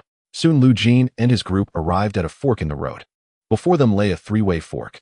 Sharia sniffed, and her gaze fell upon the leftmost entrance. I can smell it. The scent from the leftmost entrance is the strongest, likely gathering a large number of void insects. Silver Moon did not show any weakness either. She closed her eyes and used her spiritual energy to cover the rightmost entrance. Soon her spiritual energy detected an anomaly. Deep within the right entrance, I sensed fluctuations of spiritual energy. Spiritual energy fluctuations. At that moment, Yu Tiancang and the team couldn't help but frown. Could it be that the void insect race had evolved to possess spiritual power? If that's the case, their journey would be extraordinarily perilous. Lu Jeane's gaze swept over the three entrances, and after some thought, he decisively chose the right passage. In his memory, the middle passage led to an entrance to the outer region. The left passage led to an open cavern, and based on Sharia's information, it was likely a gathering point for the void insect race. As for the right passage, Lu Jeene had no memory of anything unusual. In fact, going down that path could lead to even more core areas. After confirming the entrance to head into, Lu Jeene was the first to step inside. As they delved deeper, Silver Moon and the others could sense the fluctuations of spiritual energy intensifying. Boom! Suddenly, an explosion echoed within the passage. The entire corridor trembled. Lu Jeene immediately halted, looking at the exit before him. He grounded himself and readied his weapon. Silver Moon remained vigilant at Lu Jeane's side, her gaze fixed on the passage exit. Just as they approached the exit, a roar from the void insect race resounded from within the cave. Damn the void insect race! Dirty creatures, I shall slay you with my sword. You think you can kill me? In the vast space of the underground cavern, the powered armor Lu Jeene had seen before reappeared. At that moment, he resembled a war god. Facing the onslaught of hundreds of void insects, each swing of the chainsaw sword in his hand could tear a void insect to shreds. And when a void insect attempted to launch a sneak attack before it could act, the powered armor raised its arm, and the armor-piercing explosive round obliterated its head. As more and more void insects surged in, Lu Jeene could see that although this powered armor was formidable, its movements hinted at its energy rapidly depleting. Sharia, it's time for you to make your move. Seeing so many void insects, Sharia was already unable to contain the restlessness within her. Upon hearing Lu Jeene's command, Sharia's eyes lit up. She immediately transformed into her true form and charged towards the void insects before her. Roar! Sharia gathered a mouthful of spiritual energy, unleashing a dragon's breath directly into the ranks of the void insects. Their formation was instantly shattered. Seizing this opportunity, Sharia devoured a void insect, commencing her feast. The powered armor that was under siege appeared somewhat astonished to see a hunting star dragon appear. He immediately noticed Lu Jeene beside him, and upon sensing the rich blessing power emanating from Lu Jeene, the presence within the powered armor showed clear surprise. Such a rich blessing! I knew that His Majesty the God Emperor has never given up on us. The Sleeper Legion 10 Captain Liao Fan greets you, blessed one. The Sleeper Legion. When Lu Jeene heard the name of this legion, he recalled the translation of the text at the entrance of the ruins. The calamity that has been suppressed must be the void insect race here, and the so-called legion must be the slumbering legion right before us. At that moment, Shalia transformed back into her human form and returned to Lu Jeene's side, patting her belly and letting out a satisfied burp. I haven't eaten this full in a long time. Liao Fan glanced at Shalia and then at Lu Jeene. At that moment, his admiration for Lu Jeene, the bestower of blessings, was evident.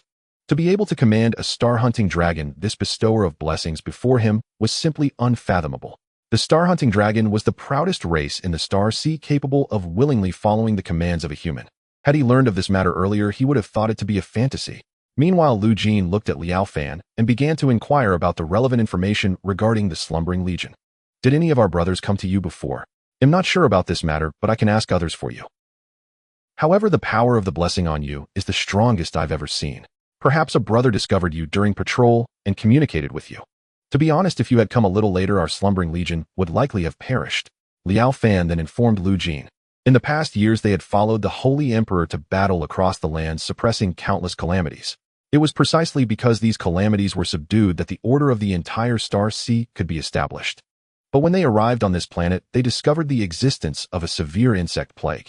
The Holy Emperor ordered them to guard this place, and they could only leave after exterminating all the void insects. Originally, according to their plan, they believed they could annihilate all the void insects in about 100 years. By that time, the Golden Gate would open and they could return to the embrace of the Holy Terra.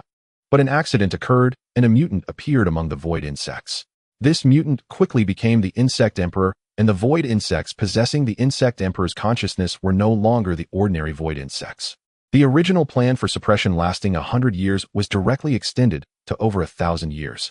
However, during this millennium, the slumbering legion was continuously devoured by the void insects, ultimately leading to their current state.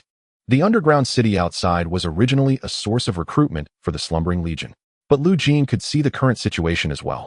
The resources of this planet have been drained by us and the void insects. If this continues, we will be the first to be exhausted. But fortunately you have come, and perhaps you can help us break this current deadlock. As he spoke, Liao Fan led Jeene to the gathering place of the slumbering legion. At that moment, many slumbering legion members were present. They seemed tireless with various tactical maps laid out in the stronghold.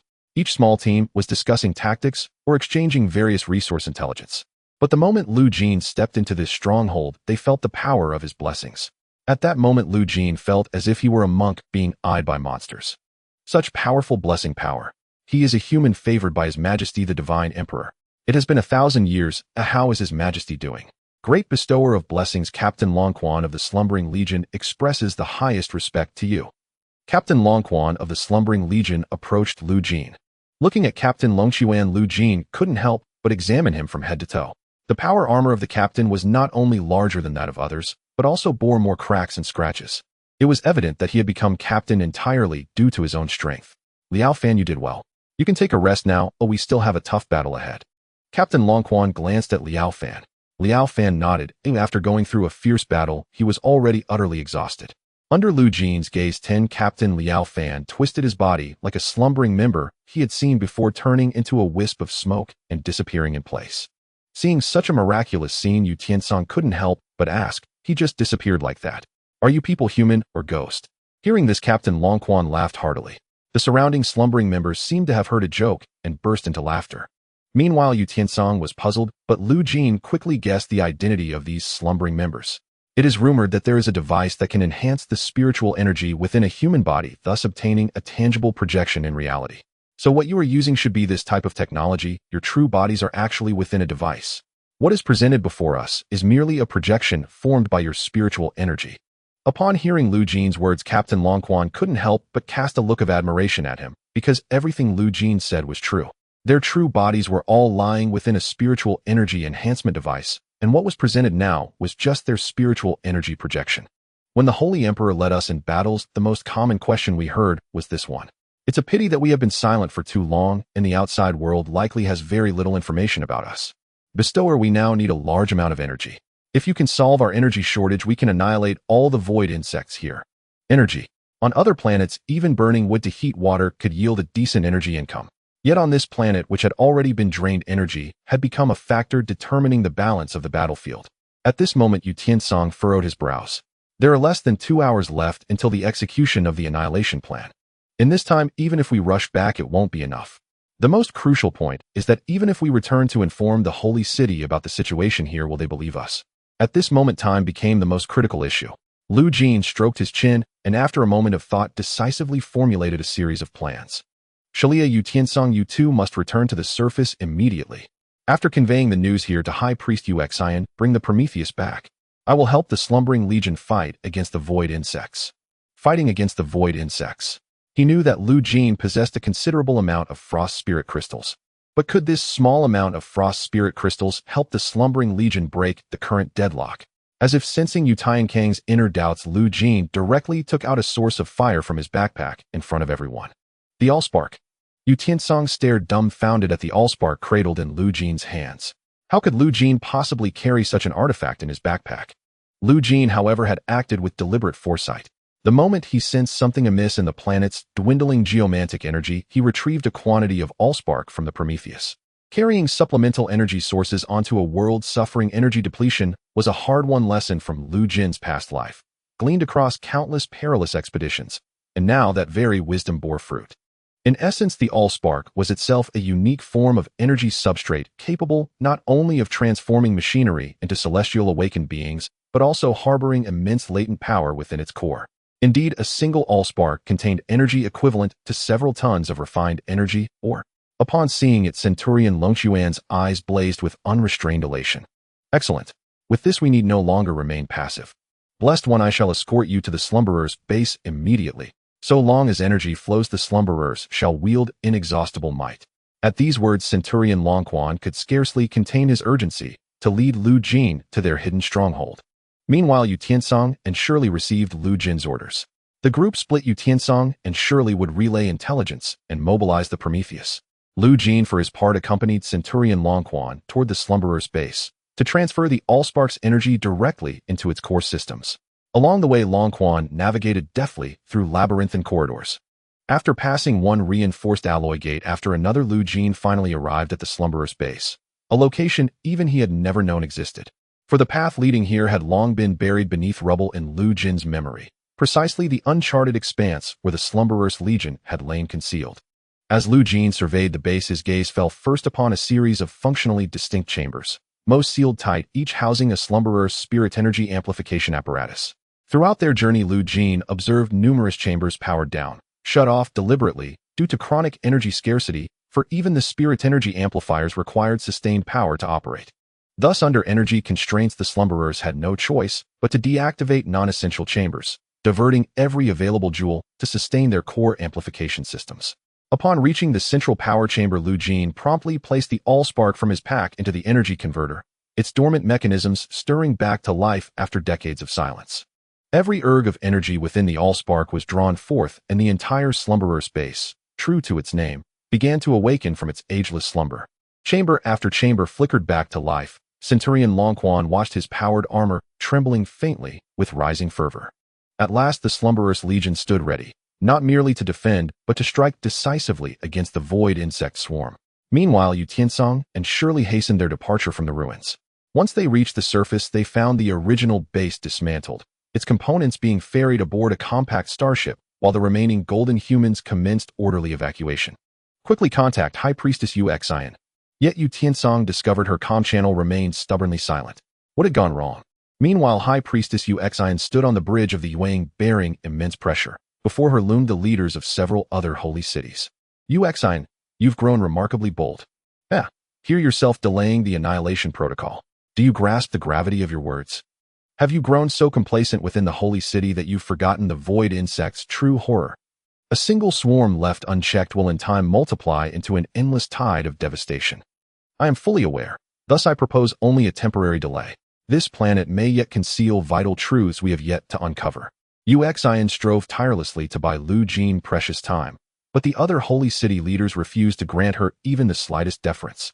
They knew the void insect's threat all too well and would tolerate no further risk.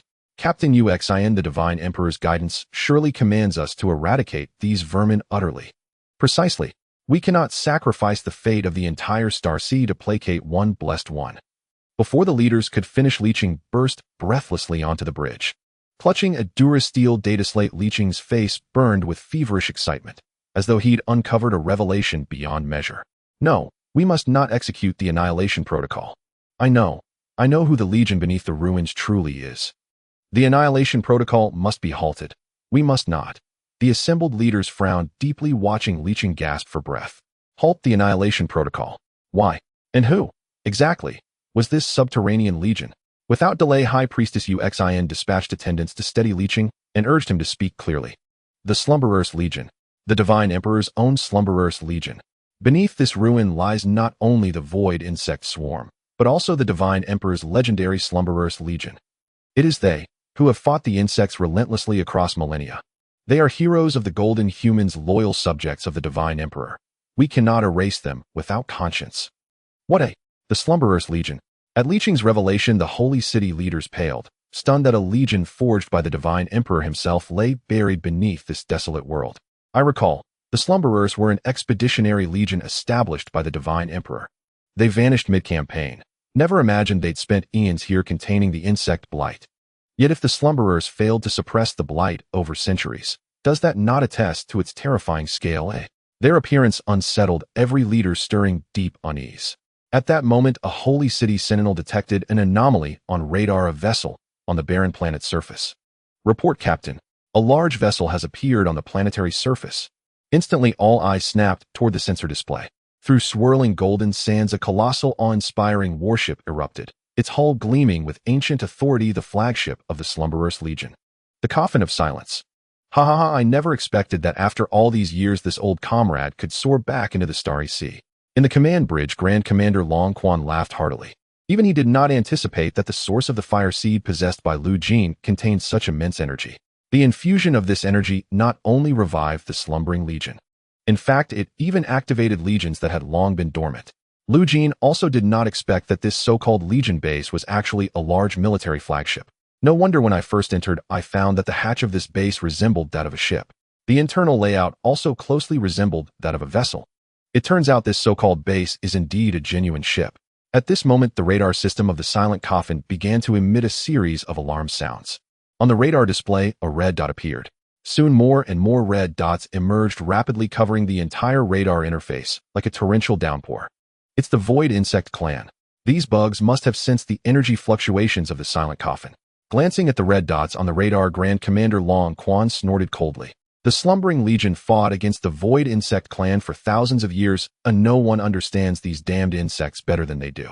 Grand Commander Long Quan looked at Lu Jeene and then solemnly stated, "The former slumbering legion struggled against the Void Insect Clan due to a lack of energy. But today is different. We have energy supplies. It's time to let these bugs witness the true power of the slumbering legion. Blessed ones, please witness our slumbering legion's revival." After being dormant deep underground for so long, the slumbering legion would once again appear in the starry sea. This time, they will demonstrate to the world why they became a blade in the hands of the Holy Emperor. Under Lu Jeene's gaze, Grand Commander Long Quan transformed into a wisp of emerald light and vanished at the spot. On the planet's surface, countless swarms of insects surged forth like a tide. The sheer number made High Priest Yu Tiancang and other leaders of the Holy City feel a chill down their spines. There are so many void insects underground on this planet. With such a terrifying scale, their numbers must have exceeded 100 million. No wonder this planet is so barren. It has all been drained by these insects. We must immediately launch an extermination plan, or we cannot allow these void insects to leave this planet. At this moment, a large number of green beams appeared at the bottom of the silent coffin. These beams fell directly to the surface like a waterfall. Each beam represented a warrior of the slumbering legion. Grand Commander Long Quan stood among the ranks, gazing at the dark tide of void insects rushing towards them. Brothers, it's time to fulfill the task given to us by His Majesty the God Emperor. Kill. At the command, all slumberers drew out their ranged firearms. The large-caliber explosive guns could easily pierce the armor of the void insects. The lava-spewing thermal guns turned entire areas into scalding hell with every blast. Such high temperatures are difficult for even the void insects to endure. Meanwhile, the slumberers at the rear wielded a psionic amplifier resembling a scepter made of various electronic components. With the activation of the psionic amplifier, the entire battlefield was instantly enveloped by the slumberers' psionic energy. It manifested almost as a tangible spiritual mist shrouding the battlefield in their domain. The advancing void insects felt a wave of drowsiness upon entering the psionic field. Their movements became sluggish and their thoughts began to stagnate. Even the void insects with poor resistance directly collapsed on the spot, falling into a slumber. Such fallen void insects were mercilessly trampled to death by those charging behind. Seizing this opportunity, the slumberers began a large-scale counterattack. The surging tide of insects was suppressed so easily. What a powerful legion to suppress the swarm with just a few thousand men. The slumberers, the sword of the Holy Emperor, truly are formidable. It seems we might not even need to intervene. These valiant warriors can eliminate the void insects entirely. Holy Emperor above. This is simply a treasure left for us golden humans. Just as the leaders of the Holy City were still immersed in the might of the slumberers, Yu Tiancang had already acted on Lu Jeene's orders. The Prometheus arrived at the planet's surface and successfully docked with the silent coffin. As the two ships docked successfully, Yu Tiancang immediately dispatched all Dragonflame, mechanized infantry, and Fang-Teeth drones to transfer all energy minerals from the ship into the energy chamber of the silent coffin. A large amount of energy minerals was poured into the energy chamber, and Lu Jeene opened the data panel of the silent coffin. Ship function reboot progress 50. Did it only reach half progress by pouring in all the energy from the ship? At this moment, High Priest Yu Zin's communication signal popped up. Lu Jeene decisively connected the call, and High Priest Yu Zin's figure appeared in his view. Seeing Lu Jeene safe and sound, High Priest Yu Tiancang finally breathed a sigh of relief. Lu Jeene, how is the situation with the slumbering legion and the void insect swarm? How is the situation? Lu Jeene glanced at the battlefield. The slumberers seemed fierce, continuously pushing the front lines of the insect tide back.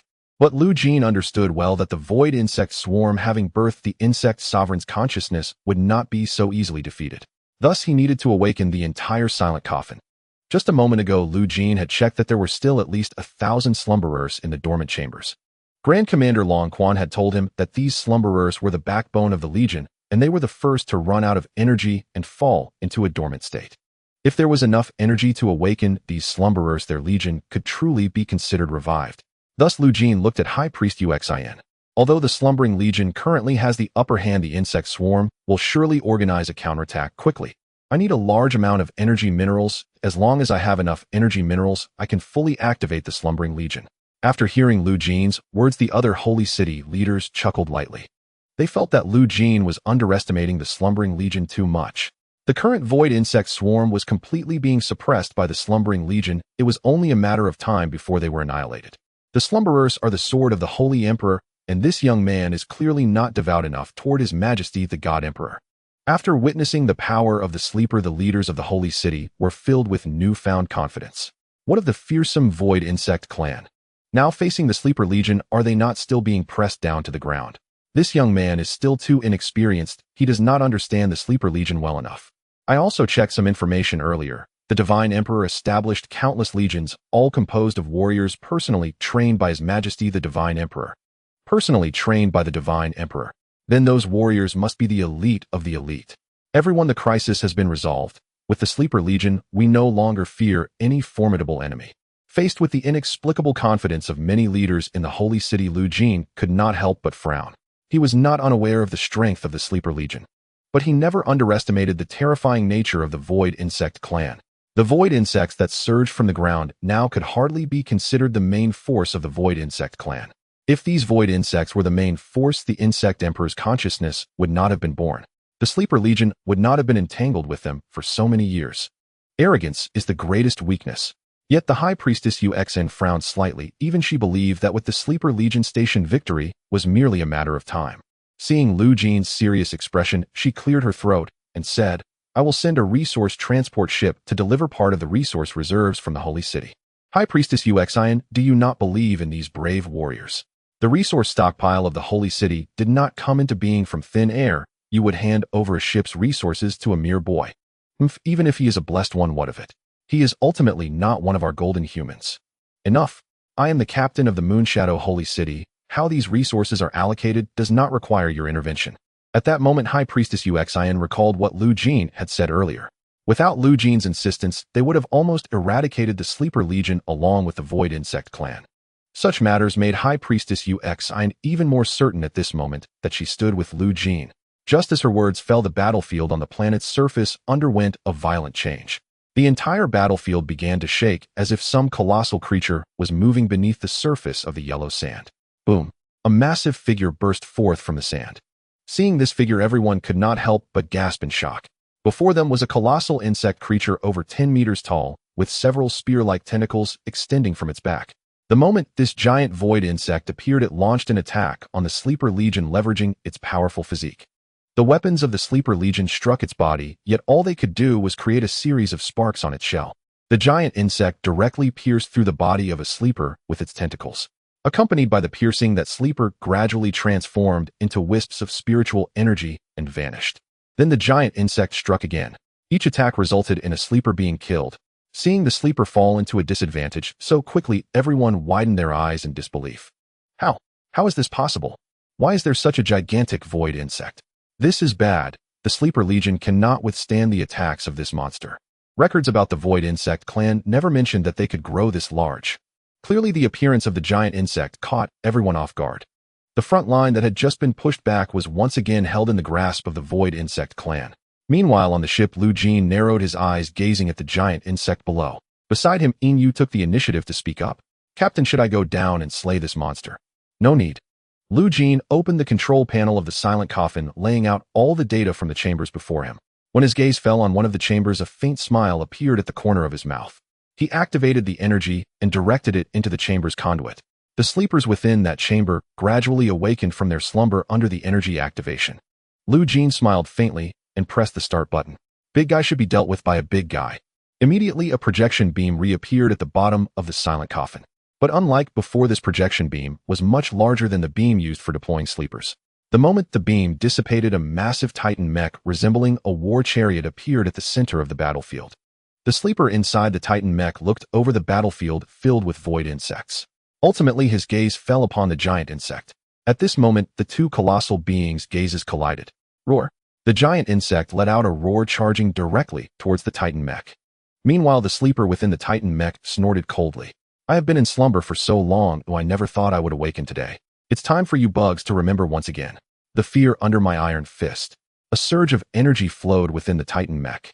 The sleeper inside manipulated the Titan mech, directly raising his right fist.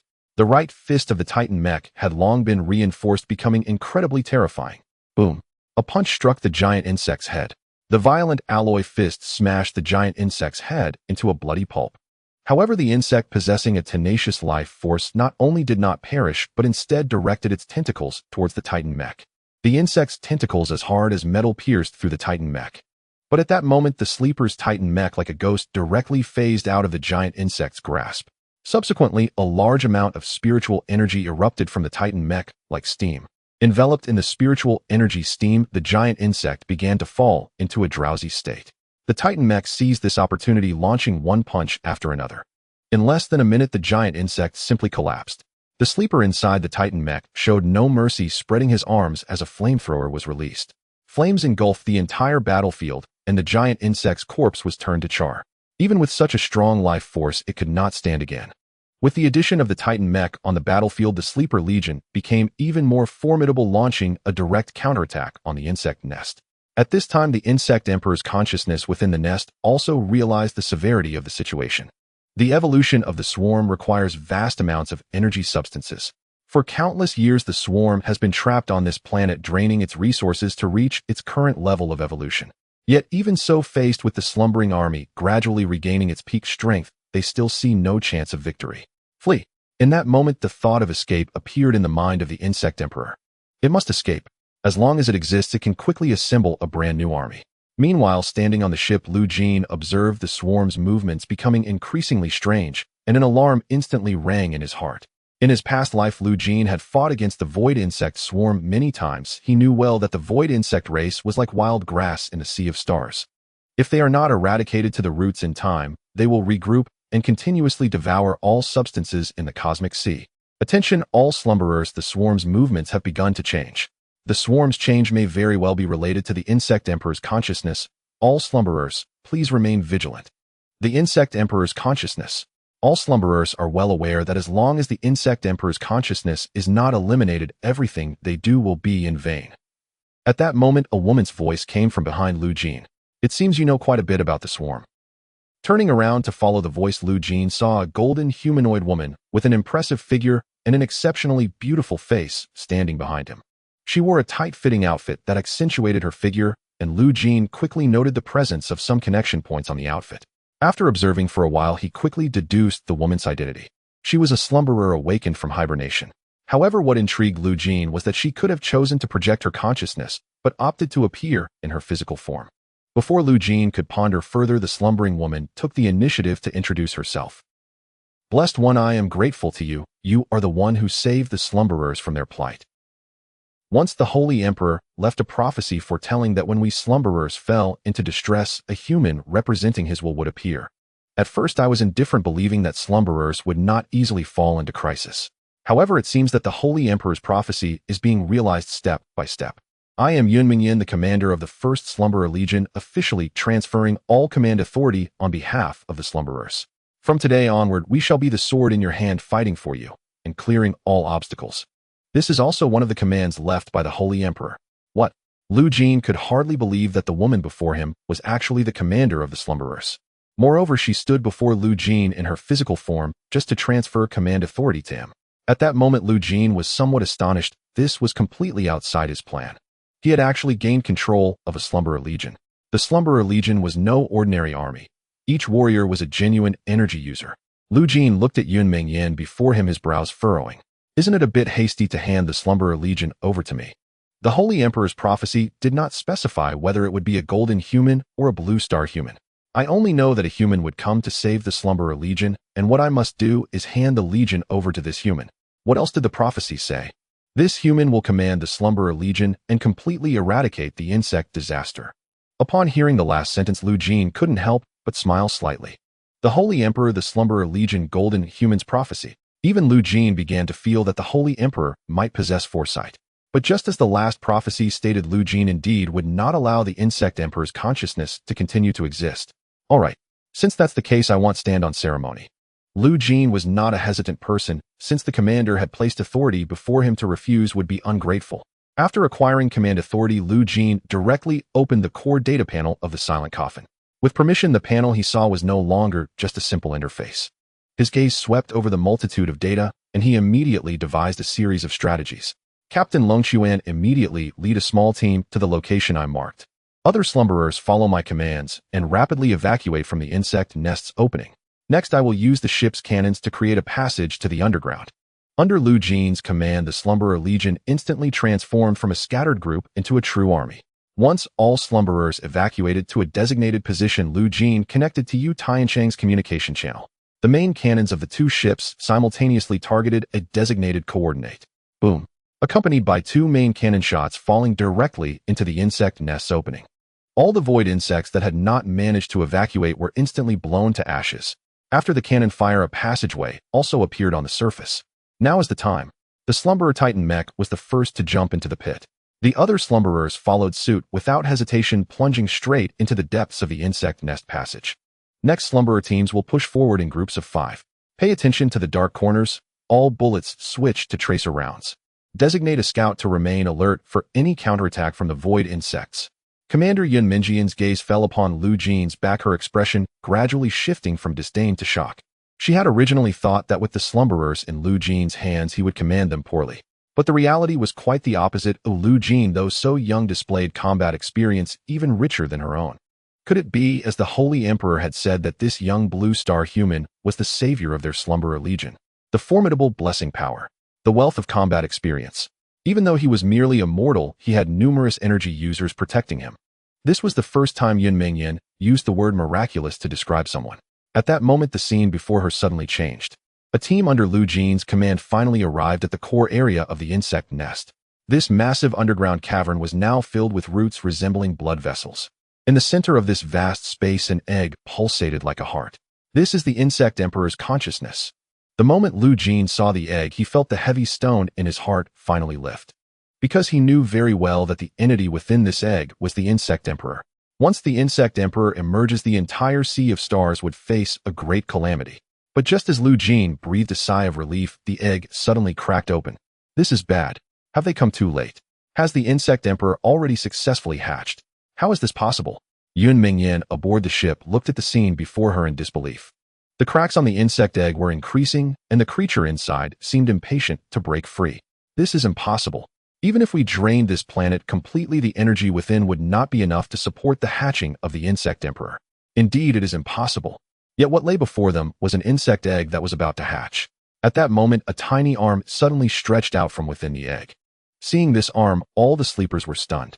For what appeared before them was not the expected insectoid limb. Instead, a delicate little girl sculpted like a doll struggled out of the insect egg. She fell to the ground and immediately let out a soft whimpering sound. Whoa, it hurts so much. Where is this? Why is it so dark? Where are my family? Where are my parents? The harmless little girl curled up helplessly on the ground. The surrounding sleepers were momentarily at a loss as to how to respond. In their expectations, weren't they supposed to face a powerful and ferocious insect emperor? But what was this little girl doing here? Could it be that they were mistaken? No matter how one looked at it, this little girl was merely a weak human child. Did we make a mistake? Even the Legion commander Yun Mingyan on the bridge couldn't help but furrow her brow. Yu also found it hard to understand why an insect egg that should hatch the insect emperor would produce such a little girl. At that moment, Lu Jeene's cold and emotionless voice rang in the ears of all the sleepers. Kill her. Lu Jeene's gaze was indifferent and devoid of any emotion. Legion commander Yun Mingyan and Yu beside her did not expect Lu Jeene to give such a decisive order to execute the little girl. Did he not have even a shred of hesitation? You must remember, the Void Insect clan is a race that would stop at nothing for survival. They possess no virtue, everything they do is driven by genetic instinct. A pure, emotionless, true beast. Lu Jeene gave the order again, and one of the sleepers took the first step toward the little girl. He raised the explosive gun in his hand. At this moment, the little girl displayed a hint of fear in her eyes. She curled up in the ruins, trembling, her bright eyes emanating a weak aura. Are you going to kill me? At this moment, even the seasoned sleepers showed a moment of wavering. But just as he hesitated, a shadow struck with lightning speed. The sharp claws pierced through the sleeper's body. At this time, the other sleepers finally realized that they were surrounded by a massive swarm of insects. The little girl stood at the center of the swarm, her previous helpless aura completely gone. Scales sprouted from her body, and fangs like those of a beast grew in her mouth. In an instant, she transformed into a terrifying monster. Swarm for your queen, give everything. At that moment, all the sleepers understood. Because of their momentary hesitation, this insect emperor had gained a chance to breathe. The endless swarm of insects instantly enveloped the insect emperor. Soon a colossal insect emperor formed entirely from the swarm appeared in the sight of the sleepers. With a wave of the insect emperor's hand, the tidal wave of insects immediately devoured all the sleepers. In just a moment, all the sleepers who had just entered the cave were turned into evolutionary nourishment by the insect emperor. Seeing this scene, Jeene couldn't help but frown. This insect emperor must have forcefully broken out of its cocoon to be reborn. It wants to use the remaining swarm to escape our encirclement. The insect swarm has now solidified into a rock. To crush them again, we must use weapons of mass destruction. At this moment, Legion Commander Yu Tiancang stepped forward. She felt immense regret, realizing that as a commander, she had fallen behind Jeene in judgment. Even if the Sleeper Legion had acted earlier, they might not have been able to inflict substantial damage on the Insect Emperor. Yet she had been deceived by the swarm's weak disguise after years of fighting against them. This was her disgrace, as she had to make amends herself. In the hangar of the Silent Coffin, there is a Legion-class Titan. I will pilot the Legion-class Titan to confront the Insect Emperor. With that, Legion Commander Yu Tiancang headed straight out. She entered her cabin and looked at the energy amplification chamber before her, resembling a petri dish. She took a deep breath and re-entered it. Connecting the circuits to her interface, a large amount of nutrient solution covered her. At that moment, Yu Tiancang's consciousness reconnected to the spiritual energy space of the Sleeper Legion. In this space, the sleepers who had been killed by the Insect Emperor stood, without waking immediately. Damn it! If I had pulled the trigger back, then so many would not have sacrificed themselves. There's no need to regret. That was the Insect Emperor. This kind of disguise is something we are encountering for the first and last time. What should we do next? If we really let the Insect Emperor escape, the entire star sea will fall into an endless insect disaster. Even the Titan mecha will find it difficult to intercept the Insect Emperor. A regular Titan mecha indeed won't do, but what about a Legion-class Titan? Yu Tiancang's figure appeared before everyone. Upon seeing the Legion commander's appearance, the morale of the sleepers rose once more. After all, Yu Tiancang's charisma as the commander of the Sleeper Legion is undeniable. Moreover, the sleepers were extremely excited upon hearing about the Legion-class Titan. Because the Legion-class Titan of the Sleeper Legion is a powerful Titan mech that only Yu Tiancang can pilot. Only with Yu Tiancang's level of spiritual energy and combat experience can they perfectly pilot one of the Sleeper Legion's trump cards. Legion-class Titan Death. I am ready, Yu. I will bring honor to the sleepers. Authorization successful. Legion-class Titan Death has been successfully activated. Within the spiritual energy space, Yu Tiancang's figure gradually transformed into a series of data and vanished. When she opened her eyes again, her perspective was already inside a Titan mech. Ready. On the bridge, Jeene squinted his eyes at the massive launch button on the screen. Legion-class Titan Death. Let me witness the true trump card of the Sleeper Legion. Can it turn the tide of battle? Authorization granted. Begin launch. Boom. Before the gazes of the crowd, a colossal object was cast down onto the surface of the planet. The people of the Holy City could not help but gasp in cold astonishment at the sight of such a gigantic entity. Is this a Titan mech? I have never seen a Titan mech of such immense stature. It is truly a miracle among mechs. The power of His Majesty the God Emperor is indeed vast, capable of forging such a formidable mech. It's breathtaking. I must record this moment in our Holy City's intelligence database. Boom, boom, boom. The Legion-class Titan named Death revealed the true strength of the expeditionary force under the God Emperor's command. Simultaneously, it doused the newly ignited hopes of the Insect Emperor with a splash of cold water. Is this really the slumbering legion that has fought against it for a millennium? Clearly, they are a broken legion that can't even muster enough numbers, yet after the appearance of that human, they underwent such a transformation. Damn, damn, damn, we were so close. You wretched food. I will crush you all into pieces, turning you into the nourishment for my growth. In the swarm of insects, the Insect Emperor let out a furious roar upon seeing the colossal Legion-class Titan mech. Buzz! The dark swarm charged out from the ground, countless insects transforming into tentacles as they surged towards the massive Legion-class Titan mech. Standing 100 meters tall, the Legion-class Titan mech made ordinary mechs appear as mere diminutive companions. Its massive form brought with it a terrifying energy consumption rate as well as powerful firepower that instilled despair and fear in its enemies. Boom. The Legion-class Titan mech Death stomped its feet upon the yellow sands of the earth. In an instant, hundreds of fire god explosive machine guns were launched from its inner sides. At that moment, the approaching void insects felt an imminent threat, a sense of threat from the depths of their bloodlines. Death. Fire. Flames filled the sky, and the Legion-class Titan mech Death lived up to its name. In just a blink, a rain of millions of bullets poured forth. The air was filled with a barrage of gunfire, and under the continuous assault, thousands of tentacles formed by the insect swarm were utterly devoured.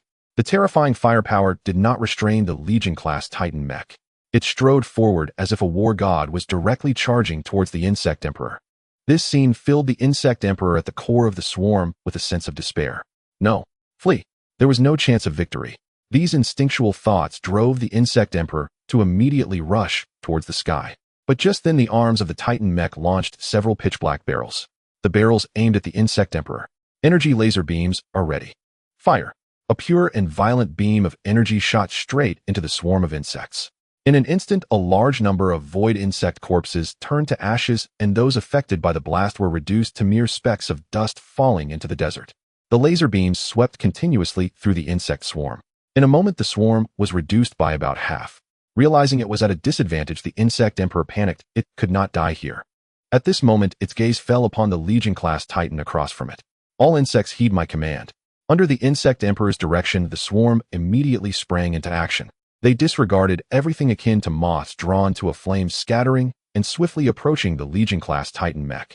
Although the Titan mech possessed formidable firepower, in the face of these scattered void insects surrounding it, it soon appeared somewhat weary. Among them, one void insect broke through the firepower net and landed directly on the Legion-class Titan mech. Then that void insect, glowing a deep red, began to rapidly swell. Boom. The void insect actually chose to self-destruct. One after another, the void insects all landed on the Legion-class Titan. Rumbling. Faced with the suicidal explosive attacks of the void insect swarm, the energy consumption of the Legion-class Titan mech surged. Those damned insects. Yun Mingyan did not expect the void insect swarm to be so frenzied. Yet even so, she could only keep using the weapons on her person to exterminate those void insects trying to approach. But at this rate, even she could not hold out for long. Just then the voice of Lu Jeene suddenly rang out in her communication channel. Hello, can you hear me? I can hear you. Great, I have dispatched reinforcements to assist you. Under no circumstances must you let the Insect Emperor escape. As soon as the words fell, Yun Mingyan's radar detected a massive spiritual energy unit approaching. Before she could react, a dragon shadow appeared in the sky. Shuelia, transformed into her original form, gazing down at the densely packed void insect swarm, mercilessly gathering spiritual energy in her mouth. Spiritual energy dragon breath. A breath of dragon fire fell upon the Legion-class Titan mech. In an instant, the insects clinging to the Titan mech's body all fell to the ground. And the Legion-class Titan mech, free from the threat of self-destruction, finally had no worries. Yun Mingyan looked at Shuelia, circling not far away, silently expressing her gratitude. Shuelia's control of the spiritual energy dragon breath was commendable. While eliminating these insects, she did not cause significant damage to the Legion-class Titan mech. At that moment, a shadow fell over the Legion-class Titan. Yun Mingyan looked up to see the Prometheus already hovering above her head. Lu Jeane's voice echoed again in her communication channel. Next, my ship will supply you with ample energy. Do not hold back, fire away. Earlier, Lu Jeene had already allocated enough resources to the High Priest Uxian. Now all those resources transformed into pure power flowing into the ignition seed. The ignition seed filled with energy possessed star-killing level power. It would now become the battery for the Legion-class Titan mech. 2 energy conduits descended from the Prometheus, and the Legion-class Titan mech grasped the conduits. Seeing this action, Yu Tiancang in the bridge of the Prometheus couldn't help but smile. Lu Jeene, your ideas are always so crazy. Using the ship's energy center to supply power to the Titan mech. Only Lu Jeene could conceive such a reckless method. One misstep could lead to the destruction of both the mech and the ship. Yet Lu Jeene chose to do it, because he understood that the slumbering Legion-class Titan mech at its core was also an energy product. Thus, compared to other Titan mechs, it only required energy. A vast amount of energy. An endless supply of energy. Only in this way could it become a true weapon of war. Yun Mingyan did not question or ask. She simply seized the energy conduit and directly connected it to the Legion-class Titan mech. External energy input detected. In an instant, a surge of energy flooded in. Yun Mingyan inside the Legion-level Titan mech was overjoyed. She couldn't remember how many years had passed, but even during the expedition, she had never fought such a prosperous battle.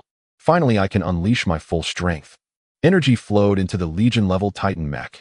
In a flash, the level of spiritual energy soared rapidly, and wild spiritual energy overflowed from within the Titan mech. A ghostly green flame instantly enveloped the entire Titan mech. As the controller Yun Mingyan felt power surging into her limbs.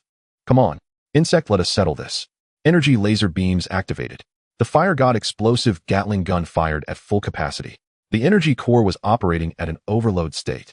At this moment, Yun Mingyan, in concert with the Titan mech, transformed into the most formidable Titan cannon. Meanwhile, Xuelia was incredibly excited, sensing an opportunity against the vast swarm of void insects.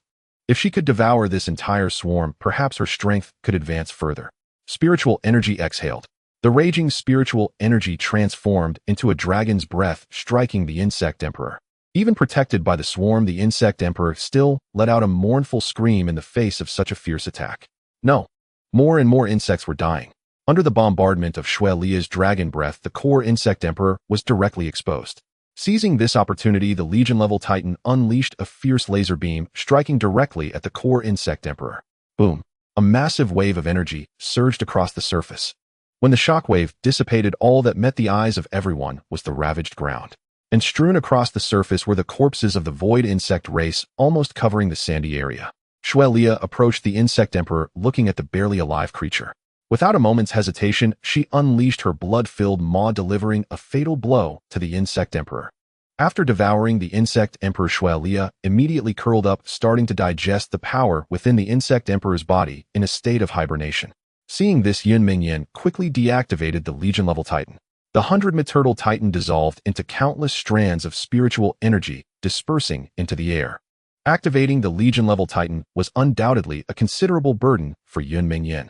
Fortunately, everyone was satisfied with the outcome. Next, they needed to seal off the entire planet and exterminate the remaining void insects. The corpses of the void insects would serve as excellent research material for the Holy City. If utilized properly, they could analyze the weaknesses of the void insects, allowing for calm responses in future encounters. This was far more rewarding than simply annihilating the planet along with the void insects. Meanwhile, Jeene sat in the command chair of the silent coffin, letting out a sigh of relief. It was finally over. The remaining void insects could be carefully cleared without posing a significant threat. With the insect emperor devoured by Xuelia, the remaining void insects lacking the insect emperor's commanding consciousness were merely troublesome beasts. The battle has come to a close. It's time for us to collect our spoils. Under the escort of Yin Jeene personally arrived at the location where the insect emperor was hatched. At this moment, Yin looked around in confusion. Without the insect emperor's egg, this place resembled a patch of decaying flesh. She didn't understand why Jeene had come here at this time. What could possibly be considered spoils of war here? However, when Jeene tore open the fleshy membrane of the hatchling, Yin was astonished to find metallic material beneath the flesh. The fleshy membrane provides the eggs with the most efficient nutrition supply, but a safe hatching chamber requires a sufficiently stable structural foundation. Void insects steal a special metal material that can only be produced by the void insect race. Its rarity and value need not be mentioned. Among various biological metals, the price of void insect steel rivals that of super alloys. While the Holy City's folks have yet to arrive, let's take all this void insect steel and invest it in the ship's origin core. Although I have a decent relationship with the High Priest Yuxian, Jeene is not particularly familiar with the other leaders of the Holy City. Therefore, to avoid disputes over future spoils, I decisively chose to act first. Just as Jeene began transporting the void insect steel, other forces dispatched by the Holy City, seeing the battle had ended, also chose to land and claim a share of the spoils. The Sleeper Legion truly lives up to its name. The void insect swarm must bow before the sword of the Sacred Emperor. Such a mysterious and powerful expeditionary force, I never expected to witness it in my lifetime. Captain Wang Qiu of the Radiant City, greetings to the members of the Sleeper. Numerous representatives from the Holy Cities sought out the Sleeper Legion as soon as they landed, having already witnessed the formidable strength of these psionic legions. Even the Holy City needed substantial military strength to enhance its safety during interstellar travel. Now, with the Sleeper Legion exhibiting such power, they had undoubtedly become the coveted prize in the eyes of many holy cities. However, facing the numerous fawning golden humans from the holy cities, the Sleeper Legion remained indifferent, not even pausing to acknowledge them. "You mortals, step aside. We still need to eliminate the alien insects. Do not obstruct our path. As soldiers, such matters should be discussed with my superior. You lot do not hinder our progress. The Sleeper Legion ruthlessly brushed off the golden humans from the holy cities. If other races referred to them as mortals, these proud golden humans might feel utterly insulted. It would be a blatant defilement of their honor as golden humans. Yet now, facing these expeditionary forces personally crafted by the sacred emperor, not only were they not angered, but they respectfully cleared the way. In the eyes of these golden humans from the holy cities, the sleepers were like superheroes, divine representatives of the emperor walking among them. At that moment, one of the holy city leaders suddenly spotted Jeene transporting the void insect steel back to his ship. This scene instantly infuriated him. That blue star human, put down what you have in your hands. These things are our golden human spoils. You thieves dare to lay hands on the resources left to us by the sacred emperor. Oh, Jeene glanced at the imposing holy city leader before him, completely disregarding him. The Fang drones continued to transport the void insect steel. Seeing himself ignored, the holy city leader became even more furious. He waved his hand, and several holy city guards appeared around him. The atmosphere instantly turned tense. What are you doing?